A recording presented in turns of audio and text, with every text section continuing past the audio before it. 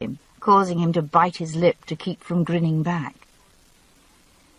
Hamish drew a deep breath and let it out in a rush, propelling his words like a burst of birdshot. "He said you must serve a lass like a stallion does a mare, and I didn't believe him, but is it true?" I bit my finger hard to keep from laughing out loud. Not so fortunately placed, Jamie dug his fingers into the fleshy part of his leg, turning as red in the face as Hamish. They looked like two tomatoes, set side by side on a hay bale for judging at a county vegetable show. Aye, well, in a way," he said, sounding strangled. Then he got a grip on himself. "Yes," he said firmly. "Yes, you do." Hamish cast a half-horrified glance into the nearby stall, where the bay gelding was relaxing, a foot or so of reproductive equipment protruding from its sheath. He glanced doubtfully down into his lap then, and I stuffed a handful of fabric into my mouth as far as it would go. "There's some difference again," Jamie went on. The rich colour was beginning to fade from his face, though there was still an ominous quiver around his mouth. "For one thing, it's more gentle." "You didn't bite them on the neck, then?" Hamish had the serious, intent expression of one taking careful notes. "To make them keep still?" No. Not customarily, anyway." Exercising his not inconsiderable willpower, Jamie faced up manfully to the responsibilities of enlightenment. "There's another difference as well," he said, carefully not looking upward. "You may do it face to face instead of from the back, as the lady prefers." "The lady?" Hamish seemed dubious about this. "I think I'd rather do it from the back. I didn't think I'd like to have anyone looking at me while I did something like that." "Is it hard?" he inquired. "Is it hard to keep from laughing?" I was still thinking about Jamie and Hamish when I came to bed that night. I turned down the thick quilts, smiling to myself. There was a cool draught from the window, and I looked forward to crawling under the quilts and nestling against Jamie's warmth. Impervious to cold, he seemed to carry a small furnace within himself, and his skin was always warm, sometimes almost hot, as though he burned more fiercely in answer to my own cool touch. I was still a stranger and an outlander, but no longer a guest at the castle. While the married women seemed somewhat friendlier, now that I was one of them, the younger girls seemed strongly to resent the fact that I had removed an eligible young bachelor from circulation. In fact, noting the number of cold glances and behind-the-hand remarks, I rather wondered just how many of the castle maidens had found their way into a secluded alcove with Jamie McTavish during his short residency. McTavish no longer, of course. Most of the castle inhabitants had always known who he was, and whether I was an English spy or not, I now knew of necessity as well. So he became Fraser publicly, and so did I. It was as Mistress Fraser that I was welcomed into the room above the kitchen, where the married women did their sewing and rocked their babies, exchanging bits of mother lore and eyeing my own waistline with frank appraisal. Because of my earlier difficulties in conceiving, I hadn't considered the possibility of pregnancy when I agreed to marry Jamie, and I waited in some apprehension until my monthly occurred on time. My feelings this time were entirely of relief, with none of the sadness that usually accompanied it. My life was more than complicated enough at the moment, without introducing a baby into it.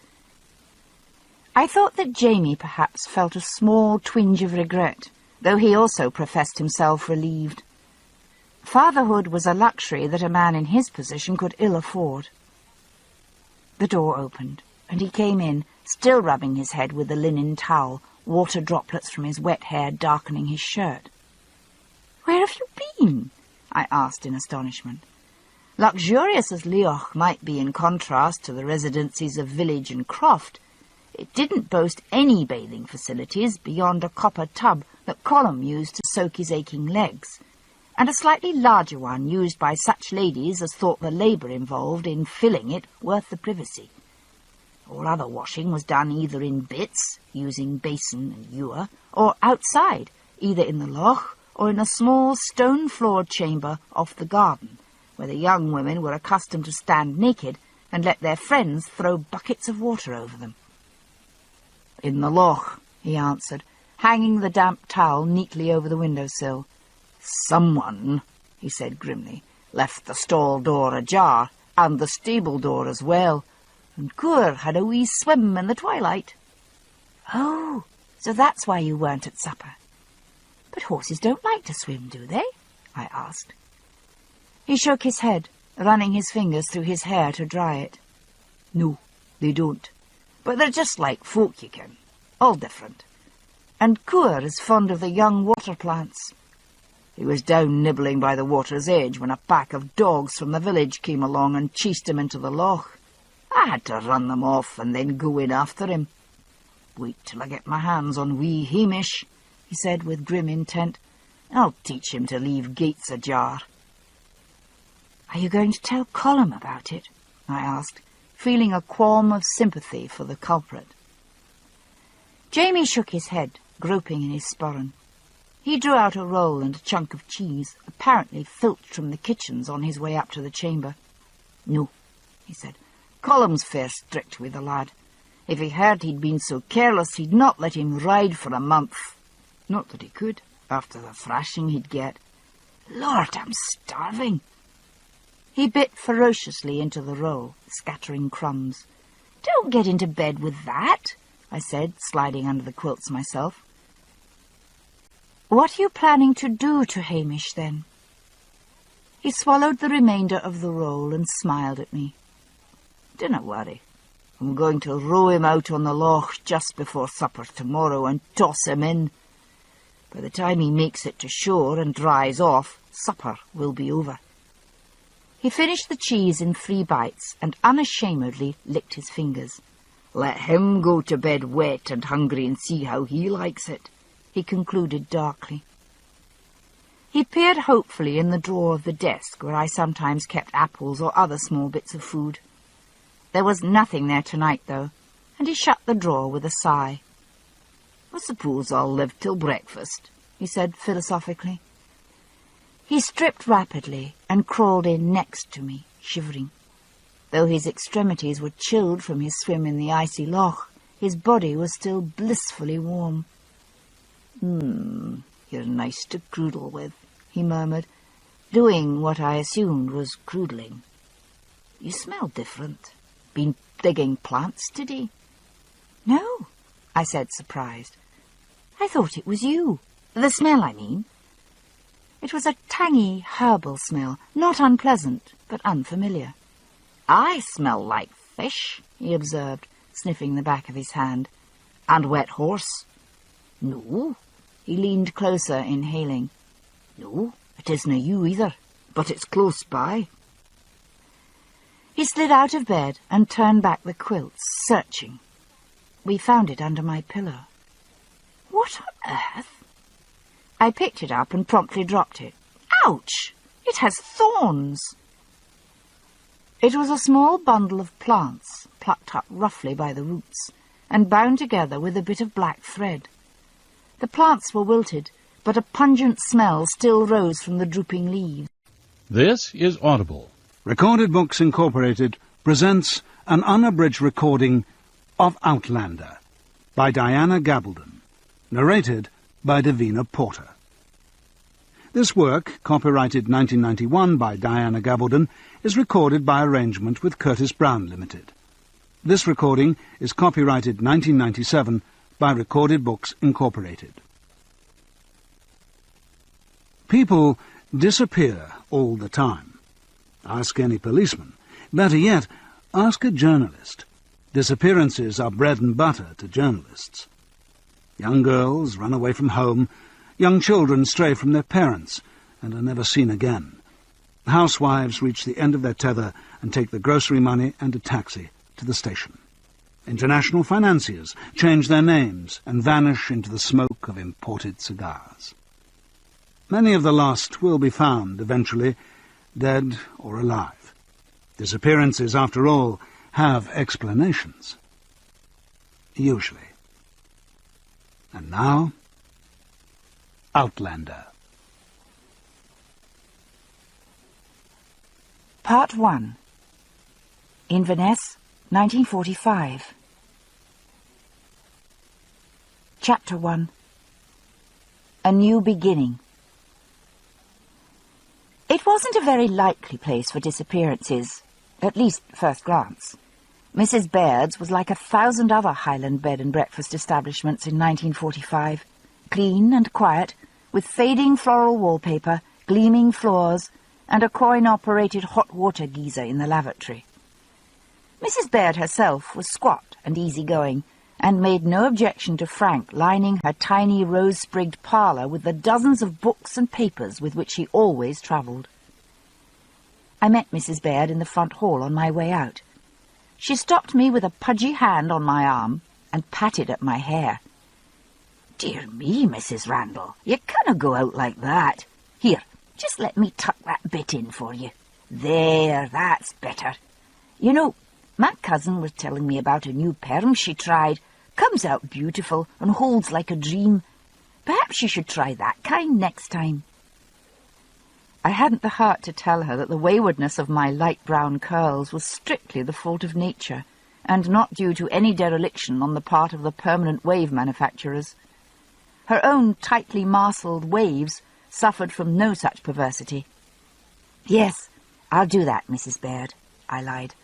"I'm just going down to the village to meet Frank. We'll be back for tea." I ducked out the door and down the path before she could detect any further defects in my undisciplined appearance. After 4 years as a Royal Army nurse, I was enjoying the escape from uniforms and rationing by indulging in brightly printed light cotton dresses, totally unsuited for rough walking through the heather. Not that I had originally planned to do a lot of that. My thoughts ran more on the lines of sleeping late in the mornings and long, lazy afternoons in bed with Frank, not sleeping. However, it was difficult to maintain the proper mood of languorous romance with Mrs. Baird industriously hoovering away outside our door. "That must be the dirtiest bit of carpet in the entire Scottish Highlands," Frank had observed that morning as we lay in bed listening to the ferocious roar of the vacuum in the hallway. "Nearly as dirty as our landlady's mind," I agreed. "Perhaps we should have gone to Brighton after all." We had chosen the Highlands as a place to holiday before Frank took up his appointment as a history professor at Oxford, on the grounds that Scotland had been somewhat less touched by the physical horrors of war than the rest of Britain, and was less susceptible to the frenetic post-war gaiety that infected more popular vacation spots. And without discussing it, I think we both felt that it was a symbolic place to re-establish our marriage. We had been married and spent a 2-day honeymoon in the Highlands shortly before the outbreak of war 7 years before. A peaceful refuge in which to rediscover each other, we thought, not realizing that while golf and fishing are Scotland's most popular outdoor sports, gossip is the most popular indoor sport. And when it rains as much as it does in Scotland, people spend a lot of time indoors. "Where are you going?" I asked as Frank swung his feet out of bed. "I'd hate the dear old thing to be disappointed in us," he answered. Sitting up on the side of the ancient bed, he bounced gently up and down, creating a piercing, rhythmic squeak. The hoovering in the hall stopped abruptly. After a minute or two of bouncing, he gave a loud theatrical groan and collapsed backward with a twang of protesting springs. I giggled helplessly into a pillow so as not to disturb the breathless silence outside. Frank waggled his eyebrows at me. "You're supposed to moan ecstatically, not giggle," he admonished in a whisper. "She'll think I'm not a good lover." "You'll have to keep it up for longer than that if you expect ecstatic moans," I answered. 2 minutes doesn't deserve any more than a giggle." "Inconsiderate little wench. I came here for a rest, remember?" "Lazy bones. You'll never manage the next branch on your family tree unless you show a bit more industry than that." Frank's passion for genealogy was yet another reason for choosing the Highlands. According to one of the filthy scraps of paper he lugged to and fro, some tiresome ancestor of his had had something to do with something or other in this region back in the middle of the 18th, or was it the 17th century? If I end as a childless stub on my family tree, it will undoubtedly be the fault of our untiring hostess out there. After all, we've been married almost 8 years. Little Frank Jr. will be quite legitimate without being conceived in the presence of a witness. If he's conceived at all, I said pessimistically. We had been disappointed yet again the week before leaving for our Highland retreat. With all this bracing fresh air and healthy diet, how could we help but manage here? Dinner the night before had been herring, fried. Lunch had been herring, pickled. And the pungent scent now wafting up the stairwell strongly intimated that breakfast was to be herring kippered. "Unless you're contemplating an encore performance for the edification of Mrs. Baird," I suggested, "you'd better get dressed. Aren't you meeting that parson at 10? The Reverend Dr. Reginald Wakefield, vicar of the local parish, was to provide some rivetingly fascinating baptismal registers for Frank's inspection, not to mention the glittering prospect that he might have unearthed some mouldering army dispatches or some such that mentioned the notorious ancestor." "What's the name of that great-great-great-great-grandfather of yours again?" I asked. "The one that mucked about here during one of the risings. I can't remember if it was Willie or Walter." Actually, it was Jonathan. Frank took my complete disinterest in family history placidly, but remained always on guard, ready to seize the slightest expression of inquisitiveness as an excuse for telling me all facts known to date about the early Randalls and their connections. His eyes assumed the fervid gleam of the fanatic lecturer as he buttoned his shirt. "Jonathan Wolverton Randall, Wolverton for his mother's uncle, a minor knight from Sussex. He was, however, known by the rather dashing nickname of Black Jack, something he acquired in the army, probably during the time he was stationed here."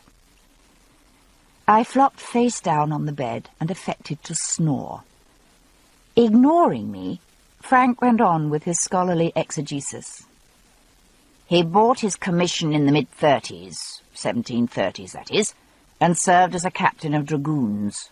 According to these old letters Cousin May sent me, he did quite well in the army. Good choice for a second son, you know.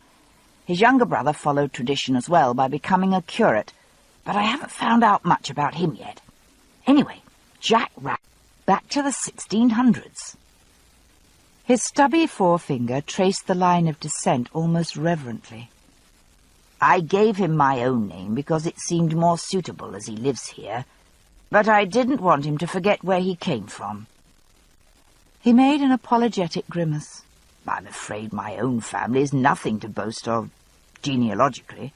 Vicars and curates, with the occasional bookseller thrown in for variety, and only traceable back to 1762 or so. Rather poor record-keeping, you know," he said, wagging his head remorsefully over the lethargy of his ancestors. It was growing late by the time we finally left the vicarage, with the vicar promising to take the letters to town for copying first thing in the morning. Frank babbled happily of spies and Jacobites most of the way back to Mrs. Baird's. Finally, though, he noticed my quietness. "What is it, love?" he asked, taking my arm solicitously. "Not feeling well?" This was asked with a mingled tone of concern and hope. "No, I'm quite well. I was only thinking—" I hesitated, because we had discussed this matter before. "I was thinking about Roger." "Roger?" I gave a sigh of impatience. "Really, Frank, you can be so oblivious. Roger, the Reverend Wakefield's son." "Oh, yes, of course," he said vaguely. "Charming child.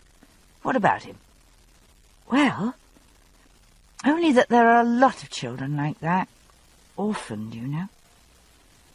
He gave me a sharp look and shook his head. "No, Claire. Really, I'd like to, but I've told you how I feel about adoption. It's just I couldn't feel properly toward a child that's not, well, not of my blood. No doubt that's ridiculous and selfish of me, but there it is. Maybe I'll change my mind in time, but now... We walked a few steps in a barbed silence. Suddenly he stopped and turned to me, gripping my hands. "Claire," he said huskily, "I want our child. You're the most important thing in the world to me. I want you to be happy, above all else. But I want... well, I want to keep you to myself. I'm afraid a child from outside, one we had no real relationship with, would seem an intruder, and I'd resent it. But to be able to give you a child, see it grow in you, see it born, then I'd feel as though it were more an extension of you, perhaps, and me, a real part of the family." His eyes were wide, pleading. "Yes, all right, I understand." I was willing to abandon the topic, for now. I turned to go on walking, but he reached out and took me in his arms. "Claire, I love you." The tenderness in his voice was overwhelming, and I leaned my head against his jacket, feeling his warmth and the strength of his arms around me. "I love you too." We stood locked together for a moment, swaying slightly in the wind that swept down the road. Suddenly, Frank drew back a bit, smiling down at me. "Besides," he said softly, smoothing the wind-blown hair back from my face, "we haven't given up yet, have we?" I smiled back. "No." He took my hand, tucking it snugly beneath his elbow, and we turned toward our lodgings. "Game for another try?" "Yes, why not?" We strolled hand in hand back towards the Gearside Road. It was the site of the Barra Moor, the Pictish stone that stands at the corner of the road there, that made me remember things ancient. "I forgot," I exclaimed. "I've something exciting to show you." Frank looked down at me and pulled me closer. He squeezed my hand. "So have I," he said, grinning. "You can show me yours tomorrow." When tomorrow came, though, we had other things to do. I had forgotten that we had planned a day trip to the great glen of Loch Ness. It was a long drive through the glen, and we left early in the morning, before sunup. After the hurry to the waiting car through the freezing dawn, it was cosy to relax under the rug and feel the warmth stealing back into my hands and feet. Along with it came a most delicious drowsiness, and I fell blissfully asleep against Frank's shoulder, my last conscious sight, the driver's head in red-rimmed silhouette against the dawning sky. It was after 9 when we arrived, and the guide Frank had called for was awaiting us on the edge of the loch with a small sailing skiff. "An it suits you, sir, I thought we'd take a wee sail down the loch side to Urquhart Castle. Perhaps we'll sup a bit there before going on." The guide, a dour-looking little man in weather-beaten cotton shirt and twill trousers, stowed the picnic hamper tidily beneath the seat and offered me a calloused hand down into the well of the boat. It was a beautiful day, with the burgeoning greenery of the steep banks blurring in the ruffled surface of the loch. Our guide, despite his dour appearance, was knowledgeable and talkative, pointing out the islands, castles, and ruins that rimmed the long, narrow loch. "Yonder, that's Urquhart Castle." He pointed to a smooth-faced wall of stone, barely visible through the trees. "Or what's left of it. 'Twas cursed by the witches of the glen, and saw one unhappiness after another." He told us the story of Mary Grant, daughter of the Laird of Urquhart Castle, and her lover, Donald Dunn, poet son of MacDonald of Bohunton. Forbidden to meet because of her father's objection to the latter's habits of lifting any cattle he came across, an old and honourable Highland profession, the guide assured us, they met anyway. The father got wind of it. Donald was lured to a false rendezvous and thus taken. Condemned to die, he begged to be beheaded like a gentleman, rather than hanged as a felon. This request was granted, and the young man led to the block, repeating, "The devil will take the Laird of Grant out of his shoes, and Donald Dunn shall not be hanged." He wasn't, and legend reports that as his severed head rolled from the block, it spoke, saying, "Mary, lift ye my head." I shuddered, and Frank put an arm around me. "There's a bit of one of his poems left," he said quietly. "Donald Dunn's. It goes, 'Tomorrow I shall be on a hill without a head. Have you no compassion for my sorrowful maiden, my Mary, the fair and tender-eyed?'" I took his hand and squeezed it lightly. As story after story of treachery, murder, and violence were recounted, it seemed as though the loch had earned its sinister reputation. "What about the monster?" I asked, peering over the side into the murky depths. It seemed entirely appropriate to such a setting. Our guide shrugged and spat into the water. "Well, the loch's queer and no mistake. There's stories, to be sure, of something old and evil that once lived in the depths. Sacrifices were made to it, kine, and sometimes even wee bairns flung into the water in withy baskets." He spat again. "And some say the loch's bottomless, got a hole in the centre deeper than anything else in Scotland. On the other hand," the guide's crinkled eyes crinkled a bit more, "'twas a family here from Lancashire a few years ago came rushing to the police station in Invermorriston, screaming as they'd seen the monster come out of the water and hide in the bracken. Said 'twas a terrible creature, covered with red hair and fearsome horns and chewing something with the blood of amour propre. Was deeply offended at the thought of being beaten, by whomever and for whatever reason." I felt deeply betrayed that the man I depended on as friend, protector, and lover intended to do such a thing to me. And my sense of self-preservation was quietly terrified at the thought of submitting myself to the mercies of someone who handled a 15-pound claymore as though it were a fly-whisk. "I will not allow you to beat me," I said firmly, keeping a tight hold on the bedpost. "Oh, you won't?" He raised sandy brows. "Well, I'll tell you, lass, I doubt you've much to say about it. You're my wife, like it or not. Did I want to break your arm, or feed you naught but bread and water, or lock you in a closet for days? And don't think you don't tempt me either. I could do that, let alone warm your bum for you." "I'll scream." "Likely. If not before, certainly during. I expect they'll hear you at the next farm. You've got good lungs." He grinned odiously and came across the bed after me. He pried my fingers loose with some difficulty and pulled firmly, hauling me to the side of the bed. I kicked him in the shins, but did no damage, not having shoes on. Grunting slightly, he managed to turn me face down on the bed, twisting my arm to hold me there. "I mean to do it, Claire. Now, if you'll cooperate with me, we'll call the accounts square with a dozen strokes." "And if not?" I quavered. He picked up the strap and slapped it against his leg with a nasty thwapping sound. "Then I shall put a knee in your back and beat you till my arm tires, and I warn you, you'll tire of it long before I do." I bounced off the bed and whirled to face him, fists clenched. "You barbarian! You sadist!" I hissed furiously. "You're doing this for your own pleasure. I'll never forgive you for this." Jamie paused, twisting the belt. He replied levelly, "I dinna know what's a sadist, and if I forgive you for this afternoon, I reckon you'll forgive me too, as soon as you can sit down again." "As for my pleasure," his lip twitched, "I said I would have to punish you. I did not say I wasn't going to enjoy it."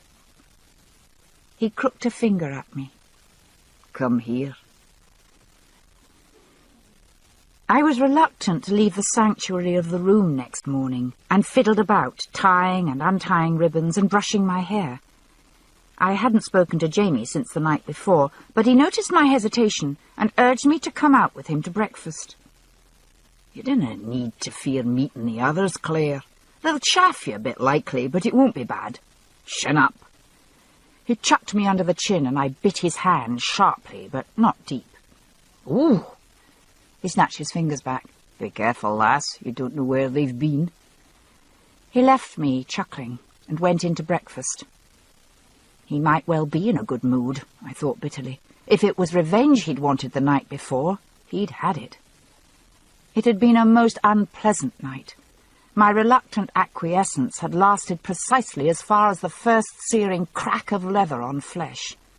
This was followed by a short, violent struggle, which left Jamie with a bloody nose, 3 lovely gouges down one cheek, and a deeply bitten wrist.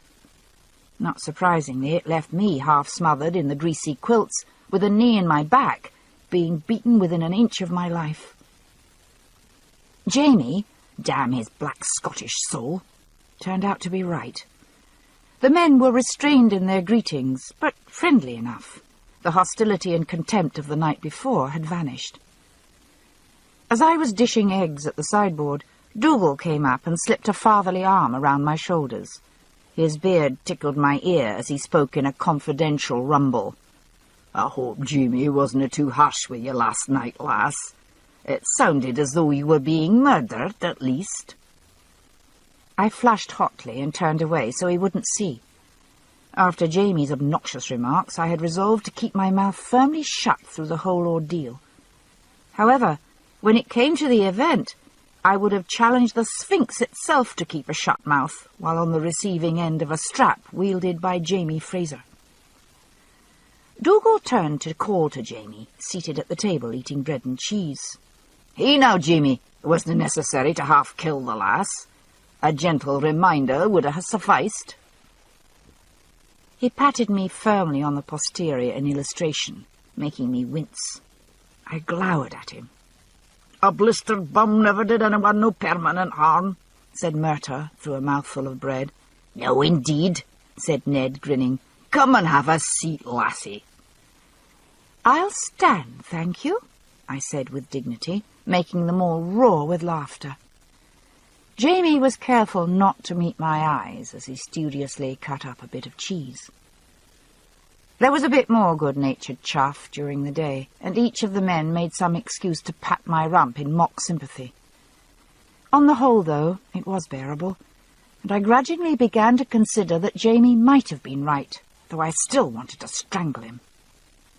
Since sitting down was completely out of the question, I busied myself during the morning with small chores such as hemming and button-sewing, which could be done at the windowsill, with the excuse of needing the light to sew by. After lunch, which I ate standing, we all went to our rooms to rest. Dougal had decided that we would wait till full dark to set out for Bargrennan, the next stop on our journey. Jamie followed me to our room, but I shut the door firmly in his face. Let him sleep on the floor again. He had been fairly tactful last night, buckling his belt back on and leaving the room without speaking immediately after he'd finished. He'd come back an hour later, after I'd put out the light and gone to bed, but had had sense enough not to try to come into bed with me. After peering into the darkness where I lay unmoving, he had sighed deeply, wrapped himself in his plaid, and gone to sleep on the floor near the door. Too angry, upset, and physically uncomfortable to sleep, I had lain awake most of the night, alternately thinking over what Jamie had said, with wanting to get up and kick him in some sensitive spot. Were I being objective, which I was in no mood to be, I might admit that he was right when he said that I didn't take things with the proper seriousness. He was wrong, though, when he said it was because things were less precarious in my own place, wherever that was. In fact, I thought it was more likely the opposite was true. This time was in many ways still unreal to me, something from a play or a fancy dress pageant. Compared to the sights of mechanized mass warfare I had come from, the small pitched battles I had seen, a few men armed with swords and muskets, seemed picturesque rather than threatening to me. I was having trouble with the scale of things. A man killed with a musket was just as dead as one killed with a mortar. It was just that the mortar killed impersonally, destroying dozens of men, while the musket was fired by one man who could see the eyes of the one he killed. That made it murder, it seemed to me, not war. How many men to make a war? Enough, perhaps, so they didn't really have to see each other. And yet this plainly was war, or serious business at least, to Dougal, Jamie, Rupert, and Ned. Even little rat-faced Murtagh had a reason for violence beyond his natural inclinations. And what about those reasons? One king rather than another? Hanovers and Stuarts? To me, these were still no more than names on a chart on the schoolroom wall. What were they compared with an unthinkable evil like Hitler's Reich? It made a difference to those who lived under the kings, I supposed, though the differences might seem trivial to me. Still, when had the right to live as one wished ever been considered trivial? Was a struggle to choose one's own destiny less worthwhile than the necessity to stop a great evil? I shifted irritably, gingerly rubbing my sore bottom. I glared at Jamie, curled into a ball by the door. He was breathing evenly but lightly. Perhaps he couldn't sleep either. I hoped not. I had been inclined at first to take this whole remarkable misadventure as melodrama. Such things just didn't happen in real life. I had had many shocks since I stepped through the rock, but the worst to date had been this afternoon. Jack Randall, so like and so horribly unlike Frank. His touch on my breast has suddenly forged a link between my old life and this one, bringing my separate realities together with a bang like a thunderclap. And then there was Jamie, his face stark with fear in the window of Randall's room, contorted with rage by the roadside, tight with pain at my insults. Jamie. Jamie was real, all right, more real than anything had ever been to me. Even Frank and my life in 1945. Jamie, tender lover and perfidious blackguard. Perhaps that was part of the problem. Jamie filled my senses so completely that his surroundings seemed almost irrelevant. But I could no longer afford to ignore them. My recklessness had almost killed him this afternoon, and my stomach turned over at the thought of losing him. I sat up suddenly, intending to go and wake him to tell him to come to bed with me. As my weight fell full on the results of his handiwork, I just as suddenly changed my mind and flounced angrily back onto my stomach. A night spent thus, torn between fits of rage and philosophy, had left me worn out. I slept all afternoon and stumbled blearily down for a light supper when Rupert roused me just before dark. Dougal, no doubt writhing at the expense, had procured another horse for me. A sound beast, if inelegantly built, with a kindly eye and a short, bristly mane. At once I named Thistle. I hadn't reckoned on the effects of a long horseback ride following a severe beating. I eyed Thistle's hard saddle dubiously, suddenly realizing what I was in for.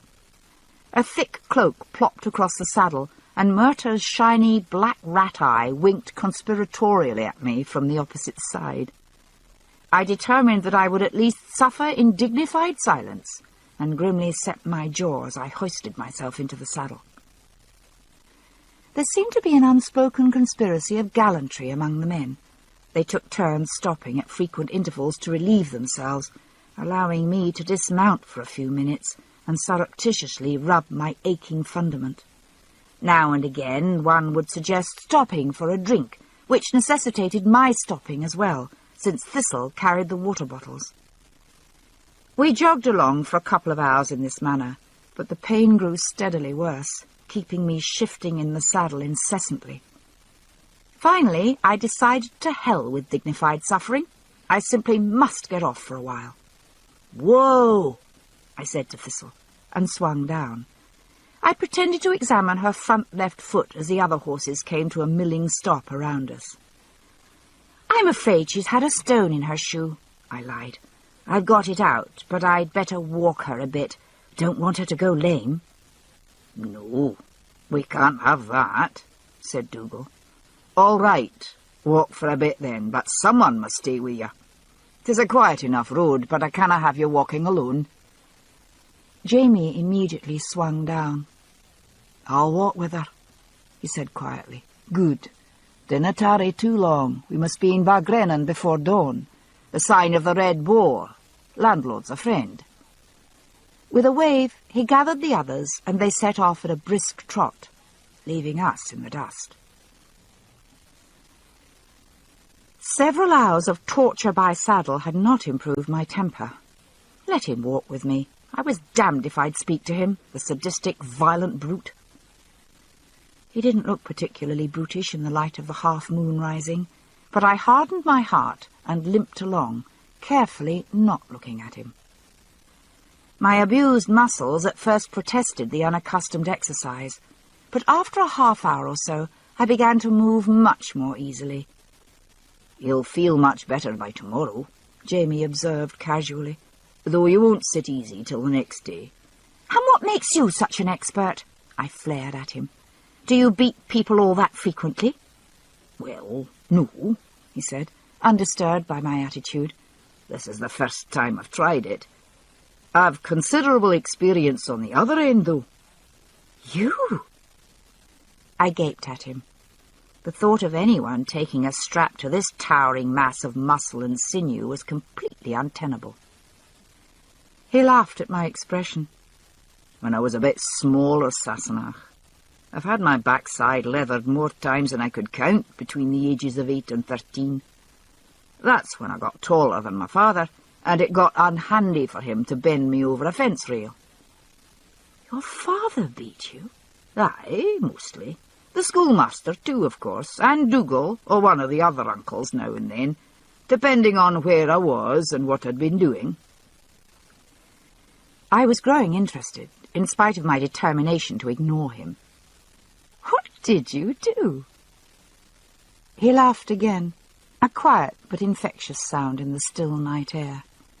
"Well, I canna remember everything. I will say I generally deserved it. I don't think my da ever beat me unfairly, at least." He paced without speaking for a minute, thinking. Let's see. There was once for stoning the chickens, and once for riding the cows and getting them too excited for milking, and then for eating all of the jam out of the cakes and leaving the cakes behind.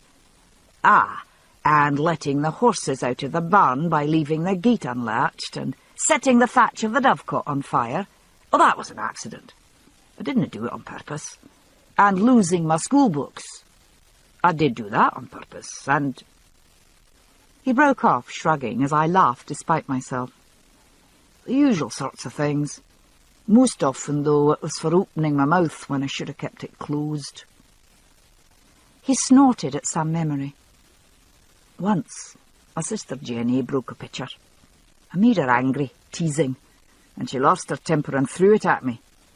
When my da came in and demanded to know who'd done it, she was too scared to speak up, and she just looked at me with her eyes all wide and frightened. She's got blue eyes like mine, but prettier, with black lashes all around. Jamie shrugged again. Anyway, I told my father I'd done it. "That was very noble of you," I said sarcastically.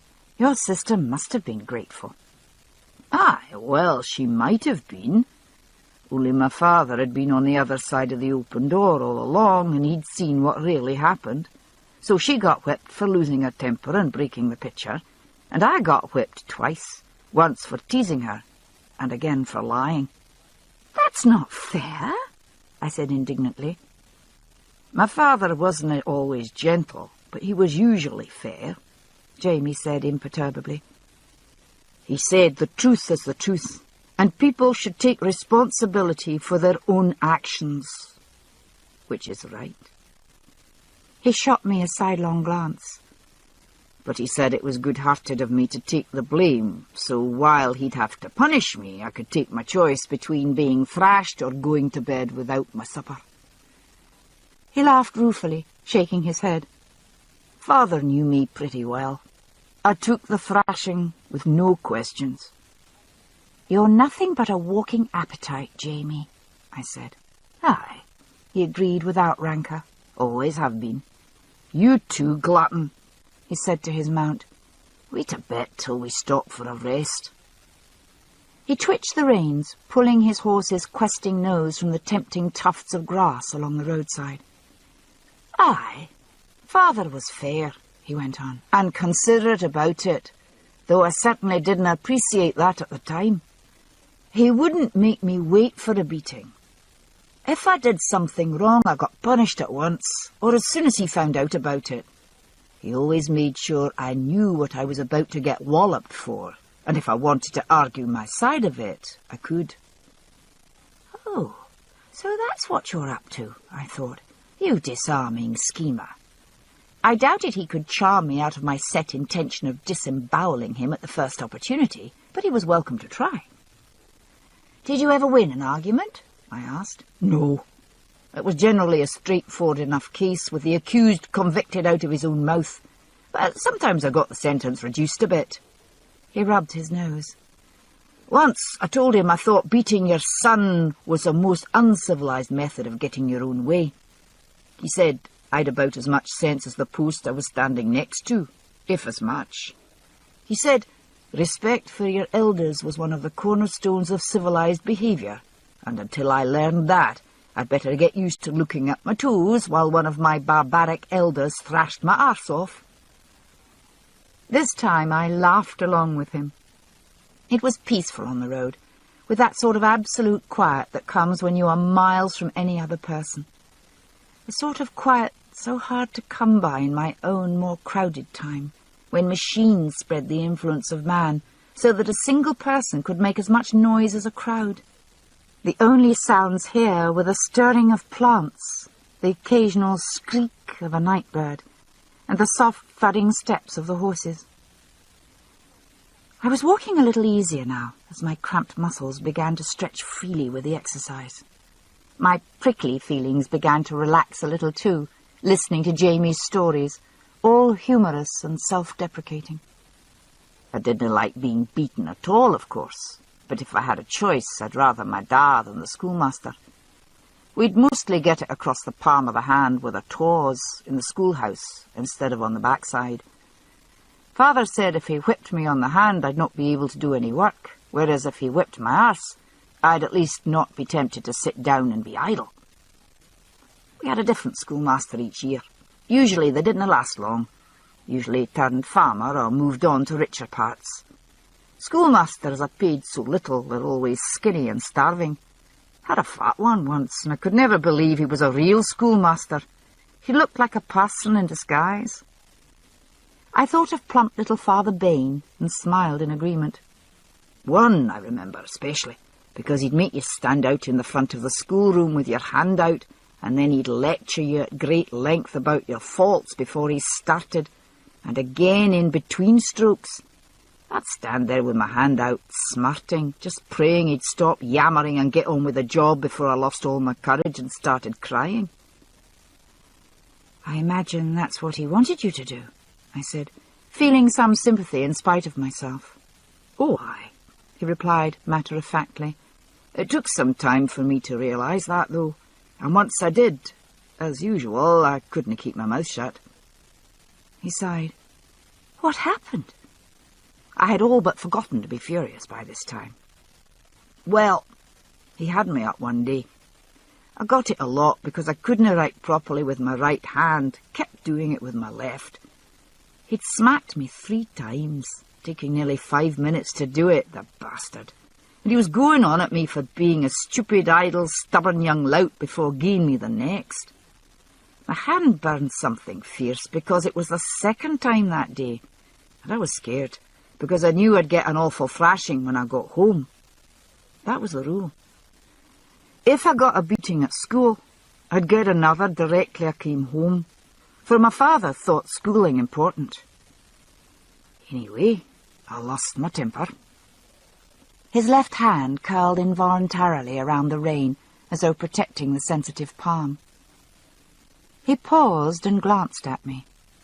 I seldom lose my temper, Sassenach, and generally regret it when I do.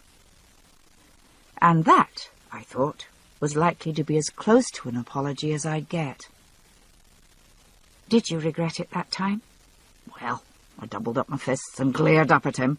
He was a tall, scrawny fellow, maybe 20, I suppose, though he looked quite old to me. And I said, I'm not afraid of you, and you can't make me cry no matter how hard you hit me. He drew a deep breath and blew it out slowly. I suppose it was a bit of a mistake in judgment to tell him that while he was still holding the strap. Don't tell me, I said. He tried to prove you were wrong? Oh, aye, he tried. Jamie nodded, head dark against the cloudlit sky. His voice held a certain grim satisfaction on the word tried. He didn't succeed, then? The shaggy head shook back and forth. No, at least it couldn't have made me cry. He surely made me regret not keeping quiet, though. He paused for a moment, turning his own face toward me. The cloud cover had parted for a moment, and the light touched the edges of jaw and cheek, making him look gilded, like one of Donatello's archangels. When Dougal was describing my character to you before we wed, did he by chance mention that I'm sometimes a bit stubborn? The slanted eyes glinted, much more Lucifer than Michael. I laughed. That's putting it mildly. As I recall, what he said is that all the Frasers are stubborn as rocks, and you're the worst of the lot. Actually, I said, a little dryly, I'd noticed something of the kind myself. He smiled as he reined the horses around a deep puddle in the road, leading mine by the check rein after him. Well, I'll no just say Dougal's wrong, he said, once the hazard had been negotiated. But if I'm stubborn, I come by honest. My father was just the same, and we'd get in wrangles from time to time that we couldn't get out of without the application of force, usually with me bent over the fence rail. Suddenly he put out a hand to grab my horse's rein as the beast reared and snorted. Hey now, hush, stad maro. His own, less spooked, only jerked and tossed its head nervously. What is it? I could see nothing despite the patches of moonlight that mottled road and field. There was a pine grove up ahead, and the horses seemed disinclined to go any nearer to it. I don't know. Stay here and keep quiet. Mount your horse and hold mine. If I call to you, drop the check rein and run for it. Jamie's voice was low and casual, calming me as well as the horses. With a muttered "scoor" to the horse, and a slap on the neck to urge it closer to me, he faded into the heather, hand on his dirk. I strained eyes and ears to discern whatever it was still troubling the horses. They shifted and stamped, ears and tails twitching in agitation. The clouds by now had shredded and flown on the night wind, leaving only scattered trails across the face of a brilliant half-moon. In spite of the brightness, I could see nothing on the road ahead, or in the menacing grove. It seemed a late hour and an unprofitable road for highwaymen, scarce as these were anywhere in the Highlands. There were too few travellers to make an ambush worthwhile. The grove was dark, but not still. The pines roared softly to themselves, millions of needles scouring in the wind. Very ancient trees, pines, and eerie in the gloom. Gymnosperms, cone-bearers, winged seed-scatterers, older and sterner by far than the soft-leaved, frail-limbed oaks and aspens, a suitable home for Rupert's ghosts and evil spirits. Only you, I thought crossly to myself, could work yourself up into being afraid of a lot of trees. Where was Jamie, though? The hand gripping my thigh made me squeak like a startled bat, a natural consequence of trying to scream with your heart in your mouth. With the unreasonable fury of the irrationally afraid, I struck out at him, kicking him in the chest. "Don't sneak up on me like that." "Hush," he said. "Come with me." Tugging me unceremoniously from the saddle, he swung me down and hastily tethered the horses, who whickered uneasily after us as he led me into the tall grass. "What is it?"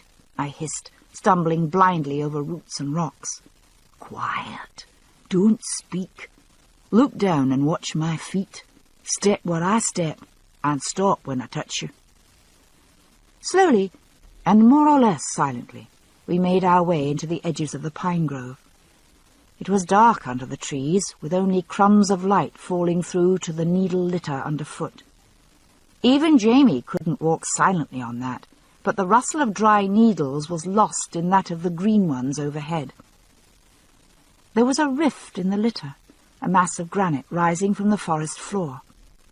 Here Jamie put me in front of him, guiding my hands and feet to climb the sloping crumble of the mound. At the top there was enough room to lie belly flat side by side. Jamie put his mouth next to my ear, barely breathing. 30 feet ahead, to the right, in the clearing. See them? Once I saw them, I could hear as well.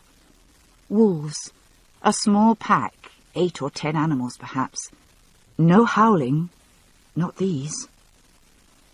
The kill lay in the shadow, a blob of dark with an upthrust leg, stick-thin and vibrating under the impact of teeth yanking at the carcass.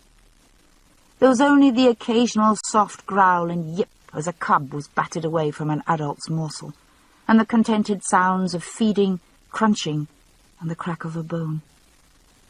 As my eyes grew more accustomed to the moon-flecked scene, I could pick out several shaggy fawns stretched under the trees, glutted and peaceful.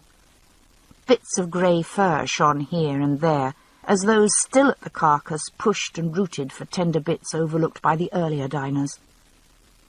A broad, yellow-eyed head thrust suddenly up into a blotch of light, ears pricked.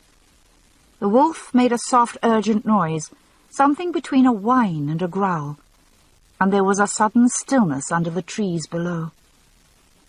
The saffron eyes seemed fixed on my own. There was no fear in the animal's posture, nor curiosity, only a wary acknowledgement. Jamie's hand on my back warned me not to move, though I felt no desire to run. I could have stayed locked in the wolf's eyes for hours, I think, but she, I was sure it was a female, though I didn't know how I knew, flicked her ears once, as though dismissing me, and bent once more to her meal. We watched them for a few minutes, peaceful in the scattered light. At last, Jamie signalled that it was time to go, with a touch on my arm. He kept the hand on my arm to support me as we made our way back through the trees to the road. It was the first time I had willingly allowed him to touch me since he had rescued me from Fort William. Still charmed by the sight of the wolves, we didn't speak much, but began to feel comfortable with each other again. As we walked, considering the stories he had told me, I couldn't help but admire the job he had done. Without one word of direct explanation or apology, he had given me the message he intended. I gave you justice, it said, as I was taught it. And I gave you mercy, too, so far as I could. While I could not spare you pain and humiliation, I make you a gift of my own pains and humiliations, that yours might be easier to bear. Did you mind a lot? I said abruptly. Being beaten, I mean. Did you get over it easily? He squeezed my hand lightly before letting it go. Mostly I forgot it as soon as it was over. Except for the last time. That took a while. Why? Ah, well. I was 16 for one thing, and a man grown, I thought. For another, it hurt like hell. You don't have to tell me about it if you don't want to, I said, sensing his hesitation.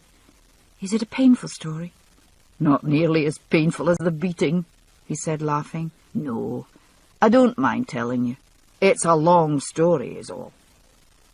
It's a long way to Bagrenin yet. So it is.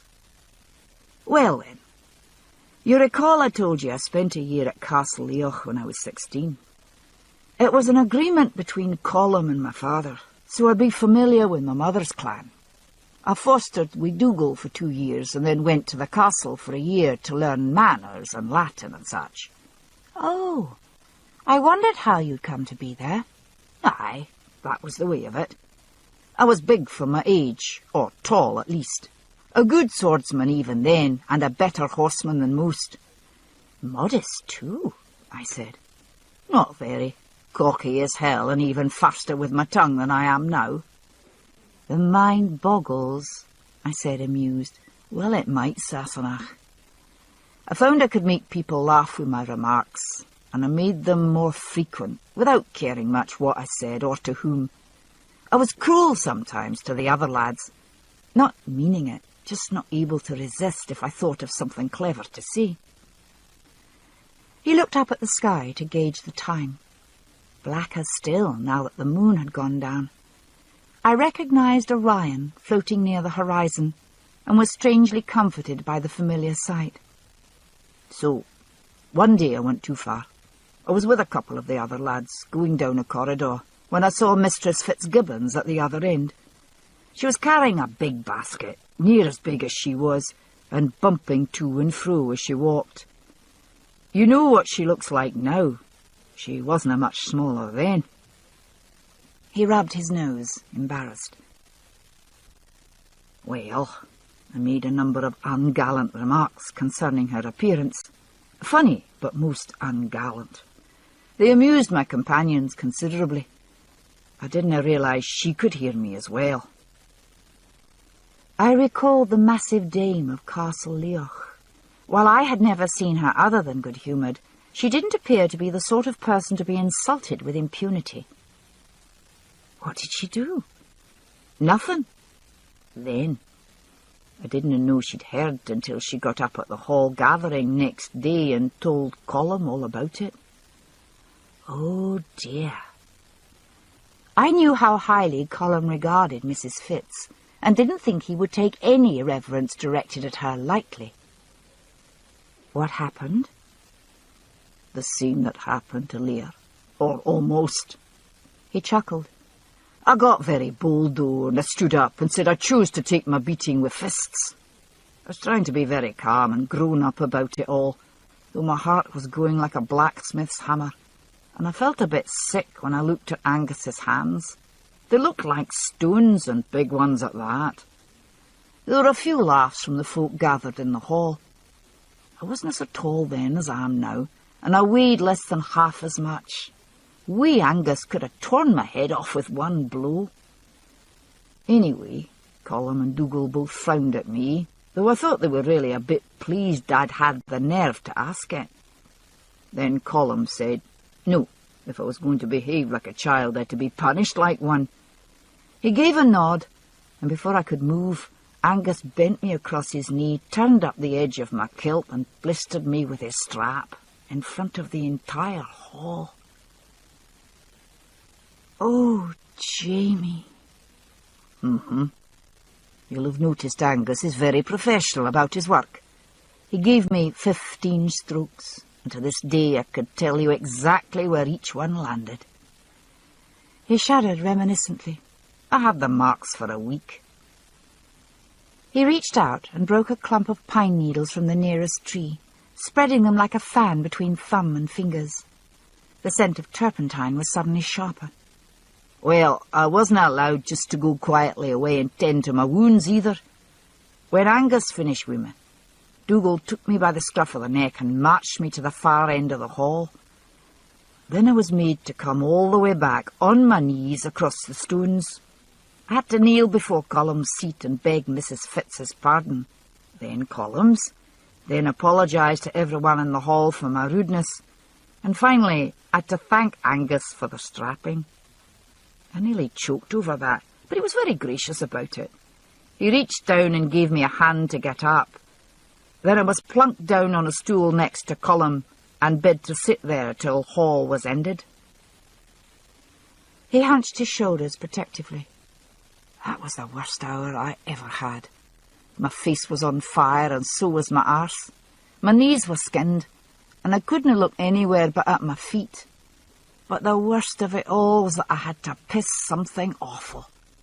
I almost died. I'd have burst before I wet myself in front of everyone on top of it all. But I was a near thing. I sweated right through my shirt. I suppressed my urge to laugh. "Couldn't you have told Colin what was the matter?" I asked. He knew perfectly well what was the matter, and so did everyone else in the hall, the way I was squirming on that stool. People were making wagers as to whether I'd last or not. He shrugged. Colin would have let me go, if I'd asked. But, well, I got stubborn about it. He grinned a bit sheepishly, teeth white in a dark face. Thought I'd rather die than ask, and nearly did. When at last Colin said I could go, I made it out of the hall, but only as far as the nearest door. Threw myself behind the wall and spurted streams. I thought I'd never stop. So, he spread his hands deprecatingly, dropping the clump of pine needles. Now you know the worst thing that ever happened to me. I couldn't help it. I laughed until I had to sit down at the side of the road. Jamie waited patiently for a minute, then sank down on his knees. "What are you laughing for?" he demanded. "It wasn't funny at all." But he was smiling himself. I shook my head, still laughing. "No, it isn't. It's an awful story. It's just... I can see you sitting there, being stubborn about it, with your jaw clenched and steam coming out of your ears." Jamie snorted, but laughed a little too. "Aye, it's no very easy to be 16, is it?" "So, you did help that girl, Leah, because you felt sorry for her?" I said when I had recovered my composure. "You knew what it was like." He was surprised. "Aye, I said so. It's a lot easier to get punched in the face at 3 and 20 than to have your bum strapped in public at 16. Bruised pride hurts worse than anything, and it bruises easy then." I wondered. I'd never seen anyone grin in anticipation of being punched in the mouth. Couldn't very well do it afterward. I nodded agreement. "I thought," I said, then stopped in embarrassment. "You thought what?" "Oh, about me and Lear, you mean," he said, divining my thought. "You and Alec and everyone else, including Lear.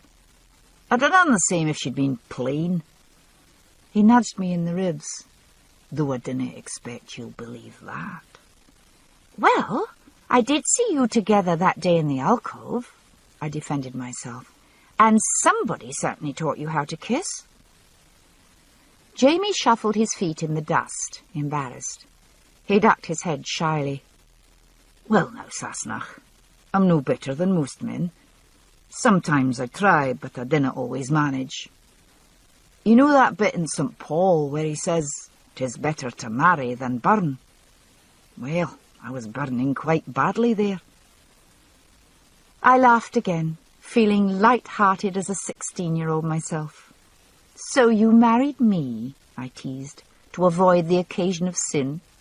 "Aye, that's what marriage is good for. It makes a sacrament out of things you'd otherwise have to confess." I collapsed again. "Oh, Jamie, I do love you."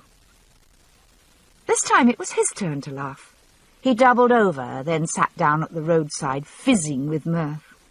He slowly fell over backward and lay in the long grass, wheezing and choking.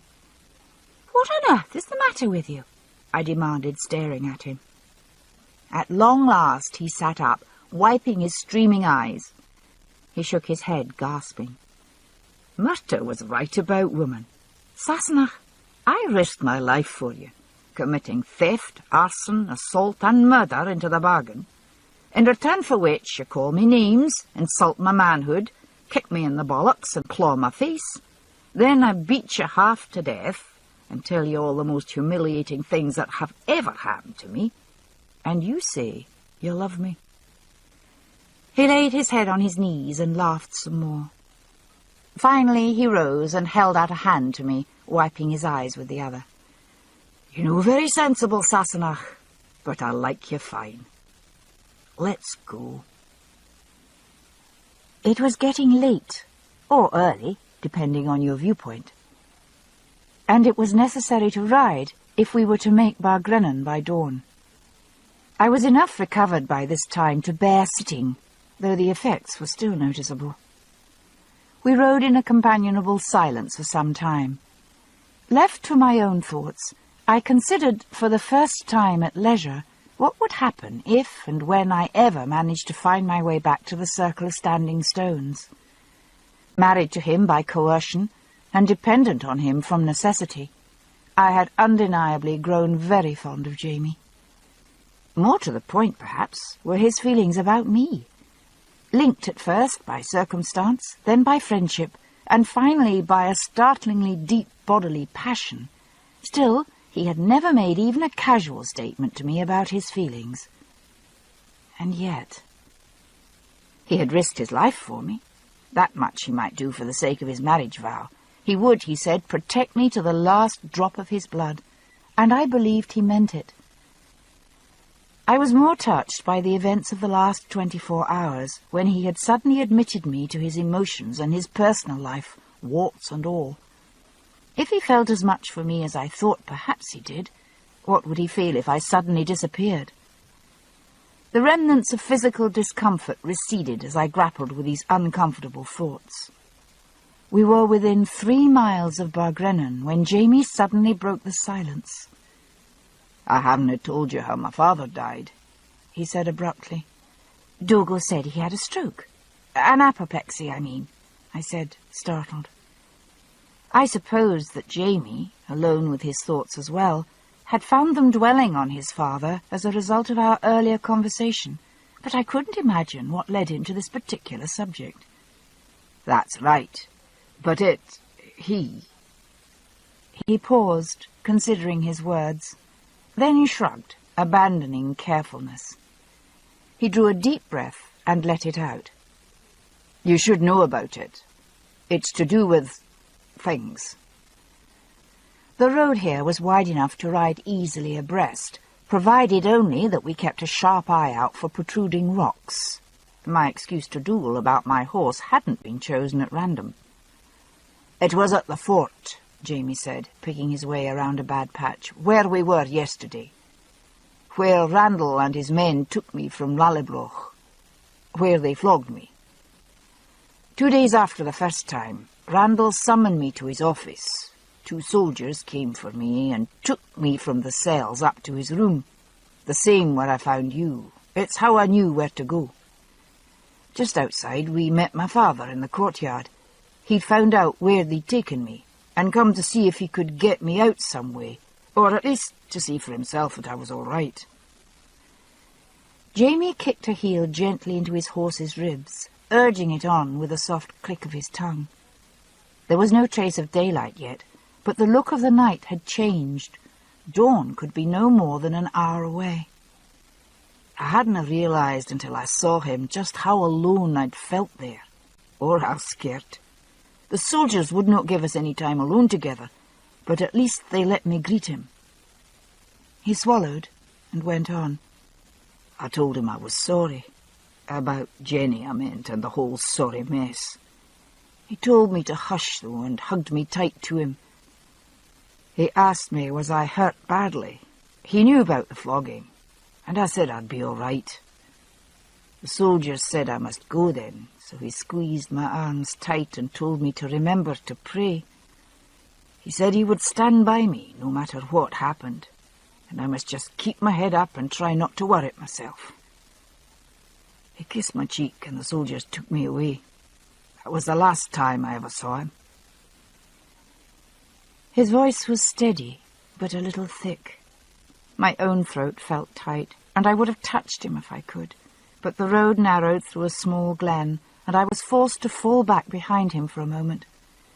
By the time I came alongside again, he had composed himself. "So," he said, taking a deep breath, "I went in to see Captain Randall. He sent the soldiers out, so we were alone. and offered me a stool. He said my father had offered security for my bond to have me released, but that my charge was a serious one, and it could not be bonded without a written clearance signed by the Duke of Argyll, whose boundaries we were under. I reckon that was where my father was headed then, to see Argyll. In the meantime, Randall went on, there was the matter of this second flogging I was sentenced to. He stopped a minute, as though uncertain how to go on. He was strange in his manner, I thought. Very cordial, but with something under it I didn't understand. He kept watching me as though he expected me to do something, though I was just sitting still. He half apologised to me, saying he was sorry that our relations had been so difficult to the present, and that he wished the circumstances had been different, and so on. Jamie shook his head. I couldn't imagine what he was talking about. 2 days earlier he'd been trying his best to beat me to death. When he finally got down to it, though, he was blunt enough. "What did he want, then?" I asked. Jamie glanced at me, then away. The dark hid his features, but I thought he seemed embarrassed. "Me," he said boldly. I started so violently that the horse tossed its head and whickered reproachfully. Jamie shrugged again. He was quite plain about it. If I would, make him free of my body, he'd cancel the second flogging. If I would not, then I'd wish I'd never been born, he said. I felt quite sick. I was already wishing something of the sort, he said with a glint of humour. My belly felt as though I'd swallowed broken glass, and if I hadn't have been sitting, my knees would have knocked together. "But what—" My voice was hoarse, and I cleared my throat and started over. "But what did you do?" He sighed. "Well, I'll no lie to you, Sassenach. I considered it. The first stripes were still so raw on my back I could scarce bear a shirt, and I felt giddy whenever I stood up. The thought of going through that again, being bound and helpless, waiting for the next lash." He shuddered involuntarily. "I'd no real idea," he said wryly, "but I rather thought being buggered would at least be a bit less painful. Men have died under the lash sometimes, Sassenach, and from the look on his face, I thought he meant me to be one of them, were that my choice." He sighed again. "But, well, I could still feel my father's kiss on my cheek, and thought of what he'd say, and, well, I couldn't do it, that's all. I didn't stop to think what my death might mean to my father." He snorted, as though finding something faintly amusing. "Then, too, I thought, the man's already raped my sister. Damned if he'll have me, too." I didn't find this amusing. I was seeing Jack Randall again in a new and revolting light. Jamie rubbed the back of his neck, then dropped his hand to the pommel. "So I took what little courage I had left by then and said no. I said it loud, too, and added whatever filthy names I could think of to call him, all at the top of my lungs." He grimaced. "I was afraid I'd change my mind if I thought about it. I wanted to make sure there was no chance of going back.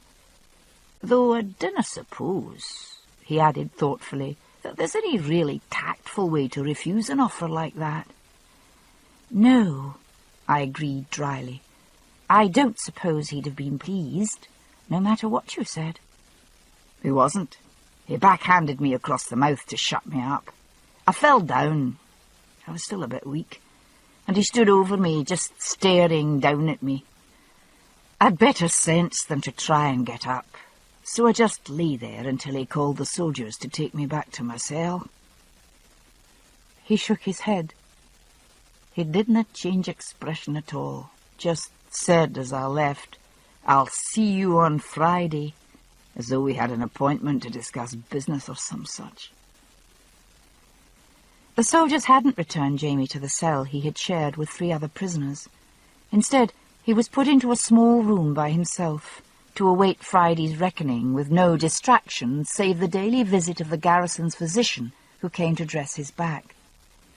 "He wasn't much of a doctor," Jamie said, "but he was kindly enough. The second day he came, along with the goose grease and charcoal, He brought me a small Bible that belonged to a prisoner who'd died. Said he understood I was a papist, and whether I found the word of God any comfort or not, at least I could compare my troubles with Job's. He laughed. Oddly enough, it was some comfort. Our Lord had to put up with being scourged too, and I could reflect that at least I wasn't going to be hauled out and crucified afterward. On the other hand, he said judiciously, our Lord wasn't forced to listen to indecent proposals from Pontius Pilate either. Jamie had kept the small Bible.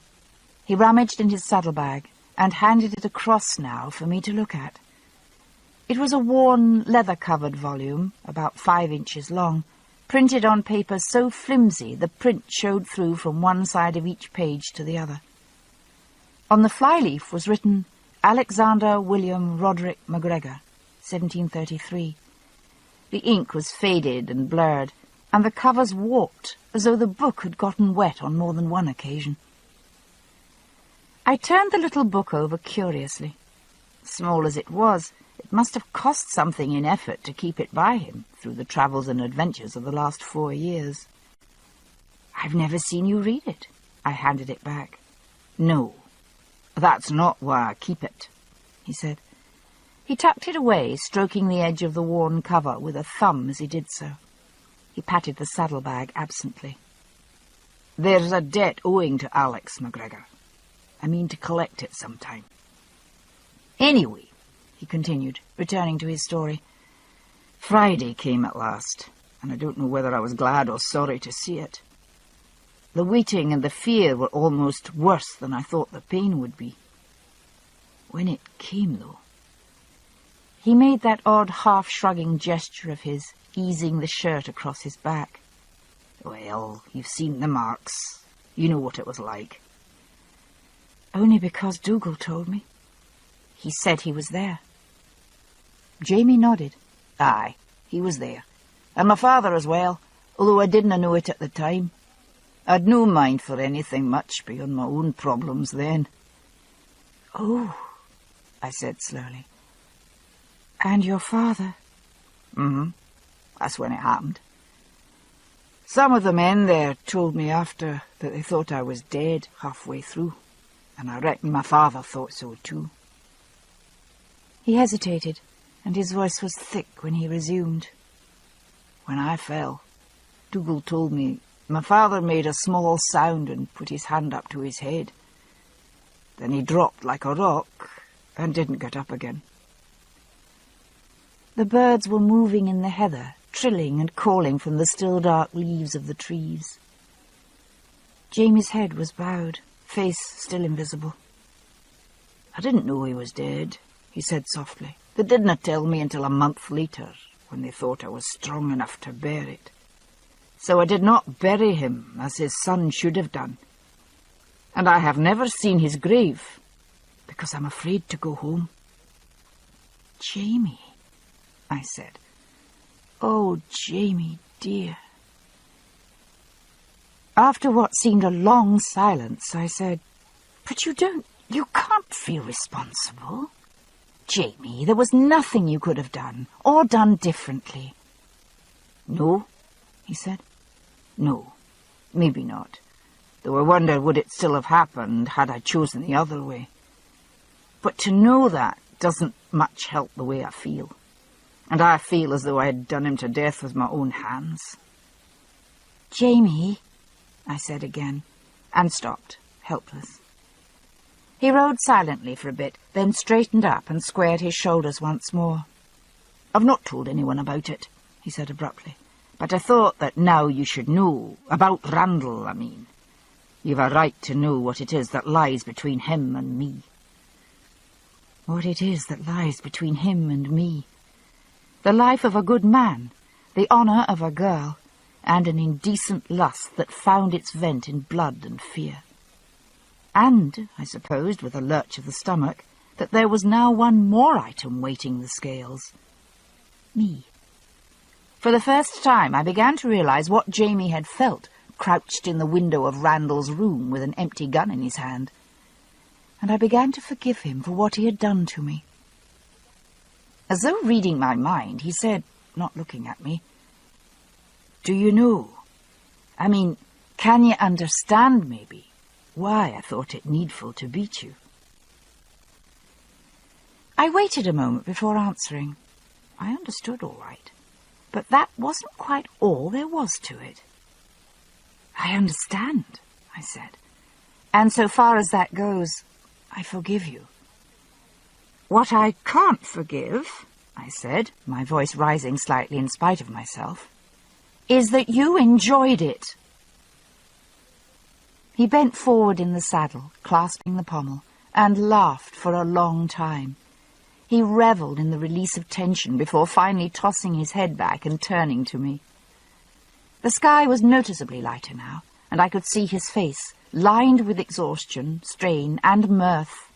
The scratches down his cheek were black in the dim light. "Enjoyed it? Sassenach," he said, gasping. "You don't know just how much I enjoyed it. You were so... God, you looked lovely. I was so angry, and you fought me so fierce. I hated to hurt you, but I wanted to do it at the same time. Jesus," he said, breaking off and wiping his nose. Yes, I did enjoy it. "Though, come to that," he said, "you might give me some credit for exercising restraint." I was getting rather angry again. I could feel my cheeks flushing hotly against the cool dawn air. "Restraint, was it? I was under the impression that what you were exercising was your good left arm. You almost crippled me, you arrogant Scottish bastard." "Did I want to cripple you, Sassenach? You'd know it," he answered dryly. "I meant afterward. I slept on the floor, if you recall." I eyed him narrowly, breathing through my nose. "Oh, so that was restraint, was it?" "Well, I didn't think it right to roger you in that state, however fierce I wanted to." "And I did want to," he added, laughing again. "Terrible strain on my natural instincts." "Roger me?" I said, diverted by the expression. "I would hardly call it love-making under the circumstances, would you?" "Whatever you might call it," I said evenly, "it's a good thing you didn't try it, or you'd now be missing a few valued bits of your anatomy." That thought occurred to me. "And if you think you deserve applause for nobly refraining from committing rape on top of assault—" I choked on my collar. We rode a half-mile or so in silence. Then he heaved a sigh. "I can see I shouldn't have started this conversation. What I was trying to do was to work up to asking you, would you allow me to share your bed again, once we get to Bagrennen?" He paused shyly. "It's a bit cold on the floor." I rode for a good 5 minutes before answering. When I had decided what to say, I reined in, turning across the road so as to force Jamie to stop as well. Bagrennen was in sight, rooftops just visible in the dawning light. I urged my horse parallel with the other, so that I was no more than a foot away from Jamie. I looked him in the eye for a minute before speaking. "Will you do me the honour of sharing my bed, O Lord and Master?" I asked politely. Obviously suspecting something, he considered a moment, then nodded just as formally. "I will. Thank you." He was raising the reins to go when I stopped him. "There's just one more thing, Master," I said, still polite. "Aye." I whipped my hand from the concealed pocket in my skirt, and the dawn light struck sparks from the blade of the dagger pressed against his chest. "If," I said through my teeth, "you ever raise a hand to me again, James Fraser, I will cut out your heart and fry it for breakfast." There was a long silence, broken only by the shiftings and creakings of horses and harness. Then he held out his hand, palm up. "Give it to me." When I hesitated, he said impatiently, "I'm not going to use it on you. Give it to me." He held the dirk by the blade upright, so that the rising sun caught the moonstone in the hilt and made it glow. Holding the dagger like a crucifix, he recited something in Gaelic. I recognized it from the oath-taking ceremony in Column's Hall, but he followed it with the English translation for my benefit. "I swear on the cross of my Lord Jesus, and by the holy iron which I hold, that I give you my fealty and pledge you my loyalty. If ever my hand is raised against you in rebellion or in anger, then I ask that this holy iron may pierce my heart." He kissed the dirk at the juncture of haft and tang, and handed it back to me. "I don't make idle threats, Sassenach," he said, raising one brow, "and I don't take frivolous vows. Now, can we go to bed?" Chapter 23. Return to Leoch. Dougal was waiting for us at the sign of the Red Boar, impatiently pacing to and fro outside. "Made it, did you?" he asked, watching with approval as I dismounted without assistance, staggering only slightly. "Gallant lass. 10 miles without a whimper. Get up to your bed, then. You've earned it. Jamie and I will steeble the horses." He patted me very gently on the rump in dismissal. I was only too glad to follow his suggestion, and was asleep almost before my head touched the pillow. I didn't stir when Jamie crawled in beside me, but woke suddenly in the late afternoon, convinced that there was something important I had forgotten. "Horrocks!" I exclaimed suddenly, sitting bolt upright in bed. "Huh?" Jamie, startled out of a sound sleep, shot sideways out of bed, ending on the floor in a crouch, hand on the dirk he had left on top of his piled clothes. "What?" he demanded, staring wildly around the room. "What is it?" I stifled a giggle at the sight of him, crouched naked on the floor, red hair standing on end like quills. "You look like a fretful porpentine," I said. He gave me a dirty look and rose to his feet, replacing the dirk on the stool that held his clothes. "You couldn't wait till I woke to tell me that?" he inquired. "You thought it would make much more impression if you woke me out of a sound sleep by shouting 'Hedgehog' in my ear?" "Not hedgehog," I explained. "Horrocks." I remembered all at once that I'd forgotten to ask you about him. Did you find him? He sat down on the bed and sank his head in his hands. He rubbed his face vigorously, as though to restore circulation. "Oh, aye," he said through the muffling fingers. "Aye, I found him." I could tell from the tone of voice that the deserter's information hadn't been good. "Would he not tell you anything after all?" I asked sympathetically. That had always been a possibility, though Jamie had gone prepared to part with not only his own money, and some provided by Dougal and Colum, but even his father's ring if necessary. Jamie lay back on the bed beside me, staring up at the ceiling. "No," he said. "No, he told me all right, and at a reasonable price." I rolled up onto an elbow in order to look down at his face. "Well, then," I demanded, "who did shoot the sergeant major?" He looked up at me and smiled, a trifle grimly. "Randall," he said, and shut his eyes. "Randall?" I said blankly. "But why?" "I don't know," he said, eyes still shut. "I could guess, perhaps, but it doesn't much matter. Damn all chance of proving it." I had to agree that this was true. I sank back on the bed beside him and stared up at the black oak beams of the low ceiling. "What can you do, then?" I asked. "Go to France? Or perhaps," a bright thought occurred to me, "perhaps to America. You could likely do well in the New World." "Across the ocean?" A brief shudder ran through him. No, I couldn't do that." "Well, what then?" I demanded, turning my head to look at him. He opened one eye enough to give me a jaundiced look. "I'd thought, for a start, that I might get another hour's sleep," he said, "but apparently not." Resigned, he pulled himself up in bed, leaning against the wall. I had been too tired to pull the bedclothes off before retiring, and there was a suspicious black spot on the quilt near his knee. I kept a wary eye on it as he talked. "You're right," he agreed. "We could go to France." I started, having momentarily forgotten that whatever he decided to do, I was now included in the decision. "But there isn't that much for me there," he said, idly scratching his thigh. "Only soldiering, and that's no life for you. Or to Rome, to join King James's court. That might be managed. I've some Fraser uncles and cousins with a foot in that camp who would help me. I've no great taste for politics, and less for princes. But aye, it's a possibility.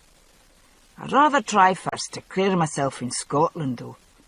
If I did, at the worst I might end up as a small crofter in the Fraser lands. At best, I might be able to go back to Lallybroch." His face clouded, and I knew he was thinking of his sister. "For myself," he said softly, "I wouldna go. But it isn't only me anymore."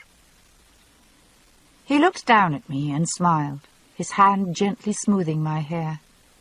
"I forget sometimes that there's you now, Sassenach," he said. I felt extraordinarily uncomfortable. I felt like a traitor, in fact. Here he was, making plans that would affect his entire life, taking my comfort and safety into account, when I had been doing my best to abandon him completely, dragging him into substantial danger in the process. I had meant none of it, but the fact remained. Even now I was thinking that I should try to talk him out of going to France, as that would carry me farther away from my own goal, the Stone Circle. "Is there any way to stay in Scotland, though?" I asked, looking away from him. I thought the black spot on the quilt had moved, but I wasn't sure. I fixed my eyes on it, staring hard. Jamie's hand travelled under my hair and began idly to fondle my neck. "Aye," he said thoughtfully, "there may be. That's why Dougal waited up for me. He's had some news." "Really? What sort?" I turned my head to look up at him again. The movement brought my ear within reach of his fingers, and he began to stroke lightly around it, making me want to arch my neck and purr like a cat. I repressed the impulse, though, in favour of finding out what he meant to do. "A messenger from Colum," he said. "He didna think to find us here, but he passed Dougal on the road by accident. Dougal's to return at once to Leoch and leave Ned Gowan to manage the rest of the rents. Dougal's suggested we should go back with him." "Back to Leoch?" "It wasn't France, but it wasn't a lot better." "Why?" "There's a visitor expected shortly, an English noble that's had dealings with Colum before. He's a powerful man, and it might be he could be persuaded to do something for me. I've not been tried or condemned on the charge of murder. He might be able to have it dismissed, or arrange to have me pardoned." He grinned wryly. "It goes a bit against the grain to be pardoned for something I've not done, but it's better than being hanged." "Yes, that's true." The spot was moving. I squinted, trying to focus on it. "Which English noble is it?" "The Duke of Sandringham." I jerked upright with an exclamation. "What is it, Sassenach?" Jamie asked, alarmed. I pointed a trembling finger at the black spot, which was now proceeding up his leg at a slow but determined pace. "What's that?" I said. He glanced at it and casually flicked it off with a fingernail. "Oh, that? It's only a bedbug, Sassenach. Nothing to—" He was interrupted by my abrupt exit. At the word bedbug, I had shot out from under the covers and stood pressed against the wall as far away as possible from the teeming nest of vermin I now envisioned as our bed. Jamie eyed me appreciatively. "Fretful porpentine, was it?" he asked. He tilted his head, examining me inquisitively. "Mm-hmm," he said, running a hand over his head to smooth down his own hair. "Fretful, at least. You're a fuzzy wee thing when you wake, to be sure." He rolled over toward me, reaching out a hand. "Come here, my wee milkweed. We'll not leave before sunset, if we're not going to sleep." In the end, we did sleep a bit more, peacefully entangled on the floor, atop a hard but bugless bed composed of my cloak and Jamie's kilt. It was a good thing that we had slept while we had the chance. Anxious to reach Castle Leoch before the Duke of Sandringham, Dougal kept to a fast pace and a gruelling schedule. Travelling without the wagons, we made much better time, despite bad roads. Dougal pushed us, though, stopping only for the briefest of rests. By the time we rode once more through the gates of Leoch, we were nearly as bedraggled as the first time we had arrived there, and certainly as tired. I slid off my horse in the courtyard, then had to catch the stirrup to keep from falling. Jamie caught my elbow, then, realizing that I couldn't stand, swung me up into his arms. He carried me through the archway, leaving the horses to the grooms and stable boys. "Are you hungry, Sassenach?" he asked, pausing in the corridor. The kitchens lay in one direction, the stairs to the bedchambers in the other. I groaned, struggling to keep my eyes open. I was hungry, but knew I would end up face down in the soup if I tried to eat before sleeping. There was a stir to one side, and I groggily opened my eyes to see the massive form of Mrs. Fitzgibbons looming disbelievingly alongside. "Why, what's the matter with the poor child?" she demanded of Jamie. "Has she had an accident of some sort?" "No, it's only she's married me," he said. "Though if you care to call it an accident, you may." He moved to one side to push through what proved to be an increasing throng of kitchen maids, grooms, cooks, gardeners, men-at-arms, and assorted castle inhabitants, all inquisitively drawn to the scene by Mrs. Fitz's loud questions. Making up his mind, Jamie pressed to the right, toward the stairs, making disjointed explanations to the hail of questions from every side. Blinking owlishly against his chest, I could do no more than nod to the surrounding welcomers, though most of the faces seemed friendly as well as curious. As we came around a corner of the hallway, I saw one face that seemed a good deal friendlier than the rest. It was the girl, Leah, face shining and radiant as she heard Jamie's voice. Her eyes grew wide, and the rosebud mouth dropped unbecomingly open, though, as she saw what he carried. There was no time for her to ask questions, though, before the stir and bustle around us halted abruptly. Jamie stopped too. Raising my head, I saw Colum, whose startled face was now on a level with mine. "What?" he began. "They're married," said Mrs. Fitz, beaming. "How sweet! You can give them your blessing, sir, while I get a room ready." She turned and made off for the stairs, leaving a substantial gap in the crowd, through which I could see the now pasty-white face of the girl, Leah. Colum and Jamie were both talking together, questions and explanations colliding in mid-air. I was beginning to wake up, though it would have been overstating matters to say I was entirely myself. "Well," Colum was saying, not altogether approvingly, "if you're married, you're married. I'll have to talk to Dougal and Ned Gowan. There'll be legal matters to attend to. There are a few things you're entitled to when you wed, by the terms of your mother's dower contract." I felt Jamie straighten slightly. "Since you mention it," he said casually, "I believe that's true. And one of the things I'm entitled to is a share of the quarterly rents from the Mackenzie lands. Dougal's brought back what he'd collected so far. Perhaps you'll tell him to leave aside my share when he does the reckoning. Now, if you'll excuse me, Uncle, my wife is tired."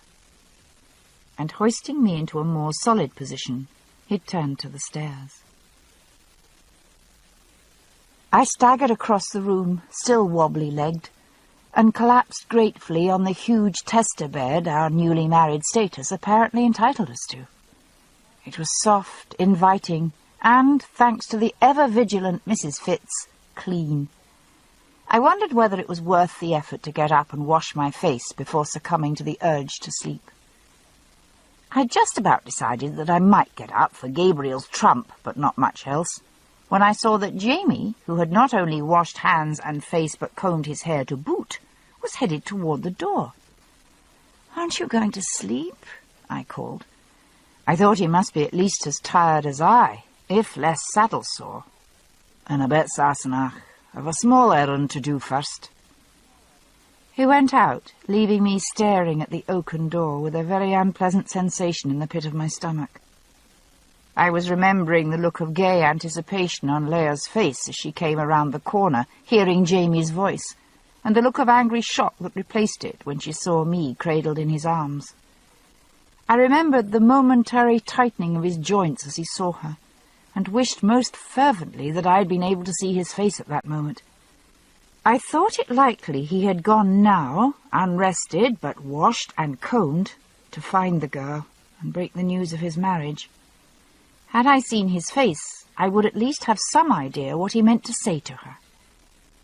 Absorbed in the events of the last month, I had forgotten the girl entirely, and what she might mean to Jamie, or he to her. Granted, I had thought of her when the question of our abrupt marriage first occurred, and Jamie then had given no sign that she constituted an impediment so far as he was concerned. But of course, if her father wouldn't allow her to marry an outlaw, and if Jamie needed a wife in order to collect his share of the Mackenzie rents, well, one wife would do as well as another in that case, and doubtless he would take what he could. I thought I knew Jamie well enough now to see that practicality with him went deep, as it must with a man who had spent the last few years of his life on the run. He wouldn't, I thought, be swayed in his decisions by sentiment or the attraction of rose-leaf cheeks and hair like liquid gold. But that didn't mean that neither sentiment nor attraction existed. There was, after all, the little scene I had witnessed in the alcove, Jamie holding the girl on his knee and kissing her ardently. "I've held women in my arms before," his voice came back to me, "and they've made my heart pound and my breath come short." I found that my hands were clenched, making bunched ridges in the green and yellow quilt. I released it and wiped my hands over my skirt, realizing in the process just how filthy they were, grimed with the dirt of 2 days of holding reins, with no respite in between for washing. I rose and went to the basin, forgetting my tiredness. I found, a bit to my surprise, that I strongly disliked the memory of Jamie kissing Leah. I remembered what he had said about that too. "'Tis better to marry than burn." And I was burning badly then. I burned a bit myself, flushing strongly as I remembered the effect of Jamie's kisses on my own lips. Burning indeed. I splashed water on my face, spluttering, trying to dissipate the feeling. I had no claim on Jamie's affections, I reminded myself firmly. I had married him from necessity, and he had married me for his own reasons, one of them being the frankly stated desire to alter his virginal state. Another reason, apparently, being that he needed a wife in order to collect his income, and couldn't induce a girl of his own kind to marry him. A reason much less flattering than the first, if no more lofty. Quite awake by now, I slowly changed from my stained travelling garments into a fresh shift, provided, as was the basin and ewer, by Mrs. Fitz's minions. How she had managed to make accommodation for 2 newlyweds in the time between Jamie's abrupt announcement to Colum and the time we had mounted the stairs was one of the mysteries of the ages. Mrs. Fitz, I reflected, would have done quite well in charge of the Waldorf Astoria or the London Ritz. Such reflections made me suddenly more lonely for my own world than I had been in many days. "What am I doing here?" I asked myself for the 1000th time. Here, in this strange place, unreachable distances from everything familiar, from home and husband and friends, adrift and alone among what amounted to savages. I had begun to feel safe and even intermittently happy during the last weeks with Jamie. But now I realized that the happiness was likely an illusion, even if the safety was not. I had no doubt that he would abide by what he conceived to be his responsibilities, and continue to protect me from any harm that threatened.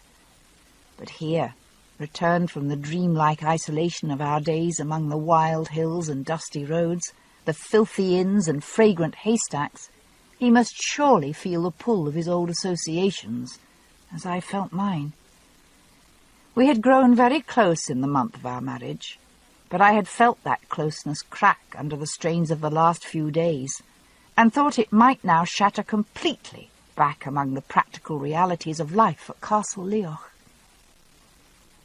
I leaned my head against the stone of the window casement, looking out across the courtyard. Alec McMahon and 2 of his stable lads were visible at the far side, rubbing down the horses we had ridden in. The beasts, fed and watered adequately for the first time in 2 days, exuded contentment as willing hands carried the glossy sides and cleansed the dirt from hock and fetlock with twists of straw.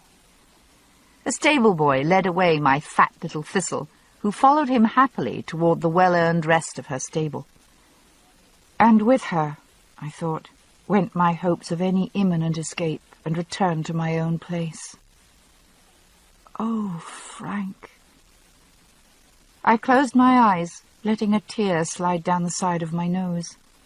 I opened my eyes wide on the courtyard then, blinked and shut them tight, trying frantically to recall Frank's features. Just for a moment, when I closed my eyes, I had seen not my beloved husband, but his ancestor, Jack Randall, full lips curved in a mocking smile. And shying mentally from that image, my mind had summoned at once a picture of Jamie, face set in fear and anger, as I had seen him in the window of Randall's private office. Try as I might, I couldn't bring back Frank's remembered image with any certainty. I felt suddenly quite cold with panic, and clasped my hands about my elbows. And what if I had succeeded in escaping and finding my way back to the circle of stone, I thought. What then? Jamie would, I hoped, soon find solace. With Leah, perhaps. I had worried before about his reaction to finding me gone, but aside from that hasty moment of regret on the edge of the burn, it hadn't before occurred to me to wonder how I would feel to part with him. I fiddled idly with the ribbon drawstring that gathered the neck of my shift, tying and untying it. If I meant to leave, as I did, I was doing neither of us a favour by allowing the bond between us to strengthen any further. I should not allow him to fall in love with me. If he meant to do any such thing, I thought, remembering once more Leah and the conversation with Colum. If he had married me so cold-bloodedly as it seemed, perhaps his emotions were safer than mine. Between fatigue, hunger, disappointment, and uncertainty, I had by this time succeeded in reducing myself to such a state of confused misery that I could neither sleep or sit still. Instead, I roamed unhappily about the room, picking up objects and putting them down at random. The draught from the opening door upset the delicate equilibrium of the comb I had been balancing on its end, heralding Jamie's return. He looked faintly flushed and oddly excited. "Oh, you're awake," he said, obviously surprised and disconcerted to find me so. "Yes," I said unkindly. "Were you hoping I'd be asleep so you could go back to her?" His brows drew together for a moment, then raised in inquiry. "Her? To Leah, you mean?" Hearing her name spoken in that casual Highland lilt, Leah, suddenly made me irrationally angry. "Oh, so you have been with her," I snapped. Jamie looked puzzled and wary, and slightly annoyed. "Aye," he said. "I met her by the stair as I went out. Are you well, Sassenach? You look a bit fashed, all in all." He eyed me appraisingly. I picked up the looking-glass and found that my hair was standing out in a bushy mane round my head, and there were dark circles under my eyes. I put it down again with a thump. "No, I'm perfectly all right," I said, with an effort at controlling myself. "And how is Leah?" I asked, assuming casualness. "Oh, quite bonny," he said. He leaned back against the door, arms crossed, watching me speculatively. "A bit surprised to hear we were married, I reckon." "Bonny," I said, and took a deep breath. I looked up to find him grinning at me. "You'd not worrit yourself over the lassie, would you now, Sassenach?" he asked shrewdly. "She's naught to you. Or me," he added. "Oh, no? She wouldn't or couldn't marry you. You had to have someone, so you took me when the chance offered. I don't blame you for that. Not much I didn't. But I—" He crossed the room in 2 steps and took me by the hands, interrupting me. He put a finger under my chin and forced my gaze up. "Claire," he said evenly, "I shall tell you in my own time why I've wed you. Or I won't. I asked honesty of you, and I've given you the same, and I give it to you now. The girl has no claim on me beyond that of courtesy." He squeezed my chin lightly. "But that claim she has, and I'll honour it." He released my chin and chucked me softly under it. "Do you hear me, Sassenach?" "Oh, I hear." I jerked free, rubbing my chin resentfully. "And I'm sure you'll be very courteous to her. But next time, draw the drapes of the alcove. I don't want to see it." The coppery brows shot up and his face reddened slightly. "Are you suggesting I've played you false?" he said unbelievingly. "We've been back to the castle less than an hour. I'm covered with the sweat and dust of 2 days in the saddle, and so tired my knees wobble, and yet you think I've gone straight out to seduce a maid of 16? He shook his head, looking stunned. "I cannot tell whether you mean to compliment my virility, Sassenach, or insult my morals. I dinna care much for either suggestion. Myrta told me women were unreasonable, but Jesus God!" He ran a large hand through his hair, making the short ends stick up wildly. "Of course, I don't mean I think you've been seducing her," I said, struggling to inject an air of calmness into my tone. "All I mean—" It occurred to me that Frank had handled this all dripping from its mouth. He held up a hand, stemming my horrified exclamation. "The constable they sent to see came back and said, 'Well, bar the dripping blood, 'twas a very accurate description,'" he paused for effect, "of a nice Highland cow chewing her cud in the bracken." We sailed down half the length of the loch before disembarking for a late lunch. We met the car there and motored back through the glen, observing nothing more sinister than a red fox in the road, who looked up, startled, a small animal of some sort hanging limp in its jaws as we zoomed around a curve. He leapt for the side of the road and swarmed up the bank, swift as a shadow. It was very late indeed when we finally staggered up the path to Mrs. Baird's, but we clung together on the doorstep as Frank groped for the key, still laughing over the events of the day. It wasn't until we were undressing for bed that I remembered to mention the miniature henge on Craigna-Dun to Frank.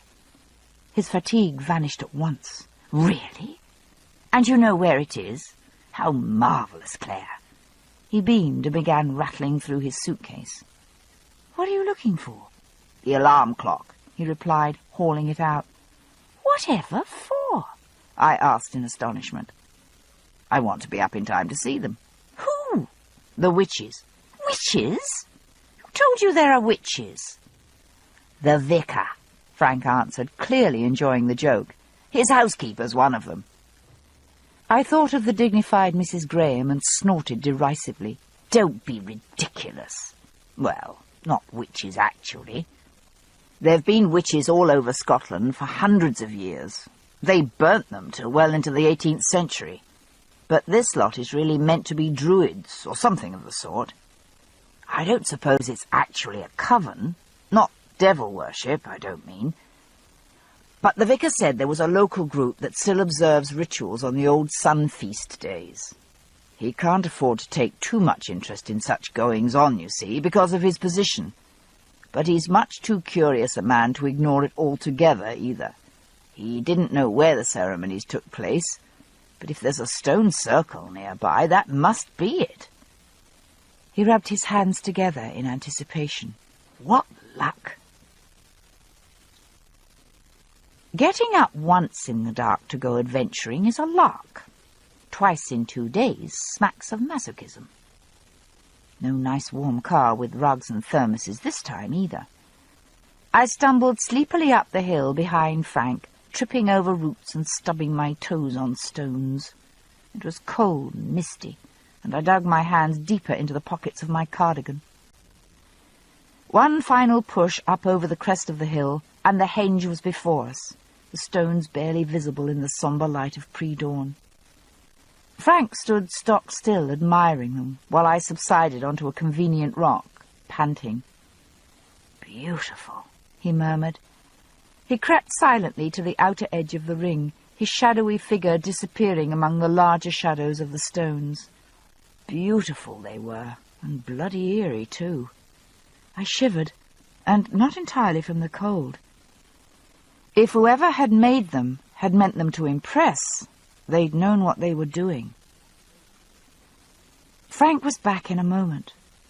"No one here yet," he whispered suddenly from behind me, making me jump. "Come on, I've found a place we can watch from." The light was coming up from the east now, just a tinge of pale grey on the horizon, but enough to keep me from stumbling as Frank led me through a gap he had found in some alder bushes near the top of the path. There was a tiny clearing inside the clump of bushes, barely enough for the two of us to stand shoulder to shoulder.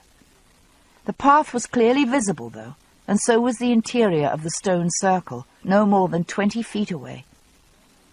Not for the first time, I wondered just what kind of work Frank had done during the war. He certainly seemed to know a lot about manoeuvring soundlessly in the dark. Drowsy as I was, I wanted nothing more than to curl up under a cosy bush and go back to sleep. There wasn't room for that, though, so I continued to stand, peering down the steep path in search of oncoming druids. I was getting a crick in my back, and my feet ached, but it couldn't take long. The streak of light in the east had turned a pale pink, and I supposed it was less than half an hour till dawn. The first one moved almost as silently as Frank. There was only the faintest of rattles as her feet dislodged a pebble near the crest of the hill, and then the neat grey head rose silently into sight. Mrs. Graham. So it was true, then. The vicar's housekeeper was sensibly dressed in tweed skirt and woolly coat, with a white bundle under one arm. She disappeared behind one of the standing stones, quiet as a ghost. They came quite quickly after that, in ones and twos and threes, with subdued giggles and whispers on the path, that were quickly shushed as they came into sight of the circle. I recognized a few. Here came Mrs. Buchanan, the village postmistress, blonde hair freshly permed, and the scent of evening in Paris wafting strongly from its waves. I suppressed a laugh. So this was a modern-day druid. There were 15 in all, and all women, ranging in age from Mrs. Graham's 60-odd years to a young woman in her early 20s, whom I had seen pushing a pram round the shops 2 days before. All of them were dressed for rough walking, with bundles beneath their arms. With a minimum of chat, they disappeared behind stones or bushes, emerging empty-handed and bare-armed, completely clad in white. I caught the scent of laundry soap as one brushed by our clump of bushes, and recognized the garments as bedsheets, wrapped about the body and knotted at the shoulder. They assembled outside the ring of stones, in a line from eldest to youngest, and stood in silence, waiting. The light in the east grew stronger. As the sun edged its way above the horizon, the line of women began to move, walking slowly between two of the stones. The leader took them directly to the centre of the circle, and led them round and round, still moving slowly, stately as swans in a circular procession. The leader suddenly stopped, raised her arms, and stepped into the centre of the circle. Raising her face toward the pair of easternmost stones, she called out in a high voice, not loud, but clear enough to be heard throughout the circle. The still mist caught the words and made them echo, as though they came from all around, from the stones themselves. Whatever the call was, It was echoed again by the dancers. For dancers they now became. Not touching, but with arms outstretched toward each other, they bobbed and weaved, still moving in a circle. Suddenly the circle split in half. 7 of the dancers moved clockwise, still in a circular motion. The others moved in the opposite direction. The 2 semicircles passed each other at increasing speeds, sometimes forming a complete circle, sometimes a double line. And in the centre, the leader stood stock still, giving again and again that mournful, high-pitched call in a language long since dead. They should have been ridiculous, and perhaps they were. A collection of women in bedsheets, many of them stout and far from agile, parading in circles on top of a hill. But the hair prickled on the back of my neck at the sound of their call. They stopped as one and turned to face the rising sun, standing in the form of 2 semicircles, with a path lying clear between the halves of the circle thus formed. As the sun rose above the horizon, its light flooded between the eastern stones, knifed between the halves of the circle, and struck the great split stone on the opposite side of this kind of thing much more gracefully than I was managing to do. And yet I'd been angry then, too. Likely there was no good way to suggest such a possibility to one's mate. I simply mean that I realize that you married me for your own reasons, and those reasons are your own business, I added hastily, and that I have no claim at all on you. You're at perfect liberty to behave as you wish. If there's an attraction elsewhere, I mean, I won't stand in your way, I finished lamely. The blood was hot in my cheeks, and I could feel my ears burning. Looking up, I found that Jamie's ears were burning as well, visibly, and so was the rest of him from the neck up. Even his eyes, bloodshot from lack of sleep, seemed to be flaming slightly. "No claim on me," he exclaimed. "And what do you think a wedding vow is, lassie? Just words in a church?" He brought one big fist down on the chest with a crash that shook the porcelain ewer. "No claim," he muttered, as though to himself. "At liberty to behave as I wish, and you'll not stand in my way." He bent to pull off his boots, then picked them up and threw them one after the other as hard as he could at the wall. I winced as each one thudded off the stones and bounced to the floor. He yanked off his plaid and tossed it heedlessly behind him. Then he started toward me, glaring. "So, you've no claim on me, Sassenach. You'll free me to take my pleasure where I like. Is that it?" "Well, is it?" he demanded. Well, yes," I said, taking a step backward despite myself. "That's what I meant." He grabbed my arms, and I found the combustion had spread to his hands as well.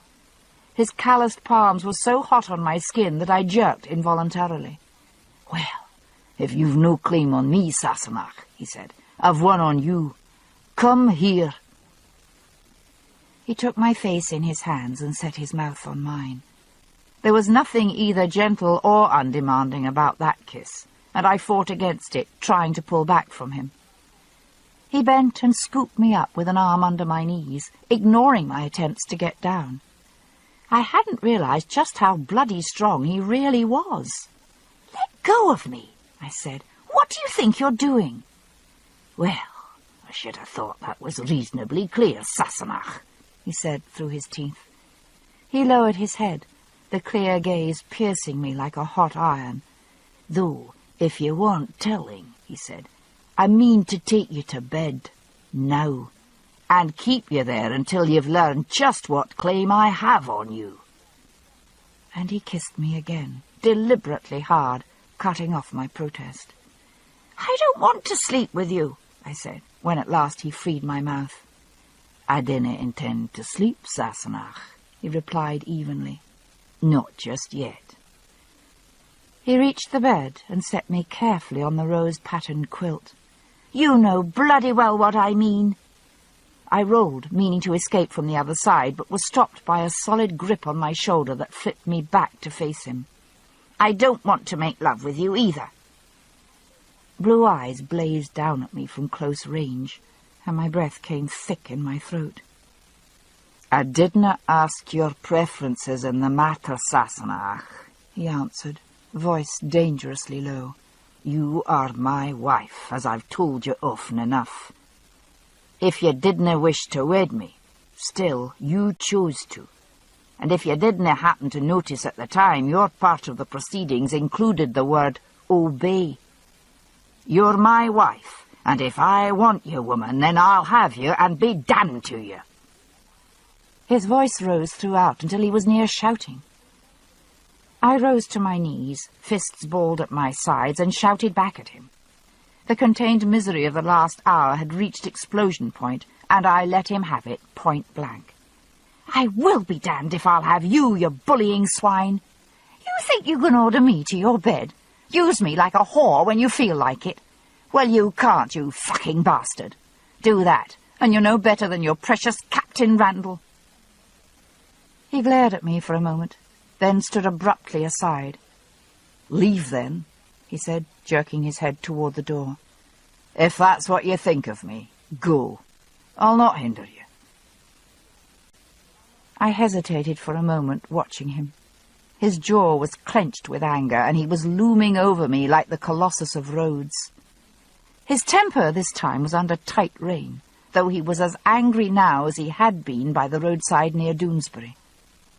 But he meant it. If I chose to leave, he wouldn't stop me. I lifted my chin, my own jaw clenched as tightly as his. "No," I said. "No, I don't run away from things, and I'm not afraid of you." His gaze fastened on my throat, where my pulse was going at a frantic rate. "Aye, I see," he said. He stared down at me, and his face gradually relaxed into a look of grudging acquiescence.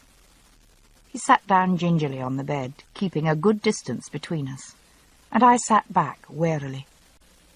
He breathed deeply several times before speaking, his face fading a bit toward its natural ruddy bronze. "I don't run either, Sassenach," he said gruffly. "Now then, what does fucking mean?" My surprise must have shown plainly, for he said irritably, "If you must call me names, that's one thing, but I dinna care to be called things I can't answer. I know it's a damn filthy word from the way you said it, but what does it mean?" Taken off guard, I laughed a little shakily. It means what you're about to do to me." One brow lifted, and he looked sourly amused. "Oh, swiving. And I was right. It is a damn filthy word. And what's a sadist? You called me that the other day." I suppressed the urge to laugh. It's a person who, gets sexual pleasure from hurting someone." My face was crimsoning, but I couldn't stop the corners of my mouth from turning up slightly. Jamie snorted briefly. "Well, you dinna flatter me overmuch," he said, "but I canna fault your observations." He took a deep breath and leaned back, unclenching his hands. He stretched his fingers deliberately, then laid his hands flat on his knees and looked directly at me. "What is it, then? Why are you doing this? The girl? I've told you the plain truth there. But it's not a matter for proof. It's a question of whether you believe me or no. Do you believe me?" "Yes, I believe you," I admitted grudgingly. "But that's not it." "Oh, not all of it," I added, in an attempt at honesty. I think it's finding that you married me for the money you'd get." I looked down, tracing the pattern of the quilt with my finger. "I know I've no right to complain. I married you for selfish reasons too, but—" I bit my lip and swallowed to steady my voice. "But I have a small bit of pride too, you know." I stole a glance at him and found him staring at me with an expression of complete dumbfoundedness. "Money?" he said blankly. Yes, money! I blazed, angered at his pretence of ignorance. When we came back, you couldn't wait to tell Colum you were married and collect your share of the Mackenzie rents. He stared at me for a moment longer, mouth opening gradually as though to say something. Instead, he began to shake his head slowly back and forth, and then began to laugh. He threw his head back and roared, in fact, then sank his head between his hands, still laughing hysterically. I flung myself back on the pillows in indignation. Funny, was it? Still shaking his head and wheezing intermittently, he stood up and set hands to the buckle of his belt. I flinched involuntarily as he did so, and he saw it. Face still flushed with a mixture of anger and laughter, he looked down at me in total exasperation. "No," he said dryly, "I dinna mean to beat you. I gave you my word I'd not do so again, though I didna think I'd regret it quite so soon." He laid the belt aside, groping in the sporran attached to it. "My share of the Mackenzie rents comes to about £20 a quarter, Sassenach," he said, digging through the oddments inside the badger skin. "And that's Scots, not sterling. About the price of half a cow." That's all?" I said stupidly. "But that's all," he confirmed, "and all I ever will have from the Mackenzies. You'll have noticed Dougal's a thrifty man, and Colum's twice as tight-fisted wi' his coin. But even the princely sum of £20 a quarter is hardly worth marrying to get, I should think," he added sarcastically, eyeing me. "I wouldn't have asked for it straight away at that," he added, bringing out a small paper-wrapped parcel. "But there was something I wanted to buy with it. That's where my errand took me. Meeting Lear was an accident." "And what did you want to buy so much?" I asked suspiciously. He sighed and hesitated for a moment, then tossed the small package lightly into my lap. "A wedding ring, Sassenach," he said. "I got it from you and the armourer. He makes such things in his own time." "Oh," I said in a small voice. "Go ahead," he said a moment later. "Open it. It's yours." The outlines of the little package blurred under my fingers. I blinked and sniffed, but made no move to open it. "I'm sorry," I said. "Well, so you should be, Sassenach," he said, but his voice was no longer angry. Reaching, he took the package from my lap and tore away the wrapping, revealing a wide silver band, decorated in the Highland interlace style, a small and delicate Jacobean thistle bloom carved in the centre of each link. So much I saw, and then my eyes blurred again. I found a handkerchief thrust into my hand and did my best to staunch the flow with it. "It's beautiful," I said, clearing my throat and dabbling at my eyes. "Will you wear it, Claire?" His voice was gentle now, and his use of my name, mostly reserved for occasions of formality or tenderness, nearly made me break down again. "You needna do so," he said, looking at me seriously over his cupped palm. "The marriage contract between us is satisfied. It's legal. You're protected, safe from anything, much save a warrant, and even from that, so long as you're at Leoch. If you wish, we may live apart, if that's what you were trying to say with all yon rubbish about Lear. You need have little more to do with me, if that's your honest choice." He sat motionless, waiting, holding the tiny circlet near his heart. So he was giving me the choice I had started out to give him. Forced on me by circumstance, he would force himself on me no longer if I chose to reject him. And there was the alternative, of course, to accept the ring and all that went with it. The sun was setting. The last rays of light shone through a blue glass flagon that stood on the table, streaking the wall with a shaft of brilliant lapis. I felt as fragile and as brilliant as the glass, as though I would shatter with a touch and fall in glittering fragments to the floor. If I had meant to spare either Jamie's emotions or my own, it seemed I was very much too late. I couldn't speak, but held out my right hand to him, fingers trembling. The ring slipped cool and bright over my knuckle and rested snug at the base of my finger. A good fit. Jamie held my hand a moment, looking at it, then suddenly pressed my knuckles hard against his mouth. He raised his head, and I saw his face for an instant, fierce and urgent, before he pulled me roughly onto his lap. He held me hard against him then, without speaking, and I could feel the pulse beat in his throat hammering like my own. His hands went to my bare shoulders, and he held me slightly away so that I was looking upward into his face. His hands were large and very warm, and I felt slightly dizzy. "I want you, Claire," he said, sounding choked. He paused a moment as though unsure what to say next. "I want you so much I can scarcely breathe." "Will—" He swallowed, then cleared his throat. "Will you have me?" By now I had found my voice. It squeaked and wobbled, but it worked. "Yes," I said.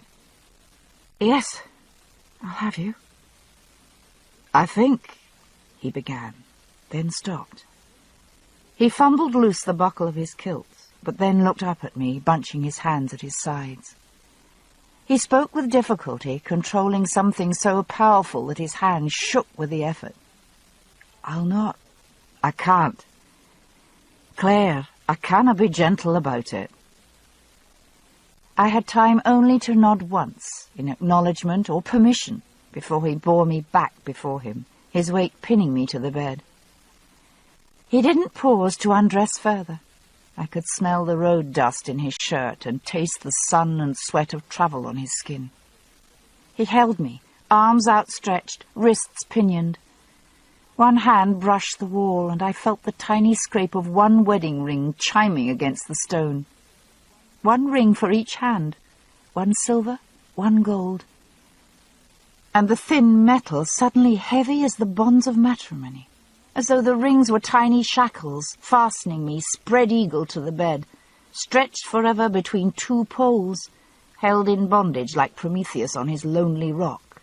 Divided love, the vulture that tore at my heart. He spread my thighs with his knee and sheathed himself to the root in a single thrust that made me gasp. He made a sound that was almost a groan and gripped me tighter. "You're mine, Madwynia," he said softly, pressing himself into my depths. "Mine alone now, and forever. Mine, whether you will it or no." I pulled against his grip and sucked in my breath with a faint "ah" as he pressed even deeper. "Aye, I mean to use you hard, my Sassenach," he whispered. "I want to own you, to possess your body and soul." I struggled slightly, and he pressed me down, hammering me, a solid, inexorable pounding that reached my womb with each stroke. "I mean to make you call me Master Sassenach." His soft voice was a threat of revenge for the agonies of the last minutes. "I mean to make you mine." I quivered and moaned then, my flesh clutching in spasms at the invading, battering presence. The movement went on, disregarding, on and on for minutes, striking me over and over with an impact on the edge between pleasure and pain. I felt dissolved, as though I existed only at the point of the assault, being forced to the edge of some total surrender. "No," I gasped. "Stop, please. You're hurting me." Beads of sweat ran down his face and dropped on the pillow and on my breasts. Our flesh met now with the smack of a blow that was fast crossing the edge into pain. My thighs were bruising with the repeated impact, and my wrists felt as though they would break, but his grip was inexorable. "Aye, beg me for mercy, Sassenach. You shall not have it, though. Not yet." His breath came hot and fast, but he showed no signs of tiring. My entire body convulsed, legs rising to wrap round him, seeking to contain the sensation. I could feel the jolt of each stroke deep in my belly and cringed from it, even as my hips rose traitorously to welcome it. He felt my response, and redoubled his assault, pressing now on my shoulders to keep me pinned under him. There was no beginning, and no end to my response, only a continuous shudder that rose to a peak with each thrust. The hammering was a question, repeated over and over in my flesh, demanding my answer. He pushed my legs flat again and bore me down past pain and into pure sensation, over the edge of surrender. "Yes," I cried. "Oh, God, Jamie, yes!" He gripped my hair and forced my head back to meet his eyes, glowing with furious triumph. "Aye, Sassenach," he muttered, answering my movements rather than my words. "Ride ye, I will." His hands dropped to my breast, squeezing and stroking, then slid down my sides. His whole weight rested on me now as he cupped and raised me for still greater penetration.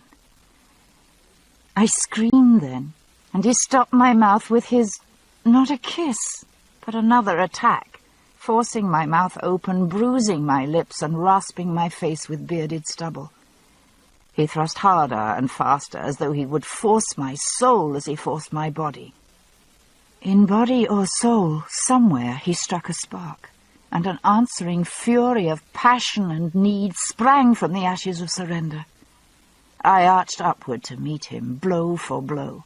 I bit his lip and tasted blood. I felt his teeth then on my neck and dug my nails into his back. I raked him from nape to buttock, spurring him to rear and scream in his turn. We savaged each other in desperate need, biting and clawing, trying to draw blood, trying each to pull the other into ourselves, tearing each other's flesh in the consuming desire to be one. My cry mingled with his, and we lost ourselves finally in each other in that last moment of dissolution and completion. I returned only slowly to myself, lying half on Jamie's breast, sweated bodies still glued together, thigh to thigh. He breathed heavily, eyes closed. I could hear his heart under my ear, beating with the preternaturally slow and powerful rhythm that follows climax. He felt me wake and drew me close, as though to preserve a moment longer the union we had reached in those last seconds of our perilous joining. I curled beside him, putting my arms around him. He opened his eyes then, and sighed, the long mouth curling in a faint smile as his glance met mine. I raised my brows in silent question. "Oh, aye, Sassenach," he answered a bit ruefully. "I am your master." "And you're mine." "Seems I cannot possess your soul without losing my own." He turned me on my side and curled his body around me. The room was cooling in the evening breeze from the window, and he reached to draw a quilt over us. "You're too quick by half, lad," I thought drowsily to myself. Frank never did find that out. I fell asleep with his arms locked hard around me and his breathing warm in my ear. I was lame and sore in every muscle when I woke next morning. I shuffled to the privy closet, then to the wash basin. My innards felt like churned butter. It felt as though I'd been beaten with a blunt object, I reflected, then thought that that was very near the truth. The blunt object in question was visible as I came back to bed, looking now relatively harmless. Its possessor woke as I sat down next to him, and examined me with something that looked very much like male smugness. "Looks as though it was a hard ride, Sassenach," he said, lightly touching a blue bruise on my inner thigh. "A bit saddle sore, are you?" I narrowed my eyes and traced a deep bite mark on his shoulder with my finger. "You look a bit ragged around the edges yourself, my lad." "A wheel," he said in broad Scots. "If you bed wi' a vixen, you must expect to get bit." He reached up and grasped me behind the neck, pulling me down to him. "Come here to me, vixen. Bite me some more." "Oh, no, you don't," I said, pulling back. "I can't possibly. I'm too sore." James Fraser was not a man to take no for an answer. "I'll be very gentle," he wheedled, dragging me inexorably under the quilt. And he was gentle, as only big men can be, cradling me like a quail's egg, paying me court with a humble patience that I recognized as reparation, and a gentle insistence that I knew was a continuation of the lesson so brutally begun the night before. Gentle he would be, denied he would not. He shook in my arms at his own finish, shuddering with the effort not to move, not to hurt me by thrusting, letting the moment shatter him as it would. Afterward, still joined, he traced the fading bruises his fingers had left on my shoulders by the roadside 2 days before. "I'm sorry for those, my duenna," he said, gently kissing each one. "I was in a rare temper when I did it, but it's no excuse. It's shameful to hurt a woman, in a rage or no. I'll not do it again." I laughed a bit ironically. "You're apologizing for those? What about the rest? I'm a mass of bruises from head to toe." "Oh?" He drew back to look me over judiciously. "Well now, these I've apologized for," touching my shoulder. "Those," slapping my rear lightly, "you deserved, and I'll not say I'm sorry for it, because I'm not." "As for these," he said, stroking my thigh, "I'll not apologize for that either. You paid me full measure already." He rubbed his shoulder, grimacing. "You drew blood in at least 2 places, Sassenach, and my back stings like holy hell." "Well, bed with a vixen," I said, grinning. "You won't get an apology for that." He laughed in response and pulled me on top of him. "I didn't say I wanted an apology, did I? If I recall aright, what I said was, 'Bite me again.'" Part 4. A Whiff of Brimstone. Chapter 24. By the Pricking of My Thumbs. The hubbub occasioned by our sudden arrival and the announcement of our marriage was overshadowed almost at once by an event of greater importance. We were sitting at supper in the great hall the next day, accepting the toasts and good wishes being offered in our honour. "Weachas macraid." Jamie bowed gracefully to the latest toaster and sat down amid the increasingly sporadic applause. The wooden bench shook under his weight, and he closed his eyes briefly. "Getting a bit much for you?" I whispered. He had borne the brunt of the toasting, matching each cup drained on our behalf, while I had so far escaped with no more than token sips, accompanied by bright smiles at the incomprehensible Gaelic toasts. He opened his eyes and looked down at me, smiling himself. "Am I drunk, do you mean? Nay, I could drink this stuff all night." "You practically have," I said, peering at the array of empty wine bottles and stone ale jars lined up on the board in front of us. "It's getting rather late." The candles on Column's table burned low in their holders, and the guttered wax glowed gold, the light marking the Mackenzie brothers with odd patches of shadow and glinting flesh as they leaned together, talking in low voices. They could have joined the company of carved gnomic heads that edged the huge fireplace, and I wondered how many of those caricatured figures had, in fact, been drawn from the patronizing features of earlier Mackenzie lairds, perhaps by a carver with a sense of humour, or a strong family connection. Jamie stretched slightly in his seat, grimacing in mild discomfort. "On the other hand," he said, "my bladder is going to burst in another moment or two. I'll be back shortly." He put his hands on the bench and hopped nimbly up and over it, disappearing through the lower archway. I turned my attention to my other side, where Gillis Duncan sat, demurely sipping at a silver cup of ale. Her husband, Arthur, sat at the next table with Colum, as befitted the Procurator Fiscal of the district. But Gilly had insisted on sitting next to me, saying that she had no wish to be wearied by hearing man-talk all through supper. Arthur's deep-set eyes were half-closed, blue-pouched, and sunk with wine and fatigue. He leaned heavily on his forearms, face slack, ignoring the conversation of the Mackenzies next to him. While the light threw the sharp-cut features of the laird and his brother into a high relief, it merely made Arthur Duncan look fat and ill. "Your husband isn't looking very well," I observed. "Has his stomach trouble got worse?" The symptoms were rather puzzling. Not like ulcer, I thought, nor cancer, not with that much flesh still on his bones. Perhaps just chronic gastritis, as Gilly insisted. She cast the briefest of glances at her spouse before turning back to me with a shrug. "Oh, he's well enough," she said. "No worse at any rate. But what about your husband?" What about him?"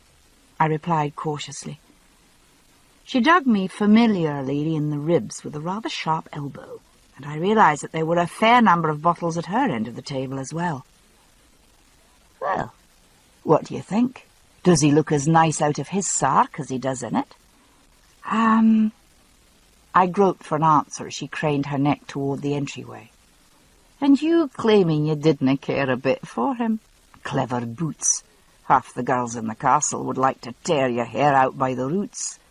I'd be careful what I ate if I were you." "What I eat?" I looked down in bafflement at the wooden platter before me, empty but for a smear of grease and a forlorn boiled onion.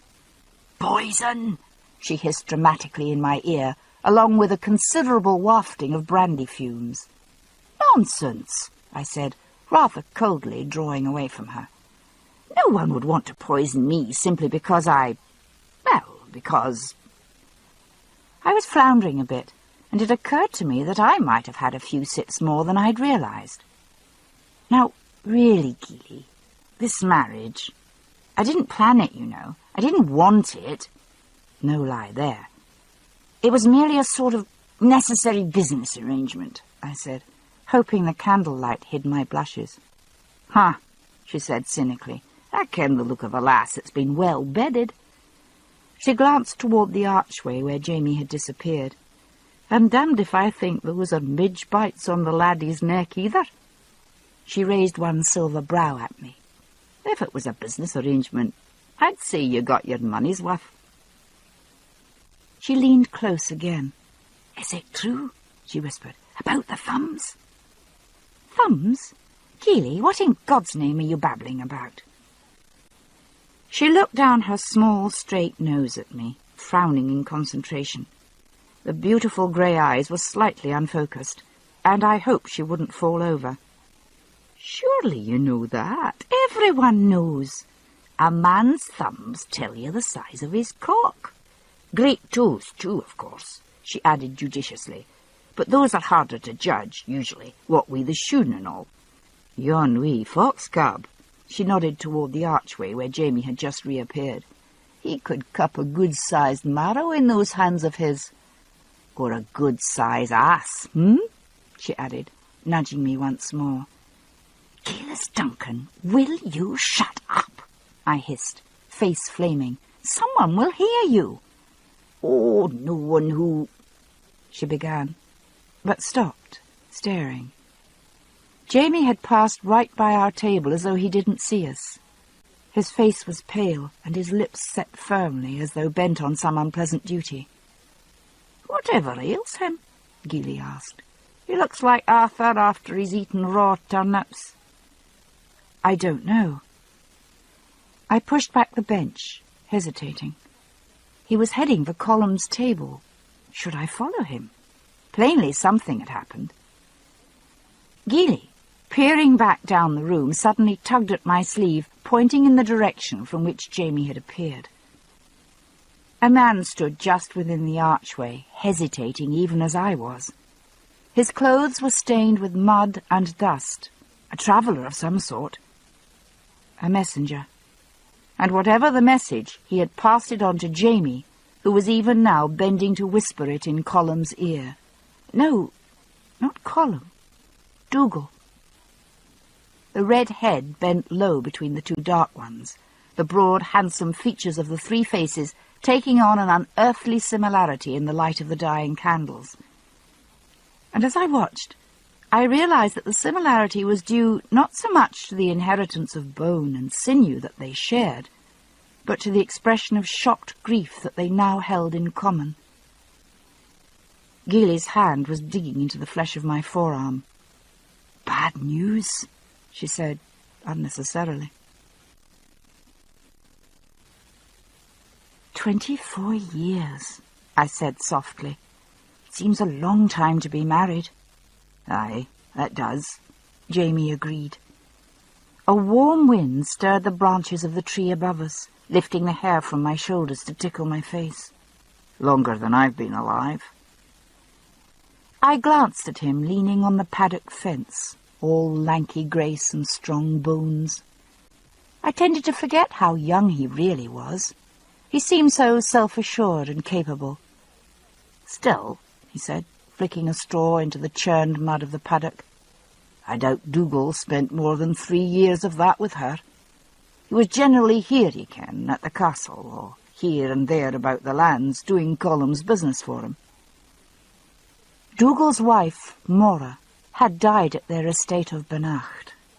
A sudden fever. Dougal himself had left at dawn, in company with Ned Gowan and the messenger who had brought the news the night before, to arrange the funeral and dispose of his wife's property. Not a close marriage, then? I asked curiously. Jamie shrugged. As close as most, I should reckon. She had the children and the running of the house to keep her busy. I doubt she missed him greatly, though she seemed glad enough to see him when he came home. That's right. You lived with them for a time, didn't you? I was quiet, thinking. I wondered whether this was Jamie's idea of marriage, separate lives joining only infrequently for the breeding of children. Yet, from the little he had said, his own parents' marriage had been a close and loving one. With that uncanny trick of reading my thoughts, he said, That was different with my own folk, ye ken. Dougal's was an arranged marriage, like Colum's, and a matter more of lands and business than the wanting of each other. But my parents, well, they wed for love, against the wishes of both families, and so we were not cut off exactly, but more by ourselves at Lallybroch. My parents didna go often to visit relatives or do business outside, and so I think they turned more to each other than husband and wife usually do. He laid a hand low on my back and urged me closer to him. He bent his head and brushed his lips across the top of my ear.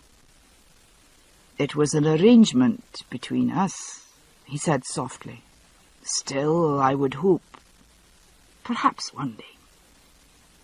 He broke off awkwardly with a crooked smile and a gesture of dismissal. Not wanting to encourage him in that direction, I smiled back as neutrally as I could and turned toward the paddock. I could feel him there beside me, not quite touching, big hands gripping the top rail of the fence. I gripped the rail myself to keep from taking his hand. I wanted more than anything to turn to him, offer him comfort, assure him with body and words that what lay between us was more than a business arrangement. It was the truth of it that stopped me. What it is between us, he had said, when I lie with you, when you touch me. No, it wasn't usual at all. It wasn't a simple infatuation either, as I had first thought. Nothing could be less simple. The fact remained that I was bound by vows and loyalty and law to another man, and by love as well. I could not tell Jamie what I felt for him. To do that, and then to leave as I must, would be the height of cruelty. Neither could I lie to him. Claire, He had turned to me, was looking down at me. I could feel it. I didn't speak, but raised my face to him as he bent to kiss me. I couldn't lie to him that way either, and didn't. After all, I thought dimly, I had promised him honesty. We were interrupted by a loud ahem from behind the paddock fence. Jamie, startled, whirled toward the sound, instinctively thrusting me behind him. Then he stopped and grinned, seeing old Alec McMahon standing there in his filthy trews, viewing us sardonically with his one bright blue eye. The old man held a wicked-looking pair of gelding shears, which he raised in ironic salute. "I was going to use these on Mahomet," he remarked. "Perhaps they could be put to better use here, eh?" He snicked the thick blades invitingly. "It'd keep your mind on your work and off your cock, laddie." "Don't even jest about it, man," said Jamie, grinning. "Wanting me, were you?" Alec waggled an eyebrow like a woolly caterpillar. "No? What gives you to think that?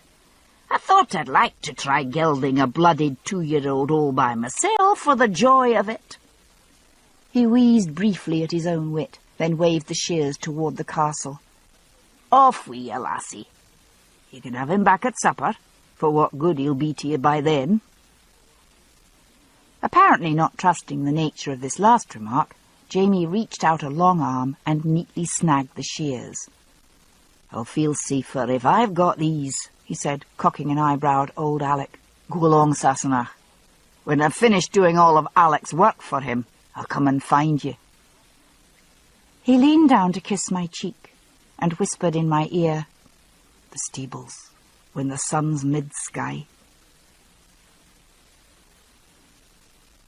The stables of Castle Leoch were better built than many of the cottages I had seen on our journey with Dougal. Stone-floored and stone-walled, the only openings were the narrow windows at one end, the door at the other, and the narrow slits under the thick thatch roof, intended for the convenience of the owls who kept down the mice in the hay. They let in plenty of air, though, and enough light that the stables were pleasantly dim rather than gloomy. Up in the hayloft, just under the roof, the light was even better, striping the piled hay with yellow bars and lighting the drifting dust motes like showers of gold dust. The air came in through the chinks in warm draughts, scented with stock and sweet William and garlic from the gardens outside, and the pleasant animal smell of the horses wafted up from below. Jamie stirred under my hand and sat up, the movement bringing his head from the shadow into a blaze of sunlight, like the lighting of a candle. "What is it?" I asked sleepily, turning my head in the direction he was looking. "Wee Hamish," he said softly, peering over the edge of the loft into the stable below. "Wants his pony, I expect." I rolled awkwardly onto my stomach beside him, dragging the folds of my shift over me for modesty's sake. A silly thought, as no one below could see more than the top of my head. Colum's son, Hamish, was walking slowly down the aisle of the stable between the stalls.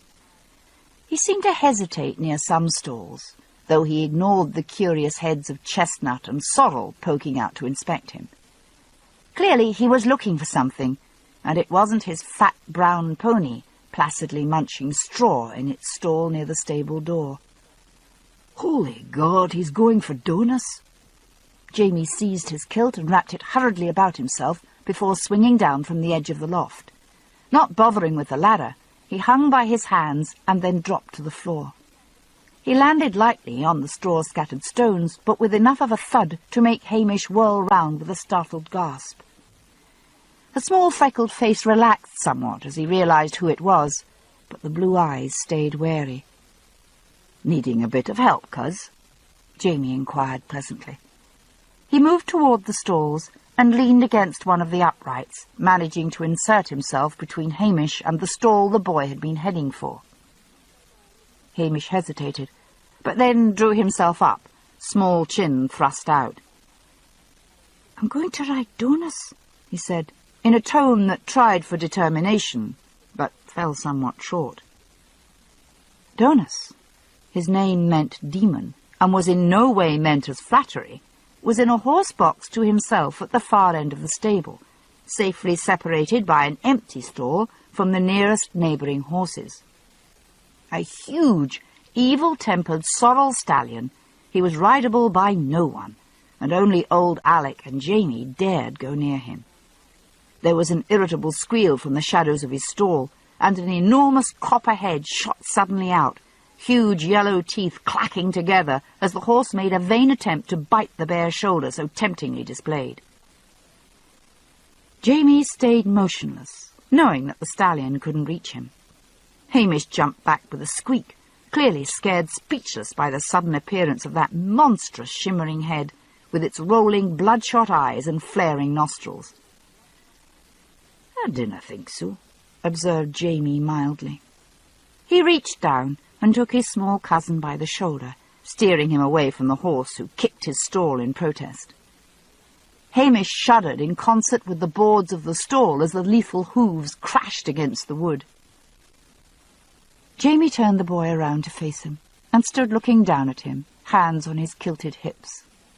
"Now then," he said firmly, "what's this all about? Why are you wanting aught to do with Donis?" Hamish's jaw was set stubbornly, but Jamie's face was both encouraging and adamant.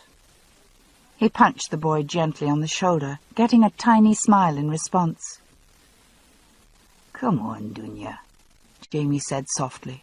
"You know I will not tell anyone. Have you done something foolish?" A faint flush came up on the boy's fair skin. "No. At least, no. Well, maybe a bit foolish."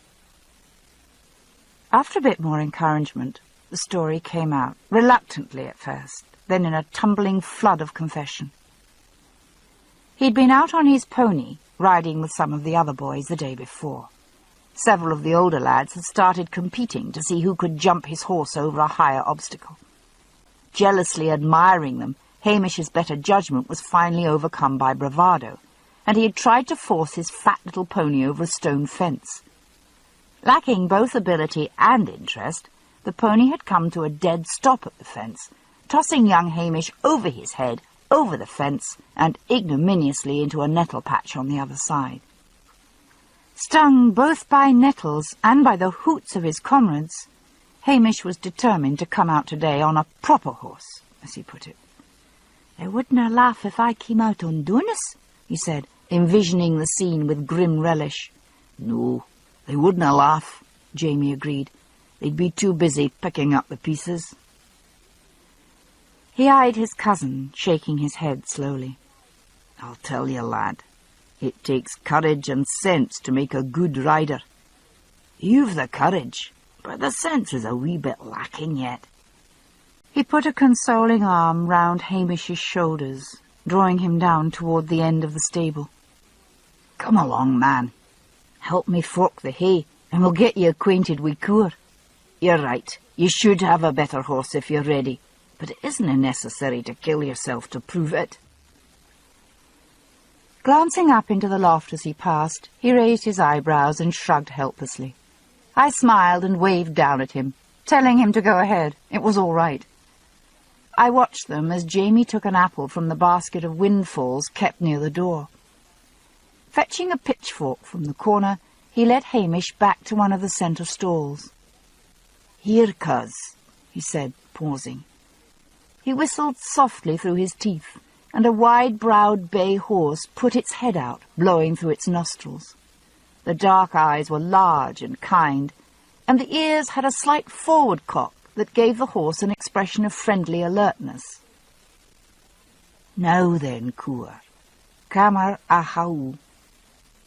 Jamie patted the sleek neck firmly and scratched the cocked ears. "Come on up," he said, motioning to his small cousin. "That's it, next to me. Near enough he can smell you. Horses like to smell you." "I know." Hamish's high voice was scornful. He barely reached the horse's nose, but reached up and patted. He stood his ground as the big head came down and sniffed interestedly around his ear, waffling in his hair. "Give me an apple," he said to Jamie, who obliged. The soft velvet lips plucked the fruit delicately out of Hamish's palm and flicked it back between the huge molars, where it vanished with a juicy crunch. Jamie watched approvingly. "Aye, you'll get on fine. Go on and make friends, then, while I finish feeding the others. Then you can take him out to ride." "By myself?" Hamish asked eagerly. Cooer, whose name meant foam, was a good-tempered but a sound-spirited 14-hand gelding nonetheless, and a far cry from the brown pony. "Twice round the paddock with me watching you, and if you dinna fall off or jerk his mouth, you can take him by yourself. No jumping him till I say, though." The long back bent gleaming in the warm dusk of the stable as Jamie caught up a forkful of hay from the pile in one corner and carried it to one of the stalls. He straightened and smiled at his cousin. "Give me one of those, will you?" He leaned the fork against a stall and bit into the proffered fruit. The two stood companionably eating, leaning side by side against the stable wall. When he finished, Jamie handed the core to a nuzzling sorrel and fetched his fork again. Hamish followed him down the aisle, chewing slowly. "I've heard my father was a good rider," Hamish offered tentatively after a moment's silence. Before he couldn't any more." Jamie shot a swift glance at his cousin, but finished pitching hay into the sorrel's stall before speaking. When he did, he answered the thought rather than the words. "I never saw him ride, but I'll tell you, lad, I hope never to need as much courage as Colum has."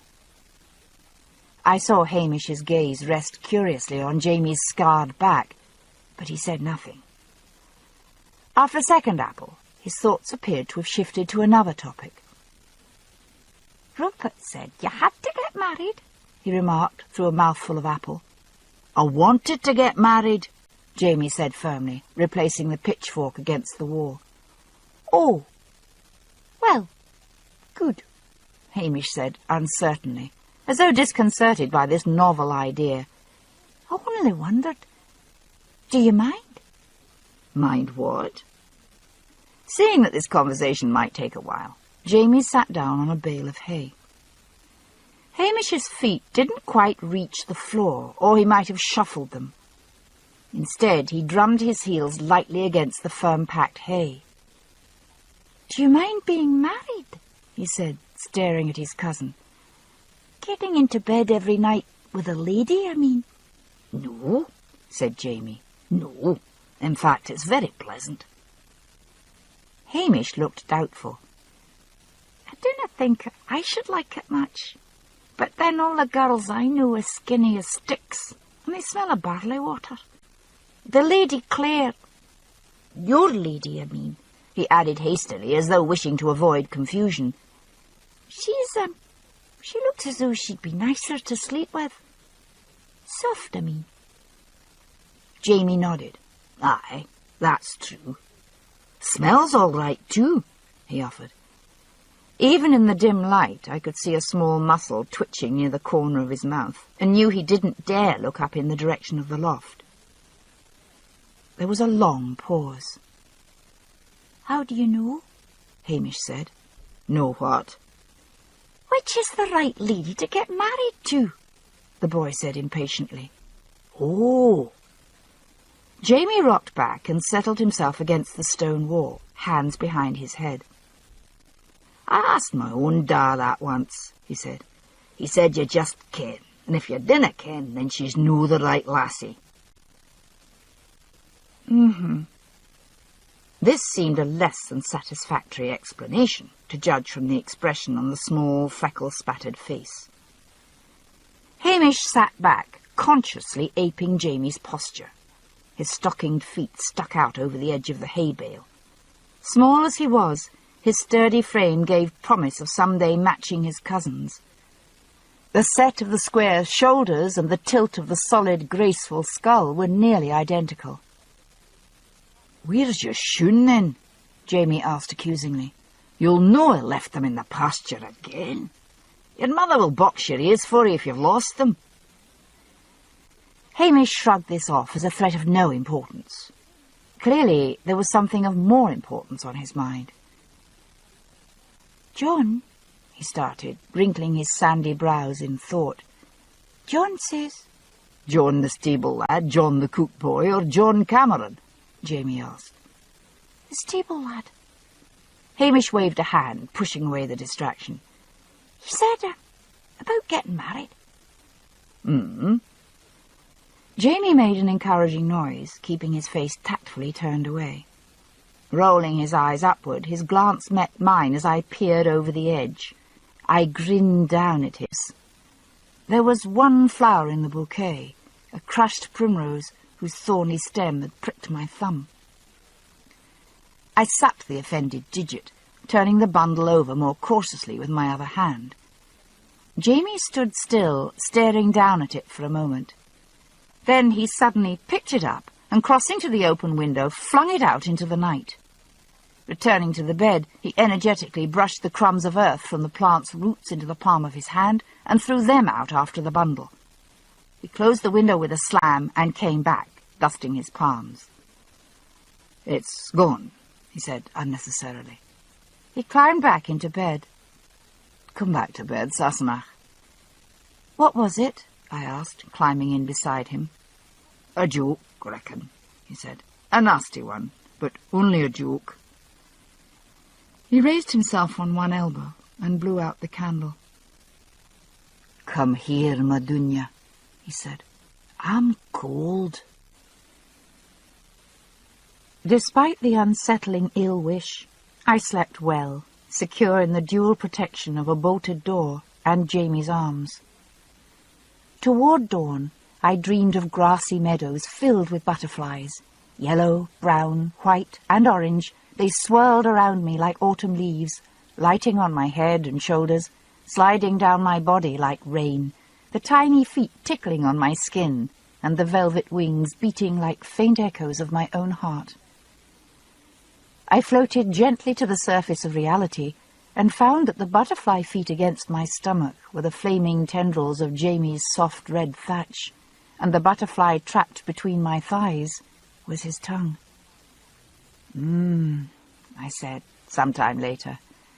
"Well, that's all very well for me, but what about you?"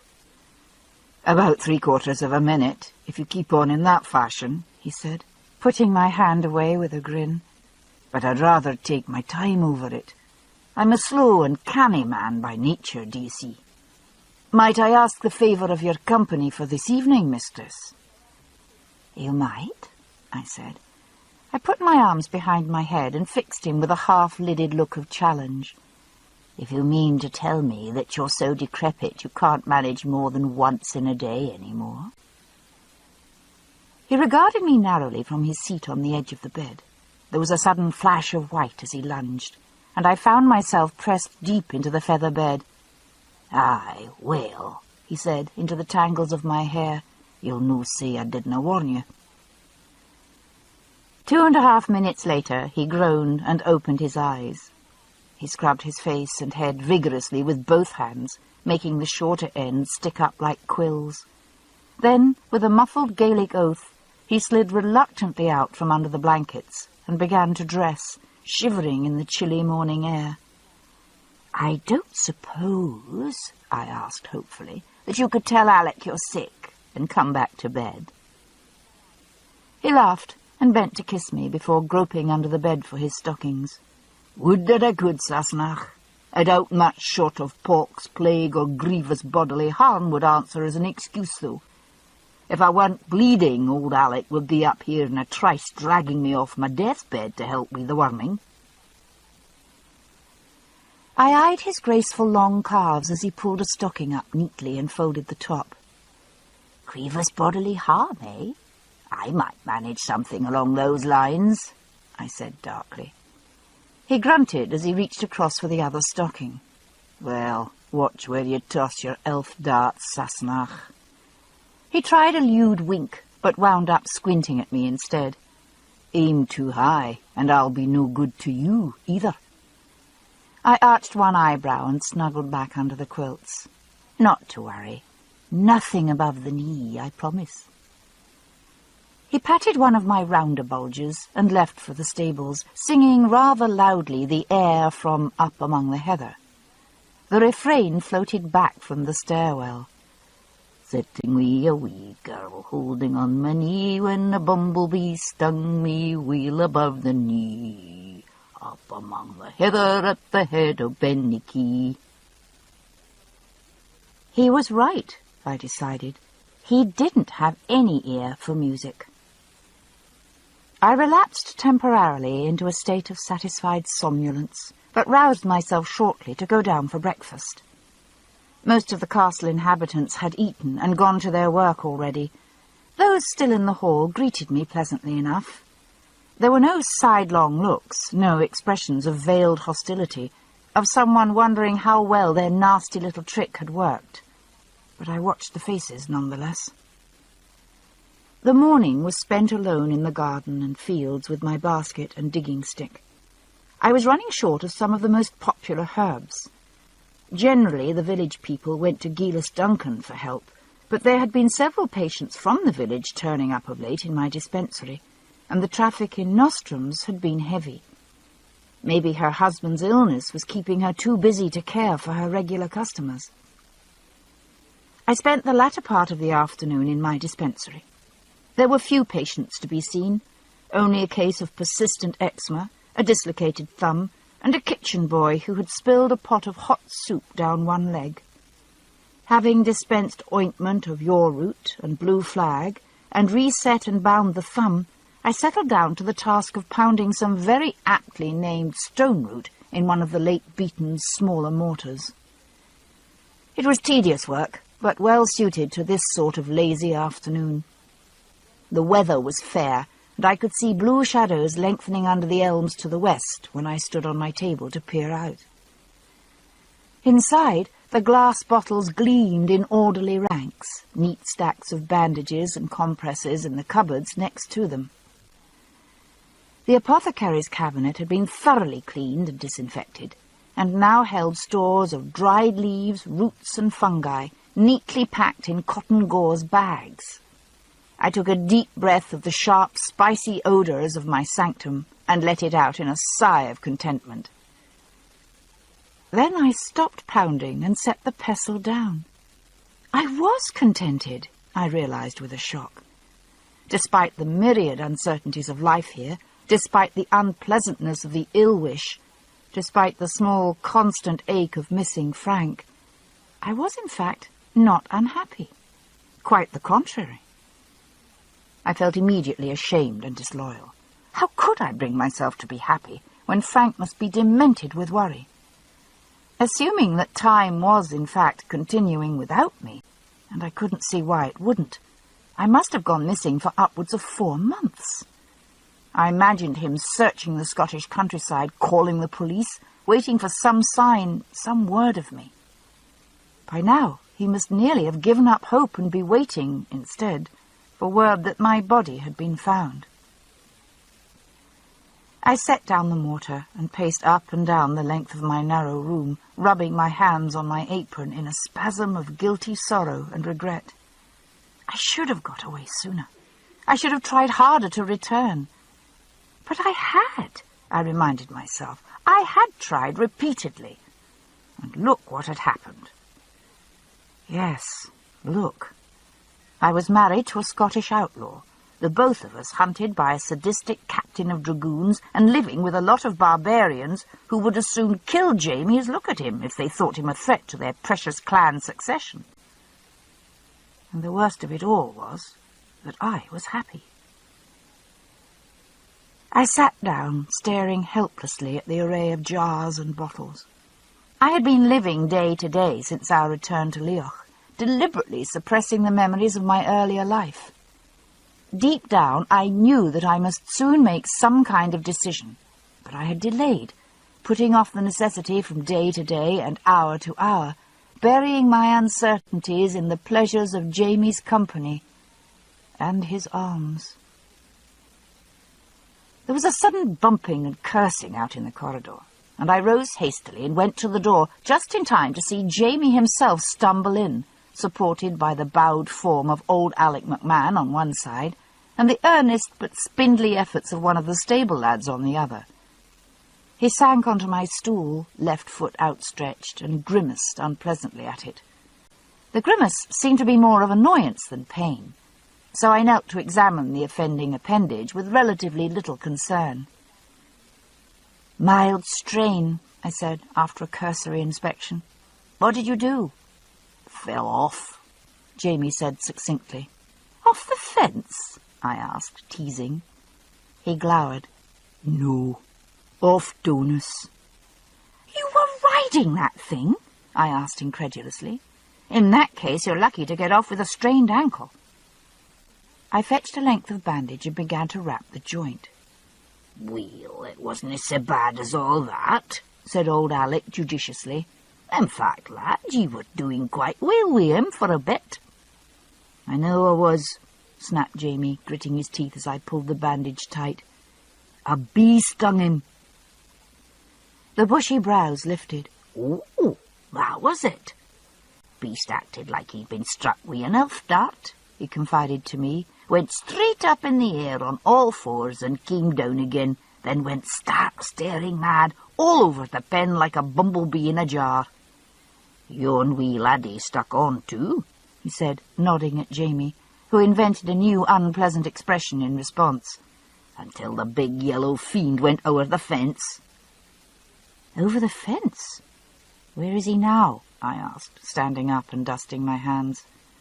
"Halfway back to hell, I expect," said Jamie, putting his foot down and trying his weight gingerly on it, "and welcome to stay there." Wincing, he sat back. "I doubt the deal's got much use for a half-broke stallion," observed Alec, "being able to turn himself into a horse when needed." "Perhaps that's who Donus really is," I suggested, amused. "I wouldn't have doubt it," said Jamie, still smarting, but beginning to recover his usual good humour.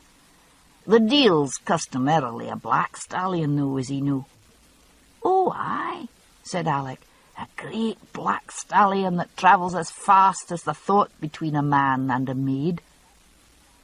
He grinned genially at Jamie and rose to go. "And speaking o' that," he said, with a wink at me, "I'll no expect you in the stables tomorrow. Keep to your bed, laddie, and rest."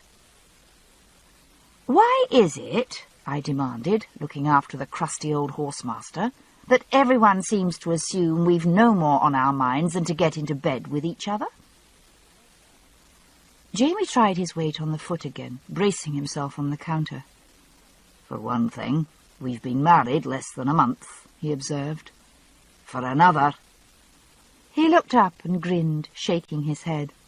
"I've told you before, Sassenach, everything you think shows on your face." "Bloody hell," I said.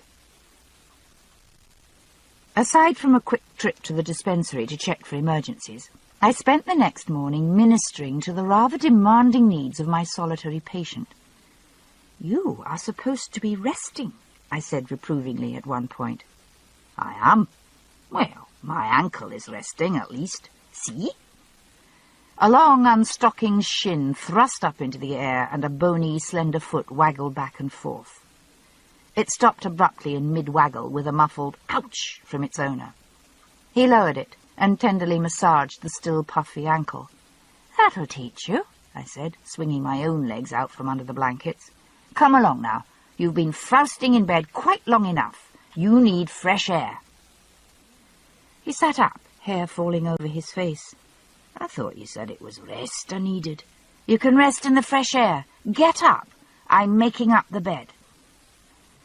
Amid complaints about my general unfeelingness and lack of consideration for a gravely injured man, he got dressed and sat long enough for me to bind up the weak ankle before his natural exuberance asserted itself.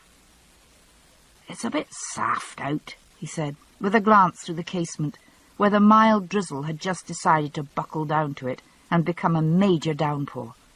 "Let's go up to the roof." "The roof? Oh, to be sure. I couldn't think of a better prescription for a strained ankle than climbing 6 flights of stairs." 5. Besides, I've a stick." He produced the stick in question. an aged hawthorn club, from behind the door, with a triumphant flourish. "Wherever did you get that?" I inquired, examining it. At closer range, it was even more battered, a 3-foot length of chipped hardwood, age-hardened as a diamond. "Alec lent it me. He uses it on the mules, raps them twixt the eyes with it to make them pay attention." "Sounds very effective," I said, eyeing the scuffed wood. "I must try it sometime. On you." We emerged at last in a small sheltered spot just under the overhang of the slate roof. A low parapet guarded the edge of this small lookout. "Oh, it's beautiful." Despite the gusty rain, the view from the roof was magnificent. We could see the broad silver sweep of the loch and the towering crags beyond thrusting into the solid grey of the sky like ridged black fists. Jamie leaned on the parapet, taking the weight from his injured foot. "Aye, it is. I used to come up here sometimes, when I was at the castle before." He pointed across the loch, dimpling under the beat of the rain. "Do you see the notch there, between those two crags?" "In the mountains?" "Yes." "That's the way to Lallybroch.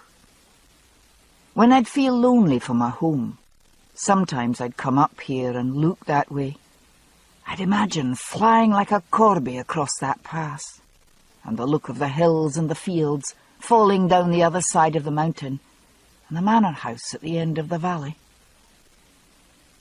I touched him gently on the arm. "Do you want to go back, Jamie?" He turned his head and smiled down at me. "Well, I've been thinking of it. I don't know if I want to precisely, but I think we must.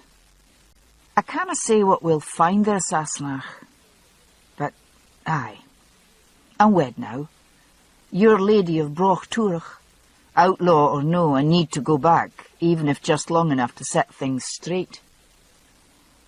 I felt a thrill, compounded of relief and apprehension, at the thought of leaving Leoch and its assorted intrigues. "When will we go?" He frowned, drumming his fingers on the parapet. The stone was dark and slick with rain. "Well, I think we must wait for the Duke to come. It's possible that he might see his way to doing Colum a favour by taking up my case.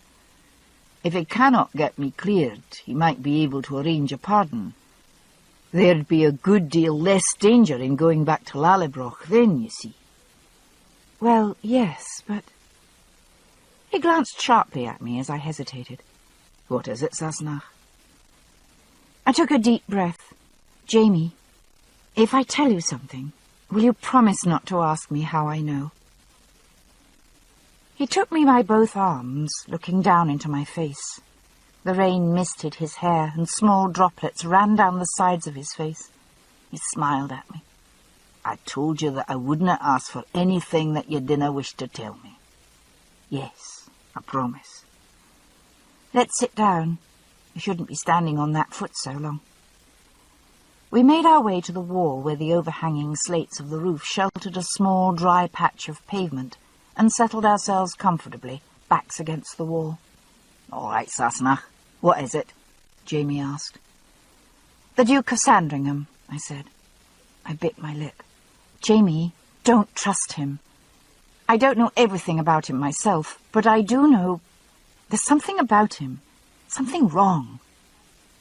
"You know about that?" He looked surprised. Now it was my turn to stare.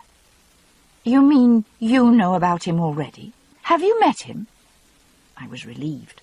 Perhaps the mysterious links between Sandringham and the Jacobite cause were much better known than Frank and the vicar had thought. "Oh, aye. He was here visiting when I was 16. When I left." "Why did you leave?" I was curious, remembering suddenly what Gillis Duncan had said when first I'd met her in the wood.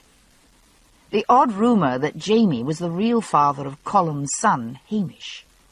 I knew myself that he wasn't, couldn't have been, but I was quite possibly the only person in the castle who did know. A suspicion of that sort could easily have led to Dougal's earlier attempt on Jamie's life.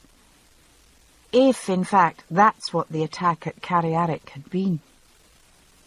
It wasn't because of the Lady Letitia, was it? I asked with some hesitation. Letitia? His startled astonishment was plain, and something inside me that I hadn't known was clenched suddenly relaxed. I hadn't really thought there was anything to Geely's supposition, but still. What on earth makes you mention Letitia? Jamie asked curiously. I lived at the castle for a year and had speech of her maybe once that I remember, when she called me to her chamber and gave me the raw side of her tongue for leading a game of shinty through her rose garden. I told him what Geely had said, and he laughed, breath misting in the cool, rainy air. God, he said, as though I'd have the nerve. You don't think Colum suspected any such thing, do you? I asked. He shook his head decidedly. No, I don't, Sassenach. If he had any inkling of such a thing, I wouldn't have lived to be 17, let alone achieve the ripe old age of 23. This more or less confirmed my own impression of Colum, but I was relieved nonetheless. Jamie's expression had grown thoughtful, blue eyes suddenly remote. Come to think on it, though, I don't know that Colum does know why I left the castle so sudden then. And if Geillis Duncan is going about the place spreading such rumours, that woman's a troublemaker, Sassenach, a gossip and a scold, if not the witch folks say she is. Well, I'd best see that he finds out then. He glanced up at the sheet of water pouring from the eaves. Perhaps we'd best go down, Sassenach. It's getting a wee bit damp out. We took a different way down, crossing the roof to an outer stairway that led down to the kitchen gardens, where I wanted to pull a bit of borage, if the downpour would let me. We sheltered under the wall of the castle, one of the jutting window ledges diverting the rain above. What do you do with borage, Sassenach? Jamie asked with interest, looking out at the straggly vines and plants beaten to the earth by the rain. When it's green, nothing. First you dry it, and then... I was interrupted by a terrific noise of barking and shouting coming from outside the garden wall. I raced through the downpour toward the wall, followed more slowly by Jamie, limping. Father Bain, the village priest, was running up the path, puddles exploding under his feet, pursued by a yelping pack of dogs. Hampered by his voluminous soutane, the priest tripped and fell, water and mud flying in spatters all around him. In a moment the dogs were upon him, growling and snapping. A blur of plaid vaulted over the wall next to me, and Jamie was among them, laying about with his stick and shouting in Gaelic, adding his voice to the general racket. If the shouts and curses had little effect, the stick had more. There were sharp yelps as the club struck hairy flesh, and gradually the pack retreated, finally turning and galloping off in the direction of the village. Jamie wiped the hair out of his eyes, panting. Bad as wolves, he said. I'd told Colum about that pack already. They're the ones that chased Coor into the loch 2 days ago. Best he has them shot before they kill someone. He looked down at me as I knelt next to the fallen priest, inspecting. The rain dripped from the ends of my hair, and I could feel my shawl growing sodden. "They haven't yet," I said. "Bar a few tooth marks, he's basically all right." Father Bain's soutane was ripped down one side, showing an expanse of hairless white thigh, with an ugly gash and several puncture marks beginning to ooze blood. The priest, pasty white with shock, was struggling to his feet. Plainly he wasn't too badly injured. "If you'll come to the surgery with me, Father, I'll cleanse those cuts for you," I offered, suppressing a smile at the spectacle the fat little priest presented, soutane flapping and argyle socks revealed.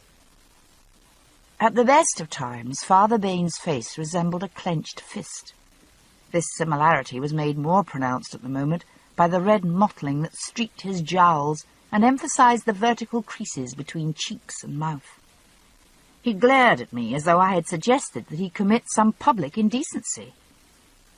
Apparently I had, for his next words were, "What? A man no good to expose his personal parts to the handling of a woman?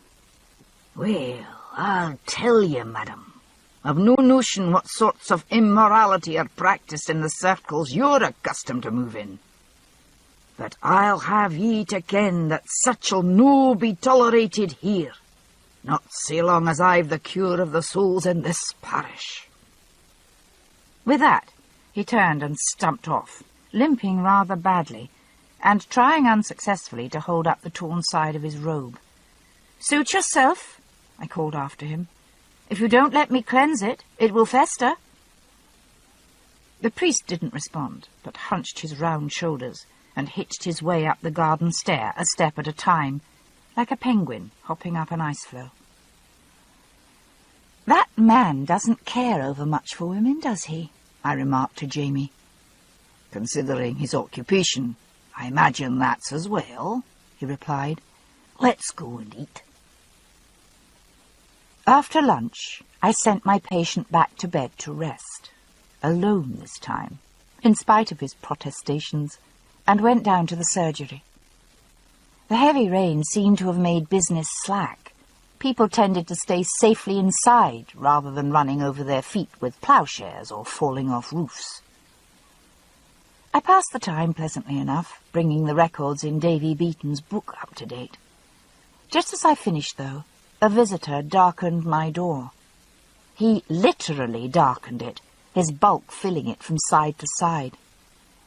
Squinting in the semi-darkness, I made out the form of Alec McMahon, swathed in an extraordinary get-up of coats, shawls, and odd bits of horse blanket.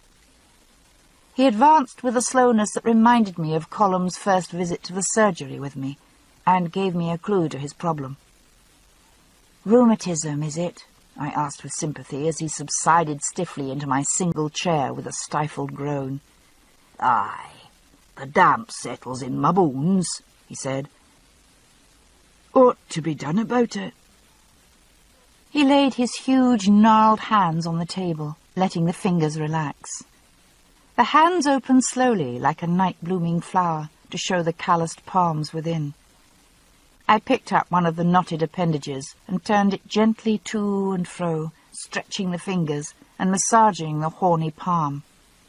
The seamed old face above the hand contorted for a moment as I did it, but then relaxed as the first twinges passed. The hinge. A dancer stood for a moment, frozen in the shadows to either side of the beam of light. Then Mrs. Graham said something in the same strange language, but this time in a speaking voice. She pivoted and walked, back straight, iron-grey waves glinting in the sun, along the path of light. Without a word, the dancers fell in step behind her. They passed one by one through the cleft in the main stone and disappeared in silence. We crouched in the alders until the women, now laughing and chatting normally, had retrieved their clothes and set off in a group down the hill, headed for coffee at the vicarage. "Goodness!" I stretched, trying to get the kinks out of my legs and back. "That was quite a sight, wasn't it?" "Wonderful," enthused Frank. "I wouldn't have missed it for the world." He slipped out of the bush like a snake, leaving me to disentangle myself, while he cast about the interior of the circle, nose to the ground like a bloodhound. "Whatever are you looking for?" I asked.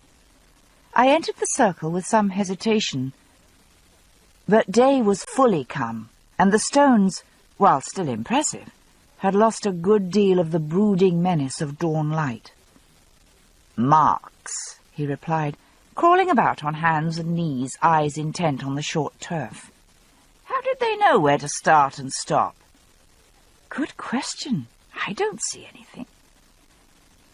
Casting an eye over the ground, though, I did see an interesting plant growing near the base of one of the tall stones. Myosotis? No, probably not. This had orange centres to the deep blue flowers. Intrigued, I started toward it. Frank, with keener hearing than I, leapt to his feet and seized my arm, hurrying me out of the circle a moment before one of the morning's dancers entered from the other side. It was Miss Grant, the tubby little woman who, suitably enough, in view of her figure, ran the sweets and pastry shop in the town's high street. She peered near-sightedly around, then fumbled in her pocket for her spectacles. Jamming these on her nose, she strolled about the circle, at last pouncing on the lost hair-clip for which she had returned. Having restored it to its place in her thick, glossy locks, she seemed in no hurry to return to business. Instead, she seated herself on a boulder, leaned back against one of the stone giants in comradely fashion, and lighted a leisurely cigarette. Frank gave a muted sigh of exasperation beside me. "Well," he said, resigned, "we'd best go. She could sit there all morning by the looks of her, and I didn't see any obvious markings in any case." "Perhaps we could come back later," I suggested, still curious about the blue-flowered vine. "Yes, all right." But he had plainly lost interest in the circle itself, being now absorbed in the details of the ceremony. He quizzed me relentlessly on the way down the path, urging me to remember as closely as I could the exact wording of the calls and the timing of the dance. "Norse," he said at last, with satisfaction. "The root words are ancient Norse. I'm almost sure of it. But the dance—" He shook his head, pondering. "No, the dance is very much older. Not that there aren't Viking circle dances," he said, raising his brows censoriously as though I had suggested there weren't. "But that shifting pattern with the double-line business, that's... It's like... Well, some of the patterns on the Beaker folk glazeware show a pattern rather like that. But then again... He dropped into one of his scholarly trances, muttering to himself from time to time. The trance was broken only when he stumbled unexpectedly over an obstacle near the bottom of the hill. He flung his arms out with a startled cry as his feet went out from under him, and he rolled untidily down the last few feet of the path, fetching up in a clump of cow parsley. I dashed down the hill after him, but found him already sitting up among the quivering stems by the time I reached the bottom. "Are you all right?" I asked, though I could see that he was. "I think so." He passed a hand dazedly over his brow, smoothing back the dark hair. "What did I trip over?" "This." I held up a sardine tin, discarded by some earlier visitor. One of the menaces of civilization. "Ah." He took it from me, peered inside, then tossed it over one shoulder. "Pity it's empty. I'm feeling rather hungry after that excursion. Shall we see what Mrs. Baird can provide in the way of a late breakfast?" "We might," I said, smoothing the last strands of hair for him. "And then again, we might make it an early lunch instead." My eyes met his. "Ah," he said again, with a completely different tone. He ran a hand slowly up my arm and up the side of my neck, his thumb gently tickling the lobe of my ear. "So we might." "If you aren't too hungry," I said. The other hand found its way behind my back. Palm spread, it pressed me gently toward him, fingers stroking lower and lower. His mouth opened slightly, and he breathed, ever so lightly, down the neck of my dress, his warm breath tickling the tops of my breasts. He laid me carefully back in the grass, the feathery blossom of the cow parsley seeming to float in the air around his head. He bent forward and kissed me, softly, and kept on kissing me as he unbuttoned my dress, one button at a time, teasing, pausing to reach a hand inside and play with the swelling tips of my breasts. At last he had the dress laid open from neck to waist. "Ah," he said again, in yet another tone, "like white velvet." He spoke hoarsely, and his hair had fallen forward again, but he made no attempt to brush it back. He sprang the clasp of my brassiere with one accomplished flick of the thumb, and bent to pay a skilled homage to my breasts. Then he drew back, and cupping my breasts with both hands, drew his palms slowly down to meet between the rising mounds, and without stopping, drew them softly outward again, tracing the line of my ribcage clear to the back. Up and again down and around, until I moaned and turned toward him. He sank his lips onto mine and pressed me toward him until our hips fitted tightly together. He bent his head to mine, nibbling softly around the rim of my ear. The hands stroking my back slipped lower and lower, stopping suddenly in surprise. It felt again. Then Frank raised his head and looked down at me, grinning. "What's all this, then?" he asked in imitation of a village bobby. "Or rather, what's not all this?" "Just being prepared," I said primly. "Nurses are taught to anticipate contingencies." "Really, Claire," he murmured, sliding his hand under my skirt and up my thigh to the soft, unprotected warmth between my legs. "You are the most terrifyingly practical person I have ever known." Frank came up behind me as I sat in the parlour chair that evening, a large book spread out on my lap. "What are you doing?" he asked. His hands rested gently on my shoulders. "Looking for that plant," I answered, sticking a finger between the pages to mind my place. "The one I saw in the stone circle. See?" I flipped the book open. "It could be in the Campanulaceae, or the Gentianaceae, the Polymoniaceae." "Like wood," I said. "A good slug of whiskey and a deep massage is the best I can recommend. Tansy tea will do only so much." He laughed, shawls slipping off his shoulder. "Whiskey? I had my doubts, lassie, but I see you've the makings of a fine physician." I reached into the back of my medicine cupboard and pulled out the anonymous brown bottle that held my supply from the Lioch distillery. I plunked it on the table before him with a horn cup. "Drink up," I said. "Then get stripped off as far as you think decent and lie on the table. I'll make up the fire so it will be warm enough." The blue eye surveyed the bottle with appreciation, and a crooked hand reached slowly for the neck. "Best have a nip yourself, lassie," he advised. "It'll be a big job." He groaned, with a cross between pain and contentment, as I leaned hard on his left shoulder to loosen it, then lifted from underneath and rotated the whole quarter of his body. "My wife used to iron my back for me," he remarked, "for the lumbago, but this is even better. You've a good strong pair of hands, lassie. Make a good stable lad, you would."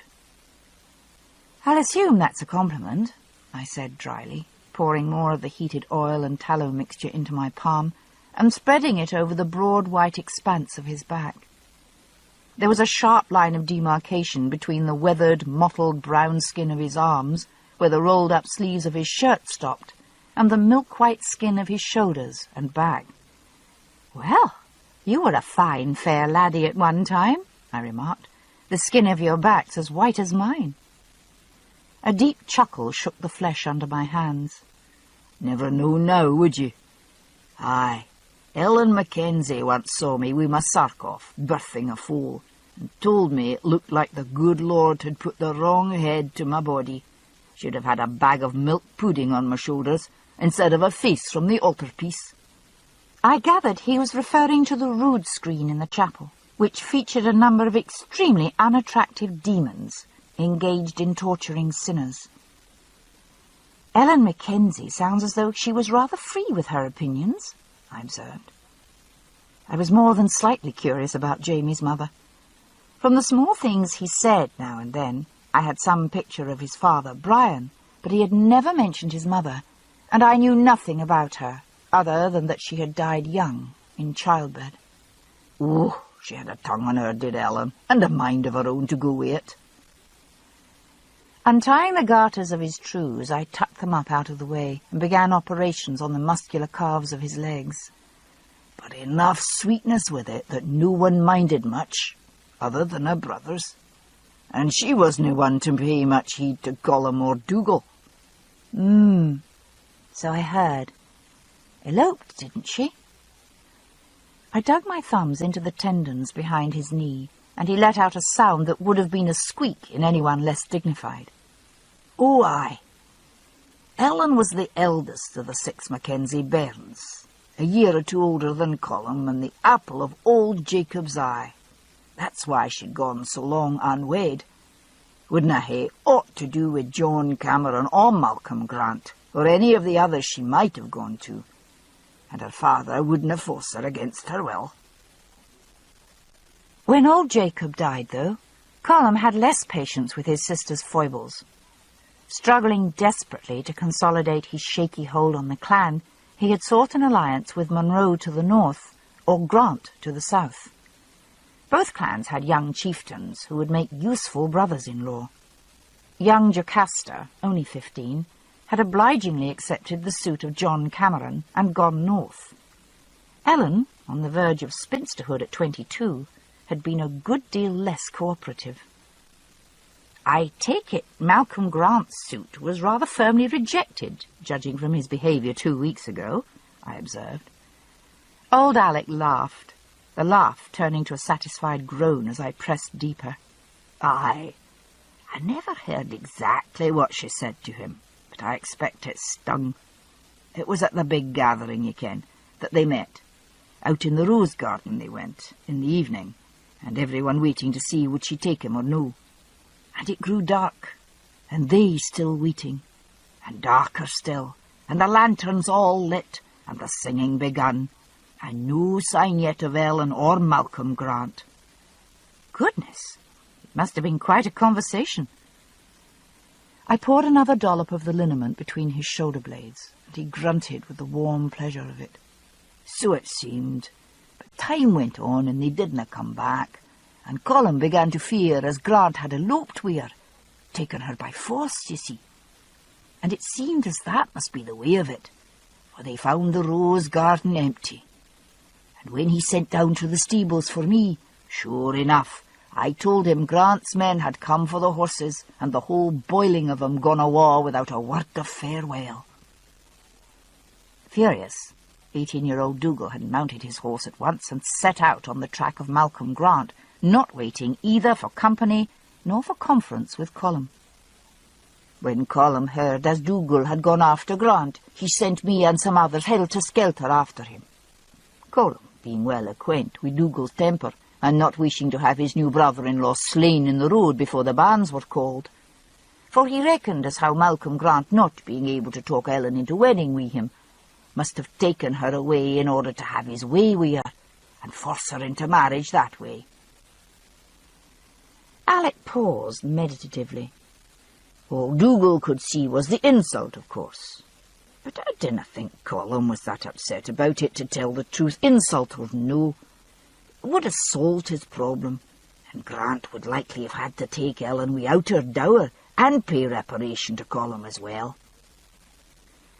Alec snorted cynically. Colum is no the man to let an opportunity pass by him. He's quick, and he's ruthless, is Colum. The single ice-blue eye swivelled back to regard me over one humped shoulder. You'd be wise to bear that in mind, lassie. I'm not likely to forget it, I assured him with some grimness. I remembered Jamie's story of his punishment at Colum's order, and wondered how much of that had been in revenge for his mother's rebellion. Still, Colum had had no chance to seize the opportunity of marrying his sister to the laird of Clan Grant. Toward dawn, Dougal had found Malcolm Grant camped along the main road with his followers, asleep under a gorse bush, wrapped in his plaid. And when Alec and the others had come pelting along the road some time later, they'd been stopped in their tracks by the sight of Dougal Mackenzie and Malcolm Grant, both stripped to the waist and scarred with the marks of battle, swaying and staggering up and down the roadway, still exchanging random blows whenever they got within reach of each other. Grant's retainers were perched along the roadway like a row of owls, heads turning one way and then the other, as the waning fight meandered up and down in the dripping dawn. They were both of them puffing like blown horses, and the steam rising off their bodies in the chill. Grant's nose was swelled to twice its size, and Dougal could scarce see out of either eye, and both with their blood dripping down and dried o'er their breasts. Upon the appearance of Colum's men, Grant's tacksmen had all sprung to their feet, hands upon their swords, and the meeting would likely have resulted in serious bloodshed, had some sharp-eyed lad among the Mackenzies not noted the rather important fact that Ellen Mackenzie was nowhere to be seen among the Grants. Well, after they'd poured water on Malcolm Grant and brought him to his senses, he managed to tell them what Dougal wouldna pause to hear, that Ellen had spent but a quarter hour with him in the rose garden. He wouldna say what had passed between them, but whatever it was, he'd been so offended as to wish to take his leave at once, without showing his face in the hall. And he'd left her there, and seen her no more, nor did he wish ever to hear the name of Ellen Mackenzie spoken in his presence again. And with that he mounted his horse, a bit unsteady still, and rode awa', and been no friend since to any one of the clan Mackenzie. I listened, fascinated. And where was Ellen all this time? Old Alec laughed, with the sound of a stable door hinge creaking. Over the hills and far away, but they didn't find it out for some time yet. We turned about and pelted home again to find Ellen still missing, and Colum standing white-faced in the courtyard, leaning on Angus Moor. There followed more confusion still, for with all the guests the rooms of the castle were full, as were all the lofts and cubbyholes, the kitchens and closets. It seemed hopeless to tell which of all the folk in the castle might also be missing. But Colum called all of the servants and went doggedly down the lists of the invited, asking who had been seen the evening before, and where, and when. And finally he found a kitchen maid who recalled seeing a man in a back passage just before the supper was served. She had noticed him only because he was so handsome, tall and sturdy, she said, with hair like a black silky's and eyes like a cat.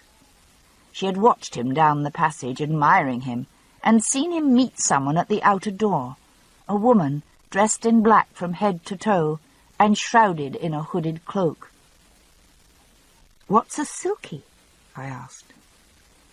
Alec's eyes slanted toward me, crinkling at the corners.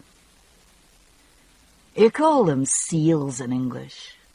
For quite a bit after that, even after they knew the truth of it, folk in the village would tell the tale to each other that Ellen Mackenzie was taken to the sea to live among the seals. Do you know that the silkies put aside their skins when they come ashore, and walk like men? And if you find a silky's skin and hide it, he, or she, he added fairly, canna go into the sea again, but must stay with you on the land. It's thought good to take a seal wife that way, for they're very good cooks and most devoted mothers. Still, he said judiciously, Colin wasn't inclined to believe his sister had gone off with a seal, and said so. So he called the guests down one by one and asked them all who knew a man of that description. And at long last they worked it out that his name was Brian, but no one knew his clan or his surname. He'd been at the games, but there they only called him Brian Dew. So there the matter seemed to rest for a time, for the searchers had no idea in which direction to look. Still, even the best of hunters must stop at a cottage now and then to ask for a handful of salt or a pannikin of milk. And eventually word of the pair reached Leoch, for Ellen Mackenzie was a maid of no ordinary appearance. "Hair like fire," Alec said dreamily, enjoying the warmth of the oil on his back. "And eyes like columns, grey and fringed with black lashes. Very pretty, but the kind would go through ye like a bolt. A tall woman, even taller than you, and sae fair it would hurt the eyes to see her. I heard tell later, as they'd met at the gathering, taken one look, and decided on the spot as there could be none other for either one of them. So they laid their plans and they stole awa' under the noses of Colum Mackenzie and 300 guests." He laughed suddenly, remembering. Dougal finally found them, living in a crofter's cottage on the edge of the Fraser lands. They decided the only way to manage was to hide until Ellen was wi' child, and big enough that there'd be no question whose it was. Then Colum would have to give his blessing to the marriage, like it or no. And he didn't. Alec grinned. Whiles ye were on the road, did ye chance to see a scar Dougal carries, running down his breast? I had, a thin white line that crossed his heart and ran from shoulder to ribs. Did Brian do that? I asked. No, Ellen, he replied, grinning at my expression. To stop him cutting Brian's throat, which he was about to do. I wouldn't have mentioned it to Dougal if I were you. No, I don't suppose I will. Luckily, the plan had worked, and Ellen was 5 months gone with child by the time that Dougal found them. There was the great to-do about it all, and a lot of very nasty letters exchanged between Leoch and Bewley, but they settled it in the end, and Ellen and Brian took up house at Lallybroch the week before the child was born. They were married in the dooryard, he added as an afterthought, so he could carry her over the threshold for the first time as a wife. He said after, as he nearly ruptured himself lifting her. You talk as though you knew them well, I said. Finishing my ministrations, I wiped the slippery ointment off my hands with a towel. Oh, I bet, Alex said, drowsy with warmth. The lid drooped over his single eye, and the lines of his old face had relaxed from the expression of mild discomfort that normally made him look so fierce. I ken Ellen weel, of course. Then Brian I met years later when he brought the lad to stay. We got on. A good man wi' a horse. His voice trailed off, and the lid fell shut.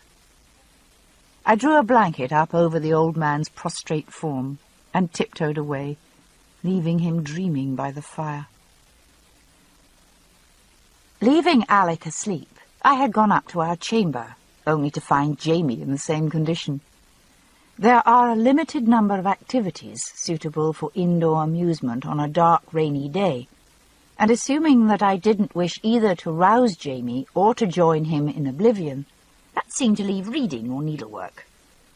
Given the worse than mediocre state of my abilities in the latter direction, I had decided to borrow a book from Colum's library. In accordance with the peculiar architectural principles governing the construction of Leoch, based on a general abhorrence of straight lines, the stair leading to Colum's suite had 2 right-angled bends in it, each marked by a small landing. An attendant usually stood on the second landing, ready to run errands or lend assistance to the laird, but he wasn't at his station today. I could hear the rumble of voices from above. Perhaps the attendant was with Colum. I paused outside the door, uncertain whether to interrupt. I've always known you to be a fool, Dougal, but I didn't think you quite such an idiot. Accustomed to the company of tutors since youth, and unused to venturing out as his brother did among fighting men and common people, Colum's voice normally lacked the broad Scots that marked Dougal's speech. The cultured accent had slipped a bit now, though, and the 2 voices were nearly indistinguishable, both thickened by anger. I might have expected such behaviour from you when you were in your 20s, but for God's sake, man, you're 45. Well, it isn't a matter you'd know o'er much about now, is it? Dougal's voice held an ugly sneer. No. Colum's response came in a cutting tone. And while I've seldom found cause to thank the Lord, perhaps he's done better by me than I've thought. I've heard it said often enough that a man's brain stops working when his cock's standing, and now I think maybe I believe it. There was a loud scrape as chair legs were pushed back against the stone flooring. If the brothers Mackenzie have but 1 cock and 1 brain between the 2 of them, then I'm glad of my half of the bargain. I decided that the 3rd participant in this particular conversation would be decidedly unwelcome, and stepped softly back from the door, turning to go down the stair. The sound of rustling skirts from the first landing made me stop in my tracks. I didn't wish to be discovered eavesdropping outside the laird's study, and turned back toward the door. The landing here was wide, and a tapestry covered one wall almost from floor to ceiling. My feet would show, but it couldn't be helped. Lurking like a rat behind the arras, I heard the steps from below slow as they approached the door, and stop at the far side of the landing as the unseen visitor realized, as I had, the private nature of the brothers' conversation. "No," Colum was saying, calmer now. "No, of course not. The woman's a witch, or next thing to it." "Aye, but—" Dougal's response was cut short by his brother's impatient tones. "I've said I'll attend to it, man. Don't worry yourself over it, little brother. I'll see she's done rightly by." A note of grudging affection had crept into Colum's voice. "I'll tell you, man. I've written the Duke as he may have leave to hunt the lands above Erlich. He's keen to have a shot at the stags there. I mean to send Jamie along with him. Maybe, as he still has some feeling for the lad." Dougal interrupted with something in Gaelic, evidently a coarse remark, for Colum laughed and said, "Nay, I reckon Jamie's big enough to have a care for himself. But if the Duke's a mind to intercede for him with his royal majesty, it's the lad's best chance for a pardon. If you will, I'll tell his grace you'll go as well. You can aid Jamie as you may, and you'll be out of the way while I settle matters here." There was a muffled thump from the far side of the landing, and I risked peeping out. It was the girl, Leah, pale as the plastered wall behind her. She was holding a tray with a decanter. A pewter cup had fallen from the tray to the carpeted floor, making the sound I had heard. "What's that?" Colum's voice, suddenly sharp, spoke from inside the study. Leah dropped the tray on the table next to the door, almost upsetting the decanter in her haste, and turning, fled precipitately. I could hear Dougal's footsteps approaching the door, and knew I would never make it down the stairs without discovery. I barely had time to wriggle out of my hiding place and pick up the fallen cup before the door opened. "Oh, it's you." Dougal sounded mildly surprised. "Is that the stuff Mrs. Fitz sent for Colum's raw throat?" "Yes," I said glibly. "She says she hopes he'll be better presently." "I'll do." Moving more slowly, Colum came into view in the open door. He smiled at me. "Thank Mrs. Fitz for me, and my thanks to you, my dear, for bringing it. Will ye sit a moment while I drink it?" The conversation I had overheard had effectually made me forget my original purpose, but I now remembered my intention of borrowing a book.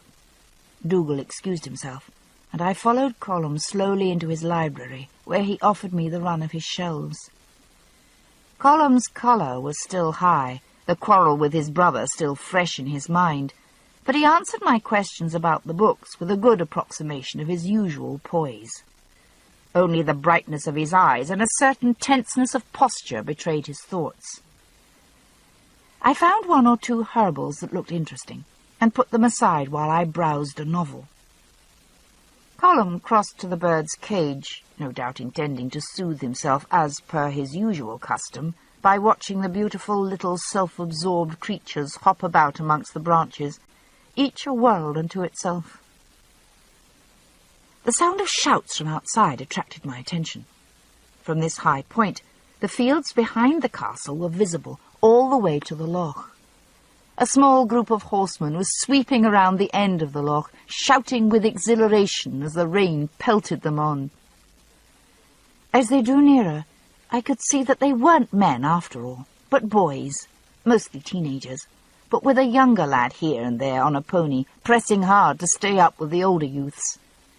I wondered if Hamish was with them, and quickly found the telltale spot of bright hair gleaming wildly from Coor's back in the middle of the pack. The gang came charging towards the castle, headed for one of the innumerable stone walls that separated one field from another. 1, 2, 3, 4. The older boys on their mounts popped over the wall with the careless ease born of experience.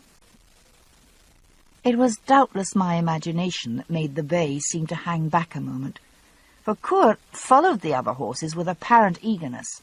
He charged the fence, set himself, braced, and leapt. He seemed to do it just as the others had, and yet something happened. Perhaps a hesitation by his rider, a too hard pulling on the reins, or a not quite firm seat. For the front hooves struck the wall just a few inches too low, and horse, rider, and all somersaulted over the wall in the most spectacular parabola of doom I had ever seen. "Oh!" Drawn by my exclamation, Colum turned his head to the window in time to see Coeur land heavily on his side, the small figure of Hamish pinned beneath. Crippled as he was, Colum moved with speed. He was by my side, leading out of the window, before the horse had even begun to struggle to his feet. The wind and rain beat in, soaking the velvet of Colum's coat. Peering anxiously over his shoulder, I saw a cluster of lads pushing and shoving each other in their eagerness to help. It seemed a long time before the crowd parted, and we saw the small, sturdy figure stumble out of the press, clutching his stomach. He shook his head to the many offers of help, and staggered purposefully to the wall, where he leaned over and vomited profusely. Then he slid down the wall and sat in the wet grass, legs sprawled, face upturned to the rain. When I saw him stick out his tongue to catch the falling drops, I laid a hand on Colum's shoulder. "He's all right," I said, "only had the wind knocked out of him." Colum closed his eyes and let his breath out, body sagging suddenly with the release of tension. I watched him with sympathy. "You care for him as though he were your own, don't you?" I asked. The grey eyes blazed suddenly into mine with a most extraordinary expression of alarm. For an instant there was no sound in the study but the ticking of the glass clock on the shelf. Then a drop of water rolled down Colum's nose to hang glimmering from the tip. I reached involuntarily to blot it with my handkerchief, and the tension in his face broke. "Yes," he said simply. In the end, I told Jamie only about Colum's plan to send him hunting with the Duke. I was convinced by now that his feelings for Lear were only those of a chivalrous friendship. But I didn't know what he might do if he knew that his uncle had seduced the girl and got her with child. Apparently Colum didn't mean to procure the services of Geely Duncan in the emergency. I wondered if the girl would be wed to Dougal, or if Colum would find her another husband before the child began to show. In any case, if Jamie and Dougal were going to be shut up together in a hunting lodge for days on end, I thought it might be as well if the shade of Lear were not one of the party. He said thoughtfully, "worth a try. You get very friendly with each other, hunting all day and coming back to drink whisky by the fire." He finished fastening my gown up the back and bent to kiss my shoulder briefly. "I'd be sorry to leave you, Sassenach, but it might be best." "Don't mind for me," I said. I hadn't realized before that his departure would necessarily leave me alone at the castle, and the thought made me more than slightly nervous. Still, I was resolved to manage, if it might help him. "Are you ready for supper?" I asked. His hand lingered on my waist, and I turned toward him. He said a moment later. "I'd be willing to go hungry." "Well, I wouldn't," I said. "You'll just have to wait." I glanced down the dinner table and across the room. By now I knew most of the faces, some intimately, and a motley crew they were, I reflected. Frank would have been fascinated by the gathering. So many different facial types. Thinking about Frank was rather like touching a sore tooth. My inclination was to shy away. But the time was coming when I would be able to delay no longer, and I forced my mind back, carefully drawing him in my mind, tracing the long, smooth arcs of his brows with my thoughts, as I had once traced them with my fingers. No matter that my fingers tingled suddenly with the memory of rougher, thicker brows, and the deep blue of the eyes beneath them. I hastily turned toward the nearest face, as an antidote to such disturbing thoughts. It happened to be Murtagh's. Well, at least he looked like neither of the men who haunted my thoughts.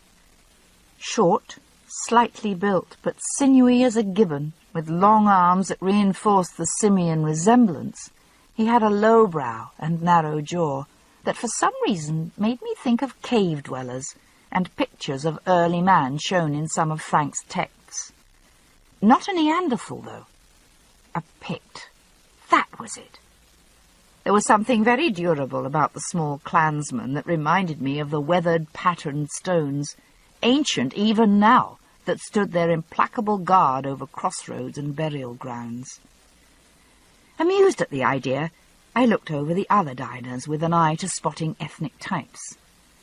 That man near the hearth, for example, John Cameron, his name was a Norman, if I'd ever seen one.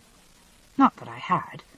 High cheekbones and a high, narrow brow, long upper lip, and the dark skin of a Gaul. The odd fair Saxon here and there. Ah, Lear, the perfect exemplar. Pale-skinned, blue-eyed, and just the tiniest bit plump. I repressed the uncharitable observation.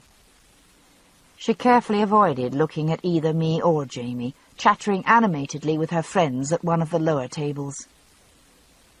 I looked in the opposite direction, toward the next table, where Dougal Mackenzie sat, apart from Colum for once. A bloody Viking, that one, with his impressive height and those broad, flat cheekbones. I could easily imagine him in command of a dragon ship, deep-sunk eyes gleaming with avarice and lust as he peered through the fog at some rocky coastal village. A large hand, wrist lightly haired with copper, reached past me to take a small loaf of oat bread from the tray. Another Norseman, Jamie. He reminded me of Mrs. Baird's legends of the race of giants who once walked Scotland and laid their long bones in the earth of the north. The conversation was general, as it usually was, small groups buzzing between mouthfuls, but my ears suddenly caught a familiar name spoken at a nearby table. Sandringham. I thought the voice was Murtagh's, and turned around to see. He was seated next to Ned Gowan, munching industriously. Sandringham! Ah, Old Wally, the ass bandit, said Ned meditatively. What? Said one of the younger men-at-arms, choking on his ale. Our revered Duke has something of a taste for boys, or so I understand, Ned explained. Mm-hmm, agreed Rupert, his mouth full. Swallowing, he added, had a wee bit of a taste for young Jamie here last time he visited these parts, if I remember rightly. That were when Dougal, 38, 39. 37, Dougal answered from the next table. He narrowed his eyes at his nephew. You were rather a pretty lad at 16, Jamie. Jamie nodded, chewing. Aye, fast, too. When the laughter had died down, Dougal began to tease Jamie. I didna ken you were a favourite, Jamie, lad. There's several about the Duke as I traded a sore ass for lands and offices. You'll notice I havena got either one, responded Jamie with a grin, to further roars of laughter. What? Never even got close, said Rupert, chewing noisily. A good bit closer than I would have liked, truth be known. Ah, but how close would you have liked it, hey, lad? The shout came from further down the table, from a tall, brown-bearded man I didn't recognise, and was greeted with more laughter and ribald remarks. Jamie smiled tranquilly, and reached for another loaf, undisturbed by the teasing. Is that why you left the castle so sudden and went back to your father? Asked Rupert. Aye. Why, you should have told me you were having trouble that way, Jamie, lad, said Dougal with mock concern. Jamie made a low Scottish noise in his throat. And if I'd told you about it, you old rogue, you would have slipped a bit of poppy juice in my ale some evening and left me in his Grace's bed as a wee gift. The table roared, and Jamie dodged as Dougal hurled an onion at him. Rupert squinted across at Jamie.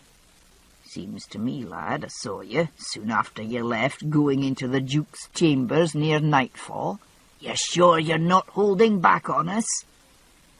Jamie grabbed another onion and threw it at him.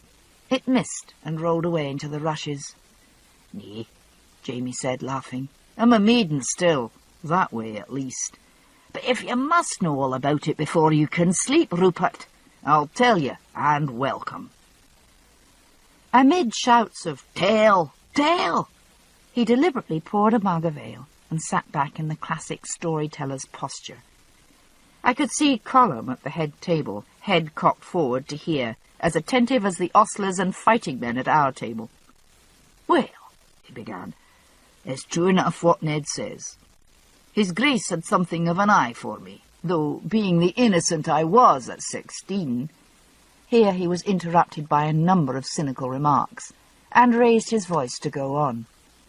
"Being, as I say, innocent of such carryings-on, I'd no idea what he meant, though it seemed a bit strange to me, the way his Grace was always wanting to pat me like a wee dog, and was so interested in what I might hae in my sporran."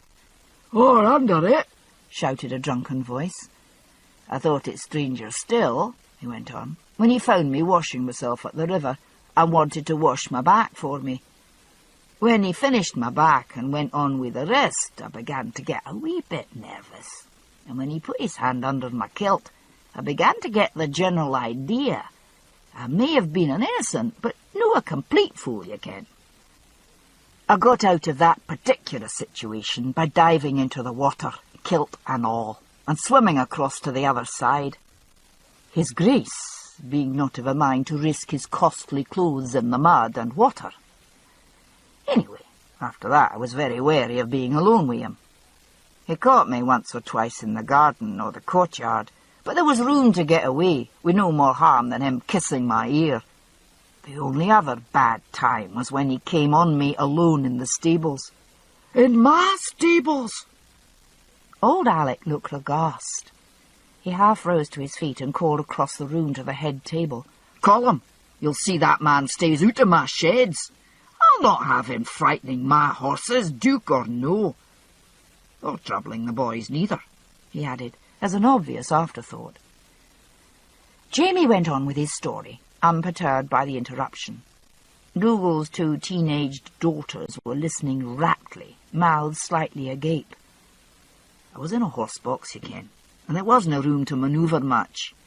I was bending over," more ribald remarks, "bending over the manger, I say, mucking up husks from the bottom, when I hear a sound behind me. And before I can straighten up, my kilt is tossed up around my waist, and there's something hard pressed against my arse." He waved a hand to still the tumult before going on. "Well, I didn't care much for the thought of being buggered in a horse-box, but I didn't see much way out at that point either. I was just gritting my teeth and hoping it wouldn't hurt too much when the horse... It was that big black gelding, Ned, the one you got at Brockleberry, you know, the one Colum sold to Breadalbin. Anyway, the horse took an objection to the noise his Grace was making. Now, most horses like you to talk to them, and so did that one, but he had a peculiar aversion to very high voices. I couldn't take him in the yard when there were small bairns about, because he'd get nervous at their squeaks and start pawing and stamping. His Grace, you might recall, has a rather high-pitched voice, and it was a bit higher than usual on this occasion, him being a trifle excited. Well, as I say, the horse didn't care for it. Nor did I must say, and he starts stamping and snorting and swings his body round and squashes his Grace flat against the side of the box. As soon as the Duke let go of me, I jumped into the manger and eased away round the other side of the horse, leaving his Grace to get out as best he might." Jamie paused for breath and a sip of ale. He had the attention of the whole room by this time, faces turned toward him gleaming in the light of the torchères. Here and there might have been discerned a frown at these revelations concerning a most puissant noble of the English crown, but the overriding reaction was an untrammelled delight in the scandal. I gathered that the Duke wasn't a particularly popular personage at Castle Leoch. Having been so close, as you might say, His Grace made up his mind as he'd have me, come what might. So next day he tells the Mackenzie that his body servant's fallen ill, and can he borrow me to help him wash and dress. Colum covered his face in mock dismay, to the amusement of the crowd. Jamie nodded to Rupert. That's why you saw me go to his Grace's room in the evening. Under orders, you might say. You could have told me, Jamie. I'd not have made you go, Colum called with a look of reproach. Jamie shrugged and grinned.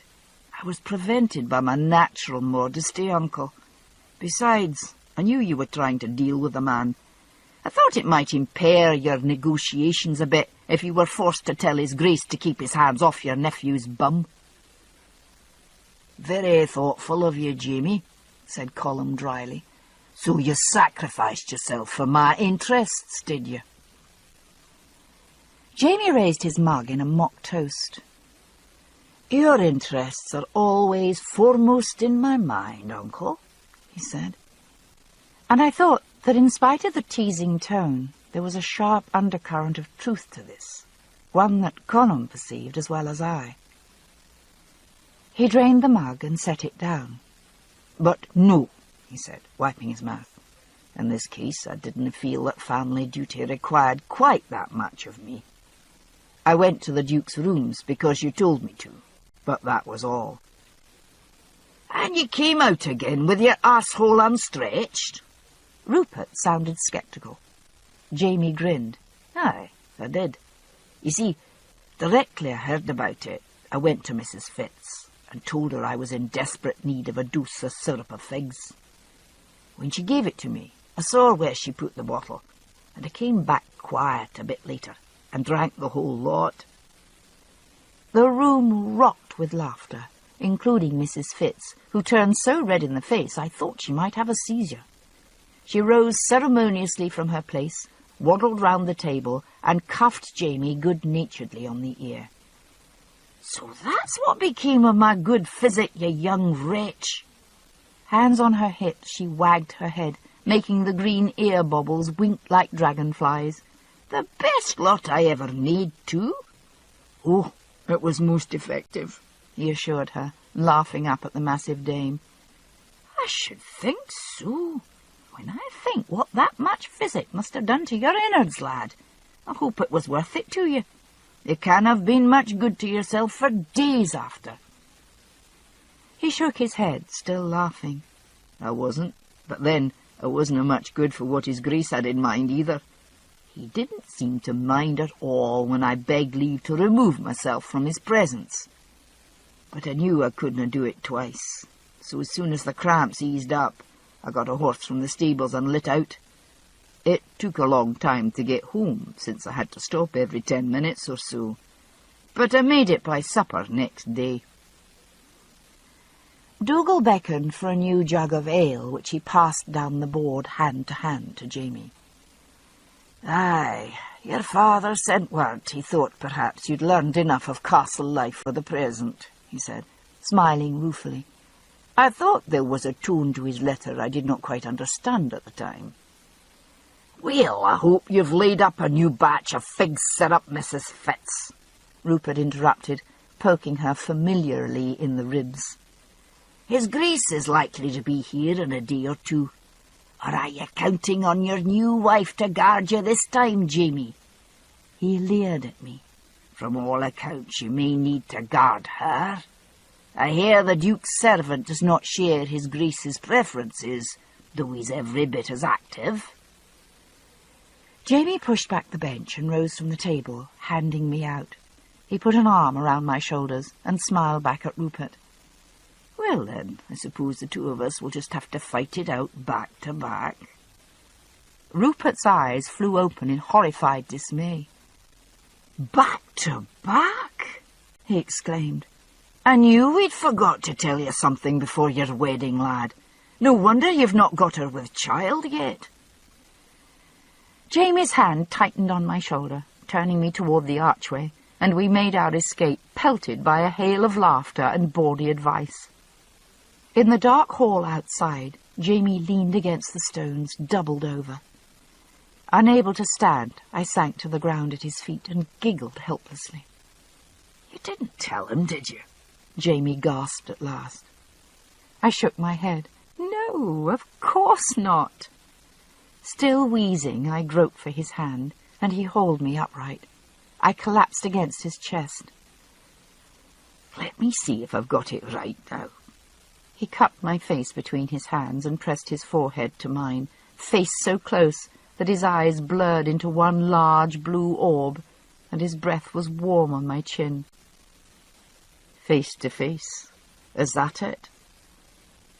The fizz of laughter was dying down in my blood, replaced by something else just as potent. I touched my tongue against his lips, while my hands busied themselves lower down. Faces are not the essential parts, but you're learning. Next day, I was in my surgery, listening patiently to an elderly lady from the village, some relation to the soup cook, who was rather garrulously detailing her daughter-in-law's bout with the morbid sore throat that theoretically had something to do with her current complaint of quinsy, though I couldn't at the moment see the connection. A shadow fell across the doorway, interrupting the old lady's catalogue of symptoms.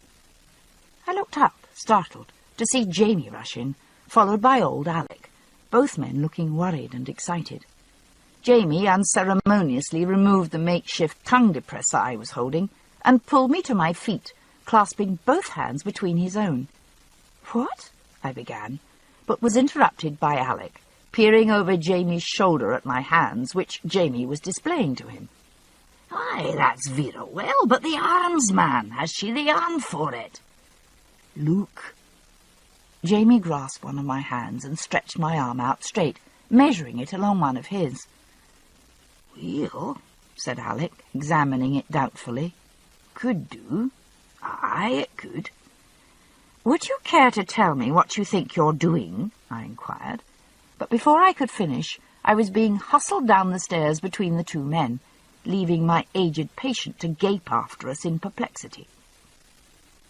A few moments later, I was dubiously eyeing the large, shiny, browned hindquarters of a horse, located some 6 inches from my face. The problem had been made clear on the way to the stables, Jamie explaining, and old Alec chiming in with remarks, imprecations, and interjections. Losgarn, customarily a good foaler and a prize member of Column's stable, was having trouble. This much I could see for myself. The mare lay on her side, and periodically the shining flanks heaved, and the enormous body seemed to shiver. Down on hands and knees at the rear of the horse, I could see the lips of the vagina gape slightly with each contraction, but nothing further happened. No sign of tiny hoof or delicate wet nose appeared at the opening.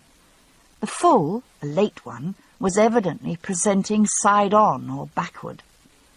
Alec thought side-on, Jamie thought backward, and they paused to argue about it for a moment, until I impatiently called the meeting to order to ask what they expected me to do about it, in either case. Jamie looked at me as though I were a bit simple. "Turn the foal, of course," he said patiently. "Bring the forelegs round so it can get out." "Oh, is that all?" I looked at the horse. Losgarn, whose elegant name actually meant frog, was delicately boned for a horse, but bloody big for all that. Reach inside, you mean?" I glanced covertly at my hand. It probably would fit.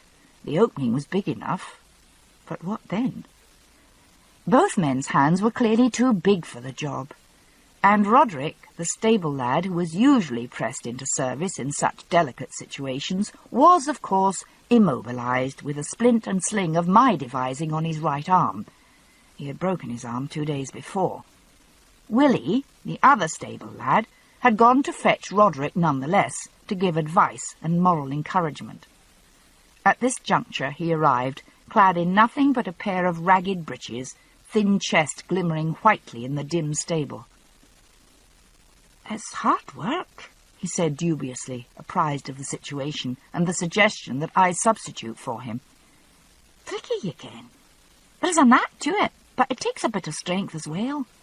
"Nae worry," said Jamie confidently. "Clare's stronger by far than you poor weed. If you'll but tell her what to feel for and what to do, she'll have it round in no time." I appreciated the vote of confidence, but was in no way so sanguine myself. Telling myself firmly that this was no worse than assisting at abdominal surgery, I retired to a stall to change my gown for breeches and a rough smock of sacking, and lathered my hand and arm up to the shoulder with greasy tallow soap. "Well, over the top," I muttered under my breath, and slid my hand inside. There was very little room to manoeuvre, and at first I couldn't tell what I was feeling. I closed my eyes to concentrate better, though, and groped cautiously. There were smooth expanses and bumpy bits. The smooth parts would be body, and the bumps legs or head. It was legs I wanted, 4 legs to be specific. Gradually I became accustomed to the feel of things, and the necessity for keeping quite still when a contraction came on. The amazingly powerful muscles of the uterus clamped down on my hand and arm like a vice, grinding my own bones very painfully until the constriction eased, and I could resume my groping. At last my fumbling fingers encountered something I was sure of. "I've got my fingers in its nose," I cried triumphantly. "I found the head."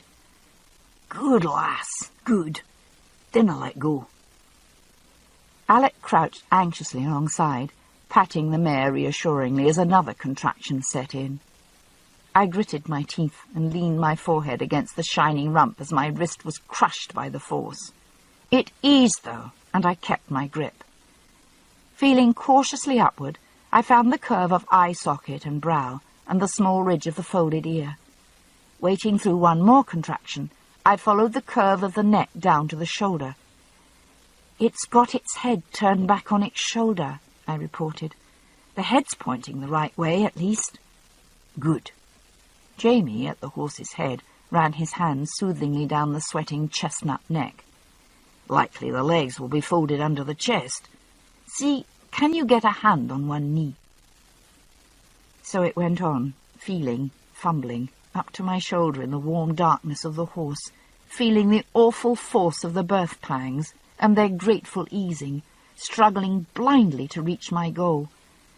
I felt rather as though I were giving birth myself, and bloody hard work it was, too. At last I had my hand on a hoof. I could feel the rounded surface and the sharp edge of the yet unused curve.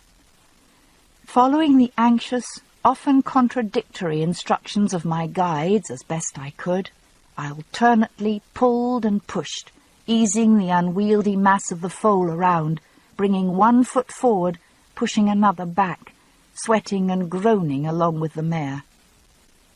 And then suddenly everything worked. A contraction eased, and all at once everything slid smoothly into place. I waited, not moving, for the next contraction. It came, and a small wet nose popped suddenly out, pushing my hand out with it. The tiny nostrils flared briefly, as though interested in this new sensation. Then the nose vanished. "Next one will do it."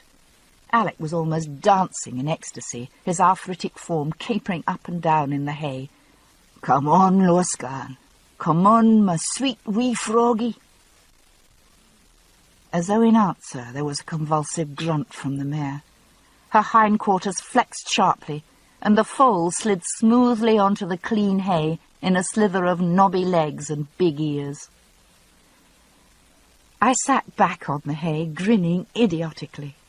I was covered with soap and slime and blood, exhausted and aching, and smelt strongly of the less pleasant aspects of horse. I was euphoric. I sat watching as Willie and the one-handed Roderick tended the new arrival, wiping him down with wisps of straw, and cheered with the rest when Loscan turned and licked him, butting him gently and nosing him to stand at last on his huge wobbly feet. "A damn good job, lassie, damn good." Alec was exuberant, pumping my unslimed hand in congratulation. Suddenly, realizing that I was swaying on my perch, and much less than presentable, he turned and barked at one of the lads to bring some water. Then he circled behind me and set his horny old hands on my shoulders. With an amazingly deft and gentle touch, he pressed and stroked, easing the strain in my shoulders, relaxing the knots in my neck.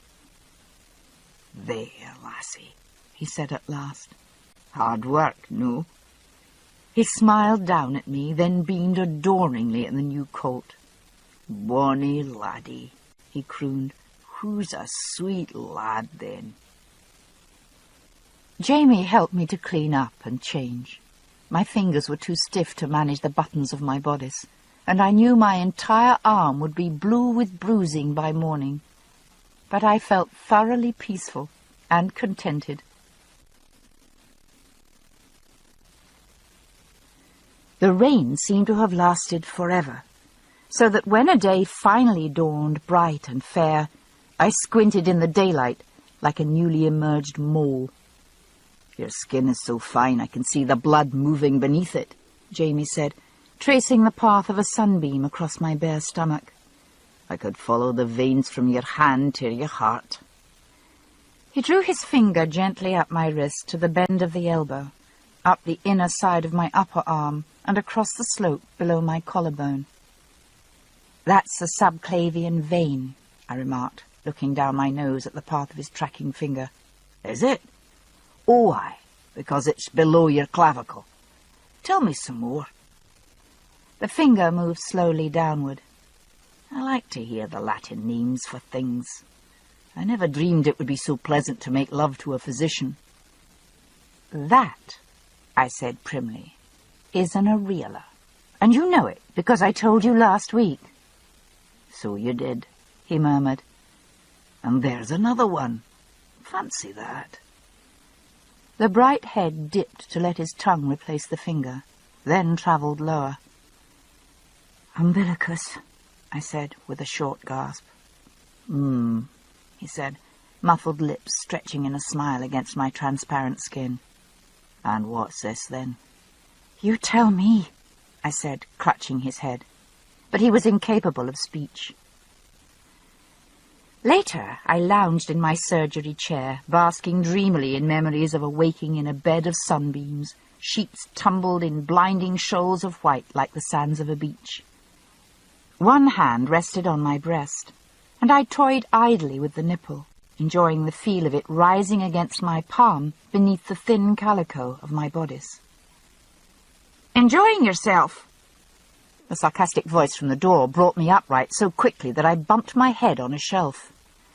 "Oh," I said, rather grumpily. "Geely." "Who else?" "What are you doing here?" She glided into the surgery, moving as though on wheels. I knew she had feet. I'd seen them. What I couldn't figure out was where she put them when she walked. "I came to bring Mrs. Fitz some saffron from Spain. She was wanting it against the Duke's coming." "More spices," I said, beginning to recover my good humour. "If the man eats half the things she's fixing for him, they'll need to roll him home." "They could do that now. He's a wee round ball of a fellow, I've heard." Dismissing the Duke and his physique, she asked whether I'd like to join her for an expedition to the nearby foothills. "I'm needing a bit of moss," she explained. She waved her long, boneless hands gracefully to and fro. "Makes a wonderful lotion for the hands, boiled in milk with a bit of sheep's wool." I cast a look up at my slit window, where the dust motes were going mad in the golden light. A faint scent of ripe fruit and fresh-cut hay floated on the breeze. Why not? Waiting as I gathered my baskets and bottles together, Geely strolled about my surgery, picking things up and putting them down at random. She stopped at a small table and picked up the object that lay there, frowning. "What's this?" I stopped what I was doing and came to stand beside her. She was holding a small bundle of dried plants tied with 3 twisted threads, black, white, and red. "Jamie says it's an ill wish." "He's right. Where did you come to get it?" I told her about the finding of the small bundle in my bed. "I went and found it under the window next day, where Jamie threw it.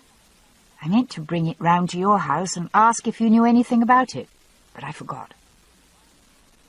She stood tapping a fingernail thoughtfully against her front teeth, shaking her head. "No, I can't say that I do, but there might be a way of finding out who left it for you." "Really?" "Aye. Come to my house in the morning tomorrow and I'll tell you then."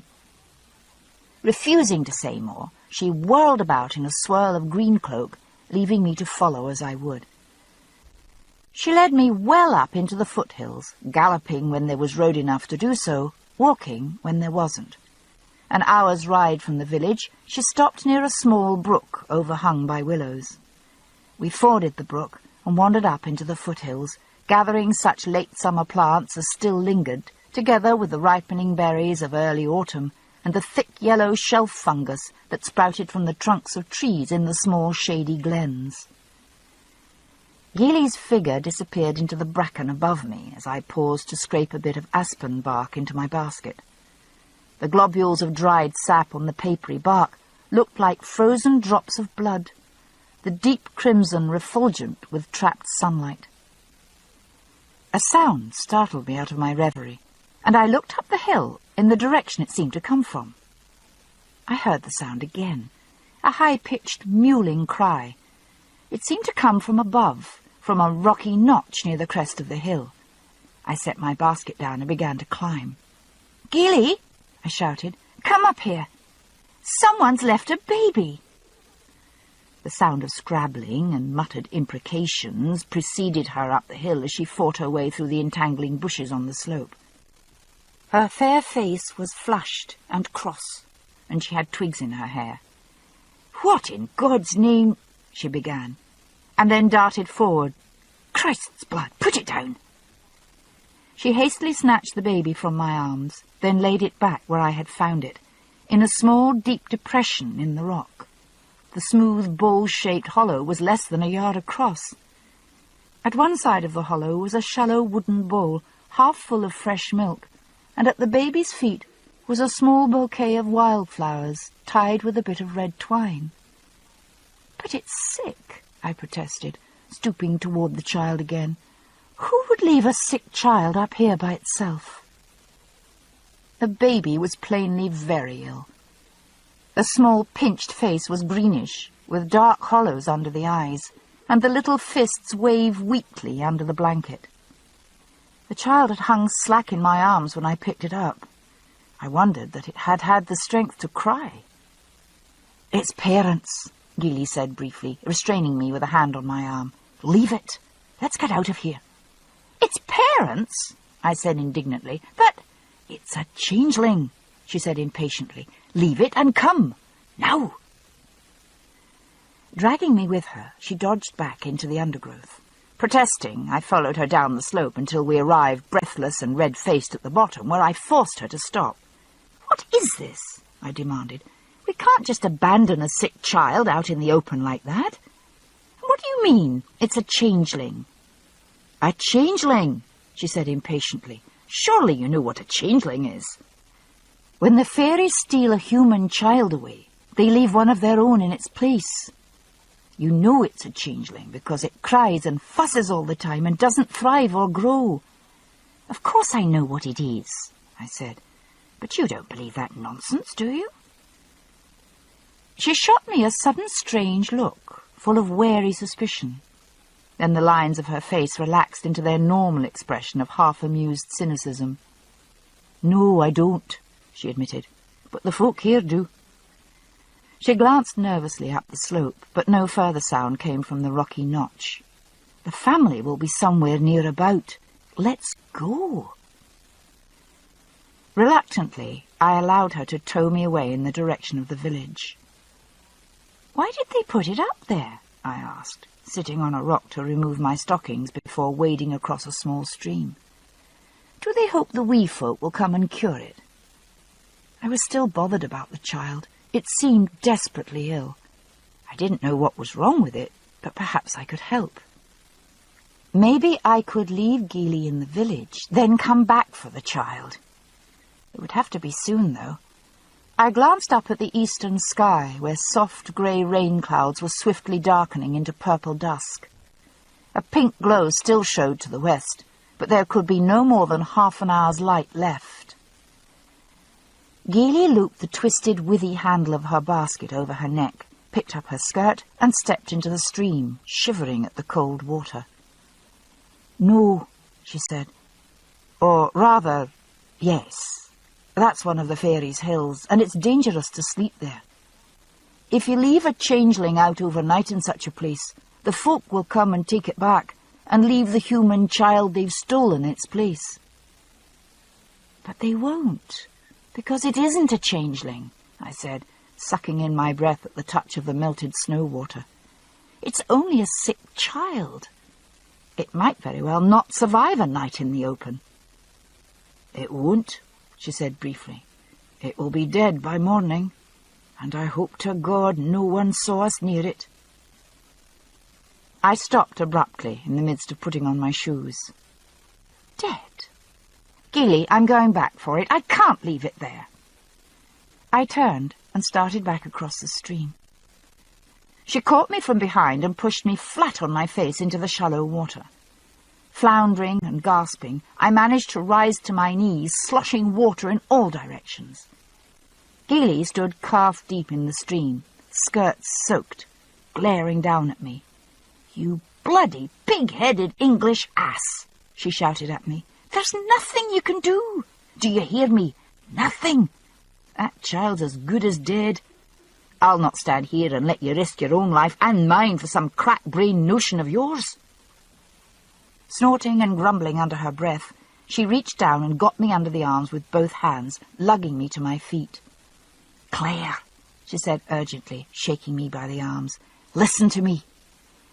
If you go near that child and it dies, and it will, believe me, I've seen them like that, then the family will blame you for it. Do you see the danger of it? Don't you know what they say about you in the village?" I stood shivering in the cold breeze of sunset, torn between her obvious panic for my safety and the thought of a helpless child slowly dying alone in the dark, with wildflowers at its feet. "No," I said, shaking the wet hair out of my face. "Geely, no, I can't. I'll be careful, I promise, but I have to go." I pulled myself out of her grasp and turned toward the far bank, stumbling and splashing in the uncertain shadows of the stream bed. There was a muffled cry of exasperation from behind me, then a frenzied sploshing in the opposite direction. Well, at least she wouldn't hamper me further. It was growing dark fast, and I pushed through the bushes and weeds as quickly as I could. I wasn't sure that I could find the right hill if it grew dark before I reached it. There were several nearby, all about the same height, and fairies or not, the thought of wandering about alone out here in the dark wasn't one I cared for. The question of how I was going to make it back to the castle with a sick baby was something I would deal with when the time came. I found the hill, finally, by spotting the stand of young larches I remembered at the base. It was nearly full dark by this time, a moonless night, and I stumbled and fell frequently. The larches stood huddled together, talking quietly in the evening breeze with clicks and creaks and rustling sighs. Bloody place is haunted, I thought, listening to the leafy conversation overhead as I threaded my way through the slender trunks. I wouldn't be surprised to meet a ghost behind the next tree. I was surprised, though.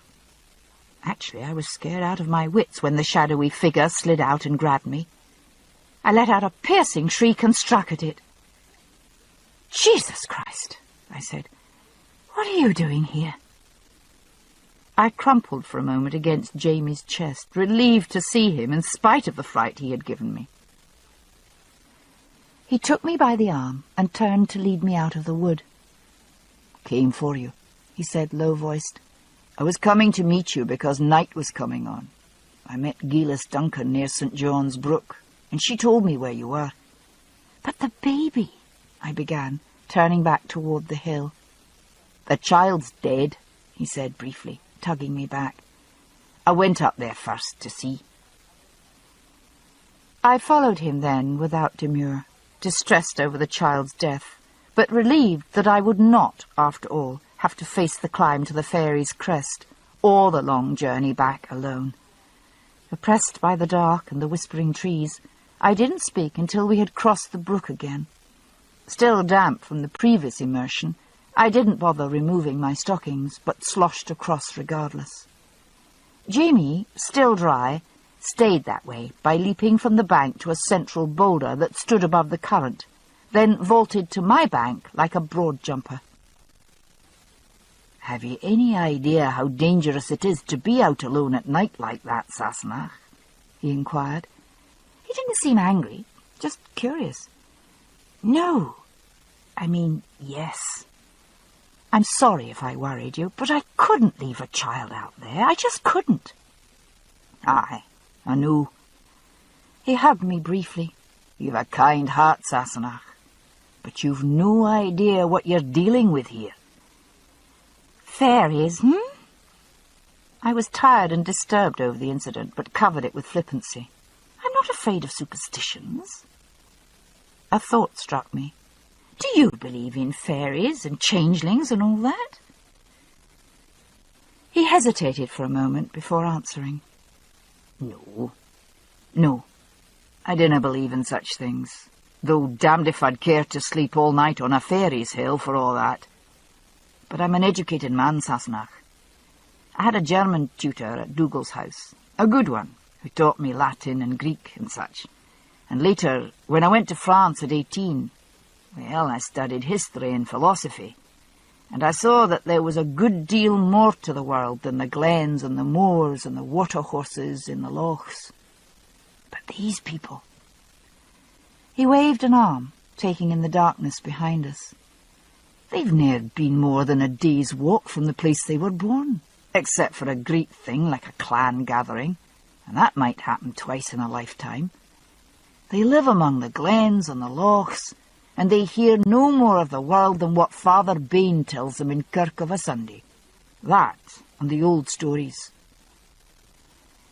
He held aside an alder branch, and I stooped under it.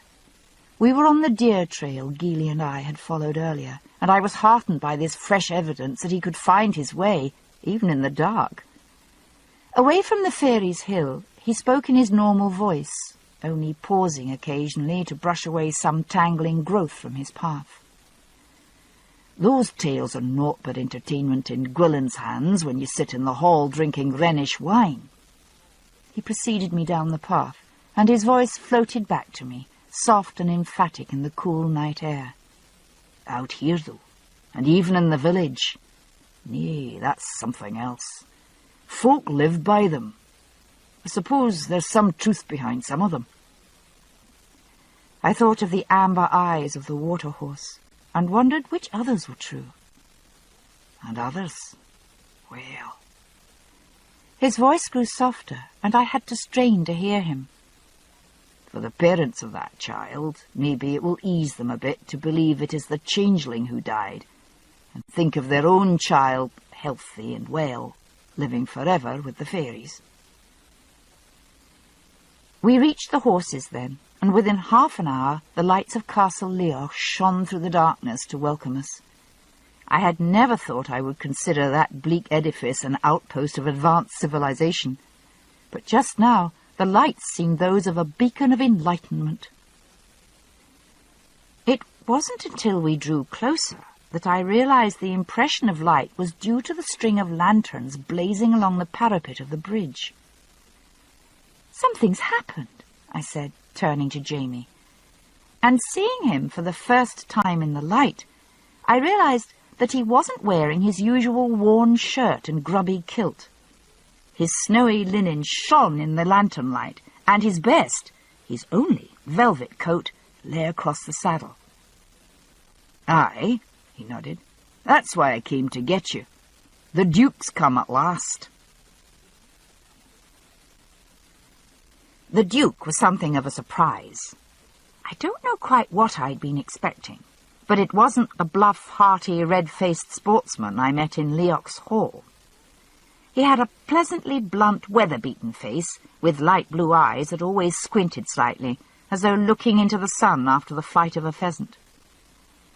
I wondered for a moment whether that earlier bit of theatrics regarding the Duke might have been overstated.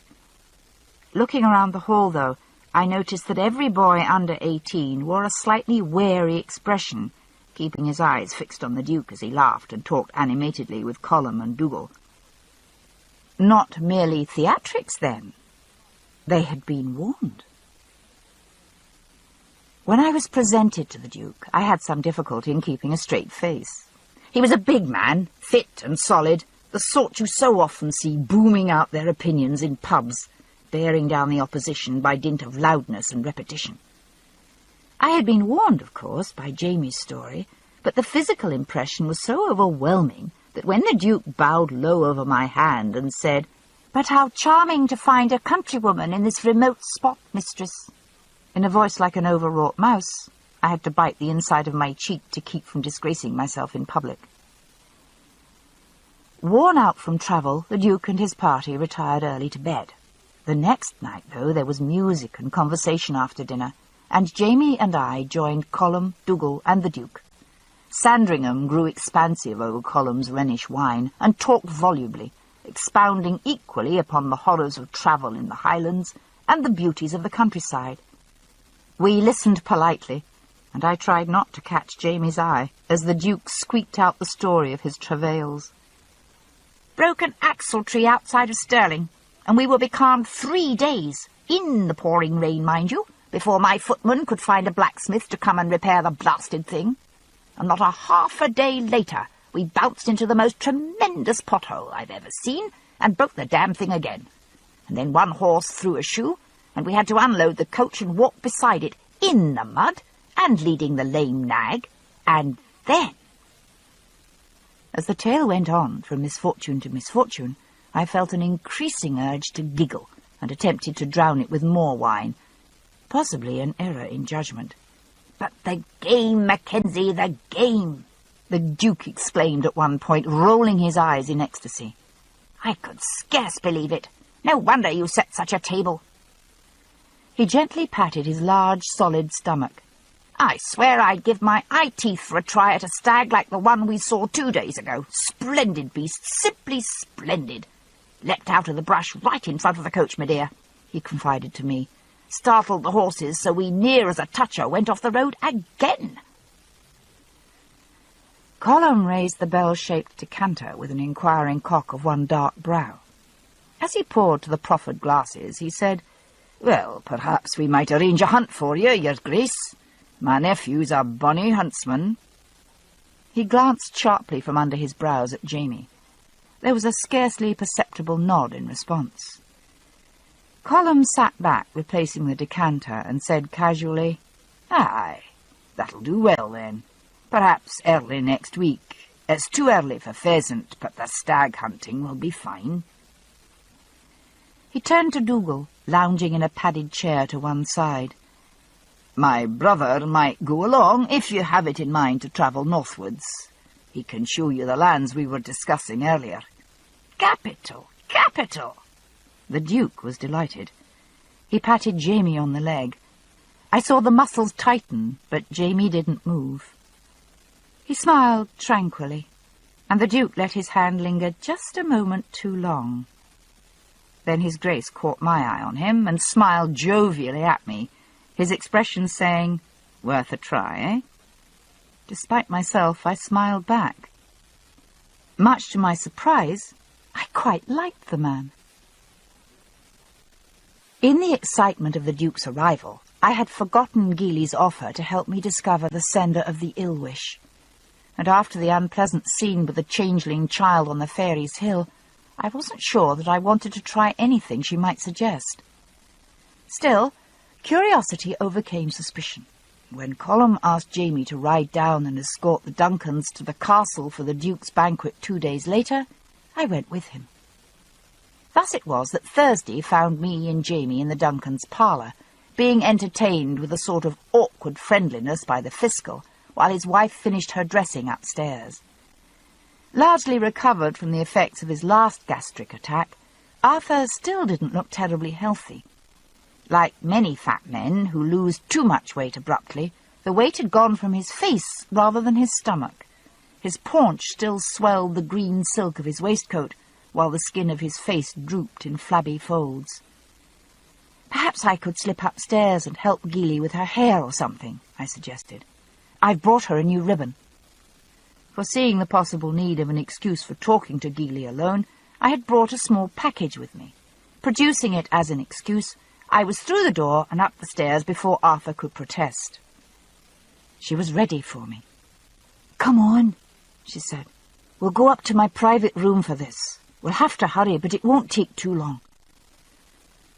I followed Geely up the narrow, twisting stair. The steps were irregular heights. Some of the rises were so high I had to lift my skirts to avoid tripping on the way up. I concluded that 17th century carpenters either had faulty methods of measuring or rich senses of humour. Geely's private sanctum was at the top of the house, in one of the remote attics above the servants' quarters. It was guarded by a locked door, opened by a truly formidable key that Geely produced from her apron pocket. It must have been at least 6 inches long, with a broad fretwork head ornamented with a vine and flower pattern. The key must have weighed nearly a pound. Held by the barrel, it would have made a good weapon. Both lock and hinges were well oiled, and the thick door swung inward silently. The attic room was small, cramped by the gabled dormers that cut across the front of the house. Shelves lined every inch of wall space, holding jars, bottles, flasks, vials, and beakers.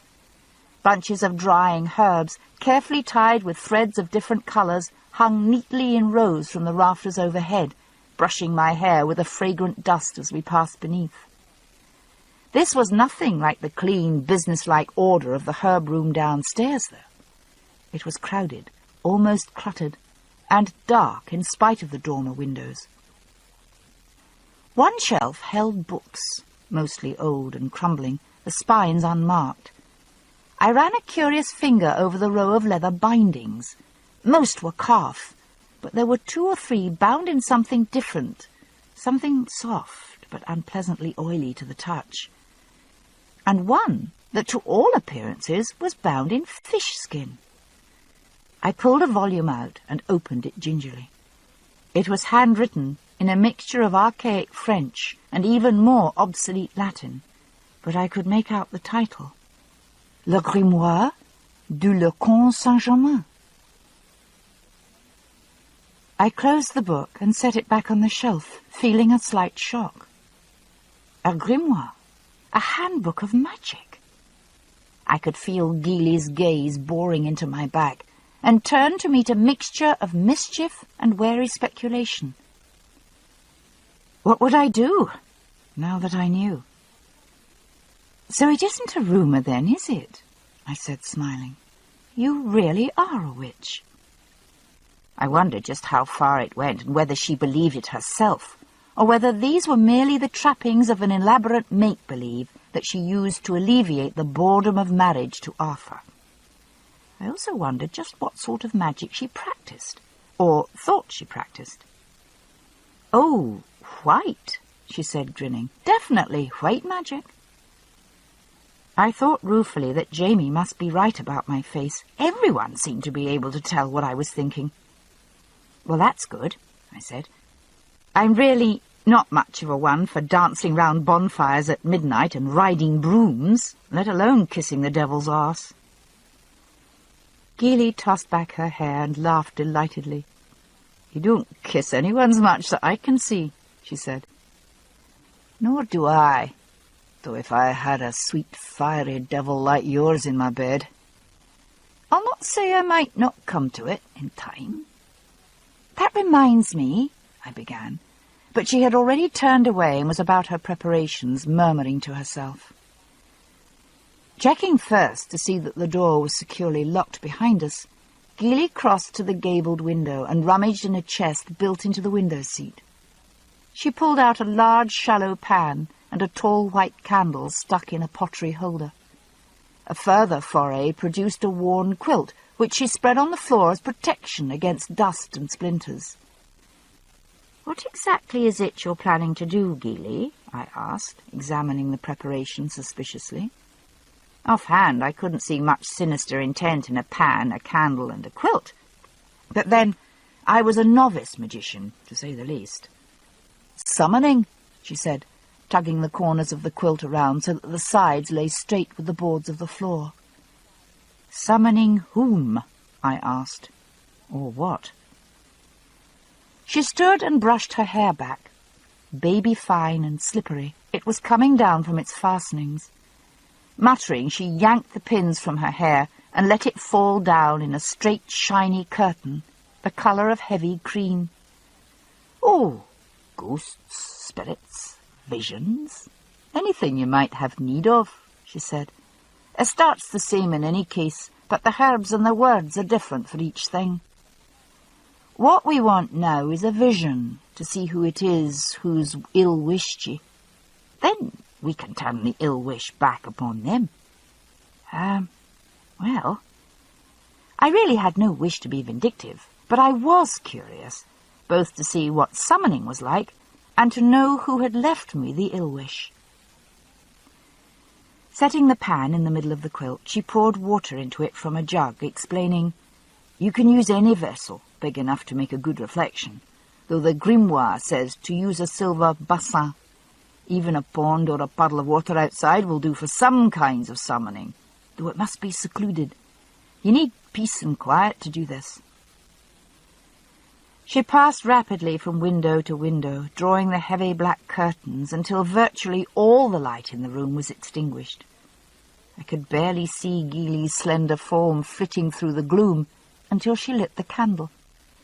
The wavering flame lit her face as she carried it back to the quilt, throwing wedge-shaped shadows under the bold nose and chiselled jaw. She set the candle next to the pan of water, on the side away from me. She filled the pan very carefully, so full that the water bulged slightly above the rim, kept from spilling by its surface tension. Leaning over, I could see that the surface of the water provided an excellent reflection, far better than that obtainable in any of the castle's looking-glasses. As though mind-reading again, Gilly explained that in addition to its use in summoning spirits, the reflecting pan was an excellent accessory for dressing the hair. "Don't bump into it or you'll get soaked," she advised, frowning in concentration as she lit the candle. Something about the practical tone of the remark, so prosaic in the midst of these supernatural preparations, reminded me of someone. Looking up at the slender, pallid figure stooping elegantly over the tinderbox, I couldn't think at first of whom she reminded me. But of course, while no one could be less like that dowdy figure athwart the teapot in Reverend Wakefield's study, the tone of voice had been that of Mrs. Graham exactly. Perhaps it was an attitude they shared, a pragmatism that regarded the occult as merely a collection of phenomena, like the weather. Something to be approached with cautious respect, of course, much as one would take care in using a sharp kitchen knife, but certainly nothing to avoid or fear. Or it might have been the smell of lavender water. Gilly's loose, flowing gown smelled always of the essences she distilled: marigold, chamomile, bay leaf, spikenard, mint, marjoram. Today, though, it was lavender that drifted from the folds of the white dress, the same scent that permeated Mrs. Graham's practical blue cotton and wafted from the corrugations of her bony chest. If Gilly's chest was likewise underlaid by such skeletal supports, there was no hint of it visible, in spite of her robe's low neckline. It was the first time I had seen Gilly Duncan en déshabillé. Customarily she wore the severe and voluminous gowns, buttoned high at the neck, that was suitable to the wife of a fiscal. The swelling opulence now revealed was a surprise, a creamy abundance almost the same shade as the dress she wore, and gave me some idea why a man like Arthur Duncan might have married a penniless girl of no family. My eye went involuntarily to the line of neatly labelled jars along the wall, looking for saltpetre. Gilly selected 3 of the jars from the shelf, pouring a small quantity from each into the bowl of a tiny metal brazier. She lit the layer of charcoal underneath from the candle flame and blew on the dawning flame to encourage it. A fragrant smoke began to rise as the spark took hold. The air in the attic was so still that the greyish smoke rose straight up without diffusing, forming a column that echoed the shape of the tall white candle. Gilly sat between the 2 columns like a priestess in her temple, legs folded gracefully under her. "Well, then, that will do nicely, I think." Briskly dusting crumbs of rosemary from her fingers, Gilly surveyed the scene with satisfaction. The black drapes, with their mystic symbols, shut out all intrusive beams of sunlight, and left the candle as the only source of direct illumination. The flame was reflected and diffused through the pan of still water, which seemed to glow as though it too were a source rather than a reflection of light. "What now?" I inquired. The large grey eyes glowed like the water, alight with anticipation. She waved her hands across the surface of the water, then folded them between her legs. "Just sit quiet for a moment," she said. "Listen to your heartbeat. Do you hear it? Breathe easy, slow, and deep." In spite of the liveliness of her expression, "The Boraginaceae. That's most likely, I think. Forget-me-nots. But it could even be a variant of this one, the anemone patterns." I pointed out a full-colour illustration of a pasque flower. "I don't think it was a gentian of any kind. The petals weren't really rounded, but—" "Well, why not go back and get it?" he suggested. "Mr. Crook would lend you his old banger, perhaps. Or, no, I've a better idea. Borrow Mrs. Baird's car. It's safer. It's a short walk from the road to the foot of the hill." "And then about 1,000 yards straight up," I said. "Why are you so interested in that plant?" I swiveled round to look up at him. The parlour lamp outlined his head with a thin gold line, like a medieval engraving of a saint. "It's not the plant I care about. But if you're going up there anyway, I wish you'd have a quick look around the outside of the stone circle." "All right," I said obligingly. "What for?" "Traces of fire," he said. "In all the things I've been able to read about Beltane, fire is always mentioned in the rituals. Yet the women we saw this morning weren't using any. I wondered if perhaps they'd set the Beltane fire the night before, then come back in the morning for the dance. Though historically it's the cowherds who are supposed to set the fire. There wasn't any trace of fire inside the circle," he added, "but we left before I thought of checking the outside." "All right," I said again, and yawned. 2 early risings in 2 days were taking their toll. I shut the book and stood up, provided I don't have to get up before 9. It was, in fact, nearly 11 o'clock before I reached the stone circle. It was drizzling, and I was soaked through, not having thought to bring a Mac. I made a cursory examination of the outside of the circle, but if there had ever been a fire there, someone had taken pains to remove its traces. The plant was easier to find. It was where I remembered it, near the foot of the tallest stone.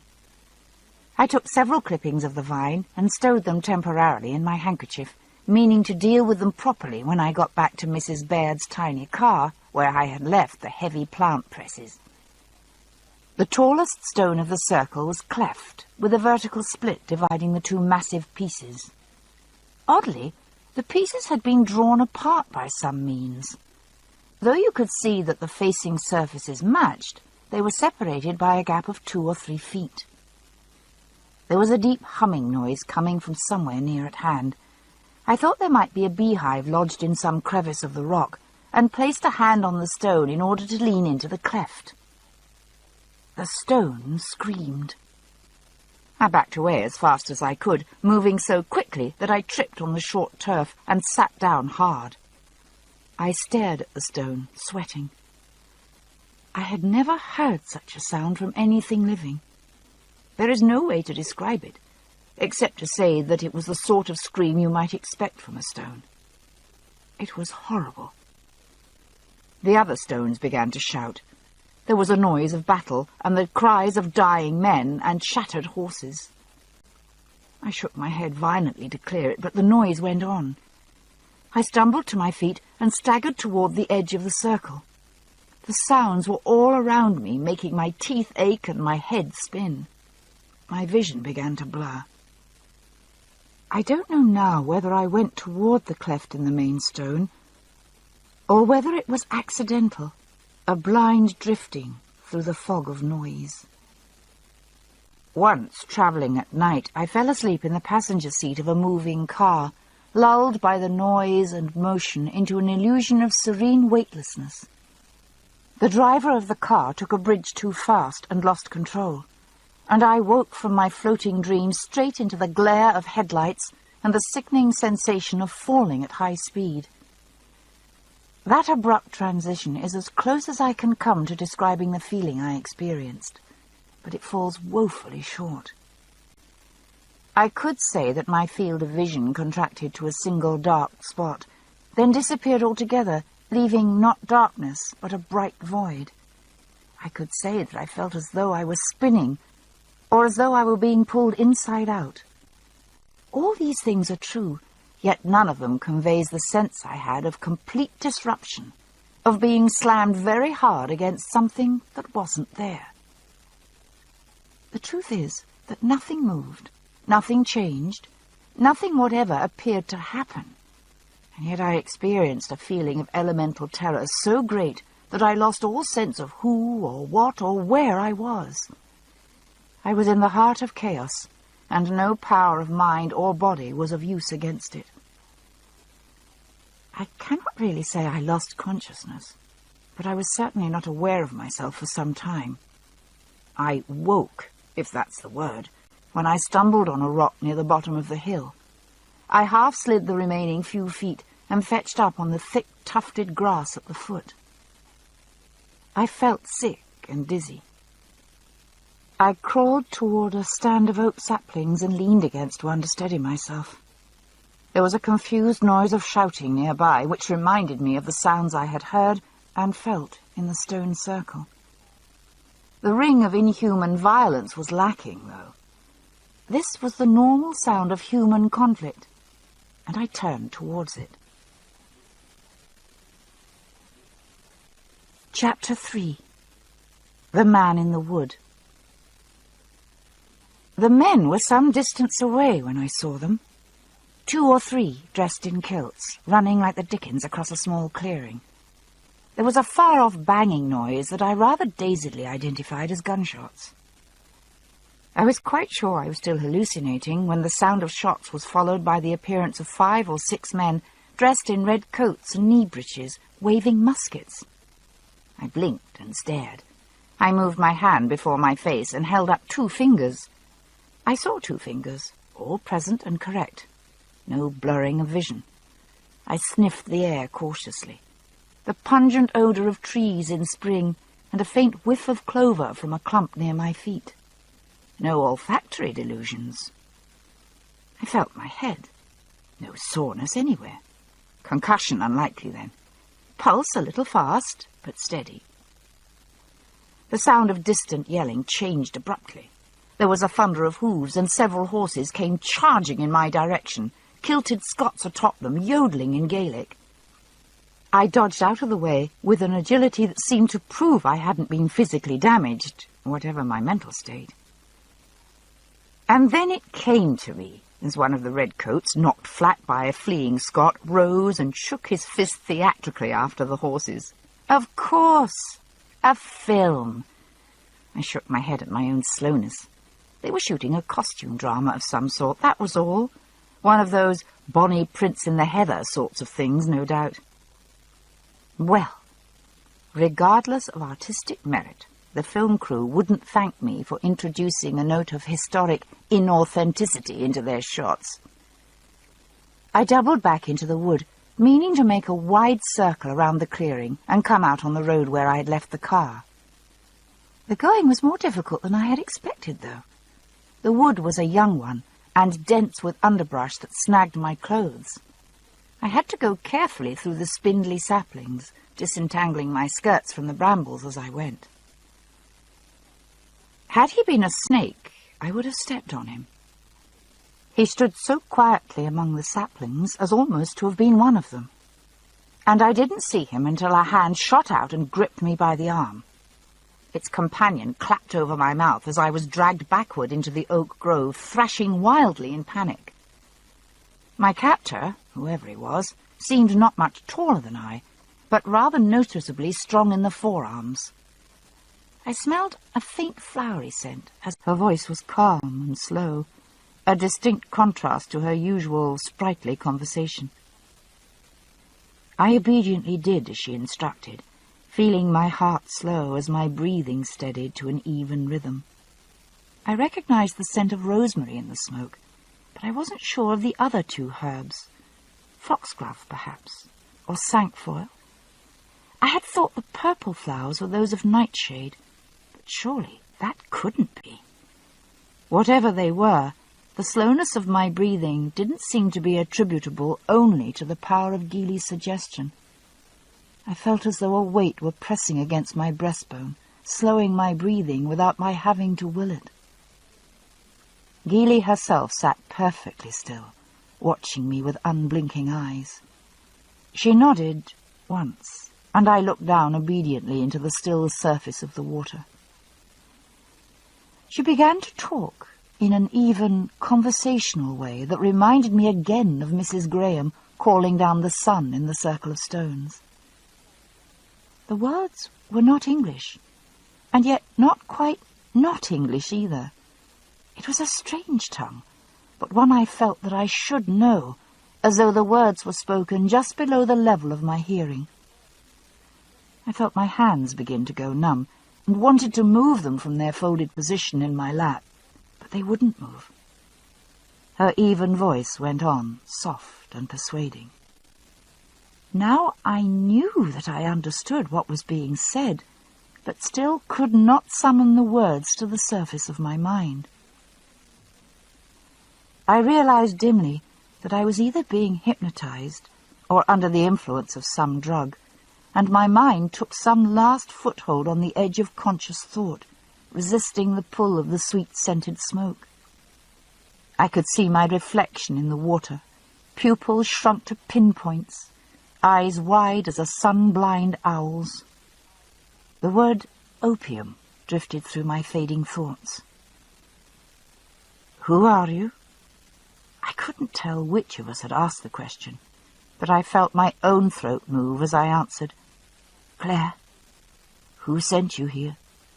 "I came." "Why did you come?" "I can't tell." "Why can't you tell?" "Because no one will believe me." The voice in my head grew still more soothing, friendly, beguiling. "I will believe you. Believe me. Who are you?" "Claire." A sudden loud noise broke the spell. Geely started, and her knee bumped the basin, startling the reflection back into the water. "Gillis, my dear!" A voice called through the door, tentative yet commanding. "We must be going, my dear. The horses are ready, and you're not yet gowned." Muttering something rude under her breath, Geely rose and flung open the window so that the fresh air rushed into my face, making me blink and dispelling some of the fog in my head. She stood looking down at me speculatively, then stooped to help me up. "Come along, then," she said. "Come over a bit queer, have you? Sometimes it takes folk that way. You'd best lie down on my bed while I dress." I lay flat on the coverlet in her bedroom below, eyes closed, listening to the small rustling noises Geely made in her privy closet, wondering what the hell that had been all about. Nothing to do with the ill wish or its sender, clearly, only with my identity. With sharpness returning gradually to my wits, it occurred to me to wonder whether Geely perhaps was a spy for Colum. Placed as she was, she heard the business and the secrets of the whole district. And who, other than Colum, would be so interested in my origins?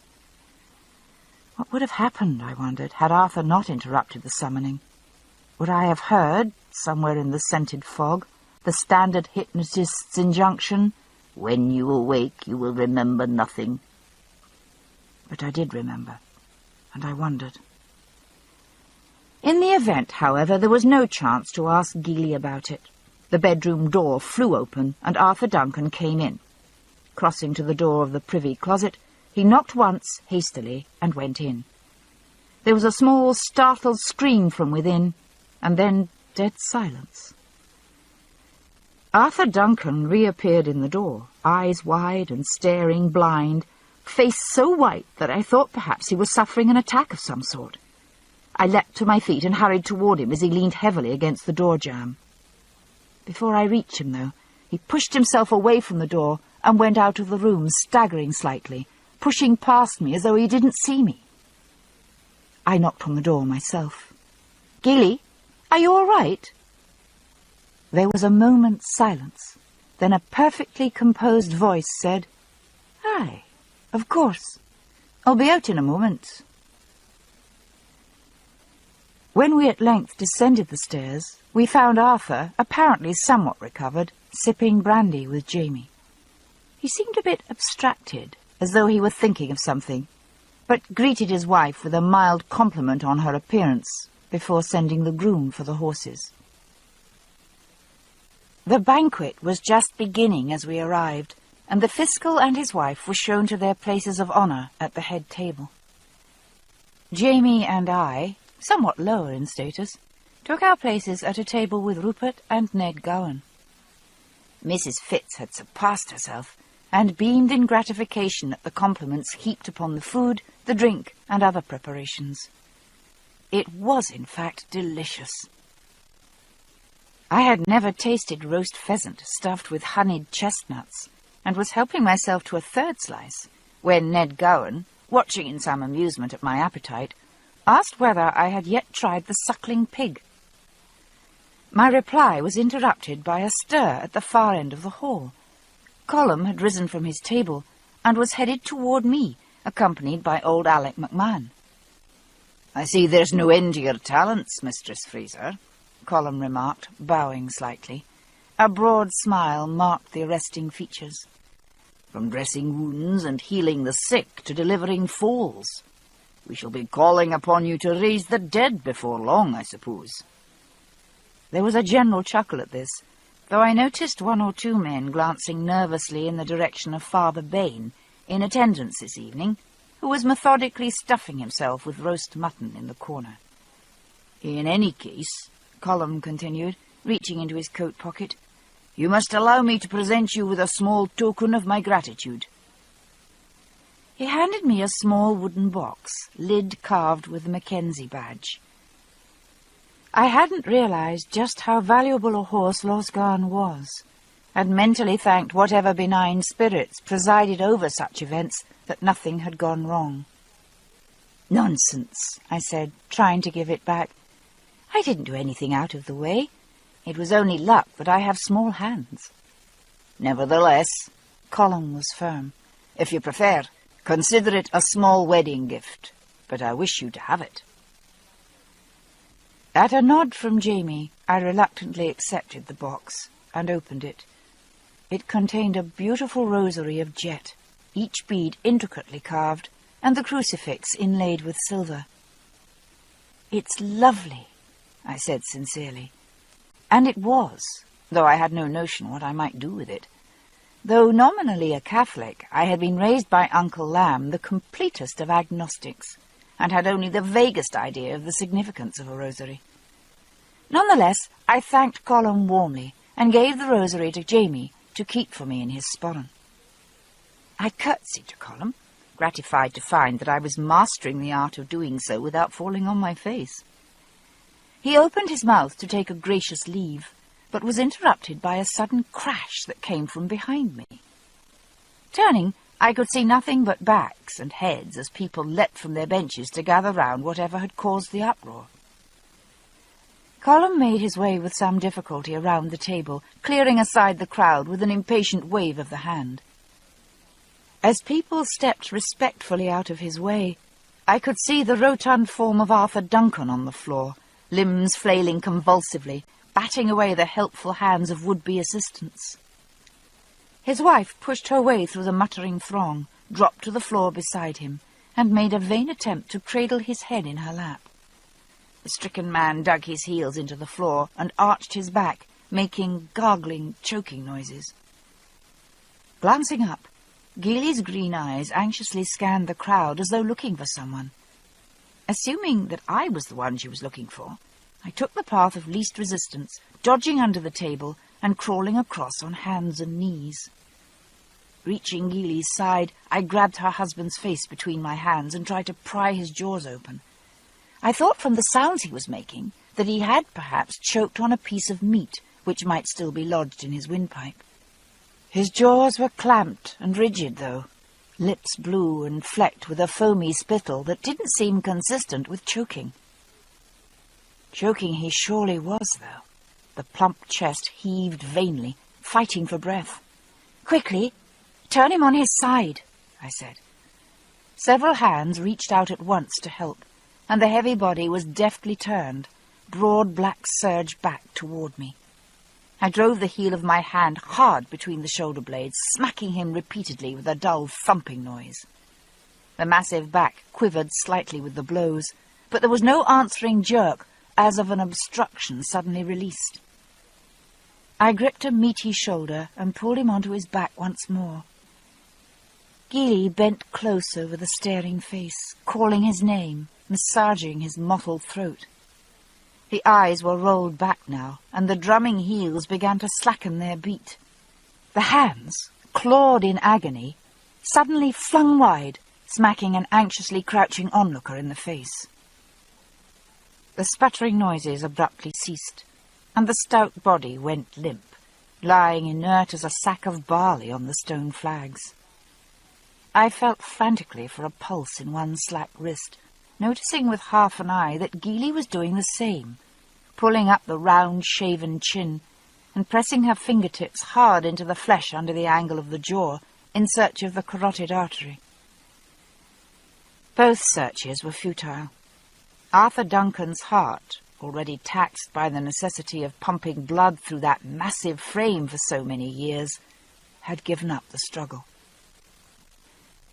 I tried all the resuscitative techniques at my disposal, useless though I knew them now to be. Arm flapping, chest massage, even mouth-to-mouth breathing, distasteful as that was, but with the expected result. Arthur Duncan was dead as a doornail. I straightened wearily and stood back as Father Bain, with a nasty glare at me, dropped to his knees by the fiscal's side and began hastily to administer the final rites. My back and arms ached, and my face felt oddly numb. The hubbub around me seemed strangely remote, as though a curtain separated me from the crowded hall. I closed my eyes and rubbed a hand across my tingling lips, trying to erase the taste of death.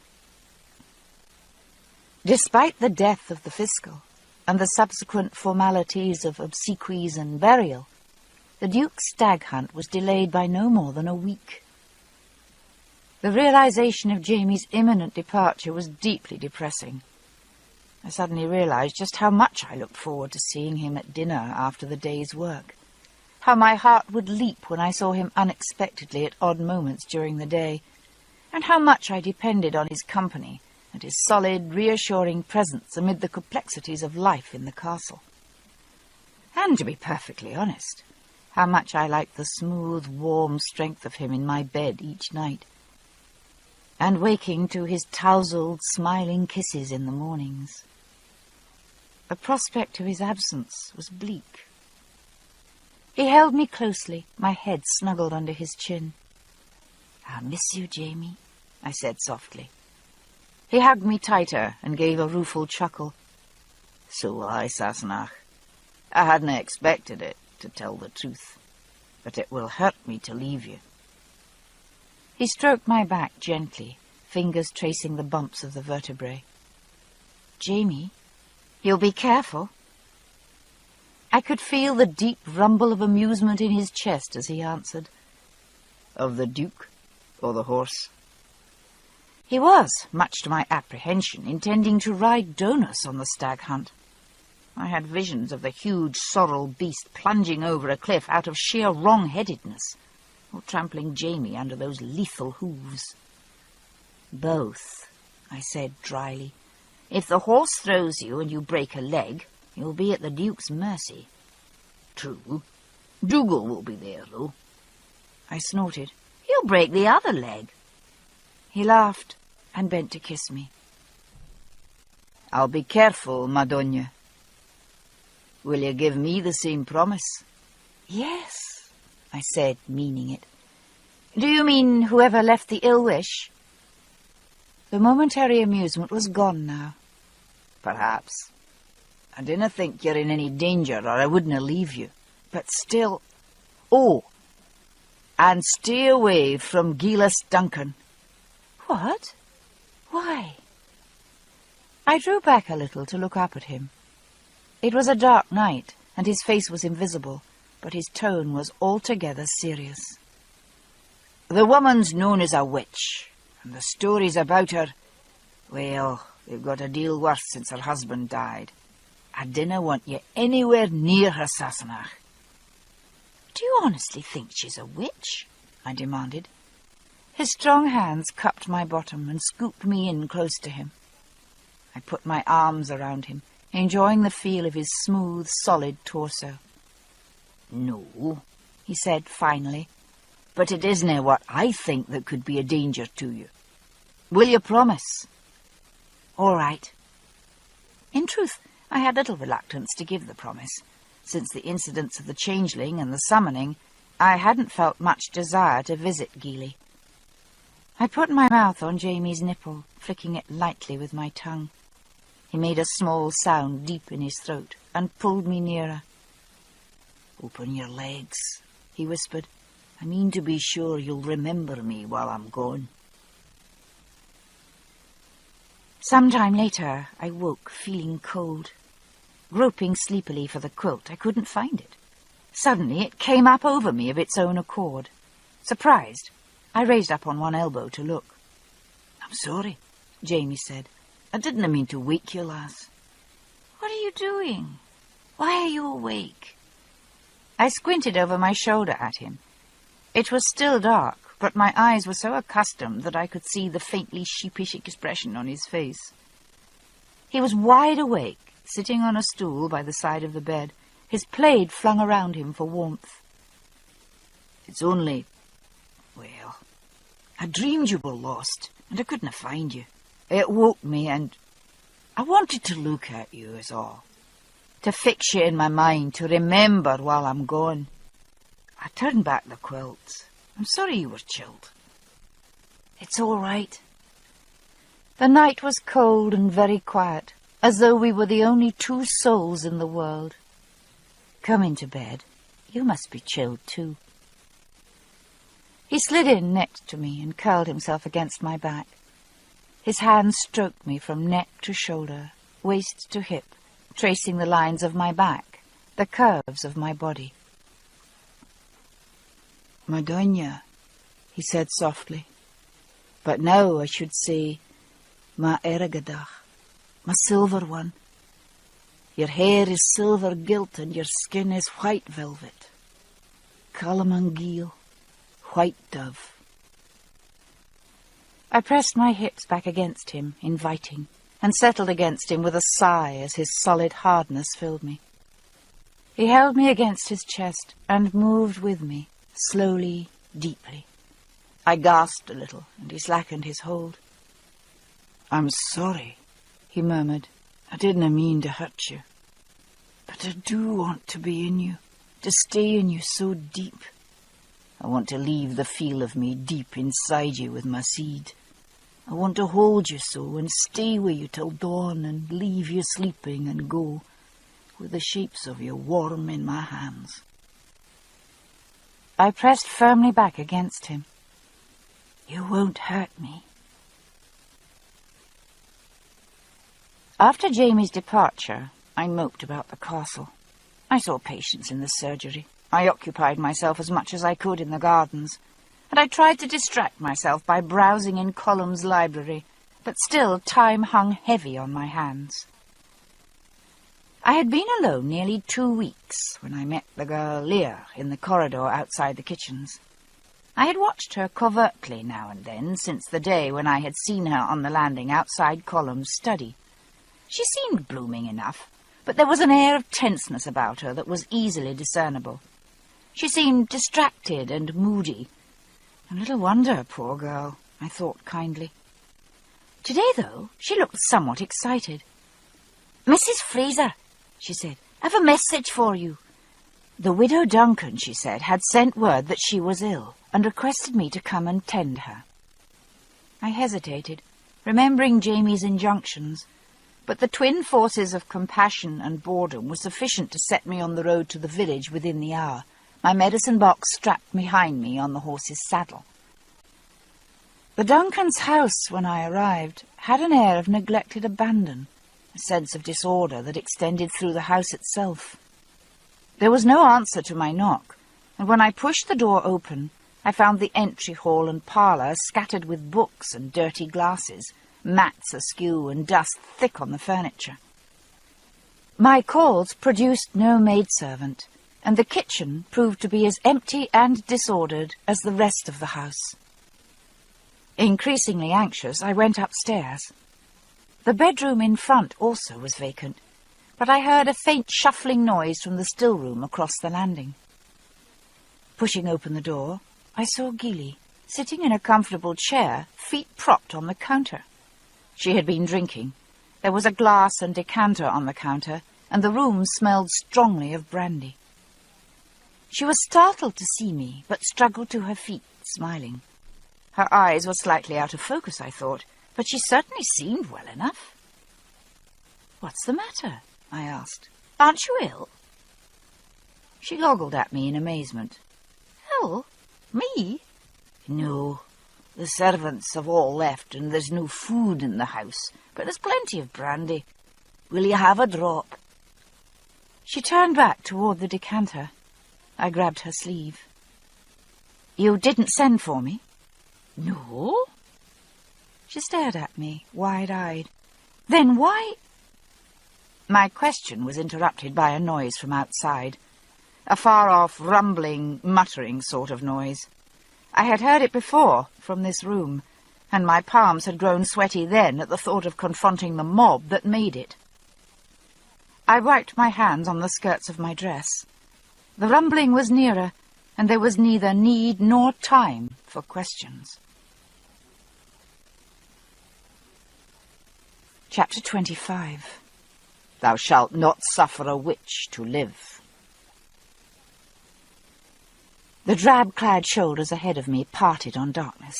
My elbows struck wood with a bone-numbing thump as I was shoved roughly over a threshold of some sort, and I fell headlong into a black stench, alive and wriggling with unseen forms. I shrieked and thrashed, trying to free myself from entanglement with innumerable scrabbling tiny feet, and an attack by something larger that squealed and struck me a hard blow on the thigh. I succeeded in rolling away, though only a foot or two, before I hit an earthen wall that sent a shower of dirt cascading down on my head. I huddled as close to it as I could get, trying to suppress my own gasping breath, so that I could hear whatever was trapped in this reeking pit with me. Whatever it was large and breathing hoarsely, but not growling. A pig, perhaps. "Who's there?" came a voice from the Stygian black, sounding scared but defiantly loud. "Claire, is it you?" "Keely," I gasped, and groped toward her, meeting her hands likewise searching. We clasped each other tightly, rocking slightly back and forth in the gloom. "Is there anything else in here besides us?" I asked, glancing cautiously around. Even with my eyes now accustomed to the dark, there was precious little to be seen. There were faint streaks of light coming from somewhere above, but the tenebrous shadows were shoulder-high here below. I could barely make out Geely's face, level with my own, and only a few inches away. She laughed, a little shakily. "Several mice, I think, and other vermin, and a smell that would knock a ferret over." I noticed the smell. Where in God's name are we? "The thieves' hole. Stand back!" There was a grating sound from overhead and a sudden shaft of light. I pressed myself against the wall, barely in time to avoid a shower of mud and filth that cascaded through a small opening in the roof of our prison. A single soft plop followed the deluge. Geely bent and picked up something from the floor. The opening above remained, and I could see that what she held was a small loaf, stale and smeared with assorted muck. She dusted it gingerly with a fold of her skirt. "Dinner," she said. "Hungry, are you?" The hole above remained open and empty, save for the occasional missile flung by a passer-by. The drizzle came in, and a searching wind. It was cold, damp, and thoroughly miserable. Suitable, I supposed, for the malefactors it was meant to house. Thieves, vagrants, blasphemers, adulterers, and suspected witches. Geely and I huddled together for warmth against one wall, not speaking much. There was little to say, and precious little either of us could do for ourselves, beyond possess our souls in patience. The hole above grew gradually darker as night came on, until it faded into the black all around. "How long do you think they mean to keep us here?" Geely shifted, stretching her legs so that the small oblong of morning light from above shone on the striped linen of her skirt. Originally a fresh pink and white, it was now considerably the worse for wear. "Not too long," she said. "They'll be waiting for the ecclesiastical examiners. Arthur had letters last month arranging for it. The 2nd week of October it was. They should be here any time." She rubbed her hands together to warm them, then put them on her knees in the little square of sunlight. "Tell me about the examiners," I said. "What will happen exactly?" "I canna say exactly. I've ne'er seen a witch trial, though I've heard of them, of course." She paused a moment, considering. "They'll not be expecting a witch trial, since they were coming to try some land disputes. So they'll not have a witch pricker, at least." "A what?" "Witches canna feel pain," Geely explained, "nor do they bleed when they're pricked." The witch pricker, equipped with a variety of pins, lancets, and other pointed implements, was charged with testing for this condition. I vaguely recalled something of this from Frank's books, but had thought it a practice common to the 17th century, not this one. On the other hand, I thought wryly, Cranesmuir was not exactly a hotbed of civilization. "In that case, it's too bad there won't be one," I said, though recoiling slightly at the thought of being stabbed repeatedly. "We could pass that test with no difficulty." "Or I could," I added caustically. "I imagine they'd get ice water, not blood, when they tried it on you." "I'd not be too sure," she said reflectively, overlooking the insult. "I've heard of witch prickers with special pins, made to collapse when they're pressed against the skin, so it looks as though they don't go in." "But why? Why try to prove someone a witch on purpose?" The sun was on the decline now, but the afternoon light was enough to suffuse our hutch with a dim glow. The elegant oval of Geely's face showed only pity for my innocence. "You still dinna understand, do you?" she said. "They mean to kill us. And it doesn't matter much what the charge is, or what the evidence shows. We'll burn all the same." The night before, I had been too shocked from the mob's attack and the misery of our surroundings to do more than huddle with Gili and wait for the dawn. With the light, though, what remained of my spirit was beginning to awake. "Why, Gili?" I asked, feeling rather breathless. "Do you know?" The atmosphere in the hole was thick with the stench of rot, filth, and damp soil, and I felt as though the impenetrable earthen walls were about to cave in upon me like the sides of an ill-dug grave. I felt, rather than saw her, shrug. The shaft of light from above had moved with the sun, and now struck the wall of our prison, leaving us in cold dark below. "If it's much comfort to you," she said dryly, "I misdoubt you were meant to be taken. It's a matter between me and Colum. You had the ill luck to be with me when the townsfolk came. Had you been with Colum, you'd likely have been safe enough, Sassenach or no." The term Sassenach, spoken in its usual derogatory sense, suddenly struck me with a sense of desperate longing for the man who called me so in affection. I wrapped my arms around my body, hugging myself to contain the lonely panic that threatened to envelop me. "Why did you come to my house?" Gili asked curiously. "I thought you had sent for me. One of the girls at the castle brought me a message. From you, she said." "Ah," she said thoughtfully. "Lear, was it?" I sat down and rested my back against the earth wall, despite my revulsion for the muddy, stinking surface. Feeling my movement, Gili shifted closer. Friends or enemies, we were each other's only source of warmth in the hole. We huddled together, perforce. "How did you know it was Lear?" I asked, shivering. "'Twas her that left the ill wish in your bed," Gili replied. "I told you at the first there were those minded you're taking the red-haired laddie. I suppose she thought if you were gone she'd have a chance at him again." I was struck dumb at this, and it took a moment to find my voice.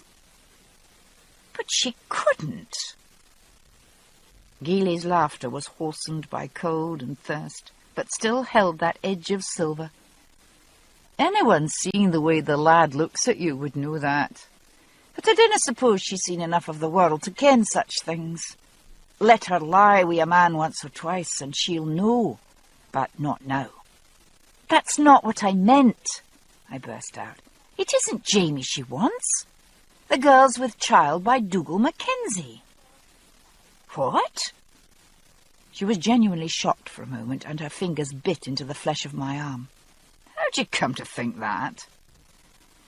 I told her of seeing Lear on the stair below Colum's study, and the conclusions I had come to. Gili snorted. "She had Colum and Dougal talking about me. That's what made her blench. She'd think Colum had heard she'd been to me for the ill wish. He'd have her whipped to bleeding for that. He doesn't allow any truck with such arts." "You gave her the ill wish?" I was staggered. Gili drew herself sharply away at this.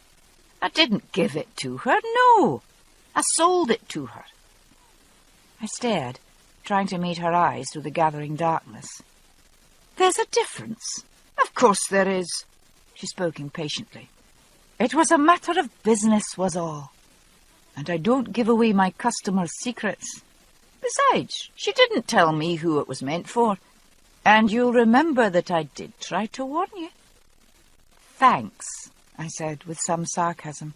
"But—" My brain was churning, trying to rearrange my ideas in light of this new information. But if she put the ill wish in my bed, then it was Jamie she wanted. That would explain her sending me to your house. But what about Dougal? Gili hesitated for a moment, then seemed to come to some decision. "The Girl's no more wee child by Dougal Mackenzie than you are." "How can you be so sure?" She groped for my hand in the darkness. Finding it, she drew it close and placed it squarely on the swelling bulge beneath her gown. "Because I am," she said simply. "Not Lear, then," I said. "You." "Me," She spoke quite simply, without any of her usual affectation. "What was it Colum said? I'll see that she's done rightly by." Well, I suppose this is his idea of a suitable disposal of the problem. I was silent for a long time, mulling things over. "Geely," I said at last, "that stomach trouble of your husband's." She sighed.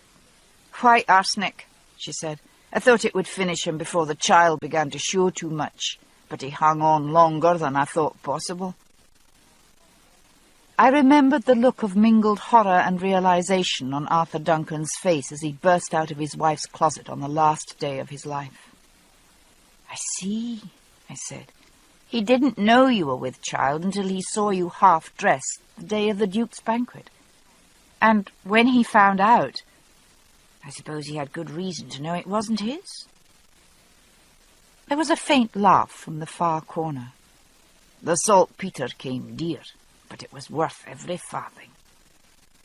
I shuddered slightly, hunched against the wall.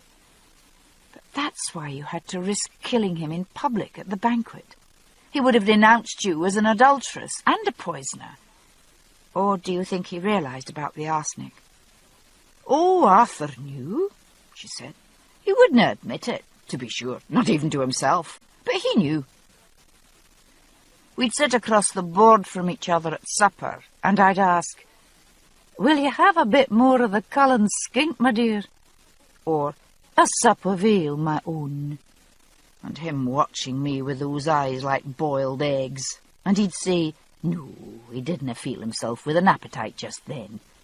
And he'd push his plate back, and later I'd hear him in the kitchen, secret-like, gobbling his food, standing by the hutch, thinking himself safe because he ate no food that came from my hand." Her voice was light and amused, as though she had been recounting some bit of juicy gossip. I shuddered again, drawing away from the thing that shared the darkness with me. "He didn't guess it was in the tonic he took. He'd take no medicine I made. Ordered a patent tonic from London. Cost the earth, too." Her voice was resentful at the extravagance. "The stuff had arsenic in it to start. You didn't notice any difference in the taste when I added a bit more." I had always heard that vanity was the besetting weakness of murderers. It seemed this was true, for she went on, ignoring our situation in the pride of recounting her accomplishments.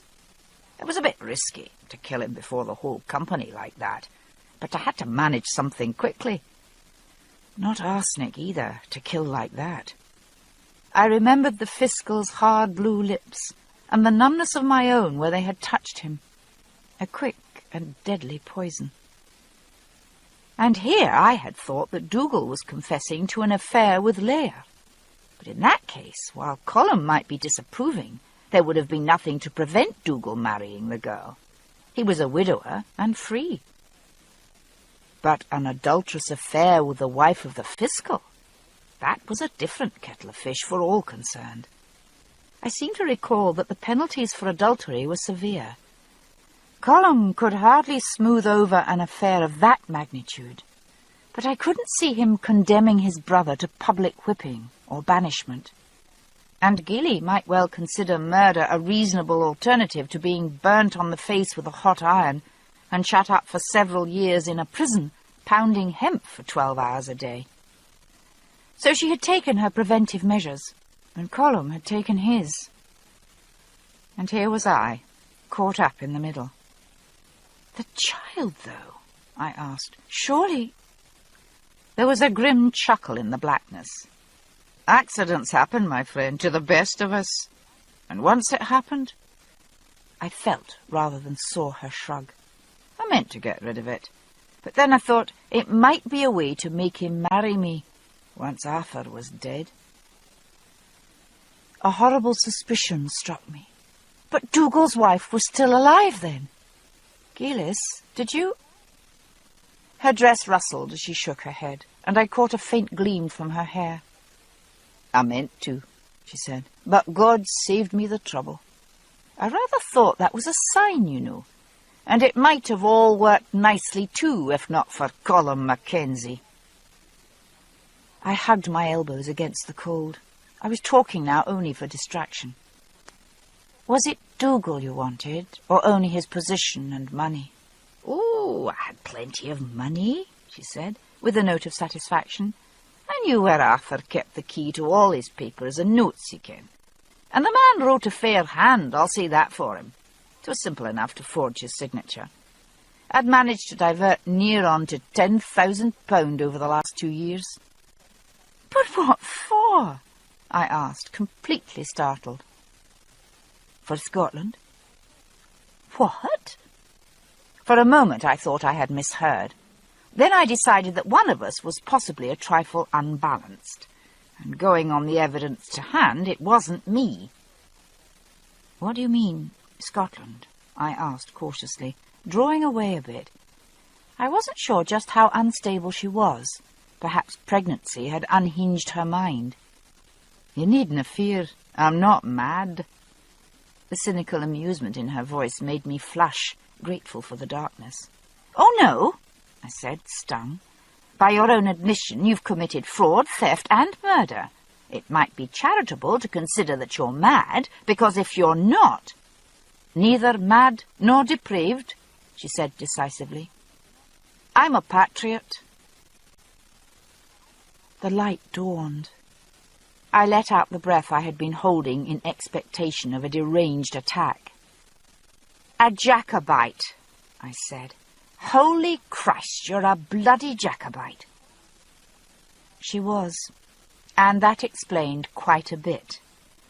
Why Dougal, generally the mirror of his brother's opinions, should have shown such initiative in raising money for the House of Stuart, and why Giles Duncan, so well equipped to lead any man she wanted to the altar, had chosen 2 such dissimilar specimens as Arthur Duncan and Dougal Mackenzie, the one for his money and position, the other for his power to influence public opinion. Colum would have been better, she continued. A pity. His misfortune is my own as well. It's him would have been the one I should have had. The only man I've seen could be my proper match. Together we could... Well, no help for it. The one man I'd want, and the one man in the world I couldn't touch with the weapon I had. So you took Dougal instead? Oh, aye, she said, deep in her own thoughts. A strong man, and with some power, a bit of property, the ear of the people. But really, he's no more than the legs and the cock, she laughed briefly, of Colum Mackenzie. It's Colum has the strength, almost as much as I have. Her boastful tone annoyed me. Colum has a few small things that you haven't, so far as I can see, such as a sense of compassion. Ah, yes, bowls of mercy and compassion, is it? She spoke ironically. Much good it may do him. Death sits on his shoulder. You can see it with half an eye. The man may live 2 years past Hogmanay, not much longer than that. And how much longer will you live? I asked. The irony turned inward, but the silver voice stayed steady. A bit less than that, I expect. No great matter. I've managed a good deal in the time I had. £10,000 diverted to France, and the district roused for Prince Charles. Come the rising, I shall know I helped, if I live so long. She stood nearly under the hole in the roof. My eyes were sufficiently accustomed to the darkness that she showed as a pale shape in the murk, a premature and unlaid ghost. She turned abruptly toward me. Whatever happens with the examiners, I have no regrets, Claire. I regret only that I have but one life to give for my country, I asked ironically. That's nicely put, she said. Isn't it just? We fell silent as it grew darker. The black of the hole seemed a tangible force pressing cold and heavy on my chest, clogging my lungs with the scent of death. At last I huddled into as close a ball as I could, put my head on my knees, and gave up the fight, lapsing into an uneasy doze on the edge between cold and panic. "Do you love the man, then?" Geely asked suddenly. I raised my head from my knees, startled. I had no idea what time it was. One faint star shone overhead, but shed no light into the hole. "Who? Jamie?" "Who else?" she said dryly. "It's his name you call out in your sleep." "I didn't know I did that." "Well, do you?" The cold encouraged a sort of deadly drowsiness, but Geely's prodding voice dragged me a bit further out of my stupor. I hugged my knees, rocking slightly back and forth. The light from the hole above had faded away to the soft dark of early night. The examiners would arrive within the next day or so. It was getting a bit late for prevarications, either to myself or anyone else.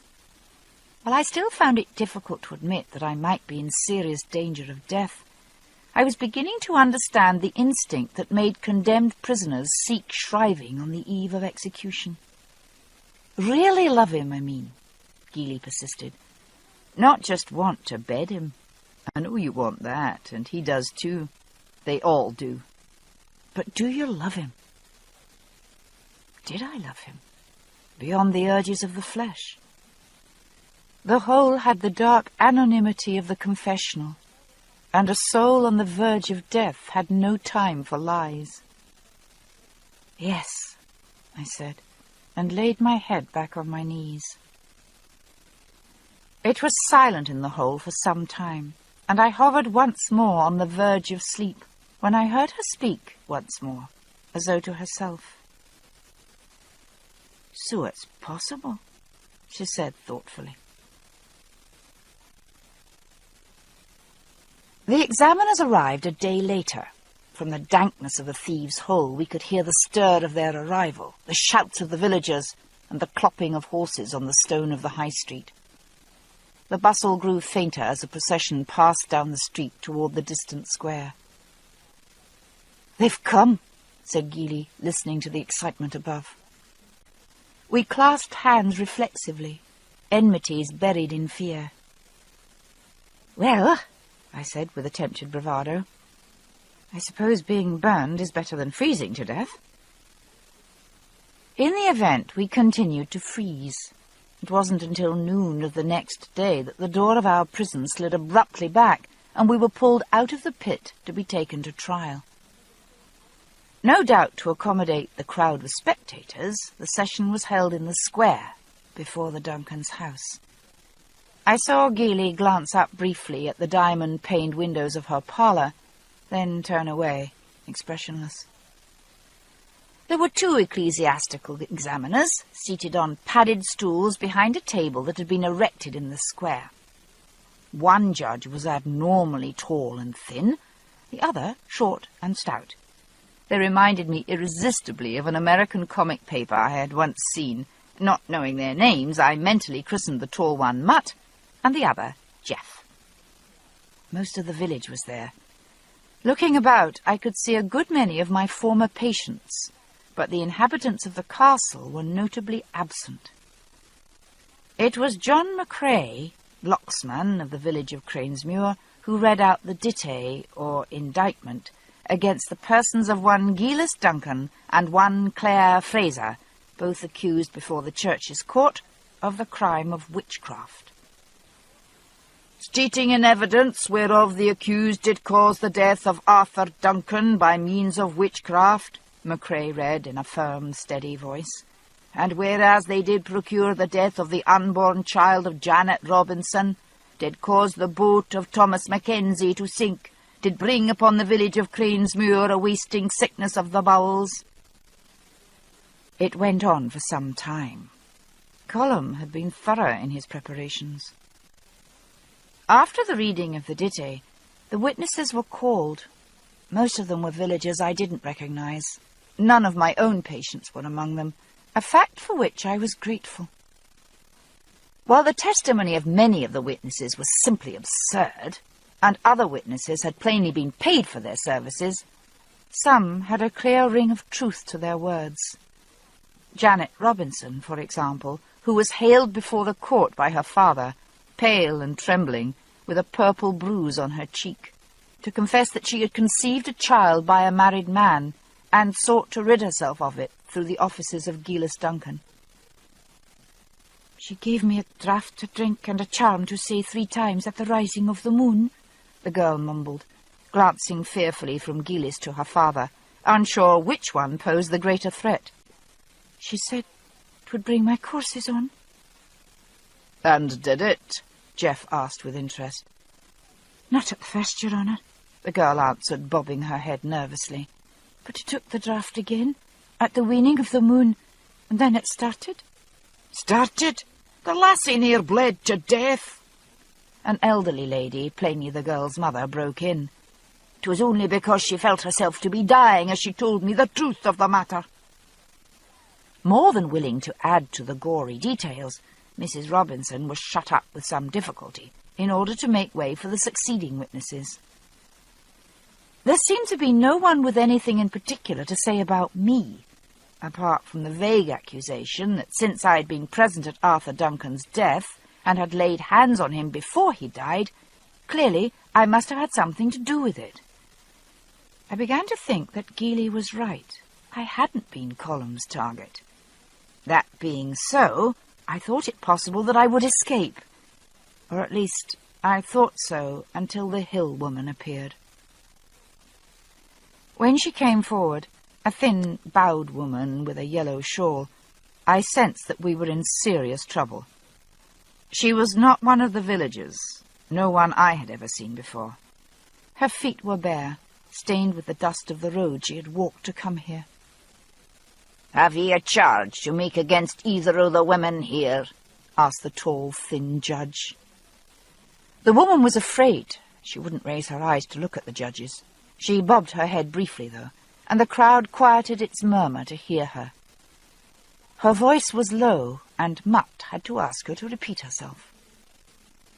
She and her husband had an ailing child, born healthy, but then turned puny and unthrifty. Finally deciding that the child was a fairy changeling, they had placed it in the fairy's seat on the hill of Croich-Gorm. Keeping watch, so as to recover their own child when the fairy should return it, they had seen the 2 ladies standing here go to the fairy's seat, pick up the child and speak strange spells over it. The woman twisted her thin hands together, working them under her apron. "We watched through the night, sirs, and when the dark came, soon after there came a great demon, a huge black shape coming through the shadows with no sound, to lean over the spot where we'd laid the babe." There was an awed murmur from the crowd, and I felt the hair on the back of my neck stir slightly, even knowing as I did that the great demon had been Jamie, gone to see whether the child still lived. I braced myself, knowing what was coming next.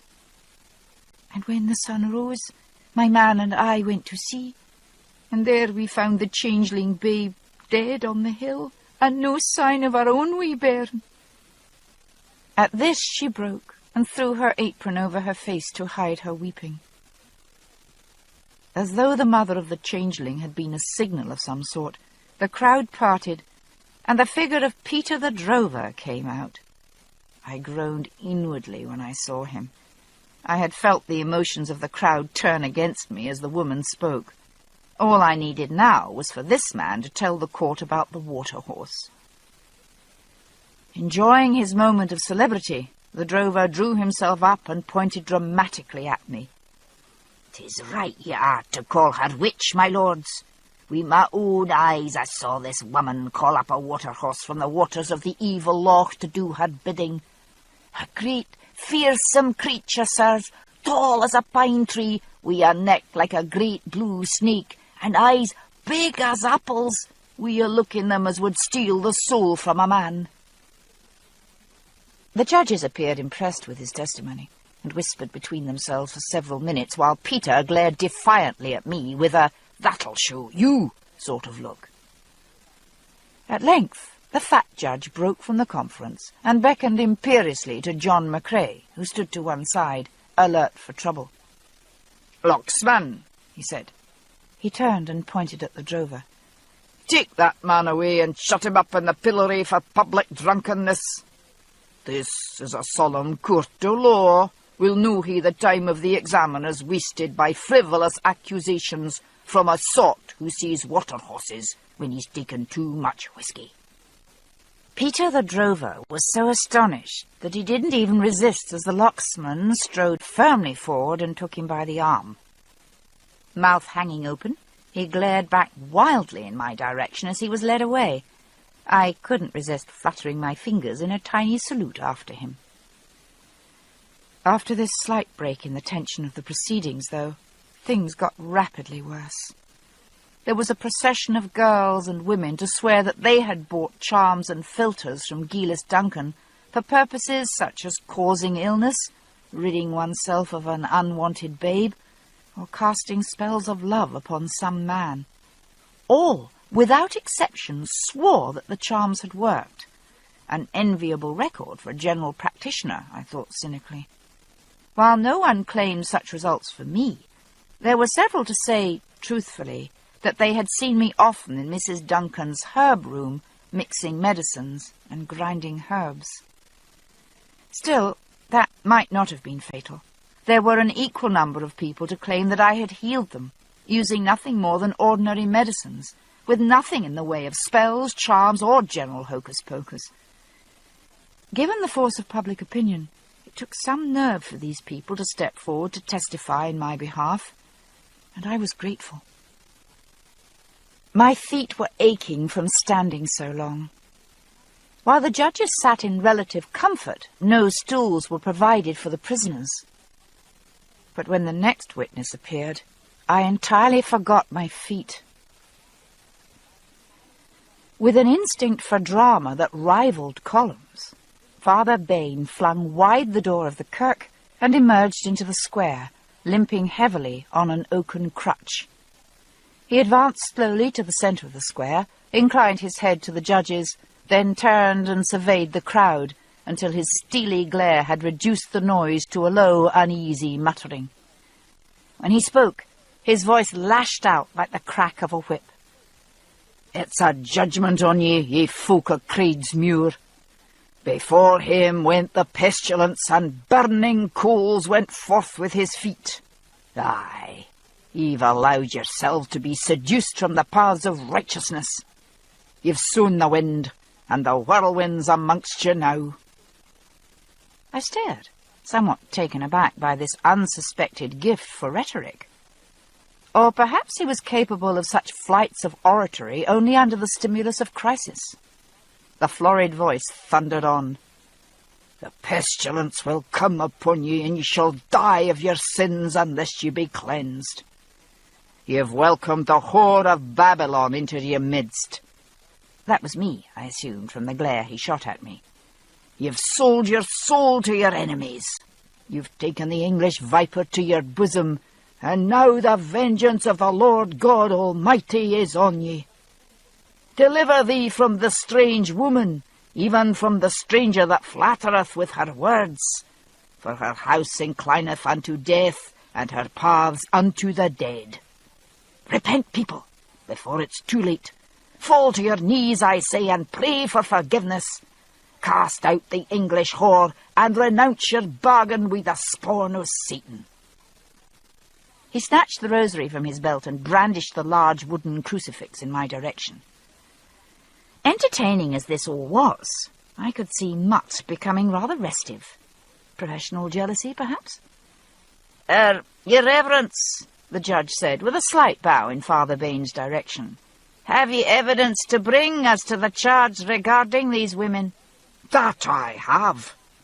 The first explosion of oratory spent, the little priest was calm now. He levelled a menacing forefinger in my direction, and I had to brace myself to keep from taking a step backward. "At noonday, on a Tuesday, 2 weeks past, I met this woman in the gardens of Castle Leoch.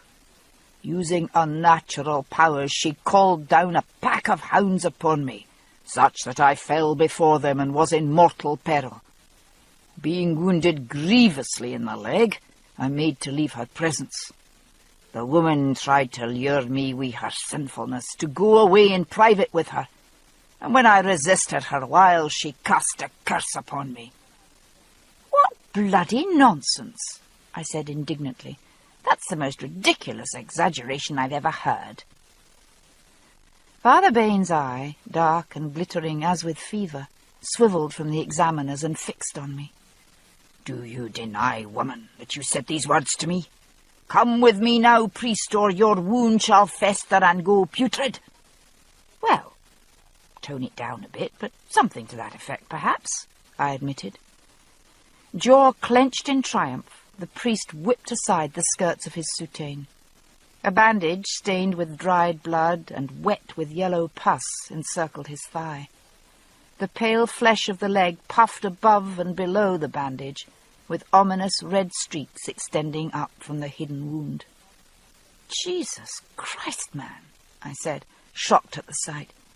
"You've got blood poisoning. You need it tended, and right now, or you'll die." There was a deep murmur of shock from the crowd. Even Mutt and Jeff seemed a bit stunned. Father Bain shook his head slowly. "You hear?" he demanded. "The temerity of the woman kens no bounds. She curses me with death, a man of God, before the judgment seat of the kirk itself." The excited murmuring of the crowd grew louder. Father Bain spoke again, raising his voice slightly in order to be heard over the noise. "I leave ye, gentlemen, with the judgment of your own senses, and the injunction of the Lord. Ye shall not suffer a witch to live." Father Bain's dramatic evidence put a stop to the testimony. Presumably no one was prepared to top that performance. The judges called a short recess and were brought refreshments from the inn. No such amenities were forthcoming for the accused. I braced myself and pulled experimentally against my bonds. The leather of the straps creaked a bit, but didn't give an inch. This, I thought cynically, trying to still my panic, was surely where the dashing young hero was meant to ride through the crowd, beating back the cringing townspeople and scooping the fainting heroine up onto his saddle.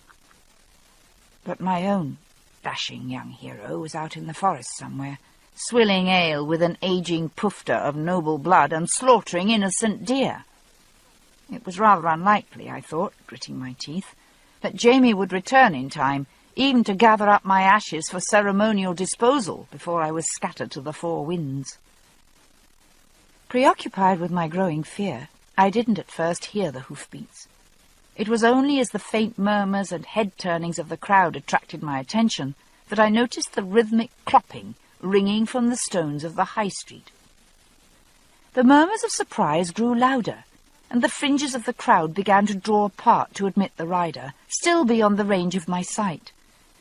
Despite my earlier despair, I began to feel a faint flicker of illogical hope. What if Jamie had come back early? Perhaps the Duke's advances had been too pressing, or the deer too few and far between. Whatever it might be, I strained on tiptoe to see the face of the approaching rider. The ranks of the crowd parted reluctantly as the horse, a strong bay, poked its long nose between two sets of shoulders. Before the astonished eyes of everyone, including me, the stick-like figure of Ned Gowan spryly dismounted. Jeff surveyed the spare, neat form before him with some astonishment. "And you are, sir?" No doubt his tone of reluctant courtesy was a result of the visitor's silver shoe buckles and velvet coat. Employment with the Laird of Clan Mackenzie was not without its compensations. "My name is Edward Gowan, your lordship," he said precisely. "Solicitor." Mutt hunched his shoulders and wriggled a bit. The stool he had been provided had no back, and his lengthy torso was no doubt feeling the strain. I stared hard at him, wishing him a herniated lumbar disc. If I were about to be burnt for having an evil eye, I thought, Let it count for something. "Solicitor?" he rumbled. "What brings you here, then?" Ned Gowan's grey peruke inclined itself in the most precise of formal bows. "I have come to offer my humble services in the support of Mistress Freezer, your lordships," he said. "A most gracious lady, whom I know of my own witness to be as kind and beneficial in the administration of the healing arts as she is knowledgeable in their application." "Very nice," I thought approvingly. "Get a blow in for our side first thing." Looking across the square, I could see Geely's mouth quirk up in a half-admiring, half-derisive smile. While Ned Gowan wouldn't be everyone's choice as Prince Charming, I wasn't inclined to be picky at a time like this. I would take my champions as they came. With a bow to the judges, and another, no less formal, to myself, Mr. Gowan drew himself still straighter than his normal upright posture, braced both thumbs in the waist of his breeks, and prepared, with all the romanticism of his aged, gallant heart, to do battle, fighting with the law's chosen weapon of excruciating boredom. Boring he most certainly was. With the deadly precision of an automated mincing machine, he arranged each charge of the dite on the slab of his scrutiny and diced it ruthlessly into shreds with the blade of statute and the cleaver of precedent. It was a noble performance. He talked, and he talked, and he talked some more, seeming occasionally to pause respectfully for instruction from the bench, but in fact only drawing breath for another onslaught of verbiage. With my life hanging in the balance, and my future entirely dependent on the eloquence of this skinny little man, I should have hung rapt on his every word. Instead, I found myself yawning appallingly, unable to cover my gaping mouth, and shifting from foot to aching foot, wishing fervently that they would burn me at once and end this torture. The crowd appeared to feel much the same, and as the high excitement of the morning faded into ennui, Mr. Gowan's small, tidy voice went on and on and on. People began to drift away, suddenly mindful of beasts that needed milking and floors that wanted sweeping, secure in the surety that nothing of interest could possibly happen while that deadly voice droned on. When Ned Gowan finally finished his initial defence, evening had set in, and the squatty judge I had named Jeff announced that the court would reconvene in the morning. After a short, muttering conference amongst Ned Gowan, Jeff, and John McCrae, the locksman, I was led off toward the inn between two burly townsmen. Casting a glance over my shoulder, I saw Geely being moved away in the opposite direction, back straight, refusing to be hurried, or for that matter, to acknowledge her surroundings in any way. In the dark back room of the inn, my bonds were at last removed, and a candle brought. Then Ned Gowan arrived, bearing a bottle of ale and a plate of meat and bread. "I've but the few minutes with you, my dear, and that hard won, so listen closely." The little man leaned nearer, conspiratorial in the flickering candlelight. His eyes were bright, and save a slight disarrangement of his peruke, he gave no hint of exertion or fatigue. "Mr. Gowan, I'm so glad to see you," I said sincerely. "Yes, yes, my dear," he said, "but there's no time for that now." He patted my hand in a kindly but perfunctory fashion. "I've succeeded in getting them to consider your case as separate from that of Mrs. Duncan, and that may be of help. It would appear that there was no original intent to arrest you, but that you were taken because of your association with Mrs. Duncan. Still," he continued briskly, "there is some danger to you, and I'll not hide it from you. The climate of opinion in the village is none too favourable to you at present." "What possessed you," he demanded with uncharacteristic heatedness, "to touch that child?" I opened my mouth to reply, but he waved the question aside impatiently. "Ah, well, it's of no matter now. What we must do is to play upon the fact of your Englishness, and hence your ignorance, you ken, not your strangeness, and draw matters out so long as we may. Time is on our side, you see, for the worst of these trials take place in a climate of hysteria, when the soundness of evidence may be disregarded for the sake of satisfying blood hunger. Blood hunger. That captured completely the feeling of the emotion I had felt emanating from the faces of the mob. Here and there I saw some traces of doubt or sympathy, but it was a rare soul who would stand against a crowd, and Cranesmuir was rather lacking in characters of that stamp. Or, no, I corrected myself. There was one, this dry little Edinburgh lawyer, tough as the old boot he so strongly resembled.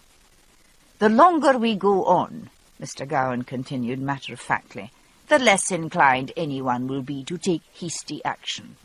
So, he said, hands on his knees, your part on the morrow is only to keep silent.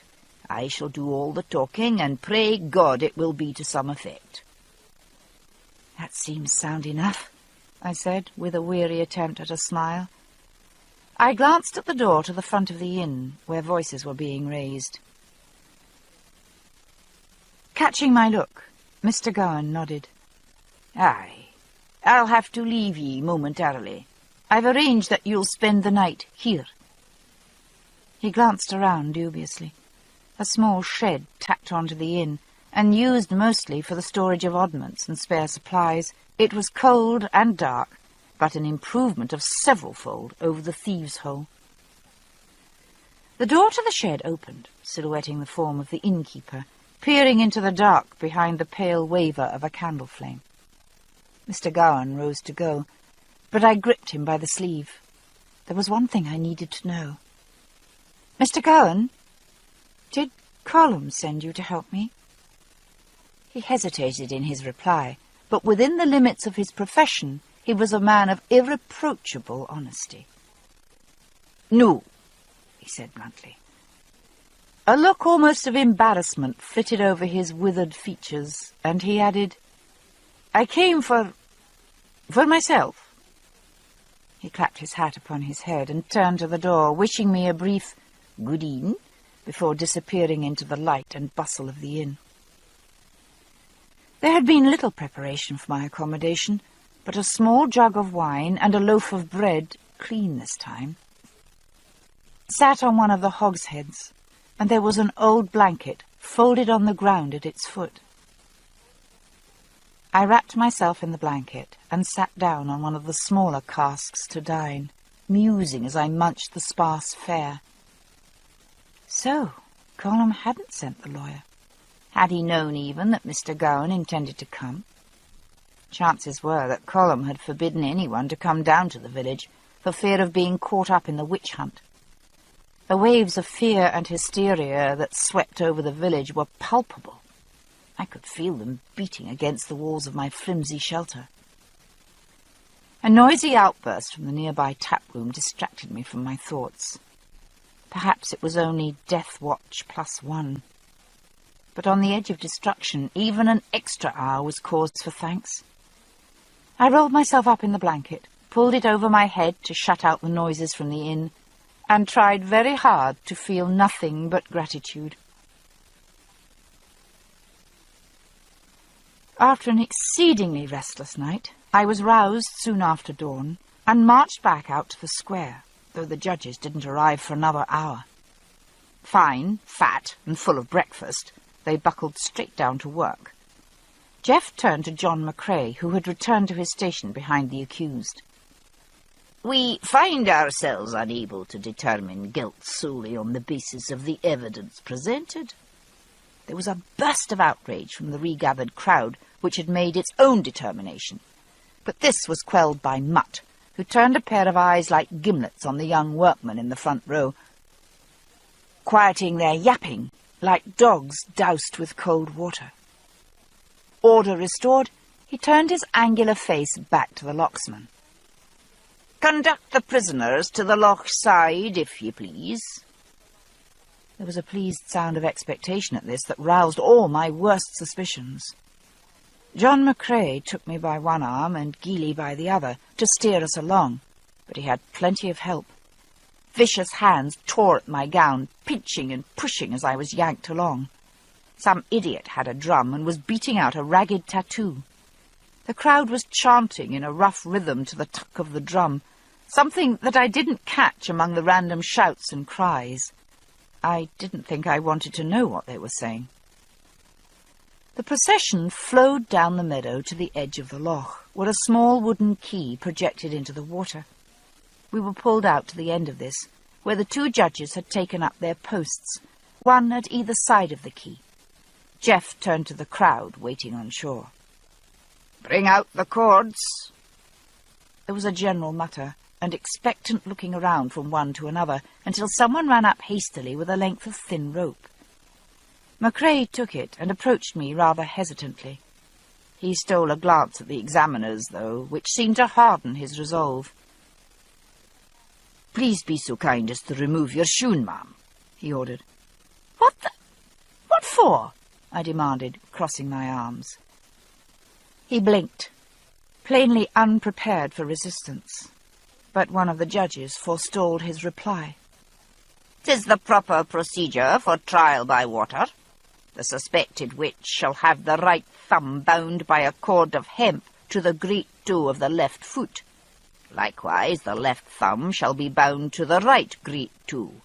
And then—" He cast an eloquent glance at the waters of the loch. Two fishermen stood barefooted in the mud of the shore, trews rolled above their knees and tied with twine. Grinning insinuatingly at me, one of them picked up a small stone and heaved it out across the steely surface. It skipped once and sank. "Upon entering the water," the short judge chimed in, "a guilty witch will float as the purity of the water rejects her tainted person.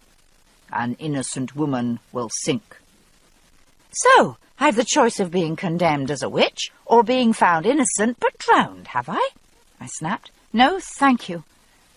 I hugged my elbows harder, trying to still the shiver that seemed to have become a permanent part of my flesh. The short judge puffed himself up like a threatened toad. "You'll nae speak before this court without leave, woman. Do you dare to refuse lawful examination?" "Do I dare refuse to be drowned? Too right I do." Too late, I caught sight of Geely frantically shaking her head so that the fair hair swirled around her face. The judge turned to McCrae. "Strip her and scalp her," he said flatly. Through a daze of disbelief, I heard a collective inhalation, presumably of shocked dismay, in truth, of anticipatory enjoyment. And I realized just what hate really meant. Not theirs, mine. They didn't bother taking me back to the village square. So far as I was now concerned, I had little left to lose, and I didn't make it easy for them. Rough hands jerked me forward, yanking at the edges of blouse and bodice. "Let go of me, you bloody lout," I yelled, and kicked one manhandler squarely where it would do most good. He crumpled with a groan, but his doubled form was quickly lost in a boiling eruption of shouting, spitting, glaring faces. More hands seized my arms and hustled me stumbling onward, half lifting me over bodies fallen in the crush, pushing me bodily through gaps too small to walk through. Someone hit me in the stomach, and I lost my breath. My bodice was virtually in shreds by this time, so it was with no great difficulty that the remainder was stripped off. I had never suffered from excessive modesty, but standing half-naked before the jeers of that crowd of ill-wishers, with the prints of sweaty hands on my bare breasts, filled me with a hatred and humiliation I couldn't even have imagined. John McCrae bound my hands before me, looping a woven rope about my wrists, leaving a length of several feet. He had the grace to look ashamed as he did it, but wouldn't raise his eyes to mine, and it was clear I could expect neither help nor lenience from that quarter. He was as much at the mercy of the crowd as I was. Geely was there, no doubt similarly treated. I caught a glimpse of her platinum hair flying in a sudden breeze. My arms stretched high above my head as the rope was thrown over the branch of a large oak and hauled tight. I gritted my teeth and held tight to my fury. It was the only thing I had to combat my fear. there was an air of breathless expectancy, punctuated by the excited murmurs and shouts from the crowd of watchers. "Get to her, John," one shouted. "Get on with it." John McCrae, sensitive to the theatrical responsibilities of his profession, paused, scourge held level at waist height, and surveyed the crowd. He walked forward and gently adjusted my position so that I faced the trunk of the tree, almost touching the rough bark. Then he drew back 2 paces, raised the whip, and let it fall. The shock of it was worse than the pain. In fact, it was only after several blows that I realized the locksman was doing his level best to spare me what he could. Still, 1 or 2 blows were hard enough to break the skin. I felt the sharp tingle in the wake of the impact. I had my eyes shut tight, cheek pressed hard against the wood, trying for all I was worth to be somewhere else. Suddenly, though, I heard something that recalled me at once to the here and now. "Claire!" There was a little slack in the rope that bound my wrists, enough to let me make a lunge that brought me clear around, facing the mob. My sudden escape disconcerted the locksman, who brought his lash down on empty air, stumbled forward off balance, and knocked his head against a limb. This had a very good effect on the mob, who roared insults and started jeering at him. My hair was in my eyes, stuck to my face with sweat, tears, and the filth of confinement. I shook my head to free it, and managed at least a sidelong glance that confirmed what my ears had heard. Jamie was shoving his way through the hindering crowd, face like thunder, ruthlessly taking advantage of his size and muscle.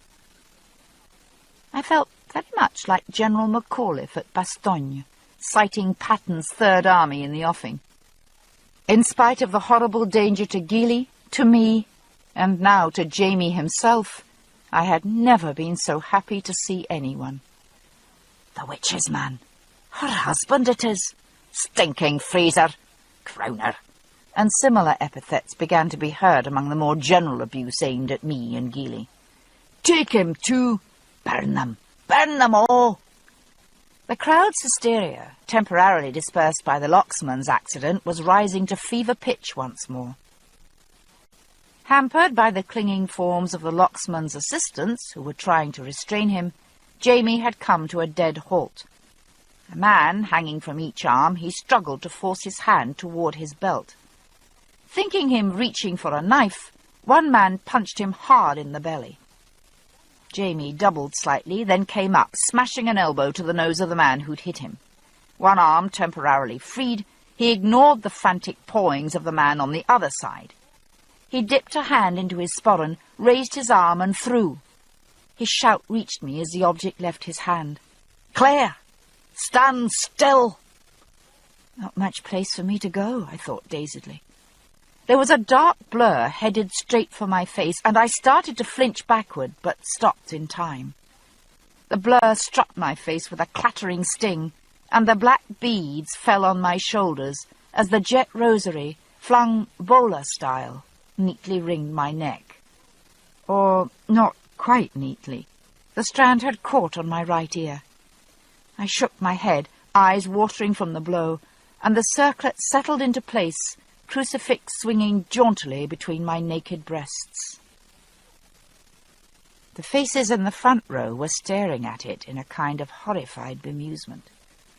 Their sudden silence affected those further back, and the roaring seethe of noise subsided. Jamie's voice, customarily soft-spoken, even in anger, rang out in the silence. There was nothing soft about it now. "Cut her down!" The hangers-on had dropped away, and the waves of the crowd parted before him as he strode forward. The locksman watched him come, standing gape-jawed and frozen. "I said, cut her down! Now!" The locksman, freed from his trance by the apocalyptic vision of red-haired death bearing down on him, stirred himself and fumbled hastily for his dirk. The rope, sawn through, let go with a shuddering snap, and my arms dropped like bolsters, aching with released strain. I staggered and would have fallen, but a strong, familiar hand caught my elbow and pulled me upright. Then my face was against Jamie's chest, and nothing mattered to me any more. I may have lost consciousness for a few moments, or only been so overcome with relief that it seemed that way. Jamie's arm was hard around my waist, holding me up, and his plaid had been thrown over me, hiding me at last from the stare of the villagers. There was a confusion of voices all around, but it was no longer the crazed and gleeful bloodlust of the mob. The voice of Mutt, or was it Jeff, cut through the confusion. "Who are you? How dare you to interfere with the investigations of the court?" I could feel, rather than see, the crowd pushing forward. Jamie was large, and he was armed, but he was only one man. I cowered against him under the folds of the plaid. His right arm tightened around me, but his left went to the sheath on his hip. The silver-blue blade hissed with menace as it came half out of its scabbard, and those in the forefront of the crowd came to a sudden stop. The judges were made of somewhat tougher fabric. Peering out from my hiding place, I could see Jeff glaring at Jamie. Matt appeared more bemused than annoyed at this sudden intrusion. "Do you dare to draw arms against the justice of God?" snapped the tubby little judge.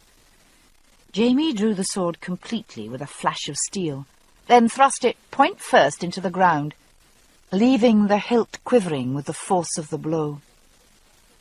"I draw it in defence of this woman and the truth," he said. "If any here be against those two, they'll answer to me, and then God, in that order." The judge blinked once or twice, as though unable to credit this behaviour, then surged to the attack once more. "You have no place in the workings of this court, sir. I'll demand that you surrender the prisoner at once. Your own behaviour will be dealt with presently." Jamie looked the judges over coolly. I could feel his heart hammering beneath my cheek as I clung to him, but his hands were rock steady, one resting on the hilt of his sword, the other on the dirk at his belt. "As to that, sir, I swore an oath before the altar of God to protect this woman, and if you're telling me that you consider your own authority to be greater than that of the Almighty, then I must inform you that I'm no of that opinion myself." The silence that followed this was broken by an embarrassed titter, echoed here and there by a nervous laugh. While the sympathies of the crowd hadn't shifted to our side, still the momentum carrying us to disaster had been broken. Jamie turned me with a hand on my shoulder. I couldn't bear to face the crowd, but I knew I must. I kept my chin as high as I could, and my eyes focused beyond the faces to a small boat in the centre of the loch. I stared at it till my eyes watered. Jamie turned back the plaid, holding it around me, but letting it drop far enough to show my neck and shoulders. He touched the black rosary and set it swinging gently to and fro.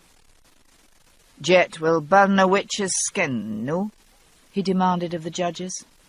"Still more, I should think, would the cross of our Lord. But look." He dipped a finger under the beads and lifted up the crucifix.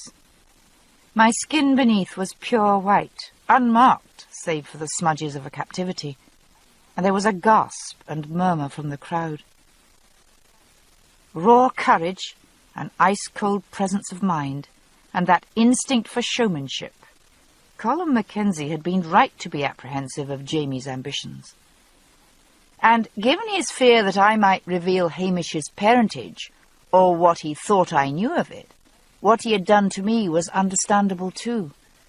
Understandable, but not forgivable. The mood of the crowd now swayed to and fro, uncertain. The bloodlust that had driven it earlier was dissipating, but it might still tilt like a cresting wave and crush us. Mutt and Jeff glanced at each other, undecided.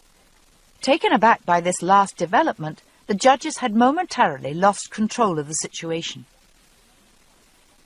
Geillis Duncan stepped forward into the breach. I don't know whether there was hope for her at that point or not. In any case, she now tossed her fair hair defiantly over one shoulder and threw her life away. "This woman is no witch," she said simply, "but I am." Jamie's show, good as it was no match for this. The resulting uproar drowned completely the voices of the judges, questioning and exclaiming. There was no clue to what she thought or felt, no more than there ever was. Her high white brow was clear, the big green eyes gleaming in what might be amusement. She stood straight in her ragged garments, daubed with filth, and stared down her accusers. When the tumult had quieted a bit, she began to speak, not deigning to raise her voice, but forcing them to hear her. "I, Gillis Duncan, do confess that I am a witch, and the mistress of Satan." This caused another outcry, and she waited again with perfect patience for them to quiet. "In obedience to my master, I do confess that I killed my husband Arthur Duncan by means of witchcraft." At this she glanced aside, catching my eye, and the hint of a smile touched her lips. Her eyes rested on the woman in the yellow shawl, but didn't soften.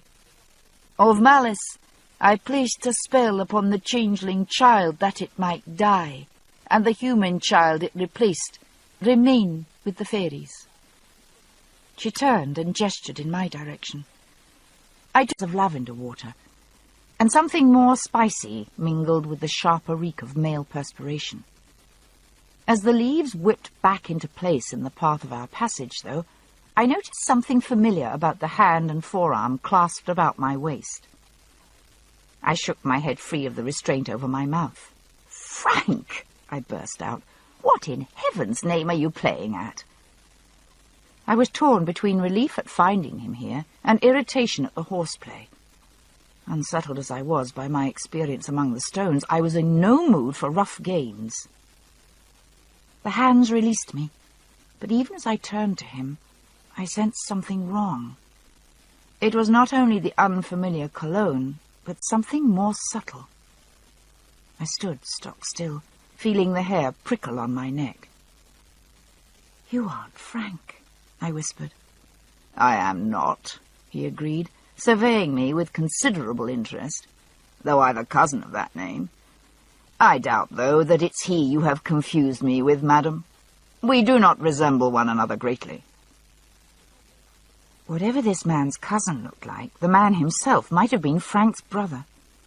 There was the same lithe, spare build and fine-drawn bones, the same chiselled lines of the face, the level brows and wide hazel eyes, and the same dark hair curved smooth across the brow. But this man's hair was long, tied back from his face with a leather thong, and the gypsy's skin showed the deep-baked tan of months, no, years of exposure to the weather, not the light golden colour Frank's had attained during our Scottish holiday. "Just who are you?" I demanded, feeling most uneasy. While Frank had numerous relatives and connections, I thought I knew all the British branch of the family. Certainly there was no one who looked like this man among them. And surely Frank would have mentioned any near relative living in the Highlands. Not only mentioned him, but insisted upon visiting him as well, armed with the usual collection of genealogical charts and notebooks, eager for any tidbits of family history about the famous Black Jack Randall. The stranger raised his brows at my question. "Who am I? I might ask the same question, madam, and with considerably more justification." His eyes raked me slowly from head to toe, travelling with a sort of insolent appreciation over the thin, peony-sprigged cotton dress I wore, and lingering with an odd look of amusement on my legs. I didn't at all understand the look, but it made me extremely nervous, and I backed up a step or two until I was brought up sharp by bumping into a tree. The man finally removed his gaze and turned aside. It was as though he had taken a constraining hand off me, and I let out my breath in relief, not realizing until then that I had been holding it. He had turned to pick up his coat, thrown across the lowest branch of an oak sapling, He brushed some scattered leaves from it and began to put it on. I must have gasped, because he looked up again. The coat was a deep scarlet, long-tailed and without lapels, frogged down the front. The buff linings of the turned-back cuffs extended a good 6 inches up the sleeve, and a small coil of gold braid gleamed from one epaulette. It was a dragoon's coat, an officer's coat. Then it occurred to me. Of course, he was an actor from the company I had seen on the other side of the wood, though the short sword he proceeded to strap on seemed remarkably more realistic than any prop I had ever seen. I pressed myself against the bark of the tree behind me and found it reassuringly solid. I crossed my arms protectively in front of me. "Who the bloody hell are you?" I demanded again. The question this time came out in a croak that sounded frightened even to my ears. As though not hearing me, he ignored the question, taking his time in the fastening of the frogs down the front of his coat.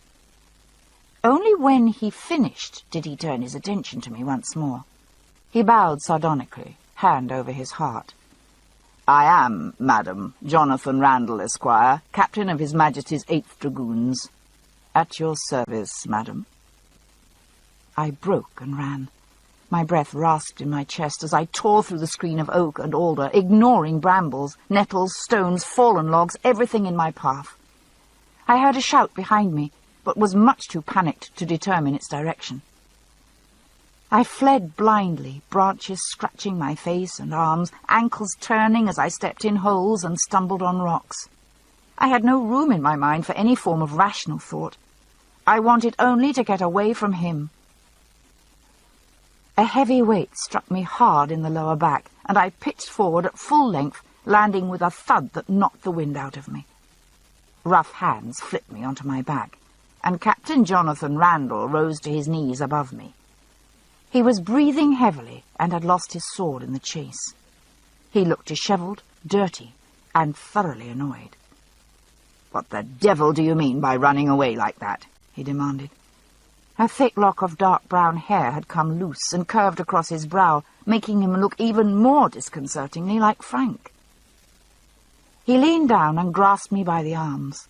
Still gasping for breath, I struggled to get free, but succeeded only in dragging him down on top of me. He lost his balance and collapsed at full length on me, flattening me once more. Surprisingly enough, this seemed to make his annoyance vanish. "Oh, like that, is it?" he said with a chuckle. "Well, I'd be most willing to oblige you, Chucky, but it happens you've chosen a rather inopportune moment." His weight pressed my hips to the ground, and a small rock was digging painfully in the small of my back. I squirmed to dislodge it. He ground his hips hard against mine, and his hands pinned my shoulders to the earth. My mouth fell open in outrage. "What do you mean?" I began. But he ducked his head and kissed me, cutting short my expostulations. His tongue thrust into my mouth and explored me with a bold familiarity, roving and plunging, retreating and lunging again. Then, just as suddenly as he had begun, he pulled back. He patted my cheek. "Quite nice, Chuck. Perhaps later, when I've the leisure to attend to you properly." I had by this time recovered my breath, and I used it. I screamed directly into his ear-hole, and he jerked as though I had run a hot wire into it. I took advantage of the movement to get my knee up, and jabbed it into his exposed side, sending him sprawling into the leaf mould. I scrambled awkwardly to my feet. He rolled expertly and came up alongside me. I glanced wildly around, looking for a way out, but we were flush up against the foot of one of those towering granite cliffs that jut so abruptly from the soil of the Scottish Highlands. He had caught me at a point where the rock face broke inward, forming a shallow, stony box. He blocked the entrance to the declivity, arms spread and braced between the rock walls, an expression of mingled anger and curiosity on his handsome, dark face. "Who were you with?" he demanded. "Frank, whoever he is. I've no man by that name among my company. Or is it some man who lives nearby?" He smiled derisively. You haven't the smell of dung on your skin, so you haven't been with a cotter. For that matter, you look a bit more expensive than the local farmers could afford. I clenched my fists and set my chin. Whatever this joker had in mind, I was having none of it. I haven't the faintest idea what you're talking about, and I'll thank you to let me pass at once, I said, adopting my very best ward sister's tone. This generally had a good effect on recalcitrant orderlies and young interns, but it appeared merely to amuse Captain Randall. I was resolutely repressing the feelings of fear and disarray. I took advantage of the ignorance of Claire Fraser, using her for my purposes, but she had neither part nor knowledge in my doings, nor does she serve my master. The crowd was muttering again, people jostling to get a better look, pushing nearer. She stretched out both hands toward them, palm outward. "Stay back!" The clear voice cracked like a whip, to much the same effect. She tilted back her head to the skies and froze, like one listening. "Hear," she said, "hear the wind of his coming. Beware, ye people of Cranesmuir, for my master comes on the wings of the wind." She lowered her head and screamed, a high, eerie sound of triumph. The large green eyes were fixed and staring, trance-like. The wind was rising. I could see the clouds of the storm rolling across the far side of the loch. People began to look uneasily around. A few souls dropped back from the edge of the crowd. Geely began to spin, twirling round and round, hair whipping in the wind, hand gracefully overhead like a maypole dancer's. I watched her in stunned disbelief. As she turned, her hair hid her face. On the last turn, though, she snapped her head to throw the fair mane to one side, and I saw her face clearly, looking at me. The mask of trance had vanished momentarily, and her mouth formed a single word. Then her turn took her around to face the crowd once more, and she began her eerie screaming again. The word had been, "Run!" She stopped her spinning suddenly, and with a look of mad exultation gripped the remnants of her bodice with both hands and tore it down the front. Tore it far enough to show the crowd the secret I had learned, huddled close beside her in the cold filth of the thieves' hole. The secret Arthur Duncan had learned in the hour before his death. The secret for which he had died. The shreds of her loose gown dropped away, exposing the swelling bulge of a 6-month pregnancy. I still stood like a rock, staring. Jamie had no such hesitations. Seizing me with one hand and his sword with the other, he flung himself into the crowd, knocking people out of the way with elbows, knees, and sword hilt, bulling his way toward the edge of the loch. He let out a piercing whistle through his teeth. Intent on the spectacle under the oak, few people at first realized what was happening. Then, as individuals began to shout and grab at us, there was the sound of galloping hooves on the hard-packed dirt above the shore. Donor still didn't care much for people and was all too willing to show it. He bit the first hand reaching for his bridle, and a man dropped back, crying out and dripping blood. The horse reared, squealing and pawing the air, and the few bold souls still intent on stopping him suddenly lost interest. Jamie flung me over the saddle like a sack of meal, and swung up himself in one fluid motion. Clearing a path with vicious swipes of his sword, he turned Donus through the hindering mass of the crowd. As people fell back from the onslaught of teeth, hooves, and blade, we picked up speed, leaving the loch, the village, and Leoch behind. Breath knocked out of me by the impact, I struggled to speak, to scream to Jamie. For I hadn't stood frozen at the revelation of Geely's pregnancy. It was something else I had seen that chilled me to the marrow of my bones. As Geely had spun, white arms stretched aloft, I saw what she had seen when my own clothes were stripped away. A mark on one arm, like the one I bore. Here, in this time, the mark of sorcery, the mark of a magus. the small, homely scar of a smallpox vaccination.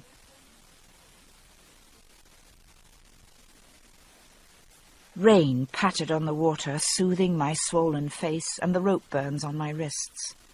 I dipped a handful of water from the stream and sipped it slowly, feeling the cold liquid trickle down my throat with gratitude. Jamie disappeared for a few minutes. He came back with a handful of dark green oblate leaves, chewing something.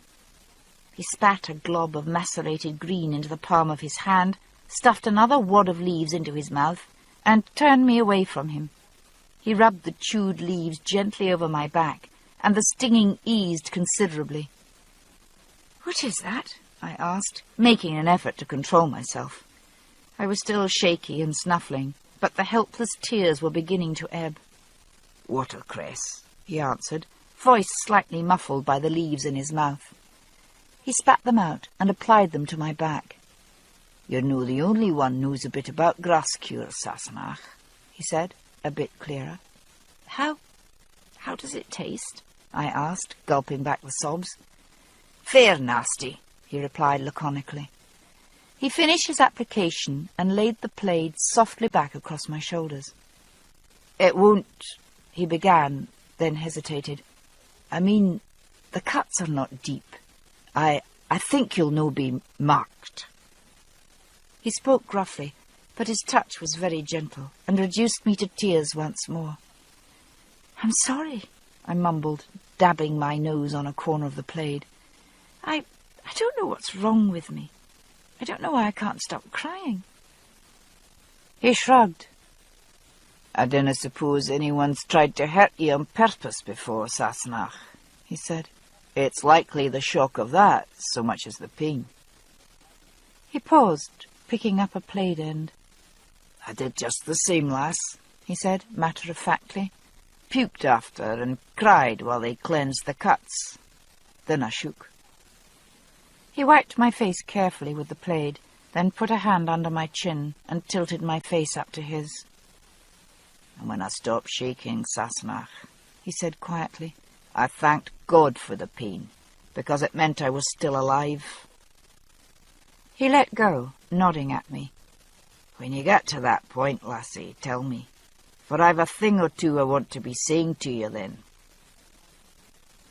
He got up and went down to the edge of the burn to wash out the blood-stained handkerchief in cold water. "What brought you back?" I asked when he returned. I had managed to stop crying, but I still shook and huddled deeper into the folds of the plaid. "Alec McMahon," he said, smiling. "I told him to watch over you while I was gone. When the villagers took you and Mrs. Duncan, he rode all night and the next day to find me. And then I rode like the devil himself coming back. Lord, that's a good horse." He looked approvingly up the slope to Donus, tethered to a tree at the top of the bank, his wet coat gleaming like copper. "I'll have to move him," he said thoughtfully. "I doubt anyone will follow, but it isna that far from Cranesmuir. Can you walk now?" I followed him up the steep slope with some difficulty, small rocks rolling under my feet, and bracken and bramble catching my shift. Near the top of the slope was a grove of young alders, grown so close together that the lower branches interlaced, forming a green roof over the bracken beneath. Jamie shoved the branches up far enough for me to crawl into the narrow space, then carefully rearranged the crushed bracken before the entrance. He stood back and surveyed the hiding place critically, nodding in satisfaction. "Aye, that's good. No one will find you there." He turned to go, then turned back. "Try to sleep if you can, and don't worry if I'm not back at once. I'll hunt a bit on the way back. We've no food with us, and I dinna want to attract attention by stopping at a croft. Pull the tartan up over your head and make sure it covers your shift. The white shows for a long way." Food seemed irrelevant. I felt as though I would never want to eat again. Sleep was something else again. My back and arms still ached, the rope burns on my wrist were raw, and I felt sore and bruised all over. But worn out with fear, pain, and simple exhaustion, I fell asleep almost at once, the pungent scent of ferns rising around me like incense. I awoke with something gripping my foot. Startled, I sat up straight, crashing into the springy branches overhead. Leaves and sticks showered down around me, and I flailed my arms wildly, trying to disengage my hair from the snagging twigs. Scratched, dishevelled, and irritated, I crawled out of my sanctuary, to find an amused Jamie squatting nearby, watching my emergence. It was near sunset. The sun had dropped below the lip of the burn, leaving the rocky canyon in shadow. The smell of roasting meat rose from a small fire burning among the rocks near the stream, where 2 rabbits browned on a makeshift spit made of sharpened green sticks. Jamie held out a hand to help me down the slope. I haughtily declined, and swept down myself, tripping only once on the trailing ends of the plaid. My earlier nausea had vanished, and I fell ravenously on the meat. "We'll move up into the forest after supper, Sassenach," Jamie said, tearing a joint from the rabbit carcass. "I dinna want to sleep near the barn. I canna hear anyone coming over the noise of the water." There wasn't much conversation as we ate.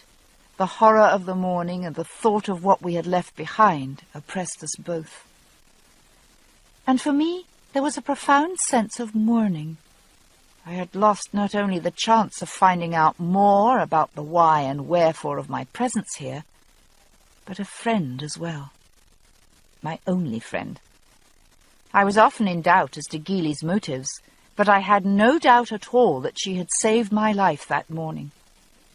Knowing herself doomed, she had done her best to give me a chance of escape. The fire, almost invisible in daylight, was growing brighter now as darkness filled the burn. I looked into the flames, seeing the crisp skin and brown bones of the rabbits on their spits. A drop of blood from a broken bone fell into the fire, hissing into nothing. Suddenly, the meat stuck in my throat. I set it down hastily and turned away, retching. Still without speaking much, we moved out of the burn and found a comfortable place near the edge of a clearing in the forest. Hills rose in undulant mounds all around us, but Jamie had chosen a high spot with a good view of the road from the village. The dusk momentarily heightened all the colours of the countryside, lighting the land with jewels, a glowing emerald in the hollows, a lovely shadowed amethyst among the clumps of heather, and burning rubies on the red-berried rowan trees that crowned the hills. Rowan berries, a specific against witchcraft. Far in the distance, the outline of Castle Leoch was still visible at the foot of Ben Aidan. It faded quickly as the light died. Jamie made a fire in a sheltered spot and sat down next to it. The rain had eased to a faint drizzle that misted the air and spangled my eyelashes with rainbows when I looked at the flames. He sat staring into the fire for a long time. Finally, he looked up at me, hands clasped around his knees. "I said before that I'd not ask you things you had no wish to tell me. And I'd not ask you now, but I must know, for your safety as well as mine." He paused, hesitating. "Claire, if you've never been honest with me, be so now, for I must know the truth. Claire, are you a witch?" I gaped at him. "A witch? You can really ask that?" I thought he must be joking. He wasn't. He took me by the shoulders and gripped me hard, staring into my eyes as though willing me to answer him. "I must ask it, Claire, and you must tell me." "And if I were?" I asked through dry lips. "If you had thought I were a witch, would you still have fought for me?" "I would have gone to the stake with you," he said violently, "and to hell beyond if I must. But may the Lord Jesus have mercy on my soul and on yours. Tell me the truth." The strain of it all caught up with me. I tore myself out of his grasp and ran across the clearing. Not far, only to the edge of the trees. I couldn't bear the exposure of the open space. I clutched a tree, put my arms around it and dug my fingers hard into the bark, pressed my face to it and shrieked with hysterical laughter. Jamie's face, white and shocked, loomed up on the other side of the tree. With a dim realization that what I was doing must sound unnervingly like cackling, I made a terrific effort and stopped. Panting, I stared at him for a moment. "Yes," I said, backing away, still heaving with gasps of unhinged laughter. "Yes, I am a witch. To you, I must be. I've never had smallpox, but I can walk through a room full of dying men and never catch it. I can nurse the sick and breathe their air and touch their bodies, and the sickness can't touch me.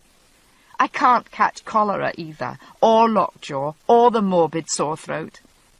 And you must think it's an enchantment because you've never heard of vaccine and there's no other way you can explain it. The things I know." I stopped backing away and stood still, breathing heavily, trying to control myself. "I know about Jonathan Randall because I was told about him. I know when he was born and when he'll die. I know about what he's done and what he'll do. I know about Sandringham because Frank told me. He knew about Randall because he... Oh, God." I felt as though I might be sick and closed my eyes to shut out the spinning stars overhead. "And Colum. He thinks I'm a witch because I know Hamish isn't his own son. I know he can't sire children. But he thought I knew who Hamish's father is. I thought maybe it was you, but then I knew it couldn't be, and..." I was talking faster and faster, trying to keep the vertigo at bay with the sound of my own voice.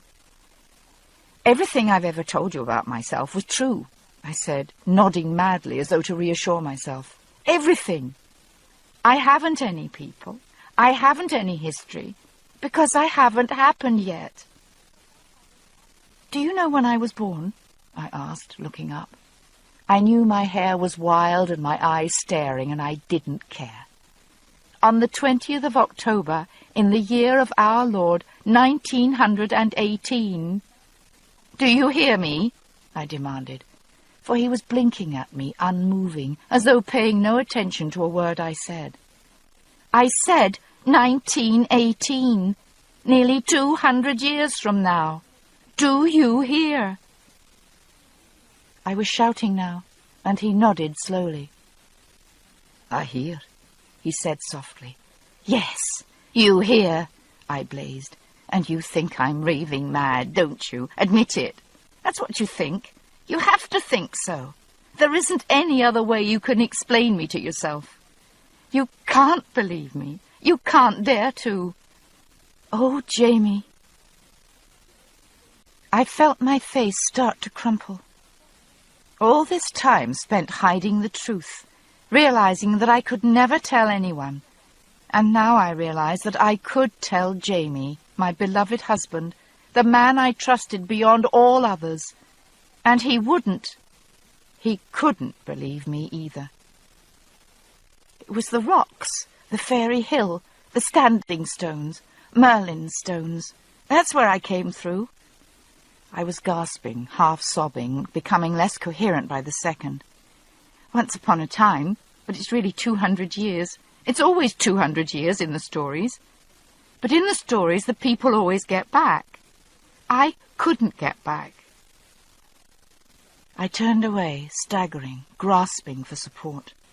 I sat down on a rock, shoulders slumped, and put my head in my hands. There was a long silence in the wood. It went on long enough for the small night birds to recover their courage and start their noises once again, calling to each other with a thin, high "seek" as they hawked for the last insects of the summer. I looked up at last, thinking that perhaps he had simply risen and left me, overcome by my revelations. He was still there, though, still sitting, hands braced on his knees, head bowed as though in thought. The hairs on his arms shone stiff as copper wires in the firelight, though, and I realized that they stood erect, like the bristles on a dog. He was afraid of me. "Jamie," I said, feeling my heart break with absolute loneliness.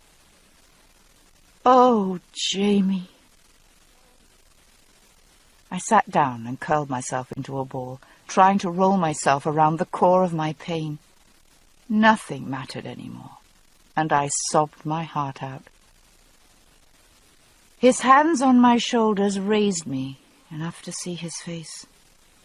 Through the haze of tears, I saw the look he wore in battle, of struggle that had passed the point of strain and become calm certainty.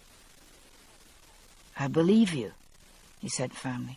"I dinna understand it a bit, not yet. But I believe you.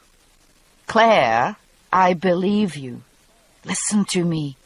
There's the truth between us, you and I, and whatever you tell me, I shall believe it." He gave me a gentle shake. "It doesn't matter what it is. You've told me. That's enough for now. Be still, Madonna. Lay your head and rest. You'll tell me the rest of it later, and I'll believe you." I was still sobbing, unable to grasp what he was telling me. I struggled, trying to pull away, but he gathered me up and held me tightly against himself, pushing my head into the folds of his plaid, and repeating over and over again, "I believe you." At last, from sheer exhaustion, I grew calm enough to look up and say, "But you can't believe me." He smiled down at me. His mouth trembled slightly, but he smiled. "You'll no tell me what I canna do, Sassenach." He paused a moment. "How old are you?" he asked curiously. I never thought to ask. The question seemed so preposterous that it took me a minute to think. "I'm 27, or maybe 28, I added. That rattled him for a moment. At 28, women in this time were usually on the verge of middle age. "Oh," he said. He took a deep breath. "I thought you were about my age, or younger." He didn't move for a second, but then he looked down and smiled faintly at me. "Happy birthday, Sassenach," he said. It took me completely by surprise, and I just stared stupidly at him for a moment. "What?" I managed at last. "I said, happy birthday. It's the 20th of October today." "Is it?" I said dumbly. I'd lost track. I was shaking again from cold and shock and the force of my tirade. He drew me close against him and held me, smoothing his big hands lightly over my hair, cradling my head against his chest. I began to cry again, but this time with relief. In my state of upheaval, it seemed logical that if he knew my real age and still wanted me, then everything would be all right. Jamie picked me up and, holding me carefully against his shoulder, carried me to the side of the fire where he had laid the horse's saddle. He sat down, leaning against the saddle, and held me, light and close. A long time later he spoke. "All right. Tell me now." I told him everything, haltingly but coherently. I felt numb from exhaustion, but content, like a rabbit that has outrun a fox and found temporary shelter under a log. It isn't sanctuary, but at least it is respite. And I told him about Frank. "Frank," he said softly. "Then he isn't dead after all." "He isn't born." I felt another small wave of hysteria break against my ribs, but managed to keep myself under control. "Neither am I." He stroked and patted me back into silence, making his small, murmuring Gaelic sounds. "When I took you from Randall at Fort William," he said suddenly, "you were trying to get back to the Stones, and Frank, that's why you left the Grove." "Yes." "And I beat you for it." His voice was soft with regret. "You couldn't know. I couldn't tell you." I was beginning to feel very drowsy indeed. No, I dinna suppose you could. He pulled the plaid closer around me, tucking it gently around my shoulders. Do you sleep now, my Doña? No one shall harm you. I'm here. I burrowed into the warm curve of his shoulder, letting my tired mind fall through the layers of oblivion. I forced myself to the surface long enough to ask, "Do you really believe me, Jamie?" He sighed and smiled ruefully down at me. Aye, I believe you, Sassenach. But it would have been a good deal easier if you'd only been a witch. I slept like the dead, awakening sometime after dawn with a terrible headache, stiff in every muscle. Jamie had a few handfuls of oats in a small bag in his sporran, and forced me to eat dramach, oats mixed with cold water. It stuck in my throat, but I choked it down. He was slow and gentle with me, but spoke very little. After breakfast, he quickly packed up the small campsite and saddled Donis. Numb with the shock of recent events, I didn't even ask where we were going.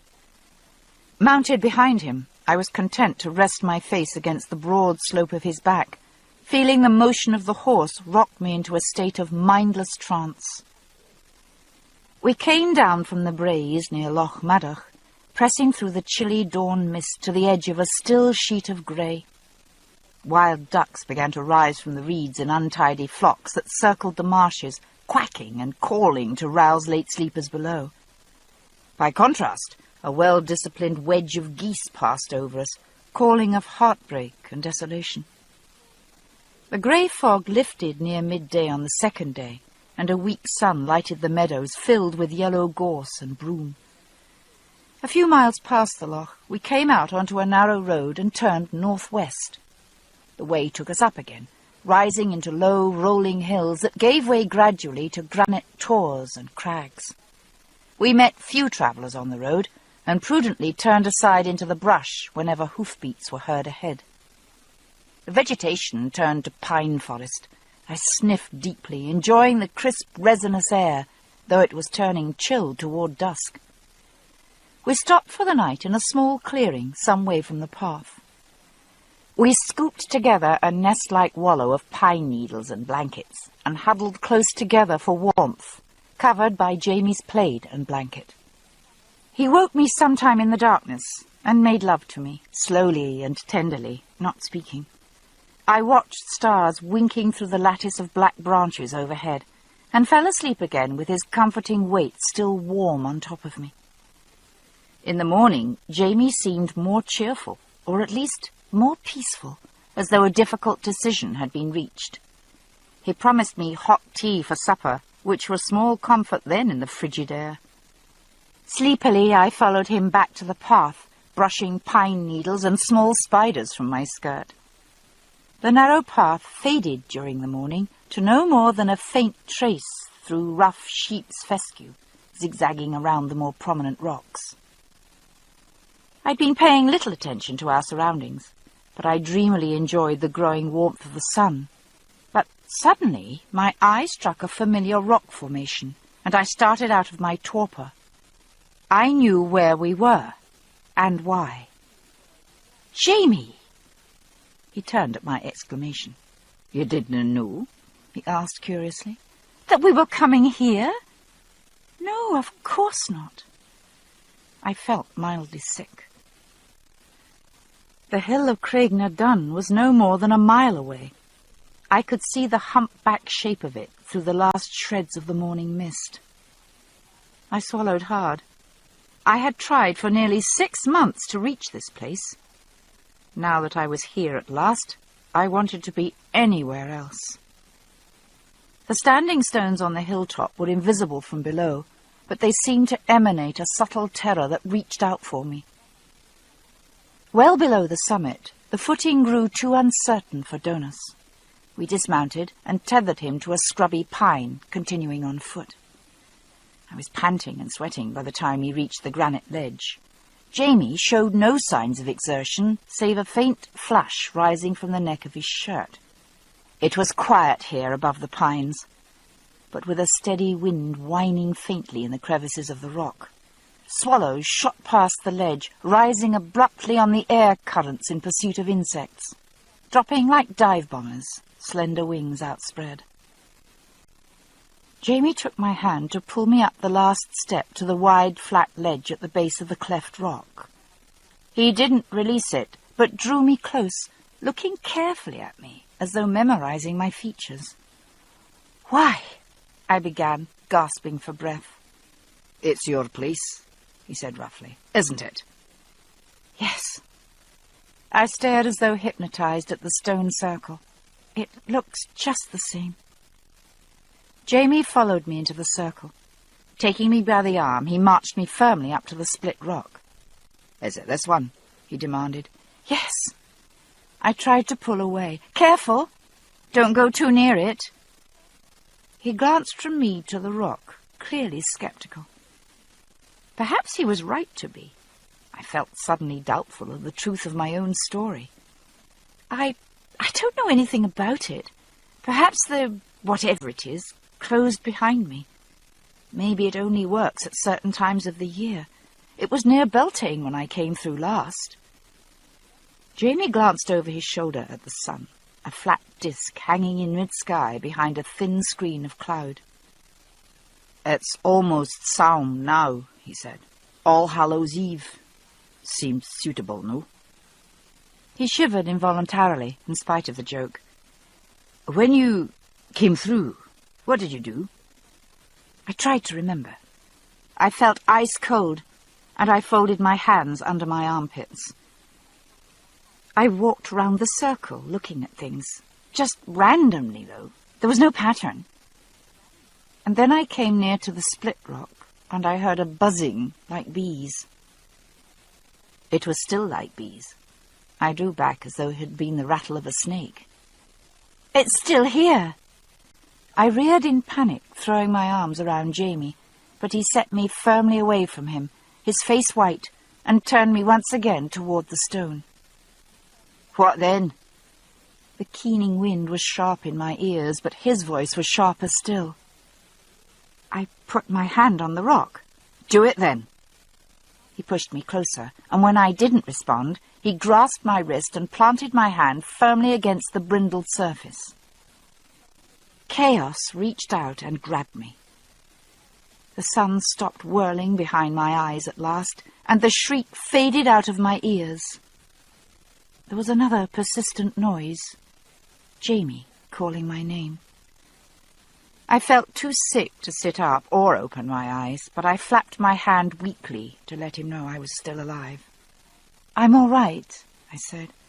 "Are you then?" "Oh, God, Claire.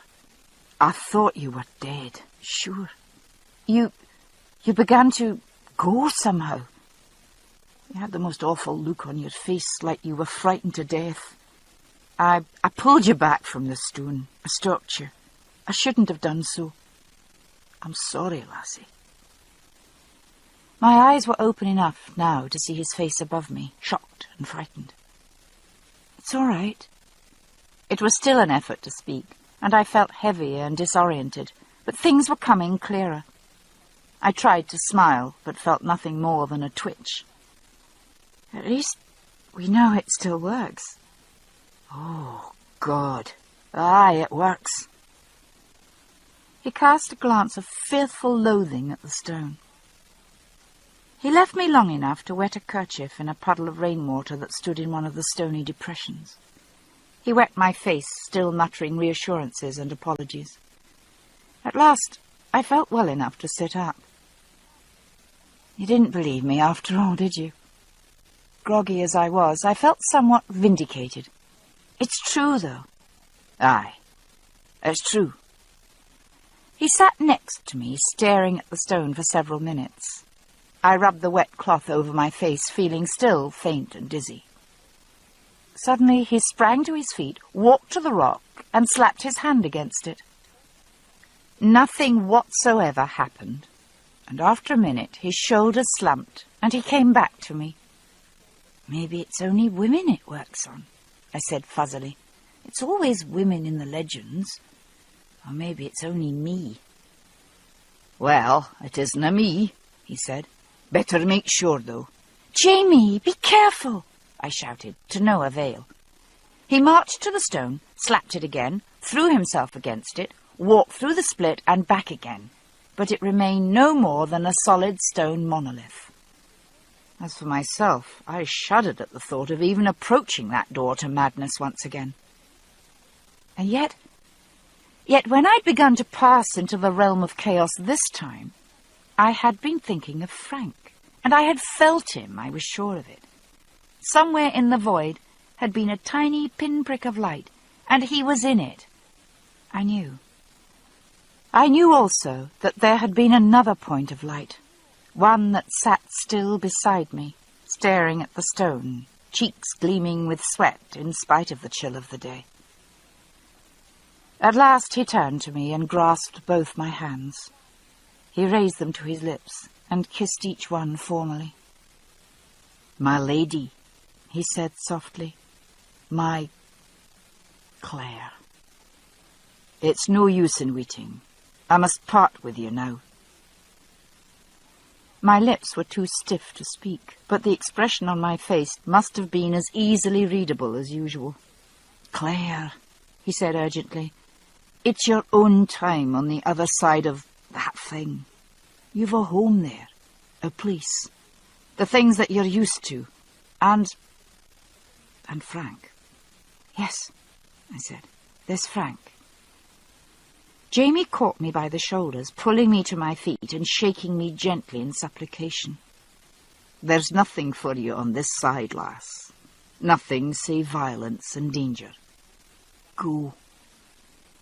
He pushed me slightly, turning me toward the stone circle. I turned back to him, catching his hands. "Is there really nothing for me here, Jamie?" I held his eyes, not letting him turn away from me. He pulled himself gently from my grasp without answering, and stood back, suddenly a figure from another time, seen in relief upon a background of hazy hills, the life in his face a trick of the shadowing rock, as if flattened beneath layers of paint, an artist's reminiscence of forgotten places and passions turned to dust. I looked into his eyes, filled with pain and yearning, and he was flesh again, real and immediate, lover, husband, man. The anguish I felt must have been reflected in my face, for he hesitated, then turned to the east and pointed down the slope. "Do you see behind the small clump of oak down there, about halfway?" I saw the clump, and saw what he was pointing at, the half-ruined crofter's cottage, abandoned on the haunted hill. "I shall go down to the house, and I shall stay there till the evening, to be sure that you're safe." He looked at me, but made no move to touch me. He closed his eyes as though he could no longer bear to look at me. "Goodbye," he said, and turned to go. I watched him, numb, and then remembered. There was something that I had to tell him. I called after him, "Jamie!" He stopped and stood motionless for a moment, fighting to control his face. It was white and strained, and his lips were bloodless when he turned back to me. "Aye." "There's something... I have to tell you something before I go." He closed his eyes briefly, and I thought he swayed, but it might have been only the wind tugging at his kilt. "There's no need," he said. "No. Do you go, lass? You shouldn't, tarry. Go." He made to turn away, but I clutched him by the sleeve. "Jamie, listen to me. You must." He shook his head helplessly, lifting a hand as though to push me away. "Claire, no, I can't." The wind was bringing the moisture to his eyes. "It's the rising," I said urgently, shaking his arm. "Jamie, listen. Prince Charlie, his army. Colum is right. Do you hear me, Jamie? Colum is right, not Dougal." "Eh? What do you mean, lass?" I had his attention now. He rubbed his sleeve across his face, and the eyes that looked down at me were sharp and clear. The wind sang in my ears. "Prince Charlie, There will be a rising. Dougal's right about that, but it won't succeed.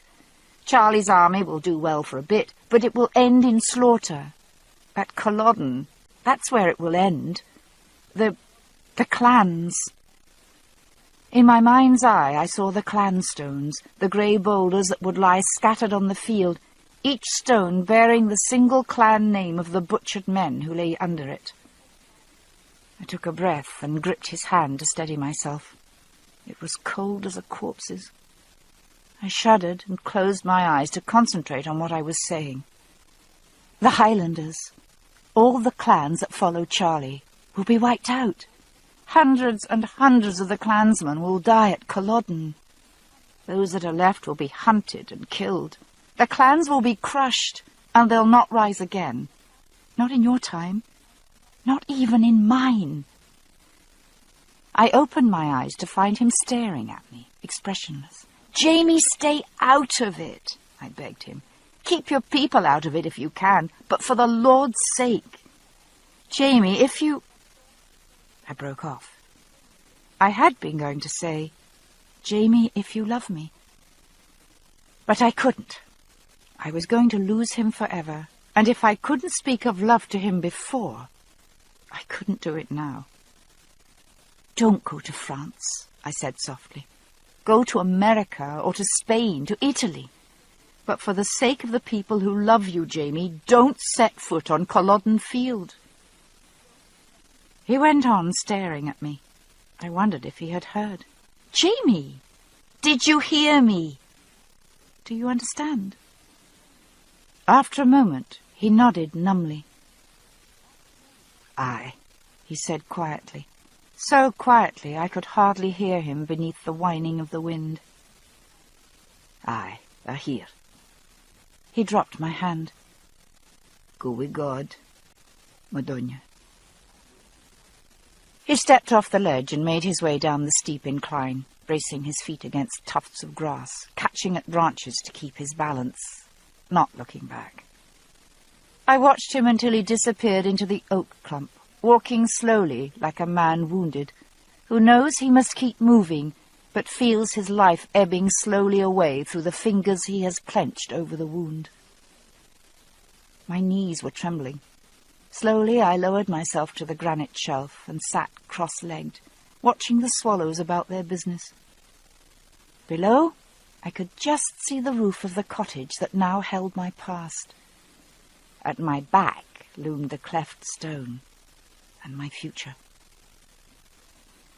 I sat without moving through the afternoon. I tried to force all emotion from my mind and use reason. Jamie certainly had logic on his side when he argued that I should go back. Home. Safety. Frank. Even the small amenities of life that I sorely missed from time to time, like hot baths and indoor plumbing, to say nothing of larger considerations such as proper medical care and convenient travel. And yet, while I would certainly admit the inconveniences and outright dangers of this place, I would have also to admit that I had enjoyed many aspects of it. If travel was inconvenient, there were no enormous stretches of concrete blanketing the countryside, nor any noisy, stinking autos, contrivances with their own dangers, I reminded myself. Life was much simpler, and so were the people. Not less intelligent, but much more direct, with a few sterling exceptions like Columban Campbell Mackenzie, I thought grimly. Because of Uncle Lamb's work, I had lived in a great many places, many even cruder and more lacking in amenities than this one. I adapted quite easily to rough conditions, and didn't really miss civilization when away from it, though I adapted just as easily to the presence of niceties like electric cookers and hot water geysers. I shivered in the cold wind, hugging myself as I stared at the rock. Rationality didn't appear to be helping much. I turned to emotion, and began, shrinking from the task, to reconstruct the details of my married lives, first with Frank, then with Jamie. The only result of this was to leave me shattered and weeping, the tears forming icy trails on my face. Well, if not reason or emotion, What of duty? I had given Frank a wedding vow, and had meant it with all my heart. I had given Jamie the same, meaning to betray it as soon as possible. And which of them would I betray now? I continued to sit as the sun sank lower in the sky, and the swallows disappeared to their nests. As the evening star began to glow among the black pine's branches, I concluded that in this situation reason was of little use. I would have to rely on something else. Just what, I wasn't sure. I turned toward the split rock and took a step, and then another, and another. Pausing, I faced around and tried it in the other direction. A step, then another, and another. And before I even knew that I had decided, I was halfway down the slope, scrabbling wildly at grass clumps, slipping and falling through the patches of granite scree. When I reached the cottage, breathless with fear lest he had left already, I was reassured to see Donas hobbled and grazing nearby. The horse raised his head and eyed me unpleasantly. Walking softly, I pushed the door open. He was in the front room, asleep on a narrow oak settle. He slept on his back, as he usually did, hands crossed on his stomach, mouth slightly open. The last rays of daylight from the window behind me limned his face like a metal mask. The silver tracks of dried tears glinted on golden skin, and the copper stubble of his beard gleamed dully. I stood watching him for a moment, filled with an unutterable tenderness. Moving as quietly as I could, I lay down beside him on the narrow settle and nestled close. He turned to me in sleep, as he so often did, gathering me spoon-fashion against his chest and resting his cheek against my hair. Half-conscious, he reached to smooth my hair away from his nose. I felt the sudden jerk as he came awake to realize that I was there, and then we overbalanced and crashed together onto the floor, Jamie on top of me. I didn't have the slightest doubt that he was solid flesh. I pushed a knee into his abdomen, grunting, "Get off! I can't breathe!" Instead, he aggravated my breathless condition by kissing me thoroughly. I ignored the lack of oxygen temporarily in order to concentrate on more important things. We held each other for a long time without speaking. At last he murmured, "Why?" his mouth muffled in my hair.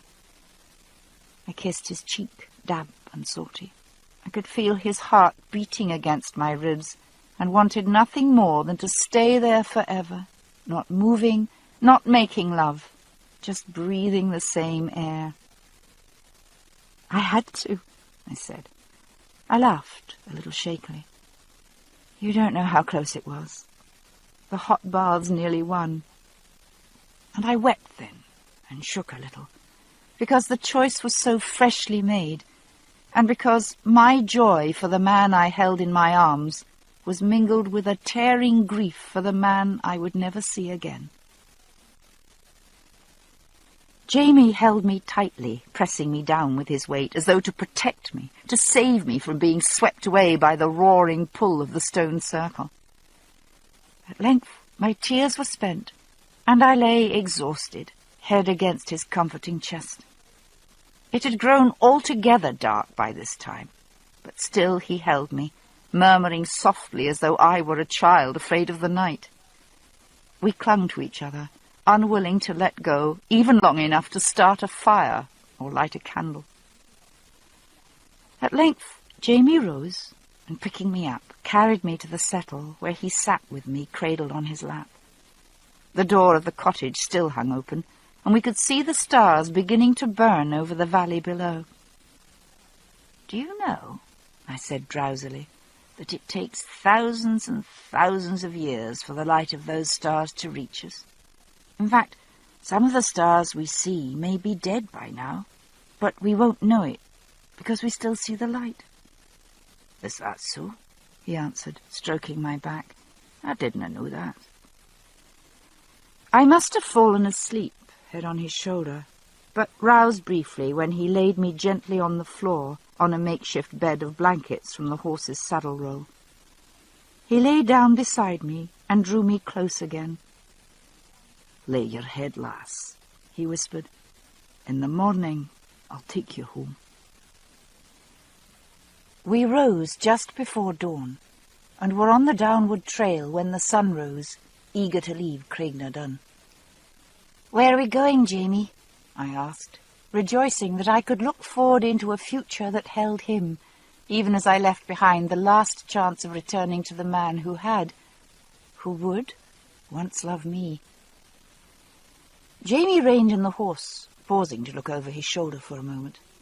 The forbidding circle of standing stones was invisible from here, but the rocky hillside seemed to rise impassable behind us, bristling with boulders and gorse bushes. From here, the crumbling husk of the cottage looked like one more crag, a bony knuckle jutting from the granite fist of the hill. "I wish I could have fought him for you," he said abruptly, looking back at me. His blue eyes were dark and earnest. I smiled at him, touched. "It wasn't your fight. It was mine. But you won it anyway." I reached out a hand, and he squeezed it. "Aye, but that's not what I meant. If I'd fought him man to man and won, you'd need not to feel any regret over it." He hesitated. "If ever—" "There aren't any more ifs," I said firmly. "I thought of every one of them yesterday, and here I still am." "Thank God," he said, smiling. "And God help you." Then he added, "Though I'll never understand why." I put my arms around his waist and held on as the horse slithered down the last steep slope. "Because," I said, "I bloody well can't do without you, Jamie Fraser, and that's all about it. Now, where are you taking me?" Jamie twisted in his saddle to look back up the slope. "I prayed all the way up that hill yesterday," he said softly. "Not for you to stay. I didn't think that would be right. I prayed I'd be strong enough to send you away." He shook his head, still gazing up the hill, a faraway look in his eyes. I said, "Lord, if I've never had courage in my life before, let me have it now.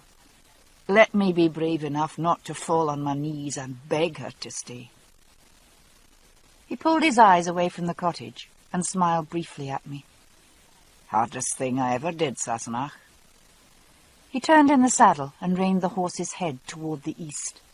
It was a rare, bright morning, and the early sun gilded everything, drawing a thin line of fire along the edge of the reins, the curve of the horse's neck, and the broad planes of Jamie's face and shoulders. He took a deep breath and nodded across the moor toward a distant pass between two crags. "So now I suppose I can do the second hardest thing." He kicked the horse gently, clicking his tongue. "We're going home, Sassenach, to Lallybroch." Part 5. Lallybroch. Chapter 26. The Laird's Return. At first we were so happy only to be with each other and away from Leoch that we didn't talk much. Across the flat of the moor, Donas could carry us both without strain, and I rode with my arms about Jamie's waist, glorying in the feel of the sun-warmed muscles shifting under my cheek. Whatever problems we might be facing, and I knew there were plenty, we were together, forever, and that was enough. As the first shock of happiness mellowed into the glow of companionship, we began to talk again, about the countryside through which we were passing at first, then, cautiously, about me and where I had come from. He was fascinated by my descriptions of modern life, though I could tell that most of my stories seemed like fairy tales to him. He loved especially the descriptions of automobiles, tanks, and airplanes, and made me describe them over and over, as minutely as I could. By tacit agreement, we avoided any mention of Frank. As we covered more countryside, the conversation turned back to our present time. Column, the castle, then the stag hunt and the Duke. "He seems a nice chap," Jamie remarked. As the going became rougher, he had dismounted and walked alongside, which made conversation easier. "I thought so too," I answered, "but—" "Oh, aye, You can't put too much faith in what a man seems these days, he agreed.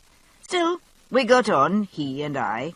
We'd sit together and talk of an evening round the fire in the hunting lodge. He's a good bit brighter than he seems, for the one thing. He knows how that voice makes him seem, and I think he uses it to make himself look a bit of a fool, while all the time the mind is there, working behind his eyes. That's what I'm afraid of. Did you tell him? He shrugged. A bit. He knew my name, of course, from that time before, at the castle. I laughed at the memory of his account of that time. Did you, reminisce about old times? He grinned, the ends of his hair floating about his face in the autumn breeze. Oh, just a bit. He asked me once whether I still suffered from stomach trouble. I kept my face straight and answered that, as a rule, no, but I thought perhaps I felt a bit of griping coming on just now. He laughed and said he hoped it didn't discommode my beautiful wife. I laughed myself. Right now, what the Duke might or mightn't do didn't seem of overwhelming importance. Nevertheless, he might one day be of use. I told him a little, Jamie went on, that I was outlawed but not guilty of the charge, though I'd have precious little chance of proving it. He seemed sympathetic, but I was cautious about telling him the circumstances, let alone the fact that there's a price on my head. I hadn't yet made up my mind whether to trust him with the rest of it when old Alec came tearing into the camp like the devil himself was on his tail, and Myrta and I left the same way. This reminded me. Where is Myrta? I asked. He came back with you to Leoch? I hoped the little clansman hadn't fallen afoul of either Colum or the villagers of Cranesmuir. He started back wi' me, but the beast he was riding was no match for Donas. Aye, a bonny wee lad ye are, Donas, Mubwiag. He slapped the shimmering sorrel neck, and Donas snorted and ruffled his mane. Jamie glanced up at me and smiled. Dinna worry for Myrta. There's a canty wee bird can mind for himself. Canty? Myrta? I knew the word meant cheerful, which seemed incongruous to a degree. I don't think I've ever seen him smile. Have you? Oh, aye, at least twice. How long have you known him? 23 years. He's my godfather. Oh. Well, that explains a bit. I didn't think he'd bother on my account. Jamie patted my leg. Of course he would. He likes you. I'll take your word for it.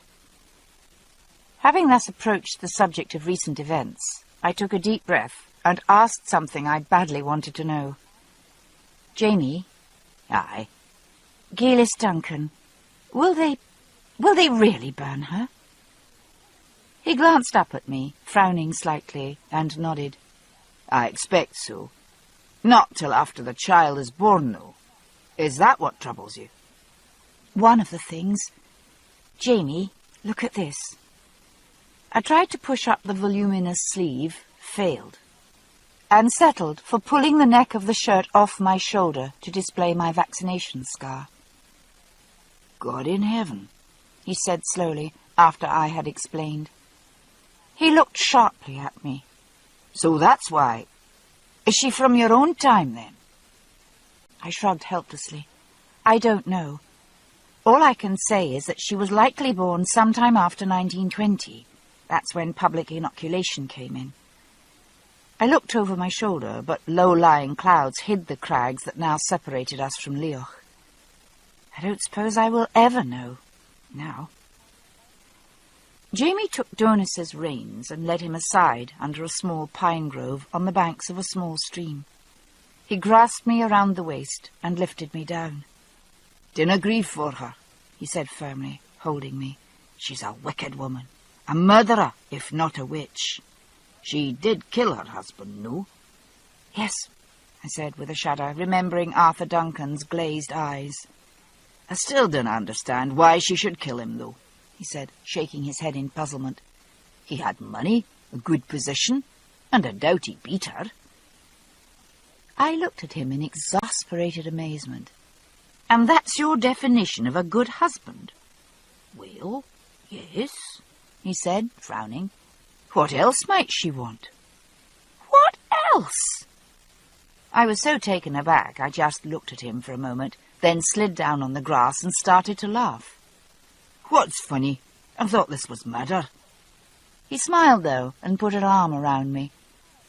"I was just thinking," I said, still snorting a bit, "if your definition of a good husband is one with money and position who doesn't beat his wife, what does that make you?" "Oh," he said. He grinned. "Well, Sassenach, I never said I was a good husband. Neither did you. Sadist, I think you called me, and a few other things that I wouldn't repeat for the sake of decency. But not a good husband." "Good. Then I won't feel obliged to poison you with cyanide." "Cyanide?" He looked down curiously at me.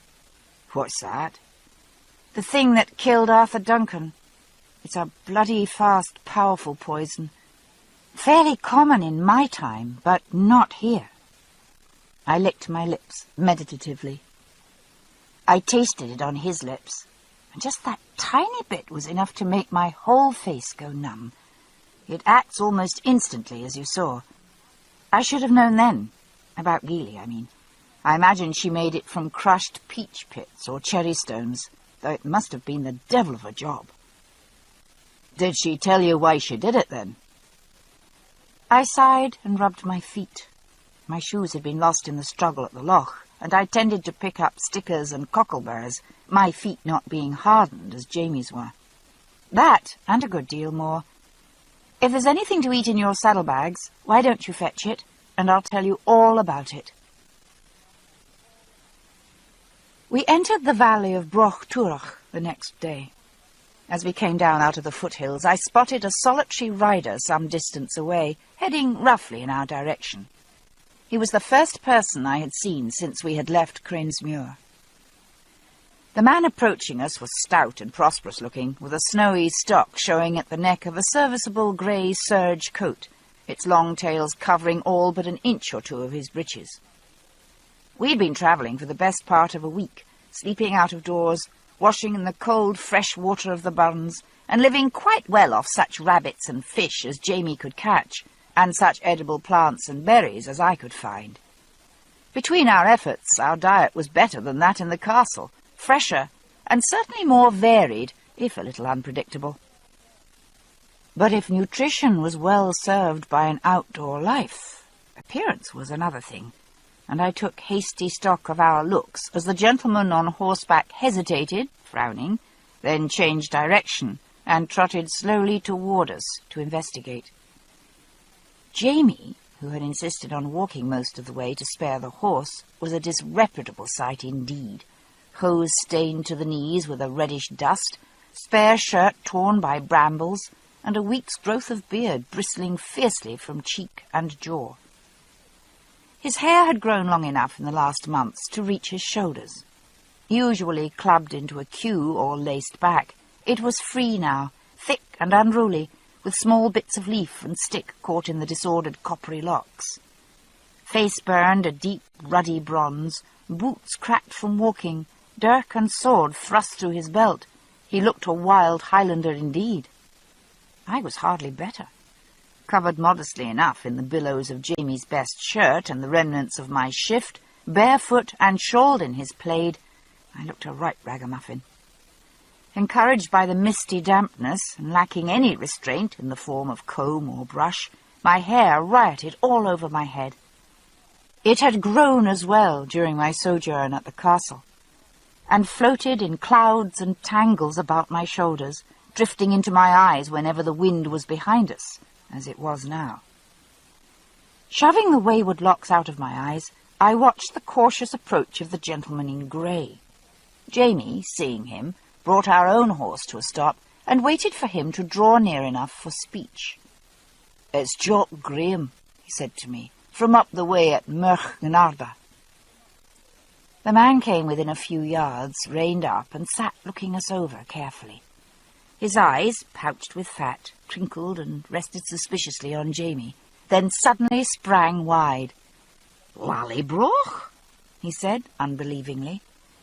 Jamie nodded benignly. With a completely unfounded air of proprietorial pride, he laid a hand on my thigh and said, "And my Lady Lallybroch." Jock Graham's mouth dropped an inch or two, then was hastily drawn up again into an expression of flustered respect. "Ah, my lady," he said, belatedly doffing his hat and bowing in my direction. "You'll be going home, then?" he asked, trying to keep his fascinated gaze from resting on my leg, bared to the knee by a rent in my shift, and stained with elderberry juice. "Aye." Jamie glanced over his shoulder. Toward the rift in the hill he had told me was the entrance to Broch Turach. "You'll have been there lately, Jock." Graham pulled his eyes away from me and looked at Jamie. "Oh, aye. Aye, I've been there. They're all well. Be pleased to see you, I expect. Go well then, Freezer."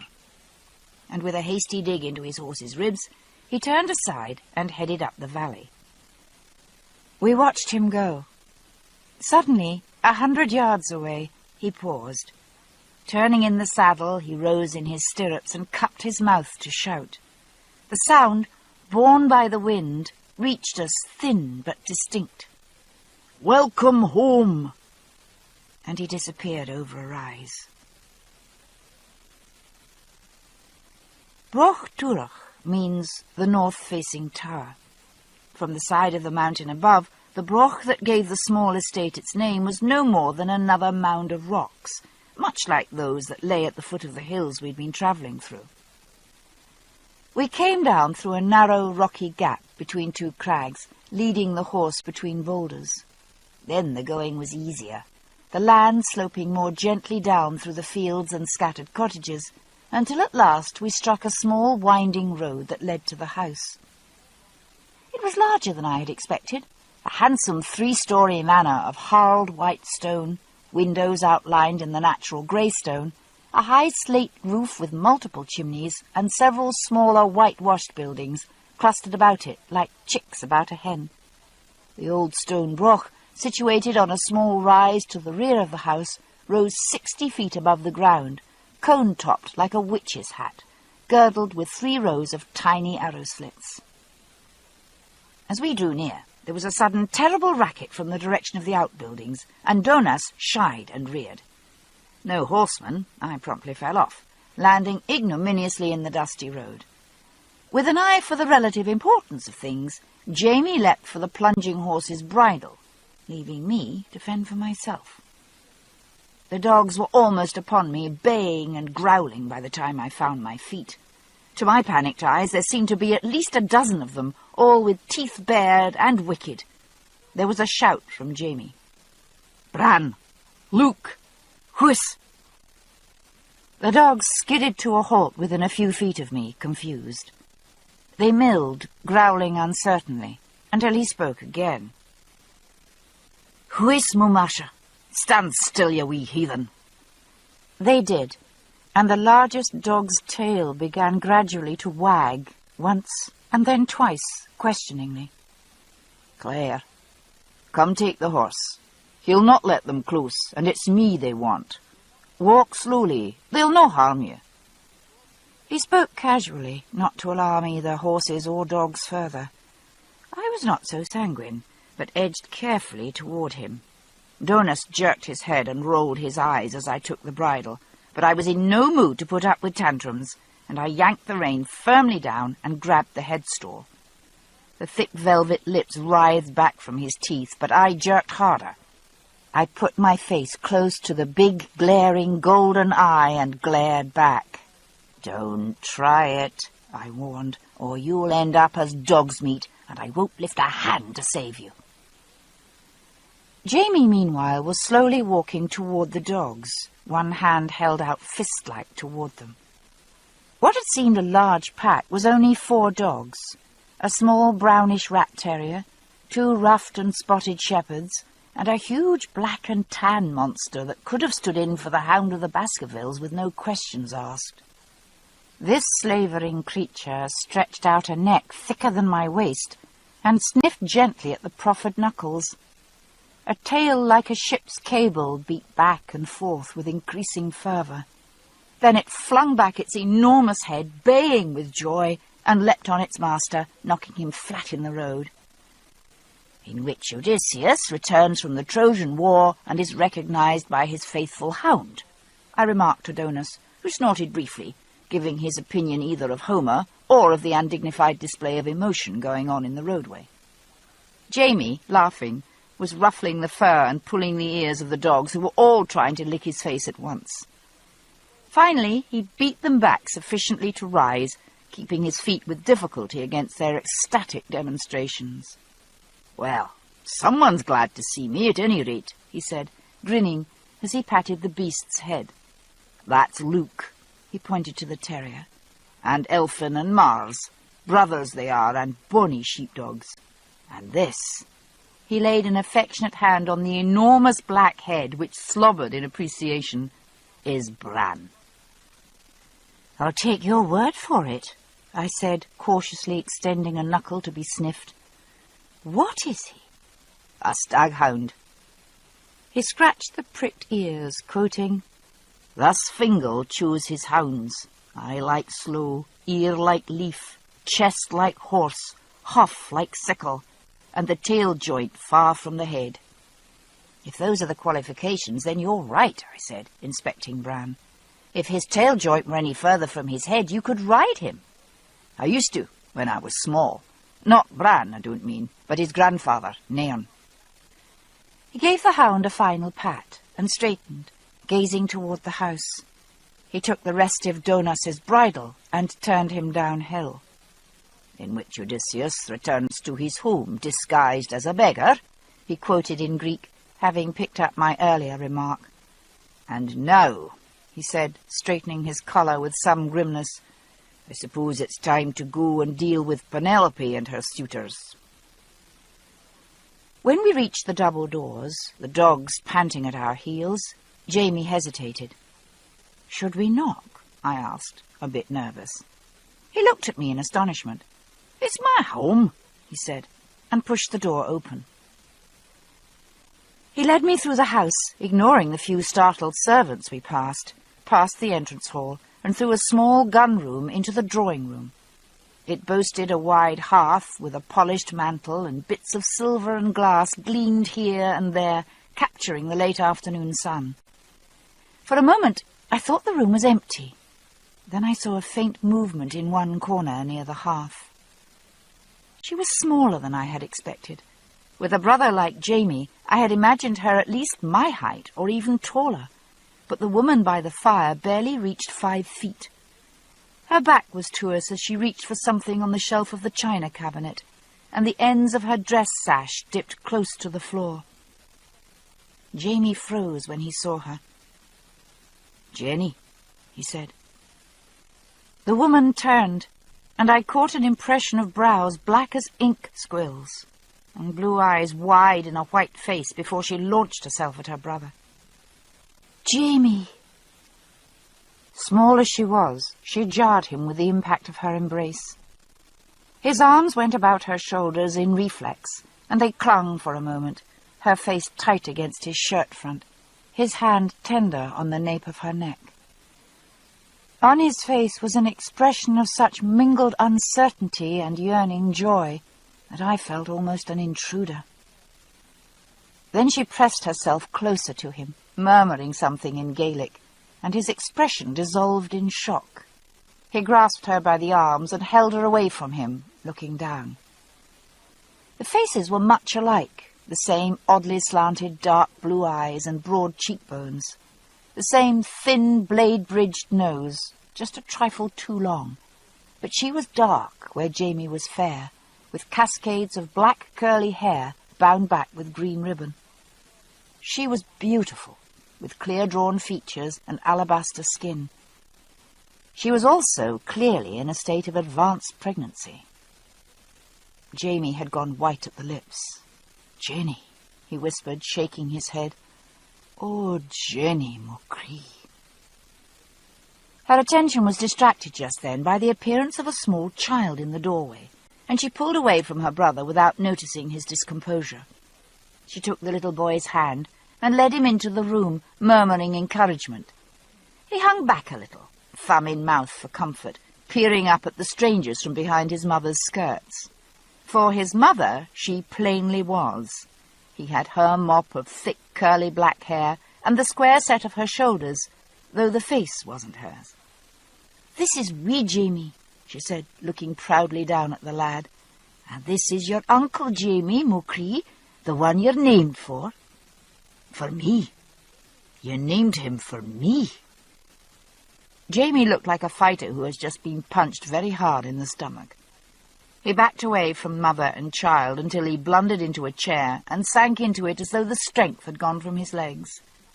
He hid his face in his hands. His sister by this time was aware that something was amiss. She touched him tentatively on the shoulder. "Jamie, what is it, my dearie? Are you ill?" He looked up at her then, and I could see his eyes were full of tears. "Did you have to do that, Janie? Do you think that I've not suffered enough for what happened, for what I let happen? That you must name Randall's bastard for me, to be a reproach to me so long as I live?" Jenny's face, normally pale, lost all vestiges of colour. "Randall's bastard?" she said blankly.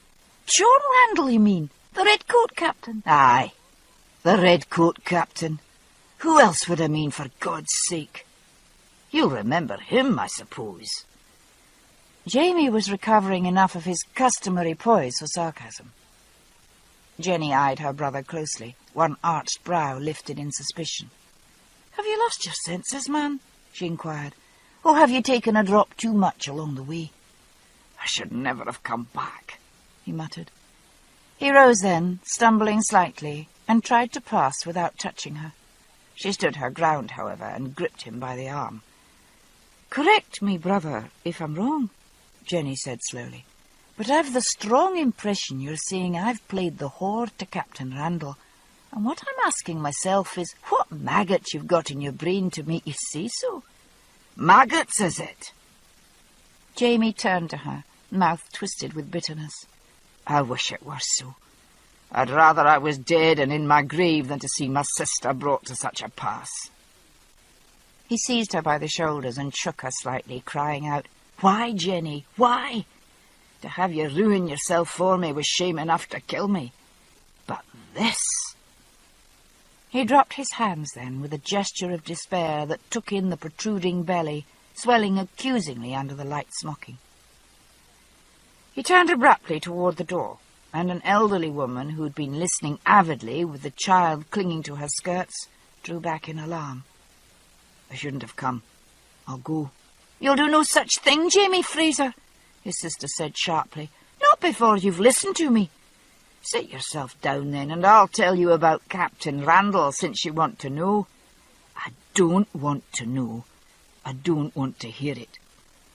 As she advanced toward him, he turned sharply away to the window that looked out over the yard. She followed him, saying, "Jamie," but he repelled her with a violent gesture. "No, don't talk to me. I've said I canna bear to hear it." "Oh, is that a fact?" She eyed her brother, standing at the window with his legs braced wide apart, hands on the sill and back stubbornly set against her. She bit her lip, and a calculating look came over her face. Quick as lightning she stooped, and her hand shot under his kilt like a striking snake. Jamie let out a roar of sheer outrage and stood bolt upright with shock. He tried to turn, then froze as she apparently tightened her grip. "There's men as are sensible," she said to me with a wicked smile, "and beasts as are biddable. Others you'll do nothing with unless you have 'em by the bollocks. Now, you can listen to me in a civil way," she said to her brother, "or I can twist a bit. Eh?"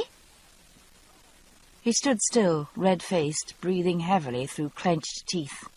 "I'll listen," he said, "and then I'll wring your wee neck, Janet. Let me go." No sooner did she oblige than he whirled on her. "What in hell do you think you're doing?" he demanded. trying to shame me before my own wife." Jenny wasn't fazed by his outrage. She rocked back on her heels, viewing her brother and me sardonically. "Well, and if she's your wife, I expect she's more familiar with your balls than what I am. I haven't seen them myself since you got old enough to wash alone. Grown a bit, no?" Jamie's face went through several alarming transformations as the dictates of civilized behaviour struggled with the primitive impulse of a younger brother to clout his sister over the head. Civilization at length won out, and he said through his teeth, with what dignity he could summon, "Leave my balls out of it. And then, since you'll not rest till you make me hear it, tell me about Randall. Tell me why you disobeyed my orders and chose to dishonour yourself and your family instead." Jenny put her hands on her hips and drew herself to her full height, ready for combat. Slower than he to lose her temper, still she had one, no doubt of that. "Oh, disobey your orders, is it? That's what eats at you, Jamie, isn't it? You know best, and we'll all do as you say, or we'll come to rack and ruin, nae doot." She flounced angrily. "And if I'd done as you said that day, you'd have been dead in the dooryard, father hanged or in prison for killing Randall, and the land's gone forfeit to the crown. To say nothing of me, with my home and family gone, needing to beg in the byroads to live." Not pale at all now, Jamie was flushed with anger. "Aye, so you chose to sell yourself rather than beg. I'd sooner have died in my blood and seen father and the lands in hell along with me. And well you know it." "Aye, I know it. You're a ninny, Jamie, and always have been," his sister returned in exasperation. "Fine thing for you to say. You're not content with ruining your good name and my own. You must go on with the scandal and flaunt your shame to the whole neighbourhood." "You'll not speak to me that way, James Fraser, brother or no." "What do you mean, my shame, you great fool, you?" "What I mean, when you're going about swelled out to here like a mad toad." He mimicked her belly with a contemptuous swipe of the hand. She took one step back, drew back her hand and slapped him with all the force she could muster.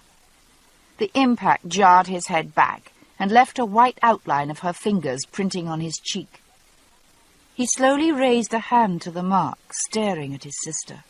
Her eyes were glittering dangerously and her bosom heaved. The words spilled out in a torrent between clenched white teeth. "Toad, is it? Stinking coward! You've no more courage than to leave me here thinking you're dead or imprisoned with no word from one day to the next.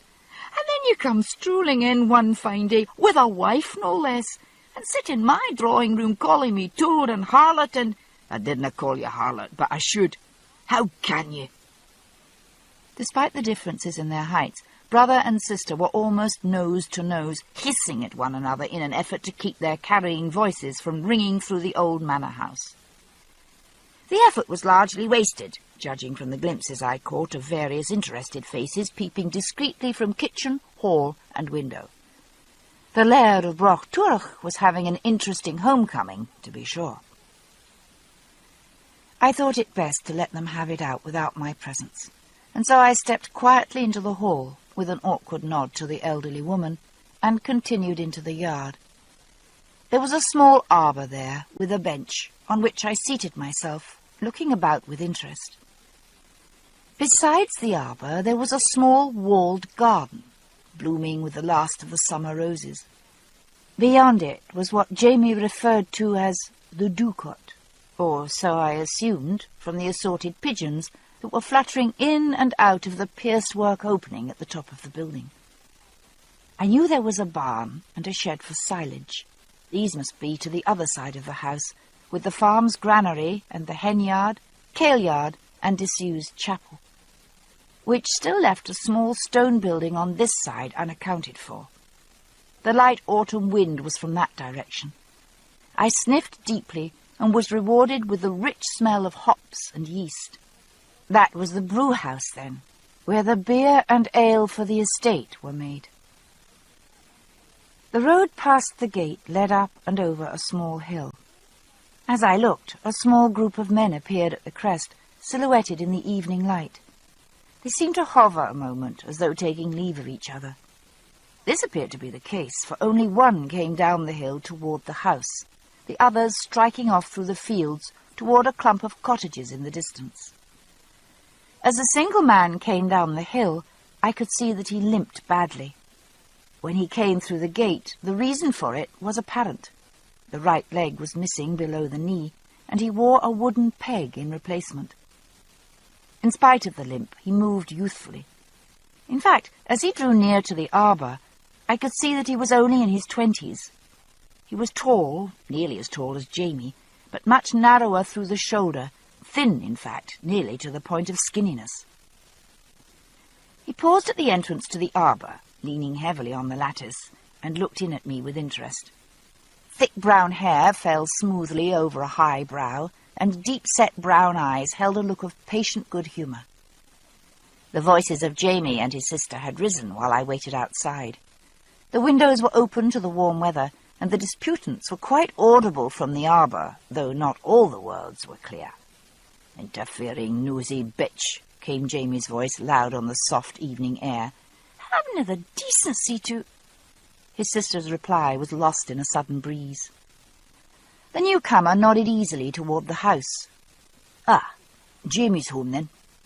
I nodded in reply, not sure whether I should introduce myself. It didn't matter, for the young man smiled and inclined his head to me. "I'm Ian Murray, Jenny's husband, and I imagine ye'll be—" "Ah, the Sassenach wench Jamie's married," I finished for him. "My name is Claire."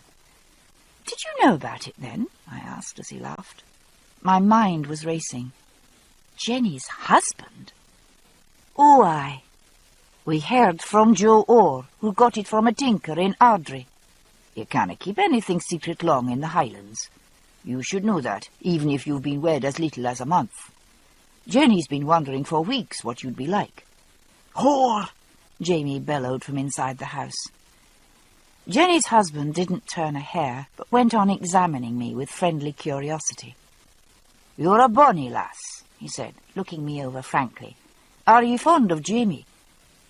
"Well, yes. Yes, I am," I answered, a bit taken aback. I was becoming accustomed to the directness that characterized most Highlanders, but it still took me unawares from time to time.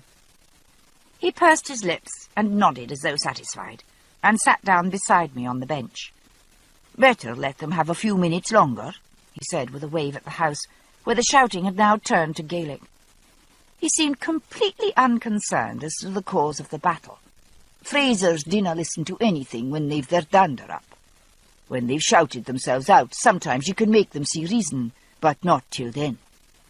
"Yes, I noticed," I said dryly, and he laughed. "So you've been wed long enough to find that out, eh? We heard as how Dougal made Jamie wed you," he said, ignoring the battle and concentrating his attention on me. "But Jenny said it would take more than Dougal Mackenzie to make Jamie do something he didna care to. Now that I see you, of course, I can see why he did it." He lifted his brows, inviting further explanation, but politely not forcing it. "I imagine he had his reasons," I said, my attention divided between my companion and the house, where the sounds of combat continued. "I don't want... I hope..." Ian correctly interpreted my hesitations and my glance toward the drawing-room windows. "Oh, I expect you've something to do with it, but she'd take it out of him whether you were here or not. She loves Jamie something fierce, you know, and she worried a lot while he was gone, especially with her father going so sudden. You'll know about that." The brown eyes were sharp and observant, as though to gauge the depth of confidence between me and Jamie. "Yes, Jamie told me." "Ah." He nodded toward the house. "Then, of course, she's with child."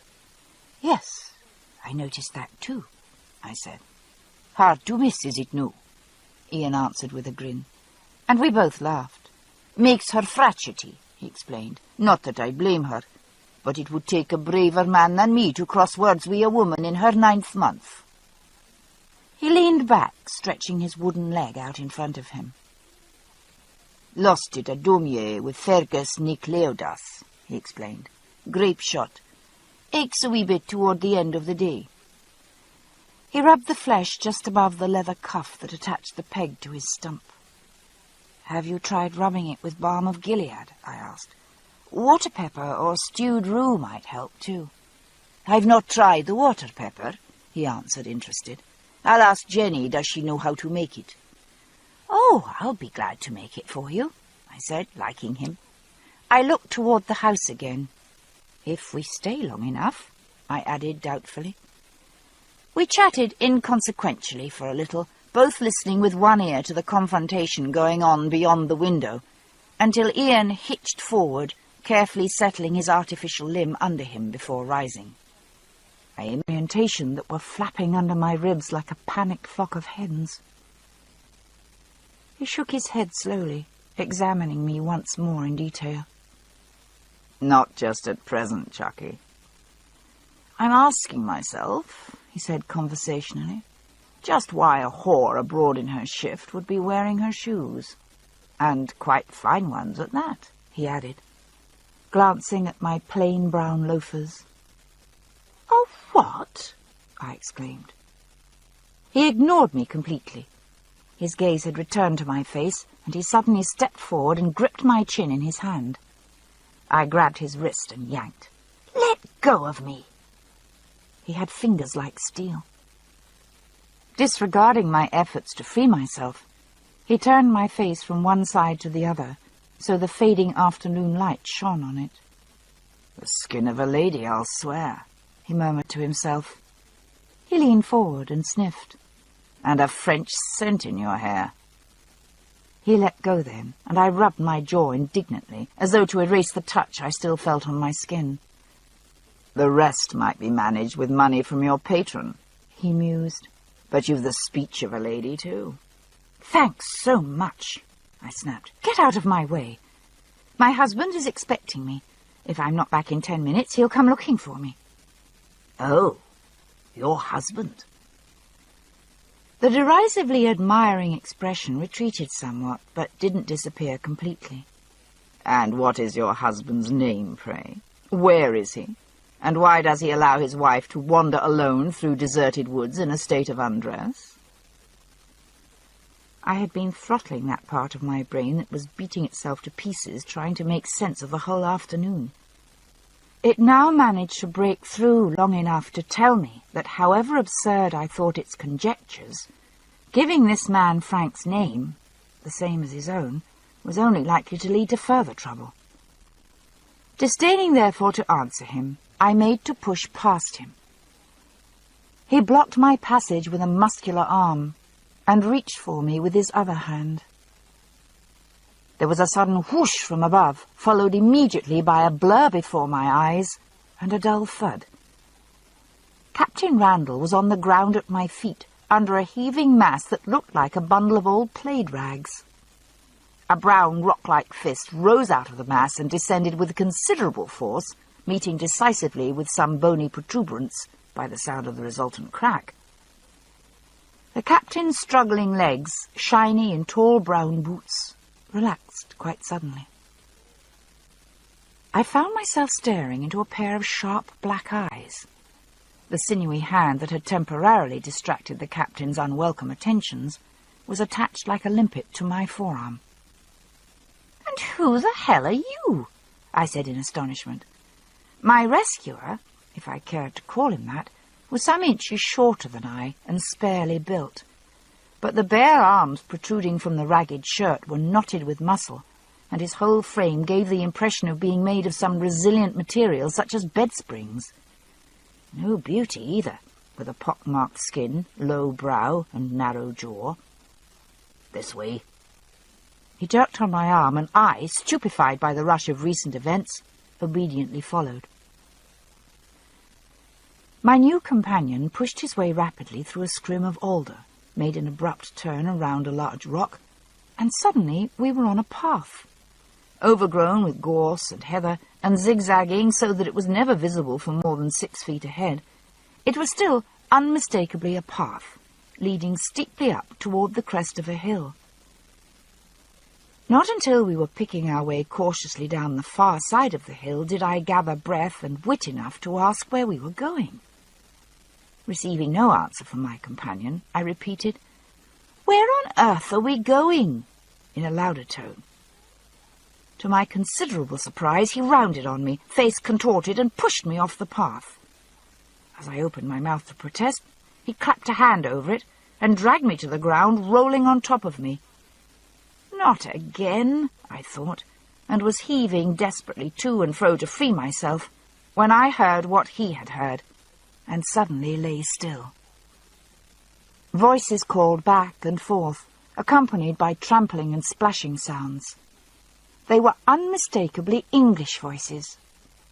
I struggled violently to get my mouth free. I sank my teeth into his hand, and had time only to register the fact that he had been eating pickled herrings with his fingers before something crashed against the back of my skull, and everything went dark.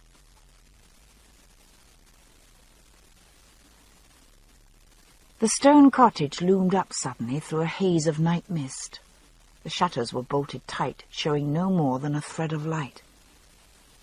Having no idea how long I had been unconscious, I couldn't tell how far this place was from the hill of Craigna-Dun or the town of Inverness. We were on horseback, myself mounted before my captor, with hands tied to the pommel, but there was no road, so progress was still rather slow. I thought I hadn't been out for long. I showed no symptoms of concussion or other ill effects from the blow, save a sore patch on the base of my skull. My captor, a man of few words, had responded to my questions, demands, and acerbic remarks alike with the all-purpose Scottish noise that can best be rendered phonetically as "mm-hmm." Had I been in any doubt as to his nationality, that sound alone would have been sufficient to remove it.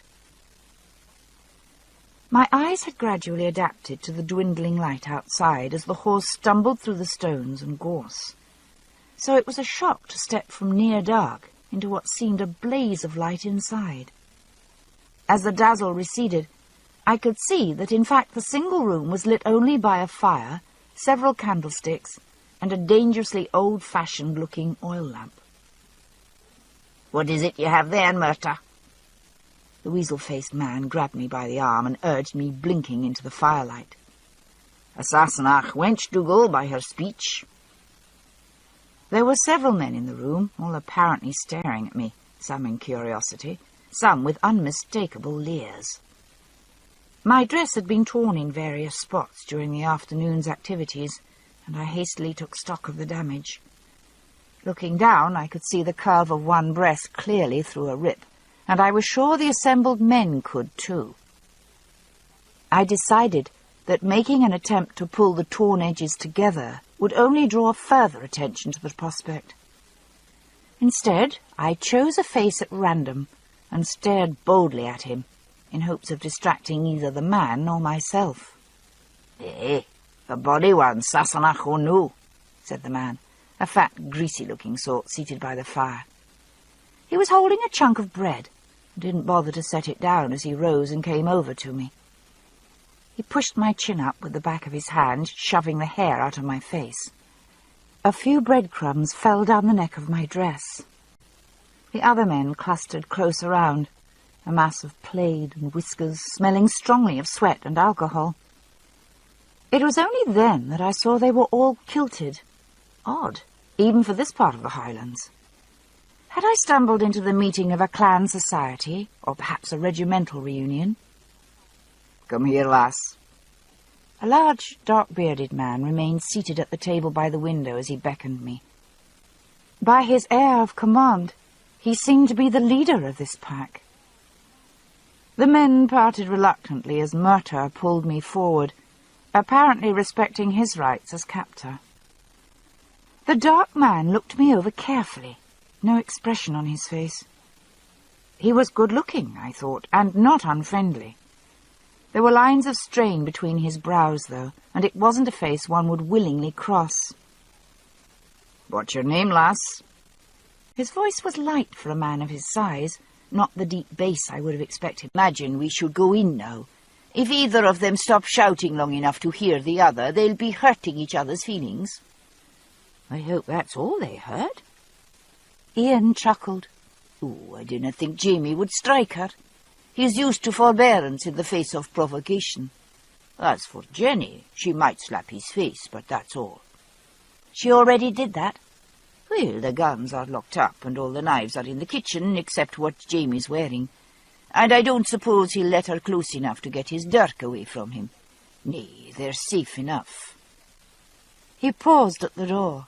"Now, as for you and me," he winked solemnly, "that's a different matter." Inside, the maid started and flitted nervously away at Ian's approach. The housekeeper, though, was still hovering by the drawing-room door in fascination, drinking in the scene within, Jamie's namesake cradle against her capacious bosom. Such was her concentration that when Ian spoke to her, she jumped as though he had run a hatpin into her, and put a hand to her palpitating heart. Ian nodded politely to her, took the little boy in his arms, and led the way into the drawing-room. We paused just inside the door to survey the scene. Brother and sister had paused for breath, both still bristling and glaring like a pair of angry cats. Small Jamie, spotting his mother, struggled and kicked to get down from Ian's arms, and once on the floor made for her like a homing pigeon. "Mama!" he cried. "Up! Jamie, up!" Turning, she scooped up the little boy and held him like a weapon against her shoulder. "Can you tell your uncle how old you are, sweetheart?" she asked him, throttling her voice down to a coo, under which the sound of clashing steel was still all too apparent.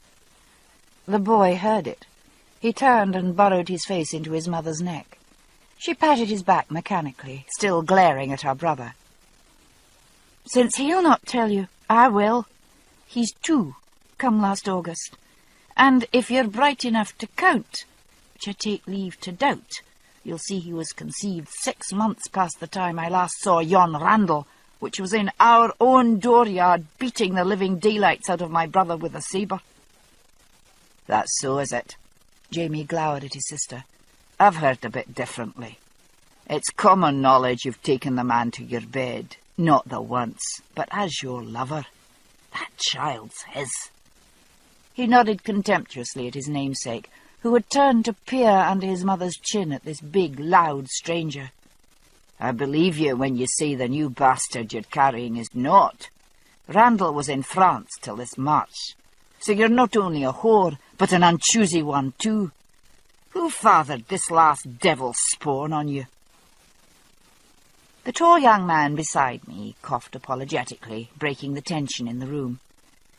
"I did," he said mildly. "That one too." Advancing stiffly on his wooden leg, he took the little boy from his fuming wife and set him in the crook of his arm. "Favours me a bit, some say." In fact, seen side by side, the faces of man and boy were nearly identical, allowing for the round cheeks of the one and the crooked nose of the other, the same high brow and narrow lips, the same feathery brows arched over the same deep liquid brown eyes. Jamie, staring at the pair of them, looked rather as though he'd been hit in the small of the back with a sandbag. He closed his mouth and swallowed once, clearly having no idea what to do next. "Ian," he said, a little weakly. "You're married, then?" "Oh, aye," his brother-in-law said cheerfully. "Wouldn't do otherwise, would it?" "I see," Jamie murmured. He cleared his throat and bobbed his head at his newly discovered brother-in-law. It's kind of you, Ian, to take her, most kind." Feeling that he might be in need of some moral support at this point, I moved to Jamie's side and touched his arm. His sister's eyes lingered on me speculatively, but she said nothing. Jamie looked around and seemed startled to find me there, as though he had forgotten my existence. And no wonder if he had, I thought. But he seemed relieved by the interruption, at least, and put out a hand to draw me forward. "My wife," he said, rather abruptly. He nodded toward Jenny and Ian. "My sister and her, He trailed off as Ian and I exchanged polite smiles. Jenny wasn't to be distracted by social niceties. "What do you mean, it's kind of him to take me?" she demanded, ignoring the introductions. "As if I didna ken." Ian looked inquiringly at her, and she waved a disdainful hand at Jamie. "He means it was kind of you to wed me in my soiled condition." She gave a snort that would have done credit to someone twice her size. "Plethora!" "Soiled condition?" Ian looked startled, and Jamie suddenly leaned forward and grasped his sister hard about the upper arm. "Did you not tell him about Randall?" He sounded truly shocked. "Jenny, how could you do such a thing?" Only Ian's hand on Jenny's other arm restrained her from flying at her brother's throat. Ian drew her firmly behind him, and turning, set small Jamie in her arms, so that she was forced to grasp the child to save him falling. Then Ian put an arm about Jamie's shoulders and tactfully steered him a safe distance away. "It's hardly a matter for the drawing-room," he said, low-voiced and deprecating, "but you might be interested to know that your sister was virgin on her wedding night. I was, after all, in a position to say." Jenny's wrath was now more or less evenly divided between brother and husband. "How dare you to say such things in my presence, Ian Murray?" she flamed. "Or out of it either. My wedding night's no one's business but mine and yours. Sure it's not his. Next you'll be showing him the sheets from my bridal bed." "Well, if I did now, it would shut him up, no?" said Ian soothingly. "Come now, me do. You shouldna worry it yourself. It's bad for the babe. And the shouting troubles wee Jamie too." He reached out for his son, who was whimpering, not sure yet whether the situation required tears. Ian jerked his head at me and rolled an eye in Jamie's direction. Taking my cue, I grabbed Jamie by the arm and dragged him to an armchair in a neutral corner. Ian had Jenny likewise installed on the love seat, a firm arm across her shoulders to keep her in place. "Now then." In spite of his unassuming manner, Ian Murray had an undeniable authority. I had my hand on Jamie's shoulder and could feel the tension begin to go out of it. I thought that the room looked a bit like the ring of a boxing match, with the fighters twitching restlessly in the corners, each awaiting the signal for action under the soothing hand of a manager. Ian nodded at his brother-in-law, smiling. "Jamie, it's good to see you, man. We're pleased you're home and your wife with you. Are we not, Madhu?" he demanded of Jenny, his fingers tightening perceptibly on her shoulder. She wasn't one to be forced into anything. Her lips compressed into a thin, tight line as though forming a seal, then opened reluctantly to let one word escape. "Depends," she said, and shut them tight again. Jamie rubbed a hand over his face, then raised his head, ready for a fresh round. "I saw you go into the house with Randall," he said stubbornly, "and from things he said to me later. How comes he to know you've a mole on your breast, then?" She snorted violently. "Do you remember all that went on that day? Or did the captain beat it out of you with his sabre?" "Of course I remember. I'm no likely to forget it." "Then perhaps you'll remember that I gave the captain a fair jolt in the crutch with my knee at one point in the proceedings." Jamie hunched his shoulders, wary. "Aye, I remember." Jenny smiled in a superior manner. "Well then, if your wife here, you could tell me her name at least, Jamie. I swear you've no manners at all. Anyway, if she was to give you similar treatment, and richly you deserve it, I might add, do you think you'd be able to perform your husbandly duties a few minutes later?" Jamie, who'd been opening his mouth to speak, suddenly shut it. He stared at his sister for a long moment, then one corner of his mouth twitched slightly. "Depends," he said. The mouth twitched again.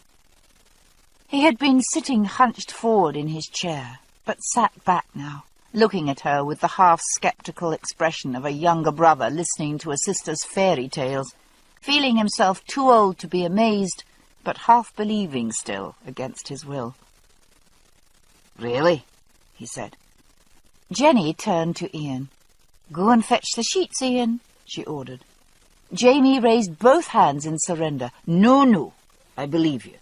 It's just the way he acted after.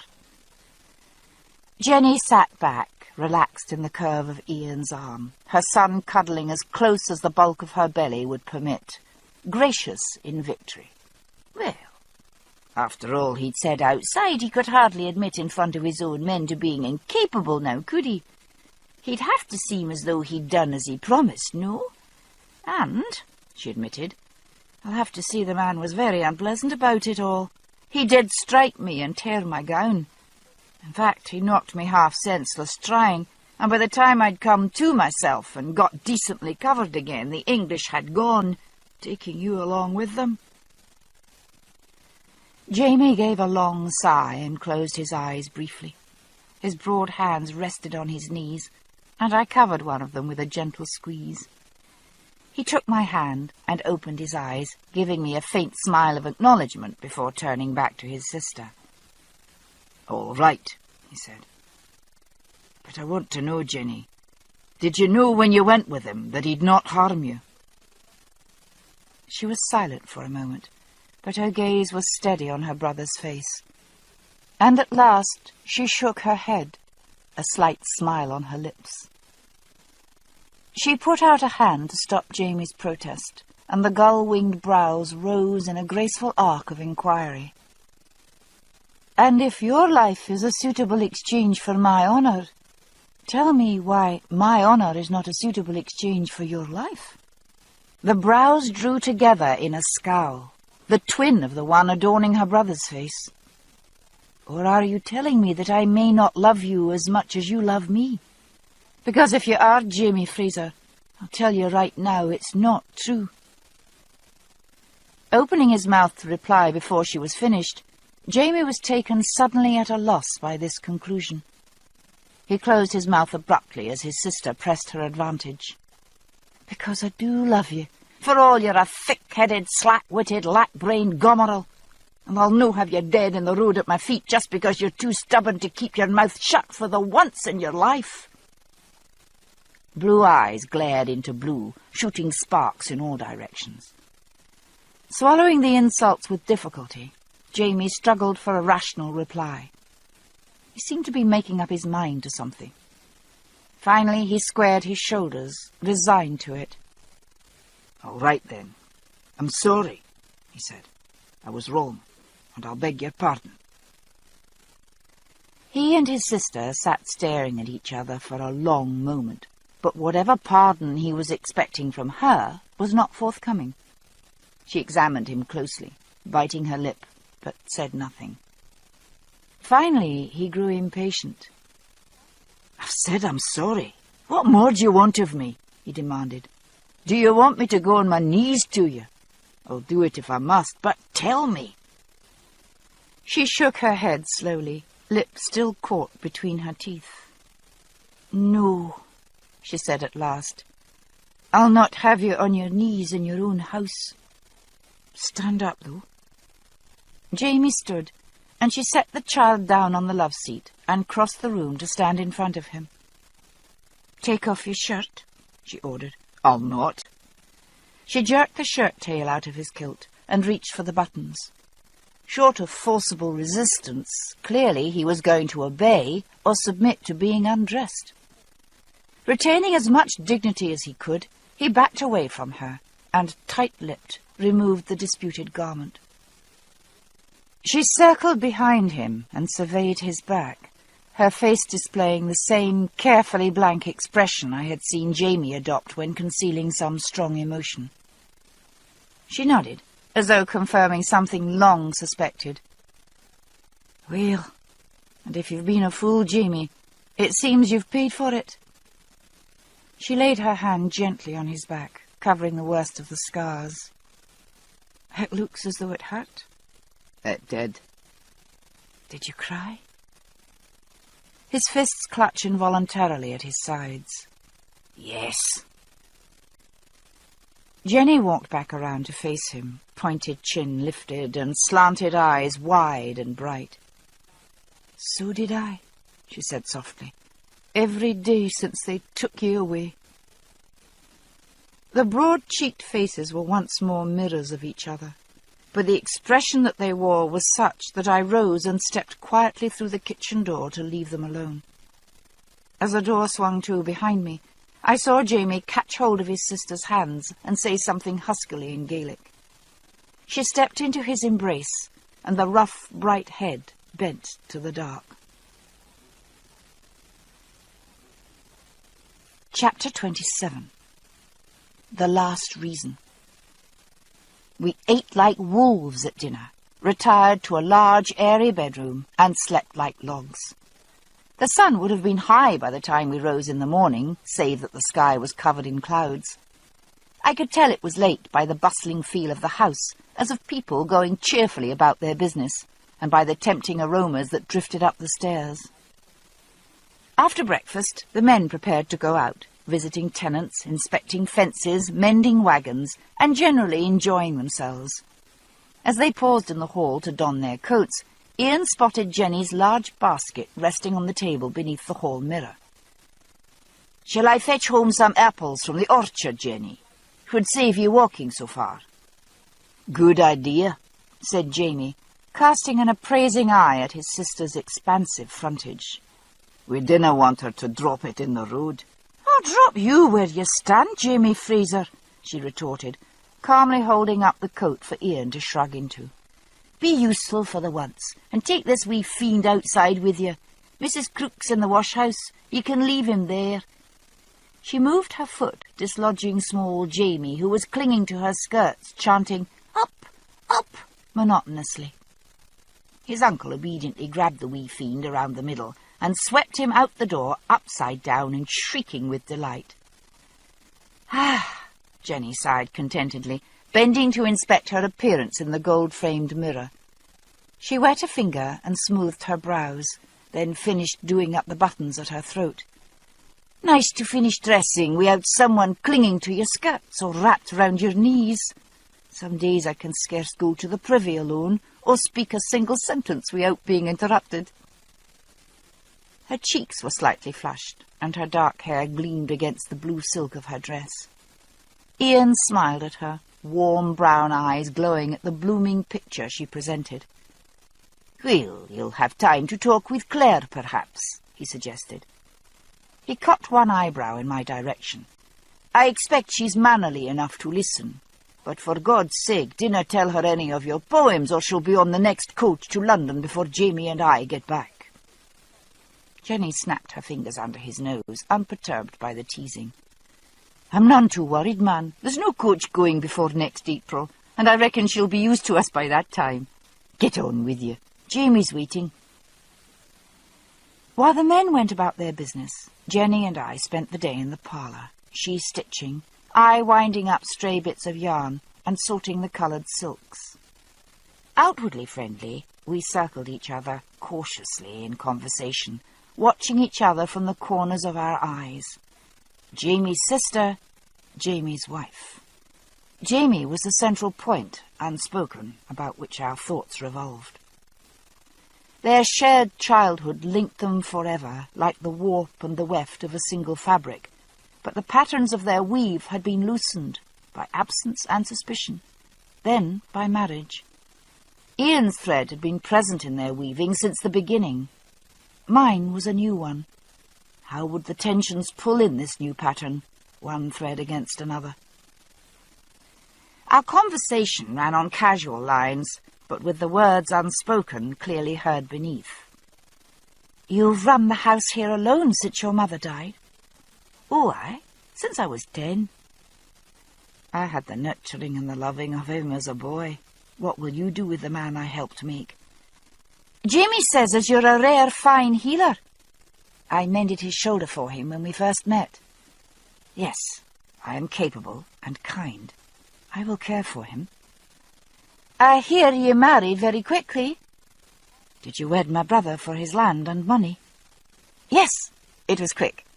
I didn't even know Jamie's true surname until just before the ceremony. I didn't know he was laird of this place. I can only have married him for himself." And so it went through the morning. I liked luncheon, and into the hours of the afternoon, as we exchanged small talk, tidbits of information, opinions, small and hesitant jokes, taking each other's measure. A woman who had run a large household since the age of 10, who had managed the estate since her father's death and her brother's disappearance, wasn't a person to be lightly esteemed. I did wonder what she thought of me, but she seemed as capable as her brother of hiding her thoughts when she chose to. As the clock on the mantelpiece began to strike 5, Jenny yawned and stretched, and the garment she'd been mending slid down the rounded slope of her belly onto the floor. She began clumsily to reach for it, but I dropped to my knees beside her. "No, I'll get it." "Thank you, Claire." Her first use of my name was accompanied by a shy smile, and I returned it. Before we could return to our conversation, we were interrupted by the arrival of Mrs. Crook, the housekeeper, who poked her long nose into the parlour and inquired worriedly whether we had seen wee Master Jamie. Jenny laid aside her sewing with a sigh. "Got away again, has he? Nae worry, Lizzie. He's likely gone wi' his dow, his uncle. We'll go and see, shall we, Claire?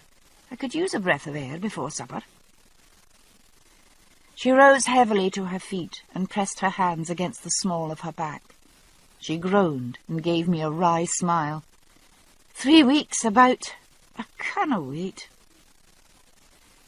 We walked slowly through the grounds outside, Jenny pointing out the brewhouse and the chapel, explaining the history of the estate and when the different bits had been built. As we approached the corner of the dovecot, we heard voices in the arbour. "There he is, the wee rascal," Jenny exclaimed. "Wait till I lay hands on him." "Wait a minute." I laid a hand on her arm, recognizing the deeper voice that underlaid the little boy's. "Dinna worrit yourself, man," said Jamie's voice. "You'll learn. It's a bit difficult, isn't it, when your cock doesn't stick out any farther than your belly button?" I stuck my head around the corner to find him seated on a chopping block, engaged in converse with his namesake, who was struggling manfully with the folds of his smock. "What are you doing with the child?" I inquired cautiously. "I'm teaching young James here the fine art of not pissing on his feet," he explained. "Seems the least his uncle could do for him." I raised one eyebrow. "Talk is cheap.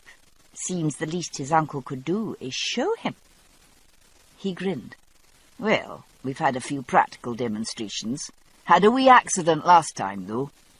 He exchanged accusatory looks with his nephew. "Dinna look at me," he said to the boy. "It was all your fault. I told you to keep still." Said Jenny dryly, with a look at her brother and a matching one at her son. The smaller Jamie responded by pulling the front of his smock up over his head, but the larger one, unabashed, grinned cheerfully and rose from his seat, brushing dirt from his breeks. He set a hand on his nephew's swathed head and turned the little boy toward the house. "To everything there is a season," he quoted, "and a time for every purpose under heaven.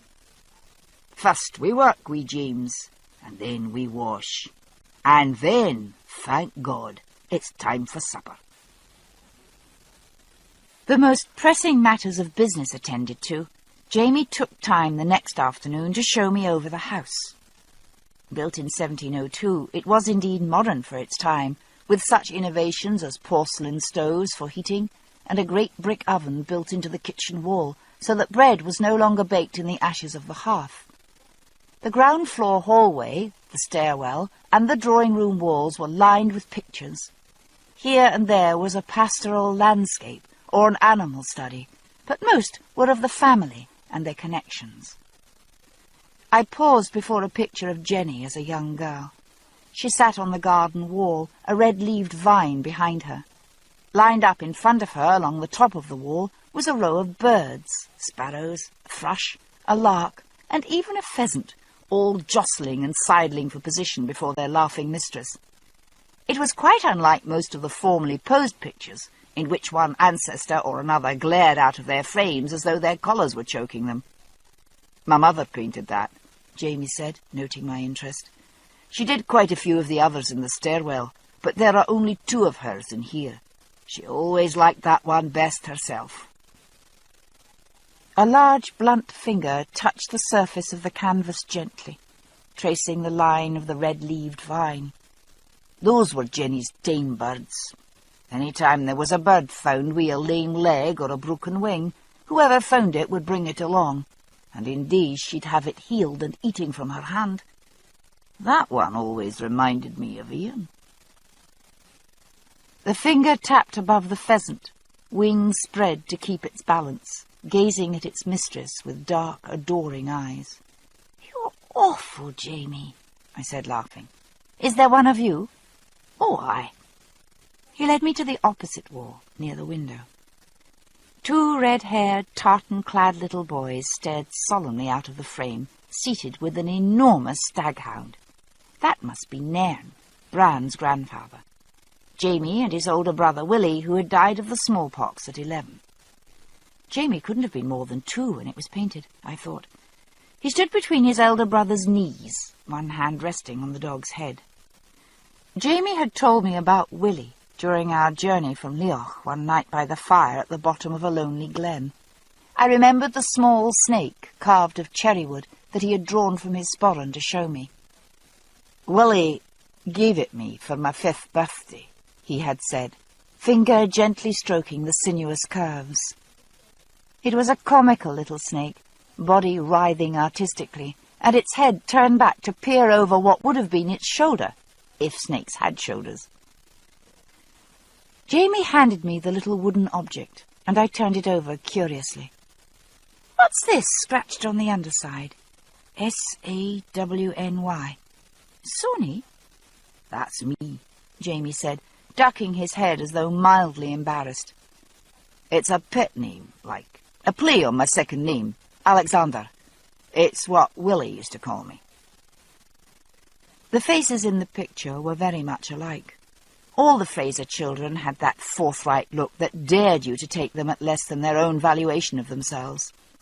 In this portrait, though, Jamie's cheeks were rounded and his nose still snubbed with babyhood, while his brother's strong bones had begun to show the promise of the man within, a promise never kept.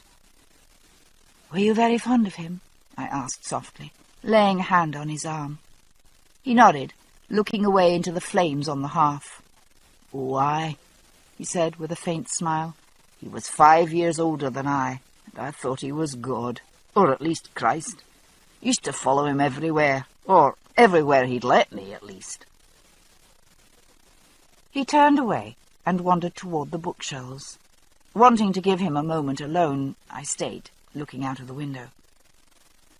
From this side of the house I could see dimly through the rain the outline of a rocky, grass-topped hill in the distance. It reminded me of the fairies' dun where I had stepped through a rock and emerged from a rabbit hole. Only 6 months, but it seemed like a very long time ago. Jamie had come to stand beside me at the window. Staring absently out at the driving rain, he said, "There was another reason. The main one." "Reason?" I said stupidly. "Why I married you." "Which was?" I don't know what I expected him to say, perhaps some further revelation of his family's contorted affairs. What he did say was more of a shock, in its way. "Because I wanted you." He turned from the window to face me. "More than I ever wanted anything in my life," he added softly. I continued staring at him, dumbstruck. Whatever I had been expecting, it wasn't this. Seeing my open-mouthed expression, he continued lightly, "When I asked my da how you knew which was the right woman, he told me when the time came I'd have no doubt. And I didn't. When I woke in the dark under that tree on the road to Leoch, with you sitting on my chest, cursing me for bleeding to death, I said to myself, Jamie Fraser, for all you canna see what she looks like, and for all she weighs as much as a good draught horse, this is the woman." I started toward him, and he backed away, talking rapidly. I said to myself, "She's mended you twice in as many hours, my lad, Life among the Mackenzies being what it is, it might be as well to wed a woman as can staunch a wound and set broken bones. And I said to myself, Jamie, lad, if her touch feels so bonny on your collarbone, imagine what it might feel like lower down. He dodged around a chair. Of course, I thought it might have just been the effects of spending 4 months in a monastery without benefits of female companionship. But then that ride through the dark together. He paused to sigh theatrically, neatly evading my grab at his sleeve, with that lovely broad arse wedged between my thighs. He ducked a blow aimed at his left ear and sidestepped, getting a low table between us, and that rock-solid head thumping me in the chest. A small metal ornament bounced off his own head and went clanging to the floor. I said to myself... He was laughing so hard at this point that he had to gasp for breath between phrases. "Jamie," I said, "for all she's a Sassenach bitch. Wi' a tongue like an adder's, wi' a bum like that, what does it matter if she's a face like a sheep?" I tripped him neatly and landed on his stomach with both knees as he hit the floor with a crash that shook the house. "You mean to tell me that you married me out of love?" I demanded. He raised his eyebrows, struggling to draw in breath. "Have I not just been saying so?" Grabbing me round the shoulders with one arm, he wormed the other hand under my skirt and proceeded to inflict a series of merciless pinches on that part of my anatomy he had just been praising. Returning to pick up her embroidery basket, Jenny sailed in at this point and stood eyeing her brother with some amusement. "And what are you up to, young Jamie, my lad?" she inquired, one eyebrow up. "I'm making love to my wife," he panted, breathless between giggling and fighting. "Well, you could find a more suitable place for it," she said, raising the other eyebrow. "That floor'll give you splinters in your ass." If Lallybroch was a peaceful place, it was also a busy one. Everyone in it seemed to stir into immediate life at cockcrow, and the farm then spun and whirred like a complicated bit of clockwork until after sunset, when one by one the cogs and wheels that made it run began to fall away, rolling off into the dark to seek supper and bed, only to reappear like magic in their proper places in the morning. So essential did every last man, woman, and child seem to the running of the place that I couldn't imagine how it had fared these last few years, lacking its master. Now, not only Jamie's hands, but mine as well were pressed into full employment. For the first time, I understood the stern Scottish strictures against idleness that had seemed like mere quaintness before, or after, as the case might be. Idleness would have seemed not only a sign of moral decay, but an affront to the natural order of things. There were moments, of course, those small spaces of time, too soon gone, when everything seemed to stand still, and existence is balanced on a perfect point, like the moment of change between the dark and the light, when both and neither surround you. I was enjoying such a moment on the evening of the 2nd or 3rd day following our arrival at the farmhouse. Sitting on the fence behind the house, I could see tawny fields to the edge of the cliff past the broch, and the mesh of trees on the far side of the pass, dimming to black before the pearly glow of the sky. Objects near and far away seemed to be at the same distance as their long shadows melted into the dusk. The air was chilly with a hint of the coming frost, and I thought I must go in soon, though I was reluctant to leave the still beauty of the place. I wasn't aware of Jamie approaching until he slid the heavy folds of a cloak around my shoulders. I hadn't realized quite how cold it was until I felt the contrasting warmth of the thick wool. Jamie's arms came around me with the cloak, and I nestled back against him, shivering slightly. "I could see you shivering from the house," he said, taking my hands in his. "Catch a chill if you're not careful." "And what about you?" I twisted about to look at him. Despite the increasing bite of the air, he looked completely comfortable in nothing but shirt and kilt, with no more than a slight reddening of the nose to show it wasn't the balmiest of spring evenings. "Oh, well, I'm used to it. Scotsmen are none so thin-blooded as ye blue-nosed sovereigns. He tilted my chin up and kissed my nose, smiling. I took him by the ears and adjusted his aim downward. It lasted long enough for our temperatures to have equalized by the time he released me, and the warm blood sang in my ears as I leaned back, balancing on the fence rail. The breeze blew from behind me, fluttering strands of hair across my face. He brushed them off my shoulders, spreading the ruffled locks out with his fingers, so the setting sun shone through the strands. "You look like you've a halo with the light behind you that way," he said softly. "An angel crowned with gold." "And you," I answered softly, tracing the edge of his jaw where the amber light sparked from his sprouting beard. "Why didn't you tell me before?" He knew what I meant. One eyebrow went up, and he smiled, half his face lit by the glowing sun, the other half in shadow. "Well, I knew you didn't want to wed me. I'd no wish to burden you or make myself foolish by telling you then, when it was plain you'd lie with me only to honour vows you'd rather not have made."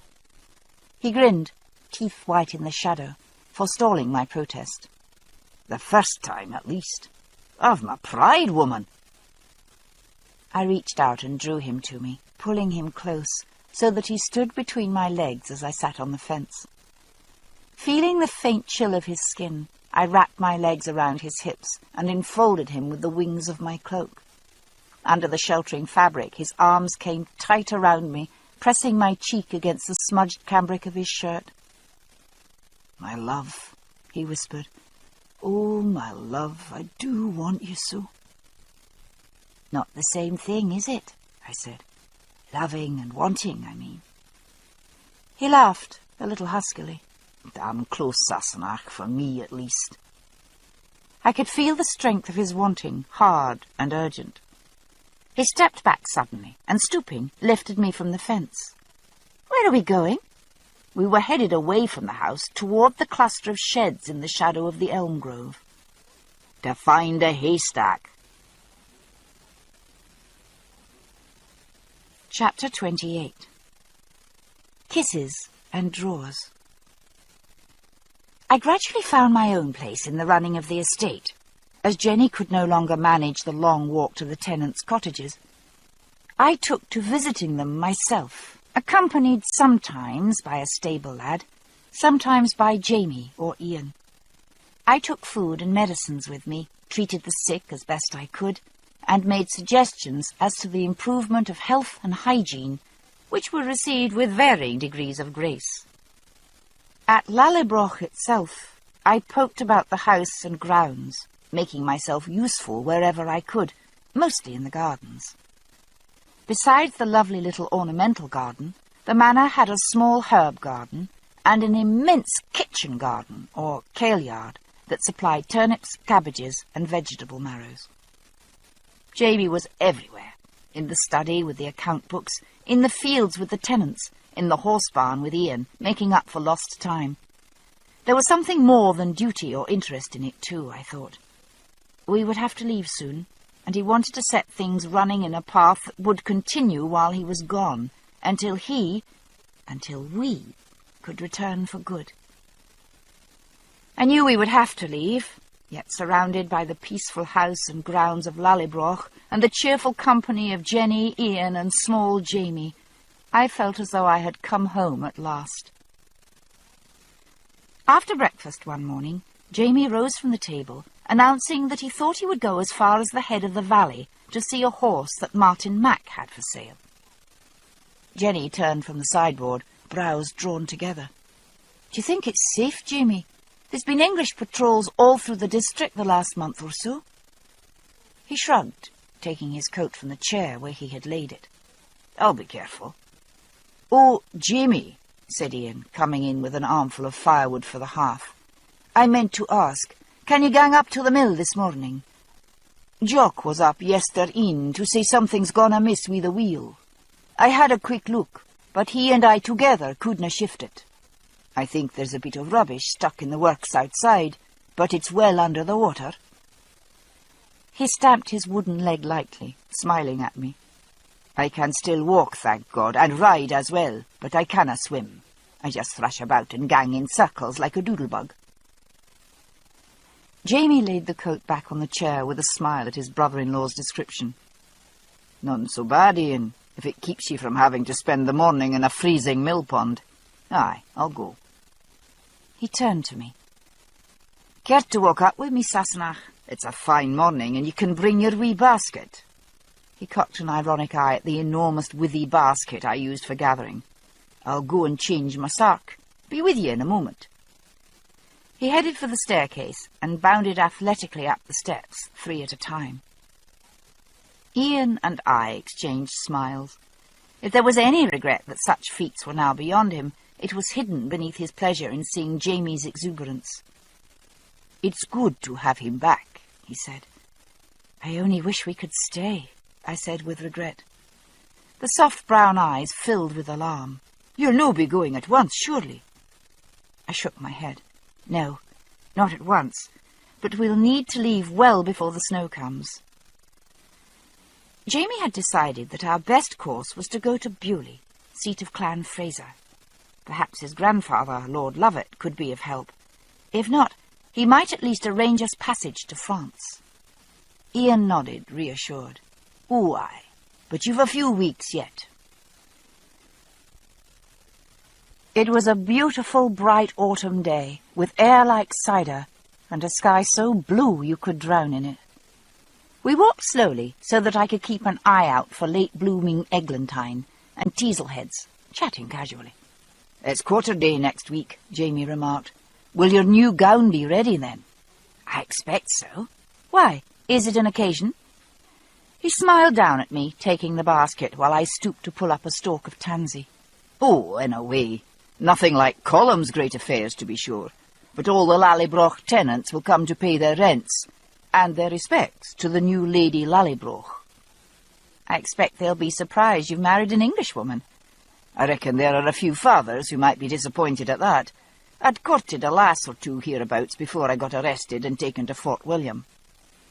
"Sorry you didn't wed a local girl?" I asked coquettishly. "If you think I'm going to say yes, and you standing there holding a pruning knife," he remarked, "you've less opinion of my good sense than I thought." I dropped the pruning knife, which I'd taken to dig with, stretched my arms out, and stood waiting. When he released me at last, I stooped to pick up the knife again, saying teasingly, "I always wondered how it was you stayed a virgin so long. Are the girls in Lallybroch all plain, then?" "No," he said, squinting up into the morning sun. "It was mostly my father was responsible for that. We'd stroll over the fields in the evening sometimes, he and I, and talk about things. And once I got old enough for such a thing to be a possibility, he told me that a man must be responsible for any seed he sows, for it's his duty to take care of a woman and protect her. And if I wasn't prepared to do that, then I'd no right to burden a woman with the consequences of my own actions." He glanced behind us, toward the house, and toward the small family graveyard near the foot of the broch where his parents were buried. "He said the greatest thing in a man's life is to lie with a woman he loves," he said softly. He smiled at me, eyes blue as the sky overhead. He was right. I touched his face lightly, tracing the broad sweep downward from cheek to jaw. "Rather hard on you, though, if he expected you to wait so long to marry," I said. Jamie grinned, kilt flapping round his knees in the brisk autumn breeze. "Well, the church does teach that self-abuse is a sin, but my father said he thought that if it came to a choice between abusing yourself or some poor woman, a decent man might choose to make the sacrifice." When I stopped laughing, I shook my head and said, No, I won't ask. You did stay a virgin, though." "Strictly by the grace of God and my father, Sassenach. I didn't think I thought much about anything but the lasses once I turned 14 or so, but that was when I was sent to foster with Dougal at Benacht."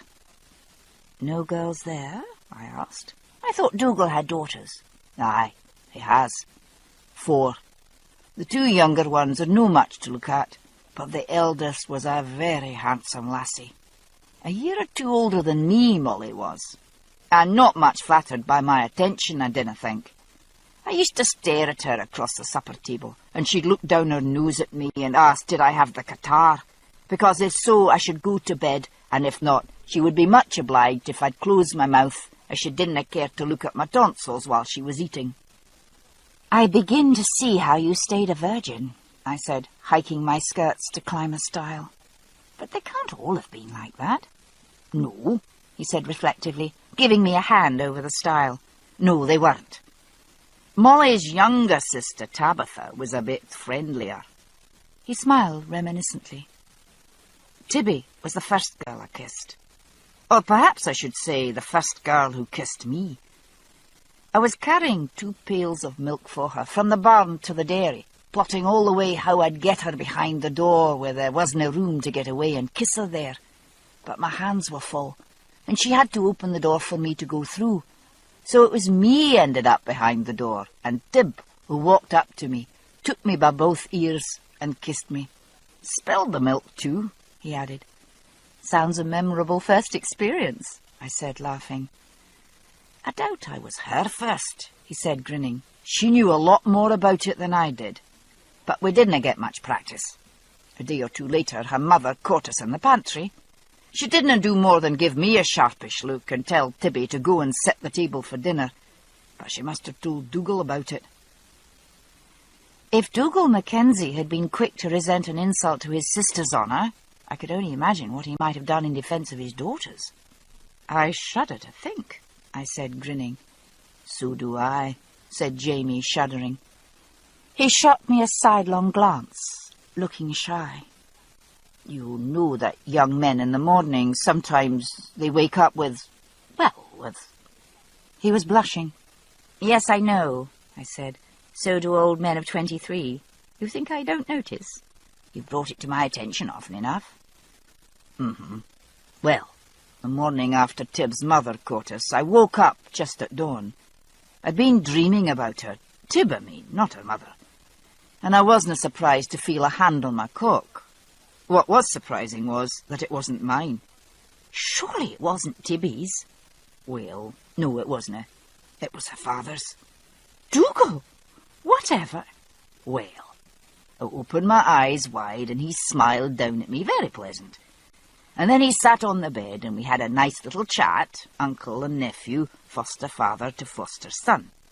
He said how much he was enjoying my being there, him not having a son of his own and all that, and how his family was all so fond of me and all that, and how he would hate to think that there might be any advantage taken of such fine, innocent feelings as his daughters might have toward me, but how, of course, he was so pleased that he could trust me as he would his own son. And all the time he was talking, and me lying there, he had his one hand on his dirk, and the other resting on my fine young balls. So I said, 'Yes, uncle,' and 'No, uncle,' and when he left, I rolled myself up in the quilt and dreamed about pigs. And I didn't kiss a girl again until I was 16 and went to Leoch." He looked over at me, smiling. His hair was laced back with a leather thong, but the shorter ends were sticking up at the crown as usual, glimmering red and gold in the brisk, clear air. His skin had darkened to a golden bronze during our journey from Leoch and Craignadun, and he looked like an autumn leaf, swirling joyfully wind-borne. "And what of you, my bonny Sassenach?" he asked, grinning. "Did ye have the wee laddies panting at your heels, or were ye shy and maidenly?" "A bit less than you," I said circumspectly. "I was 8. "Jezebel! Who was the lucky lad?" "The dragoman's son. That was in Egypt. He was 9. "Oh, well, you're no to blame then. Led astray by an older man, and a bloody heathen, no less." The mill came into sight below, picture pretty, with a deep red vine glowing up the side of the yellow plaster wall, and shutters standing open to the daylight, tidy in spite of the worn green paint. The water gushed happily down the sluice under the idle water wheel into the mill pond. There were even ducks on the pond. Teal and Goldeneye paused for a rest on their southern flight.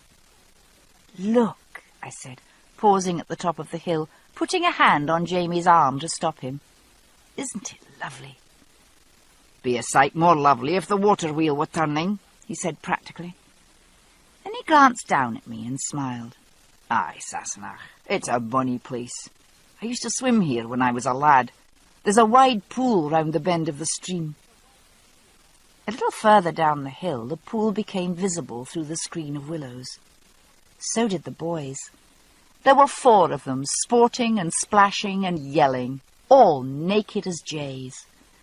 "Brrr," I said, watching them. The weather was fine for autumn, but there was enough of a nip in the air to make me glad of the shawl I'd brought.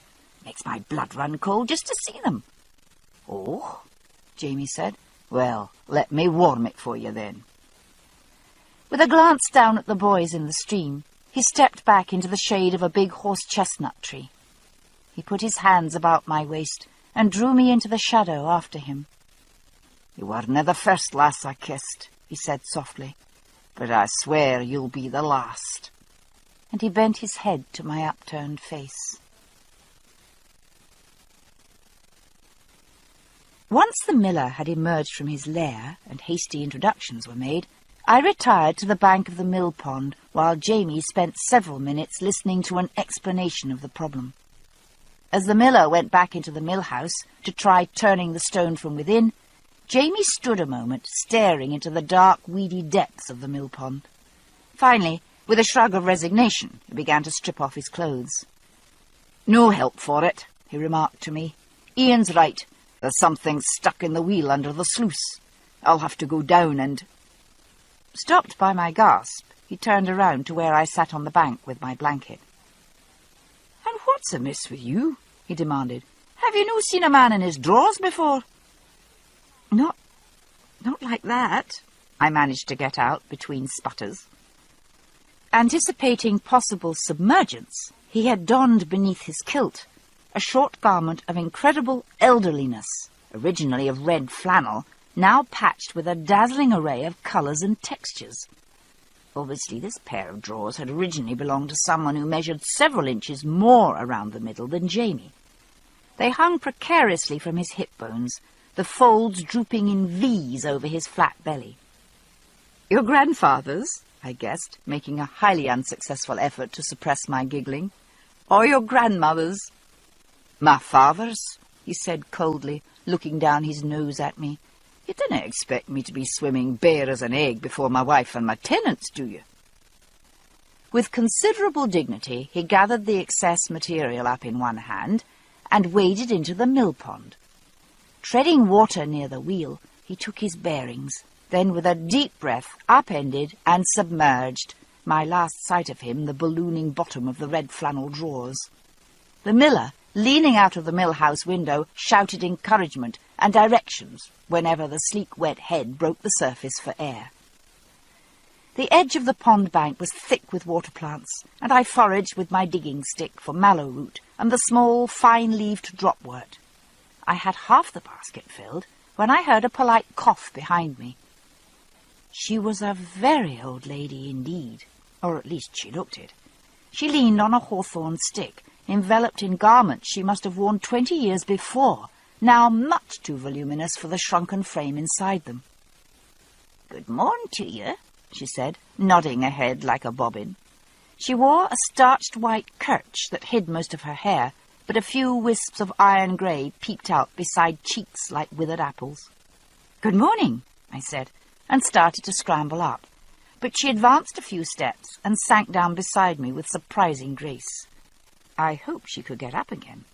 I started, but had barely opened my mouth when she interrupted. "You'll be the new lady, of course. I'm Mrs. McNab, Granny McNab they call me, along of my daughters-in-law all being Mrs. McNabs as well." She reached out a skinny hand and pulled my basket toward her, peering into it. "Mallow root. Ah, that's good for cough. But you didn't want to use that one, lassie." She poked at a small brownish tuber.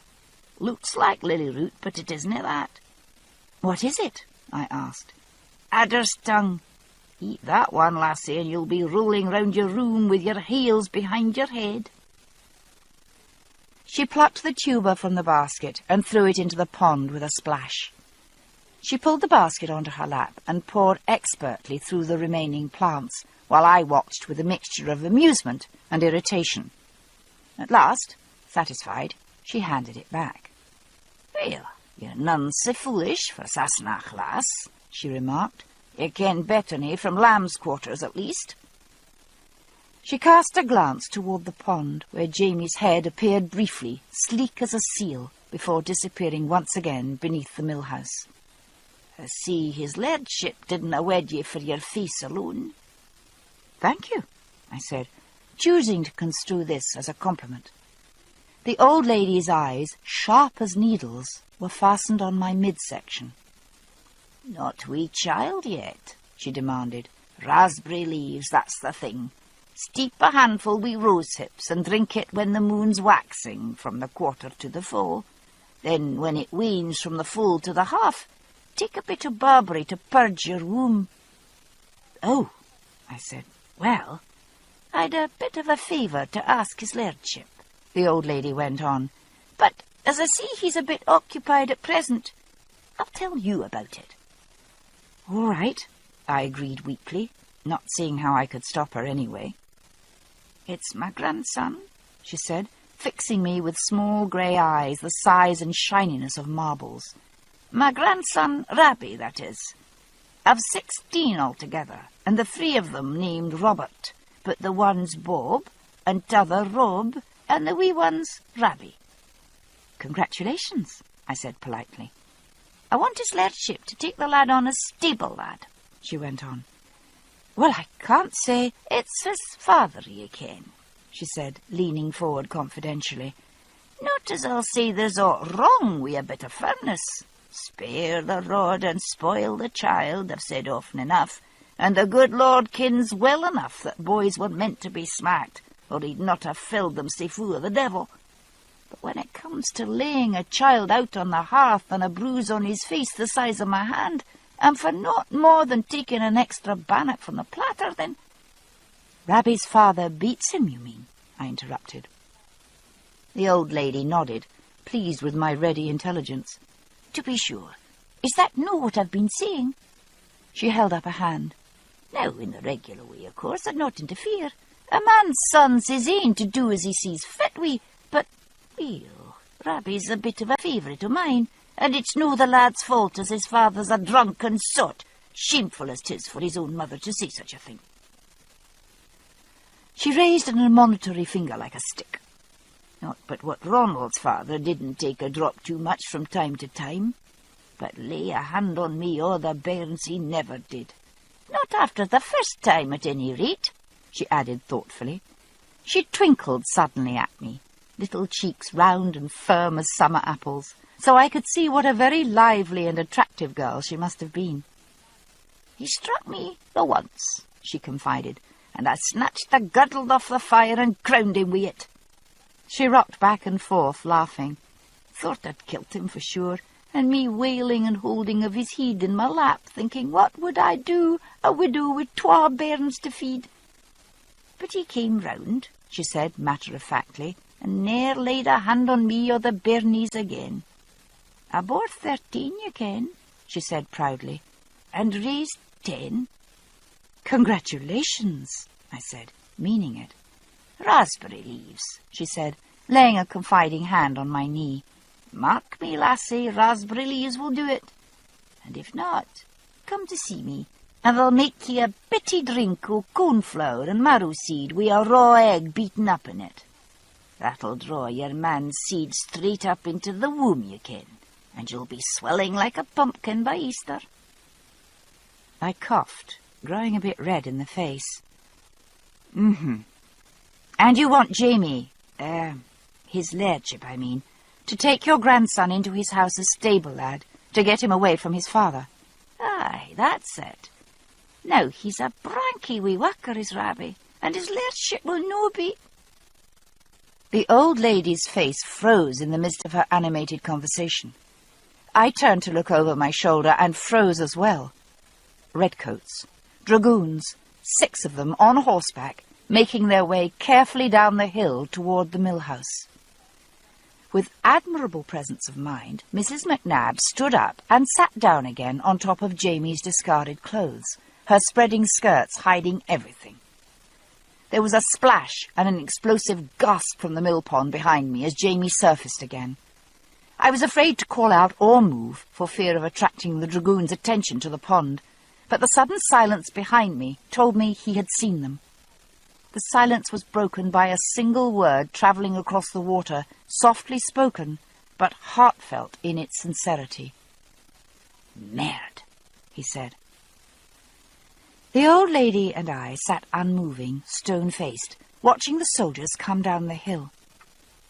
At the last moment, as they made the final turn around the mill-house path, she turned swiftly to me and laid a stick-straight finger across her withered lips. I mustn't speak and let them hear that I was English. I didn't have time even to nod in acknowledgment before the mud-caked hooves came to a halt a few feet away. "Good morrow to you, ladies," said the leader. He was a corporal, but not, I was pleased to see, Corporal Hawkins. A quick glance showed me that none of the men were among those I had seen at Fort William, and I relaxed my grip on the handle of my basket just a fraction. "We saw the mill from above," the dragoon said, "and thought perhaps to purchase a sack of meal." He divided a bow between us, not sure who to address. Mrs. McNabb was frosty but polite. "Good morrow," she said, inclining her head. "But if you've come for meal, I fear me you'll be sair disappointed. The mill wheel's nae working just now. Perhaps next time you come this way." "Oh, what's amiss then?" The corporal, a short young man with a fresh complexion, seemed interested. He walked down to the edge of the pond to peer at the wheel. The miller, popping up in the mill to report the latest progress with the millstone, saw him and hastily popped back down out of sight. The corporal called to one of his men. Climbing up the slope, he gestured to the other soldier, who obligingly stooped to let the corporal climb on his back. Reaching up, he managed to catch the edge of the roof with both hands and squirmed up onto the thatch. Standing, he could barely reach the edge of the great wheel. He reached out and rocked it with both hands. Bending down, he shouted through the window to the miller to try turning the millstone by hand. I willed myself to keep my eyes away from the bottom of the sluice. I wasn't sufficiently familiar with the workings of water wheels to know for sure, but I was afraid that if the wheel gave way suddenly, anything near the underwater works might be crushed. Apparently this was no idle fear, for Mrs. McNabb spoke sharply to one of the soldiers near us. "You should call your master doon now, laddie. He'll do no good to the mill or himself. You shouldna meddle with things as you dinna understand." "Oh, you've no cause for worry, missus," said the soldier casually. "Corporal Silver's father has a wheat mill in Hampshire. What the corporal doesn't know about water wheels would fit in me shoe." Mrs. McNabb and I exchanged looks of alarm. The corporal, after a bit more clambering up and down and exploratory rockings and pokings, came down to where we sat. He was perspiring freely and wiped his red face with a large grubby handkerchief before addressing us. "I can't move it from above, and that fool of a miller doesn't seem to speak any English at all." He glanced at Mrs. McNabb's sturdy stick and gnarled limbs, then at me. "Perhaps the young lady could come and talk to him for me." Mrs. McNabb stretched out a protective hand, gripping me by the sleeve. "You'll hae to pardon my daughter-in-law, sir. She's gone sair saft in the heed ever sin' her last babe were stillborn. Hasna spoke a word in over a year, poor lassie. And I canna leave her for a minute, for fear she'll throw herself into the water in her grief."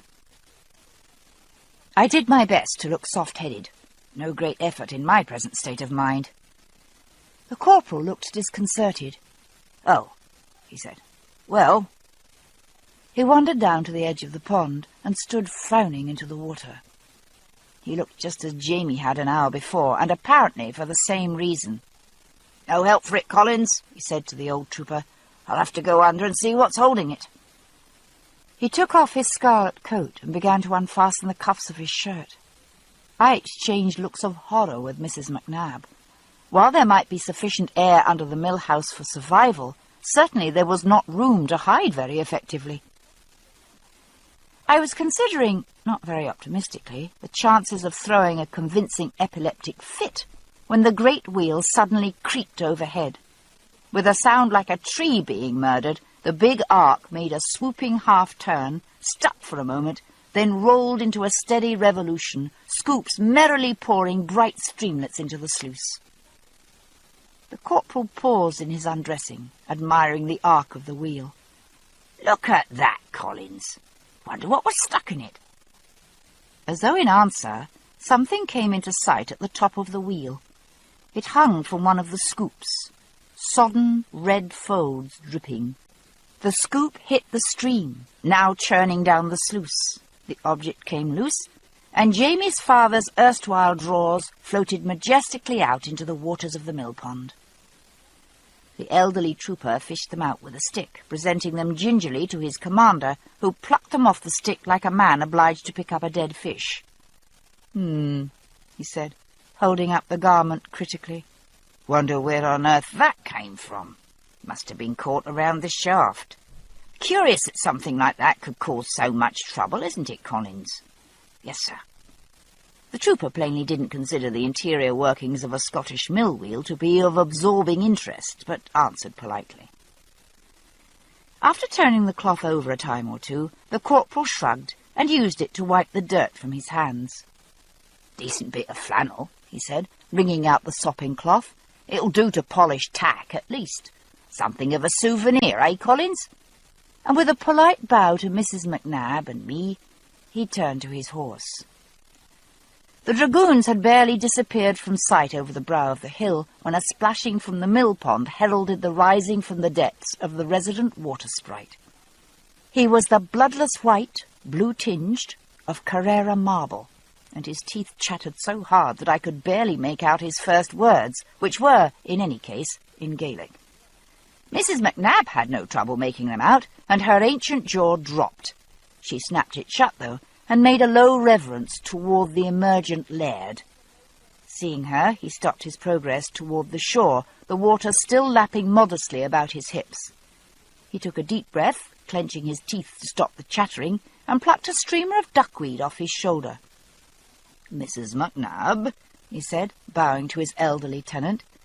"Sir," she said, bowing back once again. "A fine day, is it not?" "A bit brisk," he said, casting an eye at me. I shrugged helplessly. "We're pleased to see you back in your home, sir, and it's our hope, the lads and myself, as you'll soon be back to stay." "Mine too, Mrs. McNab," Jamie said courteously. He jerked his head at me, glaring. I smiled blandly. The old lady, ignoring this byplay, folded her gnarled hands in her lap and settled back with dignity. "I've a wee favour I was wishing to ask of your lordship," she began, "having to do with—" "Granny McNab," Jamie interrupted, advancing a menacing half-step through the water. "Whatever your wish is, I'll do it, provided only that you'll give me back my shirt before my parts fall off wi' cold." Chapter 29. More Honesty. In the evenings, when supper was cleared away, we generally sat in the drawing-room with Jenny and Ian, talking companionably of this and that, or listening to Jenny's stories. Tonight, though, it was my turn, and I held Jenny and Ian rapt as I told them about Mrs. McNab and the redcoats.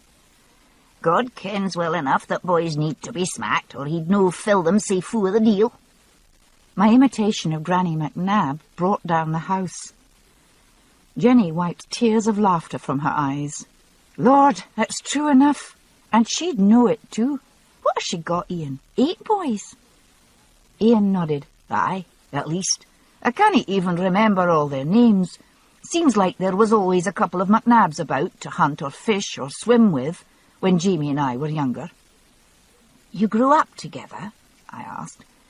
Jamie and Ian exchanged wide, complicitous grins. "Oh, aye, we're familiar," Jamie said, laughing. "Ian's father was the factor for Lallybroch, like Ian is now.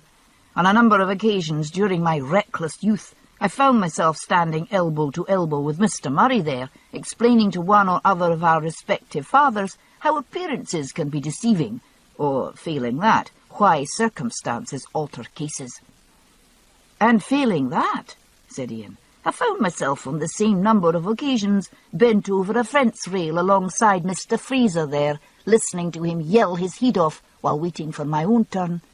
Never, replied Jamie indignantly. I never yelled. You call it what you like, Jamie, his friend answered, but you were awful loud. You could hear the both of you for miles, Jenny interjected, and not only the yelling. You could hear Jamie arguing all the time, right up to the fence. Aye, you should have been a lawyer, Jamie, but I dinna ken why I always let you do the talking, said Ian, shaking his head. You always got us in worse trouble than we started. Jamie began to laugh again. You mean the broch? I do. Ian turned to me, motioning toward the west, where the ancient stone tower rose from the hill behind the house. One of Jamie's better arguments, that was, he said, rolling his eyes upward. He told Brian it was uncivilized to use physical force in order to make your point of view prevail. Corporal punishment was barbarous, he said, and old-fashioned to boot. Thrashing someone just because they had committed an act with whose ramifications, that was it, with whose ramifications you didn't agree, was not at all a constructive form of punishment. All of us were laughing by this time. Did Brian listen to all of this? I asked. Oh, aye, Ian nodded. I just stood there with Jamie, nodding whenever he'd stop for breath. When Jamie finally ran out of words, his father sort of coughed a bit and said, I see. Then he turned and looked out of the window for a little, swinging the strap, and nodding his head as though he were thinking. We were standing there, elbow to elbow, like Jamie said, sweating. At last Brian turned about and told us to follow him to the stables.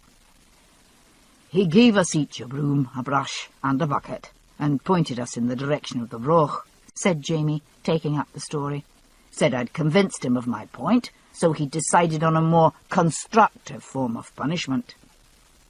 Ian's eyes rolled slowly up, as though following the rough stones of the broch upward. That tower rises 60 feet from the ground, he told me, and it's 30 feet in diameter, with 3 floors. He heaved a sigh. We swept it from top to the bottom, he said, and scrubbed it from the bottom to the top. It took 5 days, and I can taste rotted oat straw when I cough, even now. And you tried to kill me on the 3rd day, said Jamie, forgetting us into that. He touched his head gingerly. I had a wicked gash over my ear where you hit me with a broom. Oh, well, Ian said comfortably. That was when you broke my nose the 2nd time, so we were even. Trust to Murray to keep score, Jamie said, shaking his head. Let's see, I said, counting on my fingers. According to you, Fraser's are stubborn, Campbell's are sneaky, Mackenzie's are charming but sly, and Graham's are stupid. What's the Murray's distinguishing characteristic? You can count on them in a fight, said Jamie and Ian together, then laughed. You can too, said Jamie, recovering. You just hope they're on your side. And both men went off into fits again. Jenny shook her head disapprovingly at spouse and brother. And we haven't even had any wine yet, she said. She put down her sewing and heaved herself to her feet. Come with me, Claire. We'll see has Mrs. Crook made any biscuits to have with the pot. Coming back down the hall a quarter of an hour later with trays of refreshments, I heard Ian say, You'll no mind then, Jamie? Mind what? That we wed without your consent, me and Jenny, I mean. Jenny, walking ahead of me, came to a sudden stop outside the drawing-room door.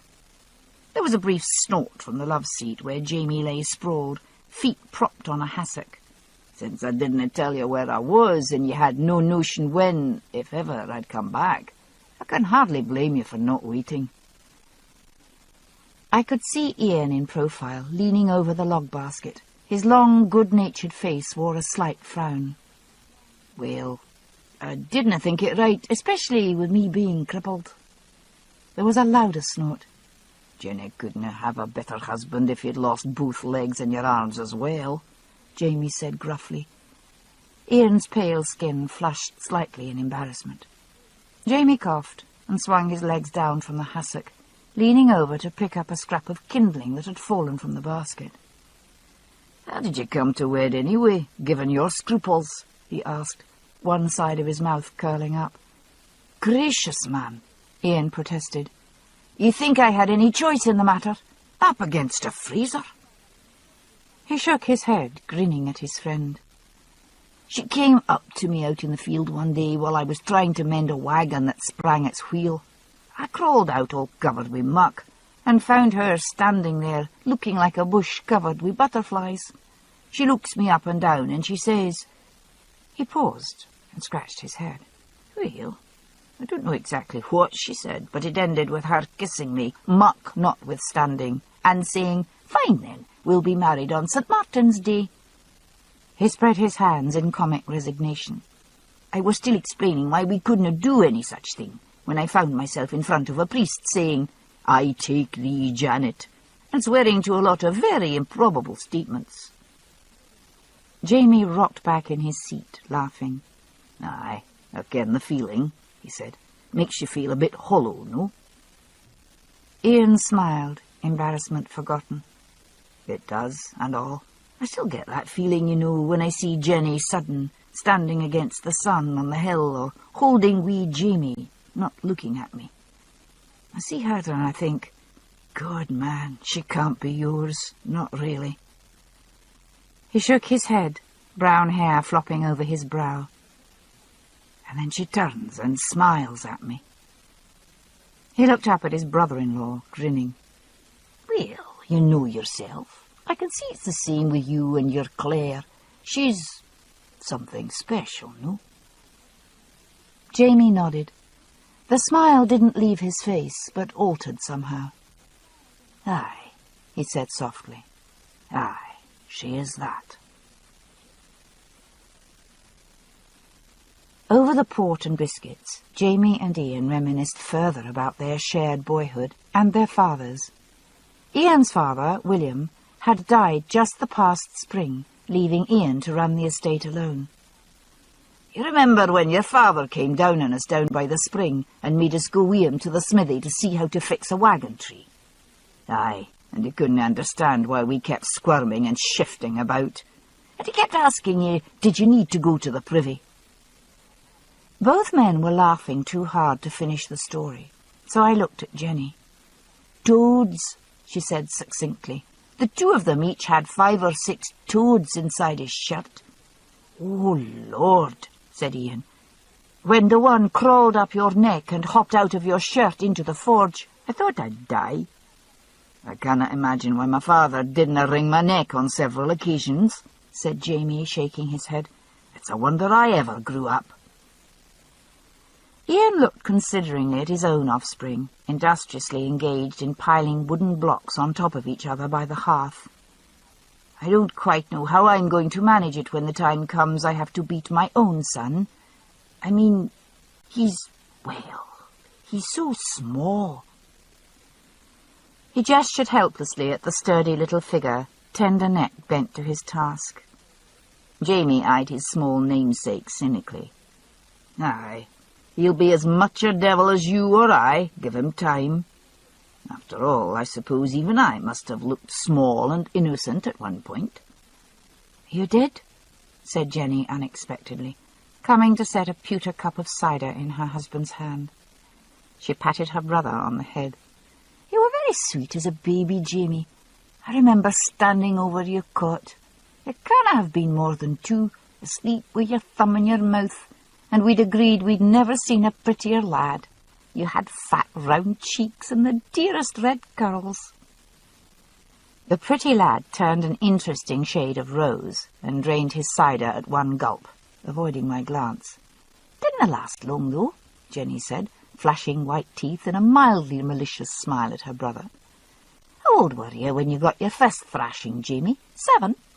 "No, 8, Jamie said, thrusting a new log into the smouldering pile of kindling. "Christ, that hurt. 12 strokes full across the bum, and he didn't let up a bit beginning to end. He never did.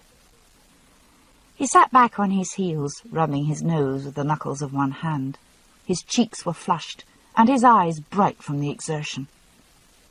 Once it was over, Father went off a bit and sat down on a rock while I settled myself. Then, when I'd quit howling and got down to a sort of wet snuffle, he called me over to him. Now that I think of it, I can remember just what he said. Maybe you can use it on young Jamie, Ian, when the time comes. Jamie closed his eyes, recalling. He stood me between his knees and made me look him in the face and said, "That's the first time, Jamie. I'll have to do it again, maybe 100 times before you're grown to a man." He laughed a bit then and said, "My father did it to me at least that often, and you're as stubborn and cockle-headed as ever I was." He said, "Sometimes I dare say I'll enjoy thrashing you, depending on what you've done to deserve it. Mostly I won't, but I'll do it nonetheless. So remember it, lad. If your head thinks up mischief, your backside's going to pay for it."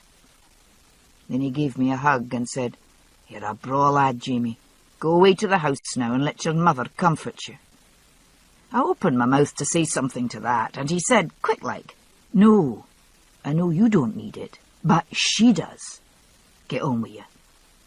So I came down and Mother fed me bread with jam on it. Jenny suddenly started to laugh. "I just remembered," she said. "Dad used to tell that story about you, Jamie, about thrashing you and what he said to you. He said, when he sent you back to the house after, you came halfway down, then all of a sudden stopped and waited for him. When he came down to you, you looked up at him and said, 'I just wanted to ask, Father, did ye enjoy it this time?' And when he said, 'No,' you nodded and said, 'Good, I didn't like it much either.'" We all laughed for a minute together. Then Jenny looked up at her brother, shaking her head. "He loved to tell that story. Dad always said you'd be the death of him, Jamie." The merriment died out of Jamie's face, and he looked down at the big hands resting on his knees. "Aye," he said quietly. "Well, I was then, wasn't I?" Jenny and Ian exchanged glances of dismay, and I looked down at my own lap, not knowing what to say. There was no sound for a moment but the crackling of the fire. Then Jenny, with a quick look at Ian, set down her glass and touched her brother on the knee. "Jamie," she said, "it wasn't your fault." He looked up at her and smiled a little bleakly. "No, who else is then?" She took a deep breath and said, "Mine." "What?" He stared at her in blank astonishment. She had gone a little paler even than usual, but remained composed. I said it was my fault, as much as anyone's, for what happened to you, Jamie, and Father. He covered her hand with his own and rubbed it gently. "Did you talk daft, lass?" he said. "You did what you did to try to save me. You're right. If you'd not gone with Randall, he'd likely have killed me here." She studied her brother's face, a troubled frown wrinkling her rounded brow. "No, I dinna regret taking Randall to the house, not even if he'd... Well, no, but that wasn't it." She drew a deep breath again, steeling herself. "When I took him inside, I brought him up to my room. I didn't ken quite what to expect. I'd not been with a man.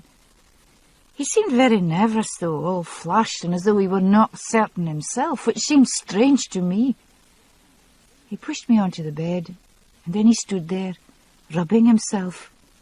I thought at first I'd really damaged him with my knee, though I knew I hadn't struck him so hard, really."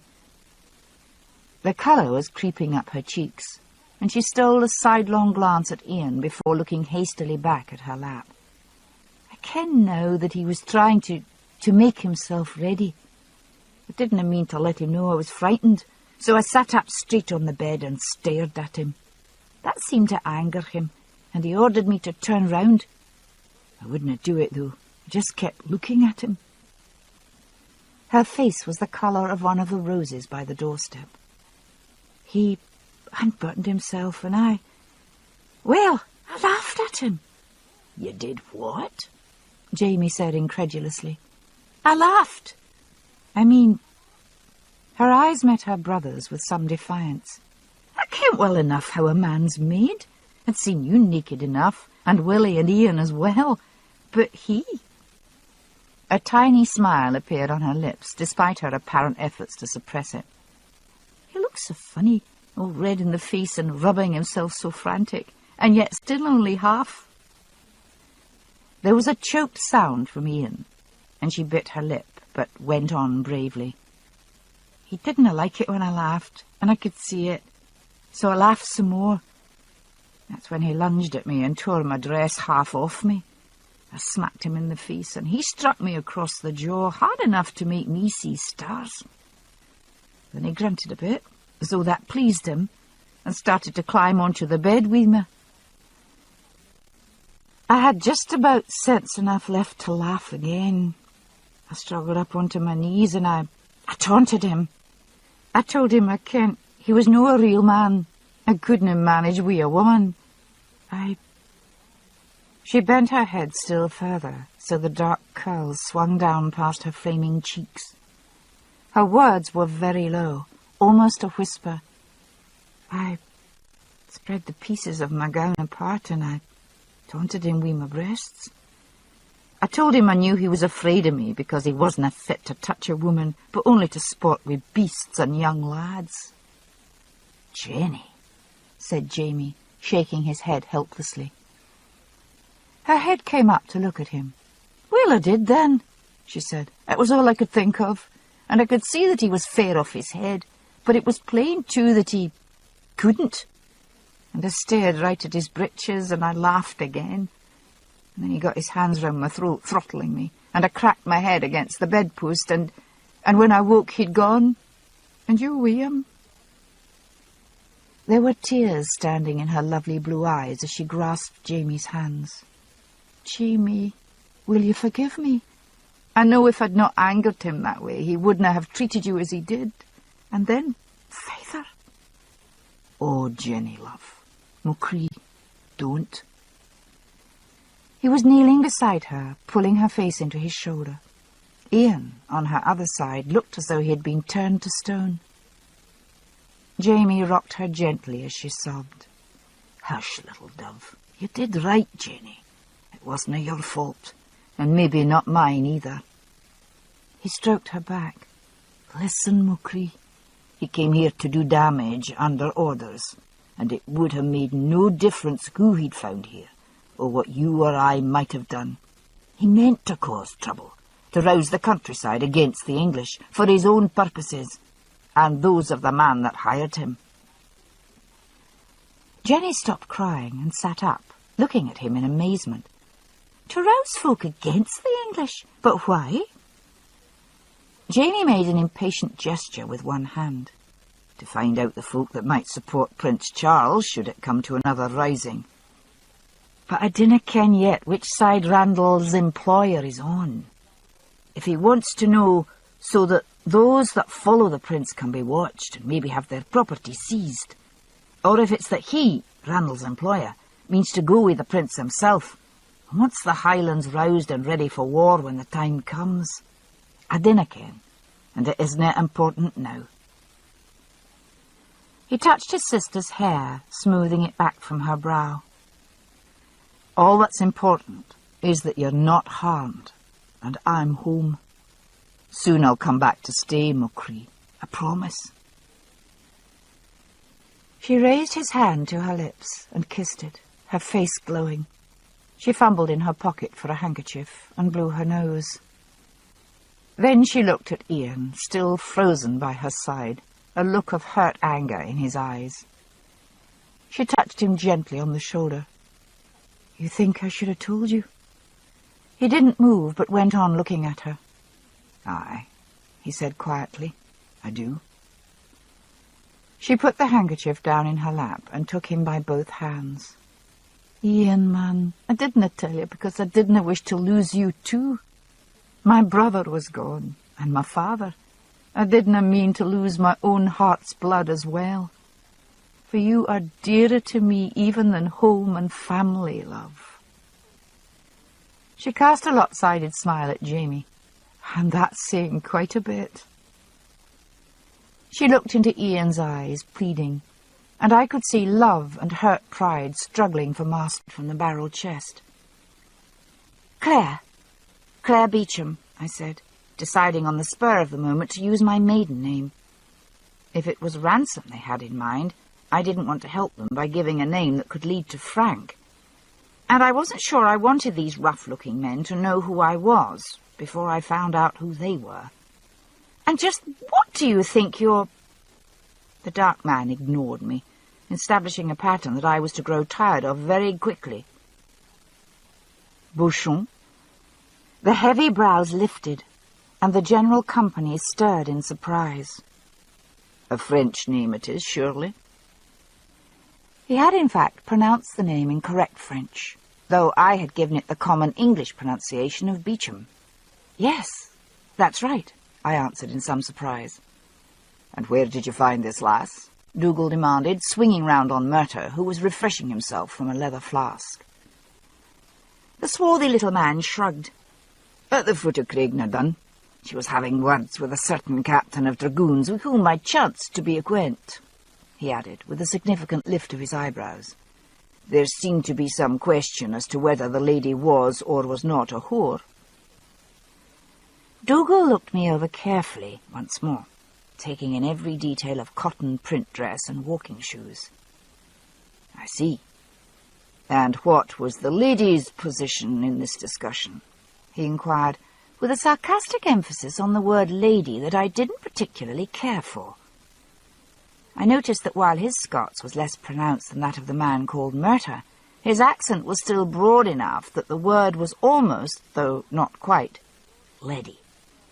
Murta seemed grimly amused. At least one corner of the thin mouth turned up. She said she wasn't, eh?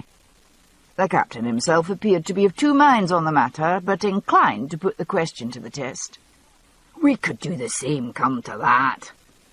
The fat, black-bearded man stepped toward me, grinning, hands tugging at his belt. I backed up hastily as far as I could, which wasn't nearly far enough, given the dimensions of the cottage. That will do, Rupert. Dougal was still scowling at me, but his voice held the ring of authority, and Rupert stopped his advances, making a comical face of disappointment. I don't hold with rape, and we've not the time for it anyway. I was pleased to hear this statement of policy, dubious as its moral underpinning might be, but remained a bit nervous in the face of the openly lascivious looks on some of the other faces. I felt absurdly as though I had appeared in public in my undergarments. And while I had no idea who or what these Highland bandits were up to, they seemed bloody dangerous. I bit my tongue, repressing a number of more or less injudicious remarks that were bubbling toward the surface. What do you say, Murta? Dougal demanded of my captor. She doesn't appear to care for Rupert, at least. That's no proof, objected a short, balding man. He didn't offer her any siller. You cannot expect any woman to take on something like Rupert without substantial payment. In advance, he added, to the considerable hilarity of his companions. Dougal stilled the racket with an abrupt gesture, though, and jerked his head toward the door. The balding man, still grinning, obediently slid out into the darkness. Murta, who hadn't joined in the laughter, was frowning as he looked me over. He shook his head, making the lank fringe across his forehead sway. Nay, he said definitely. I've no idea what she might be, or who, but I'll stake my best shirt she's no whore. I hoped in that case that his best was not the one he was wearing, which scarcely looked worth the wagering. Well, you know, Murta, you've seen enough of them, jibed Rupert, but was gruffly hushed by Dougal. We'll puzzle it out later, said Dougal brusquely. We've a good distance to go tonight, and we mun do something for Jamie first. He canna ride like that. I shrank back into the shadows near the fireplace, hoping to avoid notice. The man called Murta had untied my hands before leading me in here. Perhaps I could slip away while they were busy elsewhere. The men's attention had shifted to a young man crouched on a stool in the corner. He had barely looked up through my appearance and interrogation, but kept his head bent, hand clutching the opposite shoulder, rocking slightly back and forth in pain. Dougal gently pushed the clutching hand away. One of the men pulled back the young man's plaid, revealing a dirt-smeared linen shirt blotched with blood. A small man with a thick moustache came up behind the lad with a single-bladed knife, and holding the shirt at the collar, slit it across the breast and down the sleeve, so that it fell away from the shoulder. I gasped, as did several of the men. The shoulder had been wounded. There was a deep, ragged furrow across the top, and blood was running freely down the young man's breast. But more shocking was the shoulder joint itself. A dreadful hump rose on that side, and the arm hung at an impossible angle. Dougal grunted. Out of joint, poor bugger. The young man looked up for the first time. Though drawn with pain and stubbled with red beard, it was a strong, good-humoured face. Fell with my hand out when the musket ball knocked me off my saddle. I landed with all my weight on the hand, and crunch, there it went. Crunch is right. The moustached man, a Scot and educated to judge by his accent, was probing the shoulder, making the lad grimace in pain. The wound's no trouble. The ball went right through and it's clean. The blood's running free enough. The man picked up a wad of grimy cloth from the table and used it to blot the blood. I don't know quite what to do about the disjointure, though. We'd need a Carugian to put it back in place properly. You can't ride with it that way, can you, Jamie, lad? Musket ball? I thought blankly. Carugian? The young man shook his head, white-faced. Hurts bad enough sitting still. I couldn't manage a horse. He squeezed his eyes shut and set his teeth hard in his lower lip. Murta spoke impatiently. Oh, we canna leave him behind, who can we? The lobster backs are no great shakes tracking in the dark, but they'll find this place sooner or later, shutters or no. And Jamie can hardly pass for an innocent cutter with yon great hole in him. Dinna worry yourself, Dougal said shortly. I don't mean to be leaving him behind. The moustached man sighed. No help for it, then. We'll have to try and force the joint back. Murta, you and Rupert hold him. I'll give it a try. I watched in sympathy as he picked up the young man's arm by wrist and elbow and began forcing it upward. The angle was quite wrong. It must be causing agonizing pain. Sweat poured down the young man's face, but he made no sound beyond a soft groan. Suddenly, he slumped forward, kept from falling on the floor only by the grip of the men holding him. One unstoppered a leather flask and pressed it to his lips. The reek of the raw spirit reached me where I stood. The young man coughed and gagged, but swallowed nonetheless, dribbling the amber fluid onto the remains of his shirt. "All right for another go, lad?" the bald man asked. "Or maybe Rupert should have a try," he suggested, turning to the squat black-bearded ruffian. Rupert, so invited, flexed his hands as though about to toss a caber, and picked up the young man's wrist, plainly intending to put the joint back by main force. An operation, it was clear, which was likely to snap the arm like a broomstick. "Don't you dare do that!"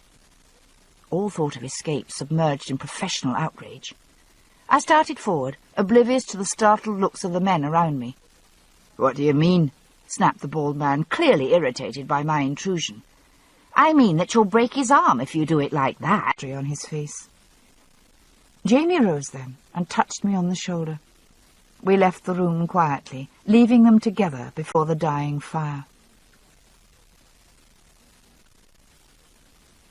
It was a clear night, and the moonlight fell in floods through the tall casements. I couldn't fall asleep myself, and I thought perhaps it was the light also that kept Jamie awake. He lay quite still, but I could tell by his breathing that he was not asleep. He turned onto his back, and I heard him chuckle softly under his breath. "What's funny?" I asked quietly. He turned his head toward me. "Oh, did I wake you, Sasnach? I'm sorry. I was only remembering about things." I wasn't asleep. I scooted closer. The bed had obviously been made for the days when a whole family slept together on one mattress. The gigantic feather bed must have consumed the entire productivity of hundreds of geese, and navigating through the drifts was like crossing the Alps without a compass. "What were you remembering?" I asked, once I had safely reached his side. "Oh, about my father, mostly. Things he said." He folded his arms behind his head, staring musingly at the thick beams that crossed the low ceiling. "It's strange," he said. "When he was alive, I didn't pay him much heed. But once he was dead, the things he told me had a good deal more influence." He chuckled briefly again. "What I was thinking about was the last time he thrashed me." "Funny, was it?" I said. "Anyone ever told you that you have a very peculiar sense of humour, Jamie?" I fumbled through the quilts for his hand, then gave up and pushed them back. He began to stroke my back, and I snuggled next to him, making small noises of pleasure. "Didn't your uncle beat you then, when you needed it?" he asked curiously. I smothered a laugh at the thought. Lord, no. He would have been horrified at the thought. Uncle Lamb didn't believe in beating children. He thought they should be reasoned with, like adults. Jamie made a Scottish noise in his throat, indicating derision at this ludicrous idea. "That accounts for the defects in your character, no doubt," he said, patting my bottom. "Insufficient discipline in your youth." "What defects in my character?" I demanded. The moonlight was bright enough for me to see his grin. "You want me to list them all?" "No." I dug an elbow into his ribs.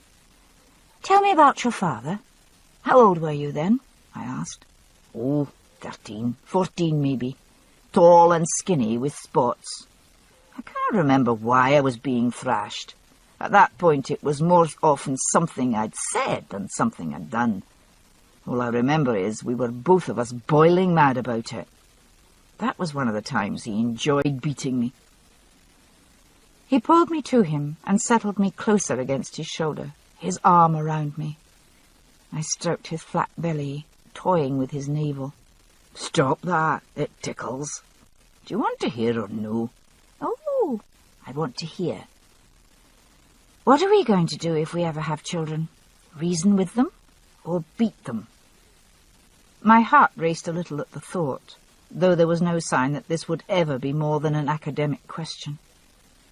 His hand trapped mine, holding it still over his belly. "That's simple. You reason with them, and when you're through, I'll take them out and thrash them." "I thought you liked children." "I do. My father liked me when I wasn't being an idiot, and he loved me too. Enough to beat the daylights out of me when I was being an idiot." I flopped onto my stomach. "All right, then. Tell me about it." Jamie sat up and wadded the pillows more comfortably before lying back down, folded arms behind his head again. "Well, he sent me up to the fence, as usual. He always made me go up first, so I could experience the proper mixture of terror and remorse while I waited for him, he said. But he was so angry, he was right behind me. I was bent over and taking it then, gritting my teeth and determined I'd make no noise about it. Damned if I'd let him know how much it hurt. I was digging my fingers into the wood of the fence rail as hard as I could, hard enough to leave splinters behind, and I could feel my face turning red from holding my breath. He drew a deep breath, as though making up for it, and let it out slowly. Usually I'd know when it was going to be over, but this time it didn't stop. It was all I could do to keep my mouth shut. I was grunting with each stroke, and I could feel the tears starting, no matter how much I blinked, but I held on for dear life. He was uncovered to the waist, almost glowing in the moonlight, frosted with tiny silver hairs. I could see the pulse beat just below his breastbone, a steady throb just under my hand. I don't know how long it went on, he continued. Not that long, likely, but it seemed like a long time to me. At last he stopped a moment and shouted at me. He was beside himself with fury, and I was so furious myself I could barely make out what he said at first. But then I could. He roared, "Damn you, Jamie, can you no cry out? You're grown now, and I dinna mean to beat you ever again.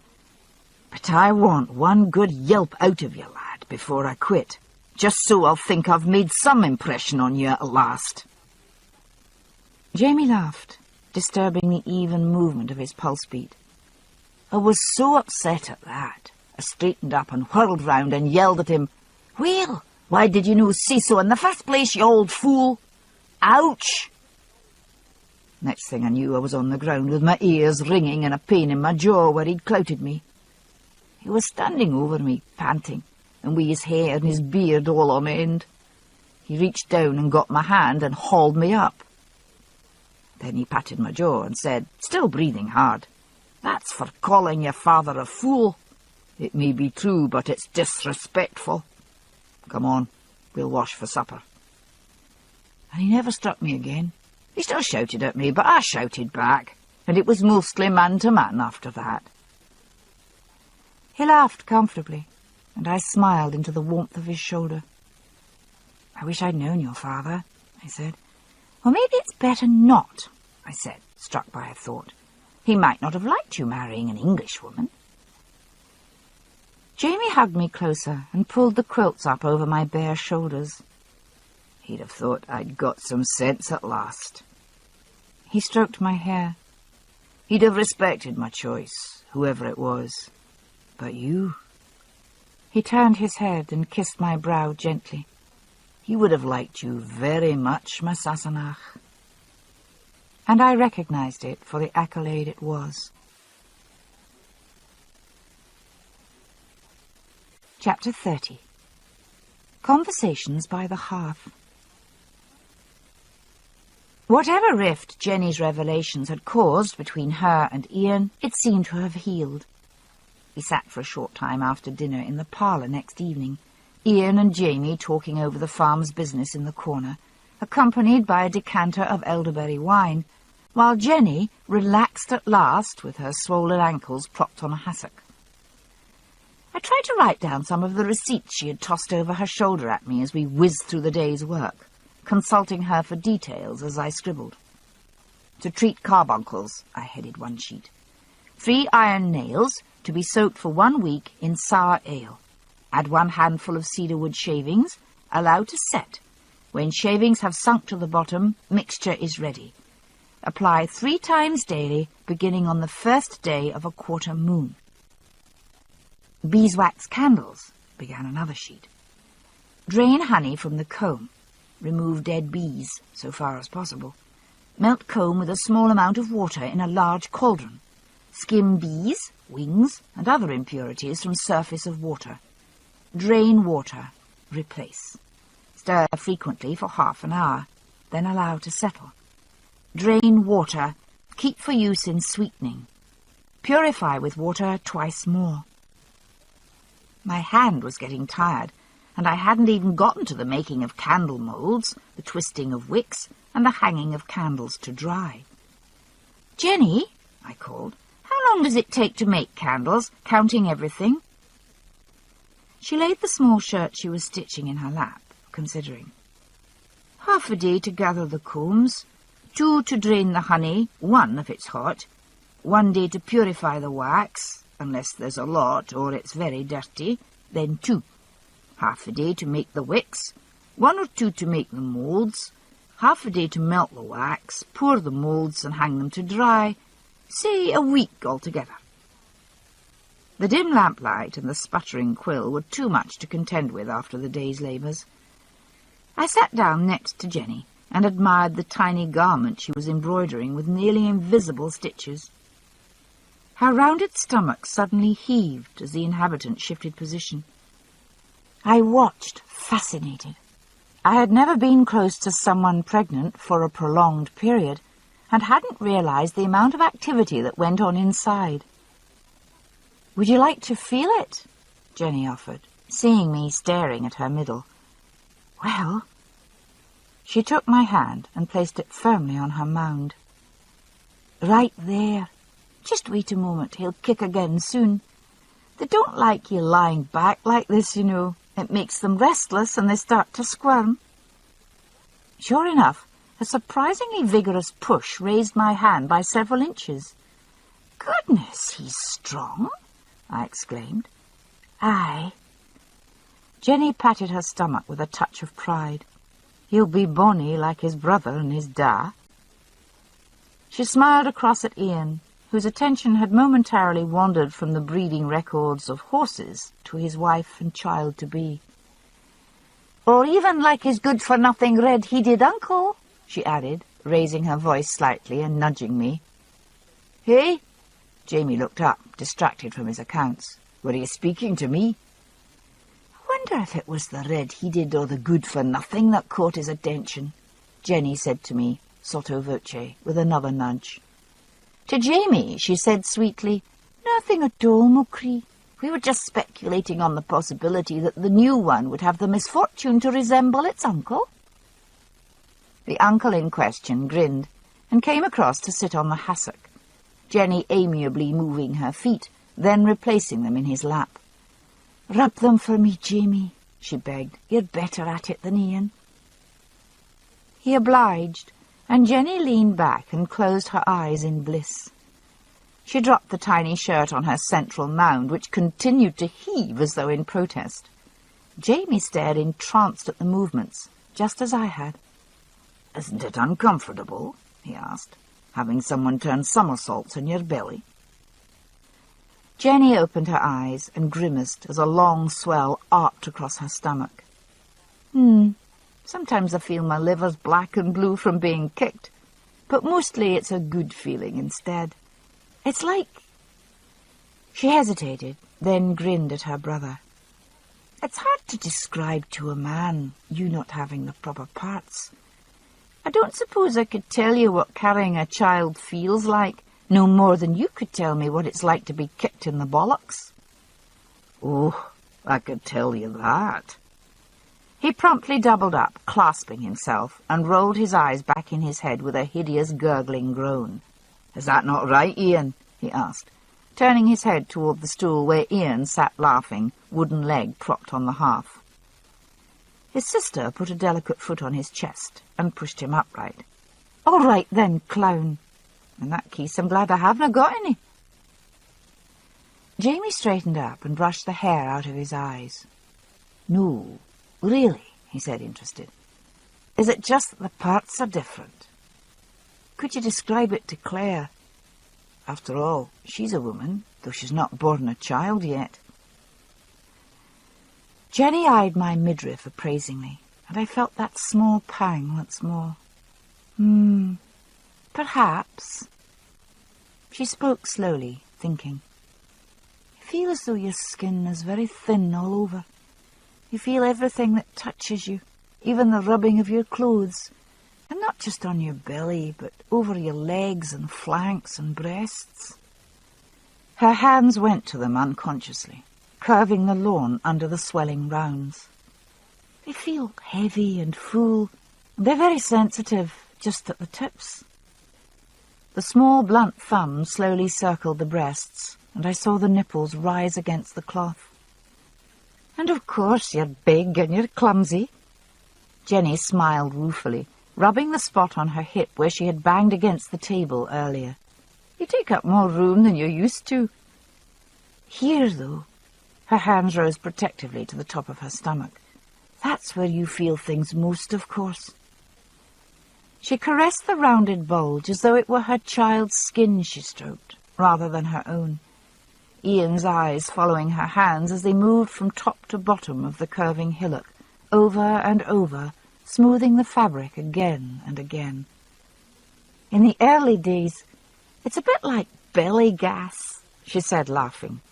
She poked a toe into her brother's midsection. "Just there, like little bubbles rippling through your belly. But then, later, you feel the child move, and it's like a fish on your line and then gone, like a quick tug, but so soon past you're not sure you felt it. As though in protest at this description, her unseen companion heaved to and fro, making her stomach bulge on one side, then the other. "I imagine you're sure by this time," Jamie remarked, following the movement with fascination. "Why?" She placed a hand on one bulge, as though to quiet it. "They sleep, you know, for hours at a time. Sometimes you fear they've died when there's no movement for a long time. Then you try to wake them." Her hand pushed in sharply at the side, and was rewarded immediately by a strong push in the opposite direction. "And you're happy when they kick again. But it's not just the babe itself. You feel swollen all over near the end. Not painful, just so ripe you could burst. It's as though you need to be touched, very lightly, all over." Jenny was no longer looking at me. Her eyes held her husband's, and I knew she was no longer aware of me or her brother. There was an air of intimacy between her and Ian, as though this were a story often told, but one of which they never tired. Her voice was lower now, and her hands rose again to her breasts, heavy and compelling under the light bodice. "And in the last month or so the milk begins to come in. You feel yourself filling, just a wee bit at a time, a little each time the child moves. And then suddenly everything comes up hard and round." She cupped her stomach again. "There's no pain then, just a breathless feeling, and then your breasts tingle as though they'll explode if they're not suckled." She closed her eyes and leaned back, stroking her massive belly over and over, with a rhythm like the invocation of a spell.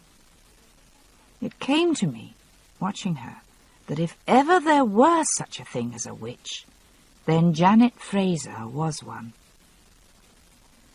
The smoky air was filled with the trance over the room. The feeling that lies at the root of lust, the terrible yearning need to join and create. I could have counted every hair on Jamie's body without looking at him, and knew each one stood erect.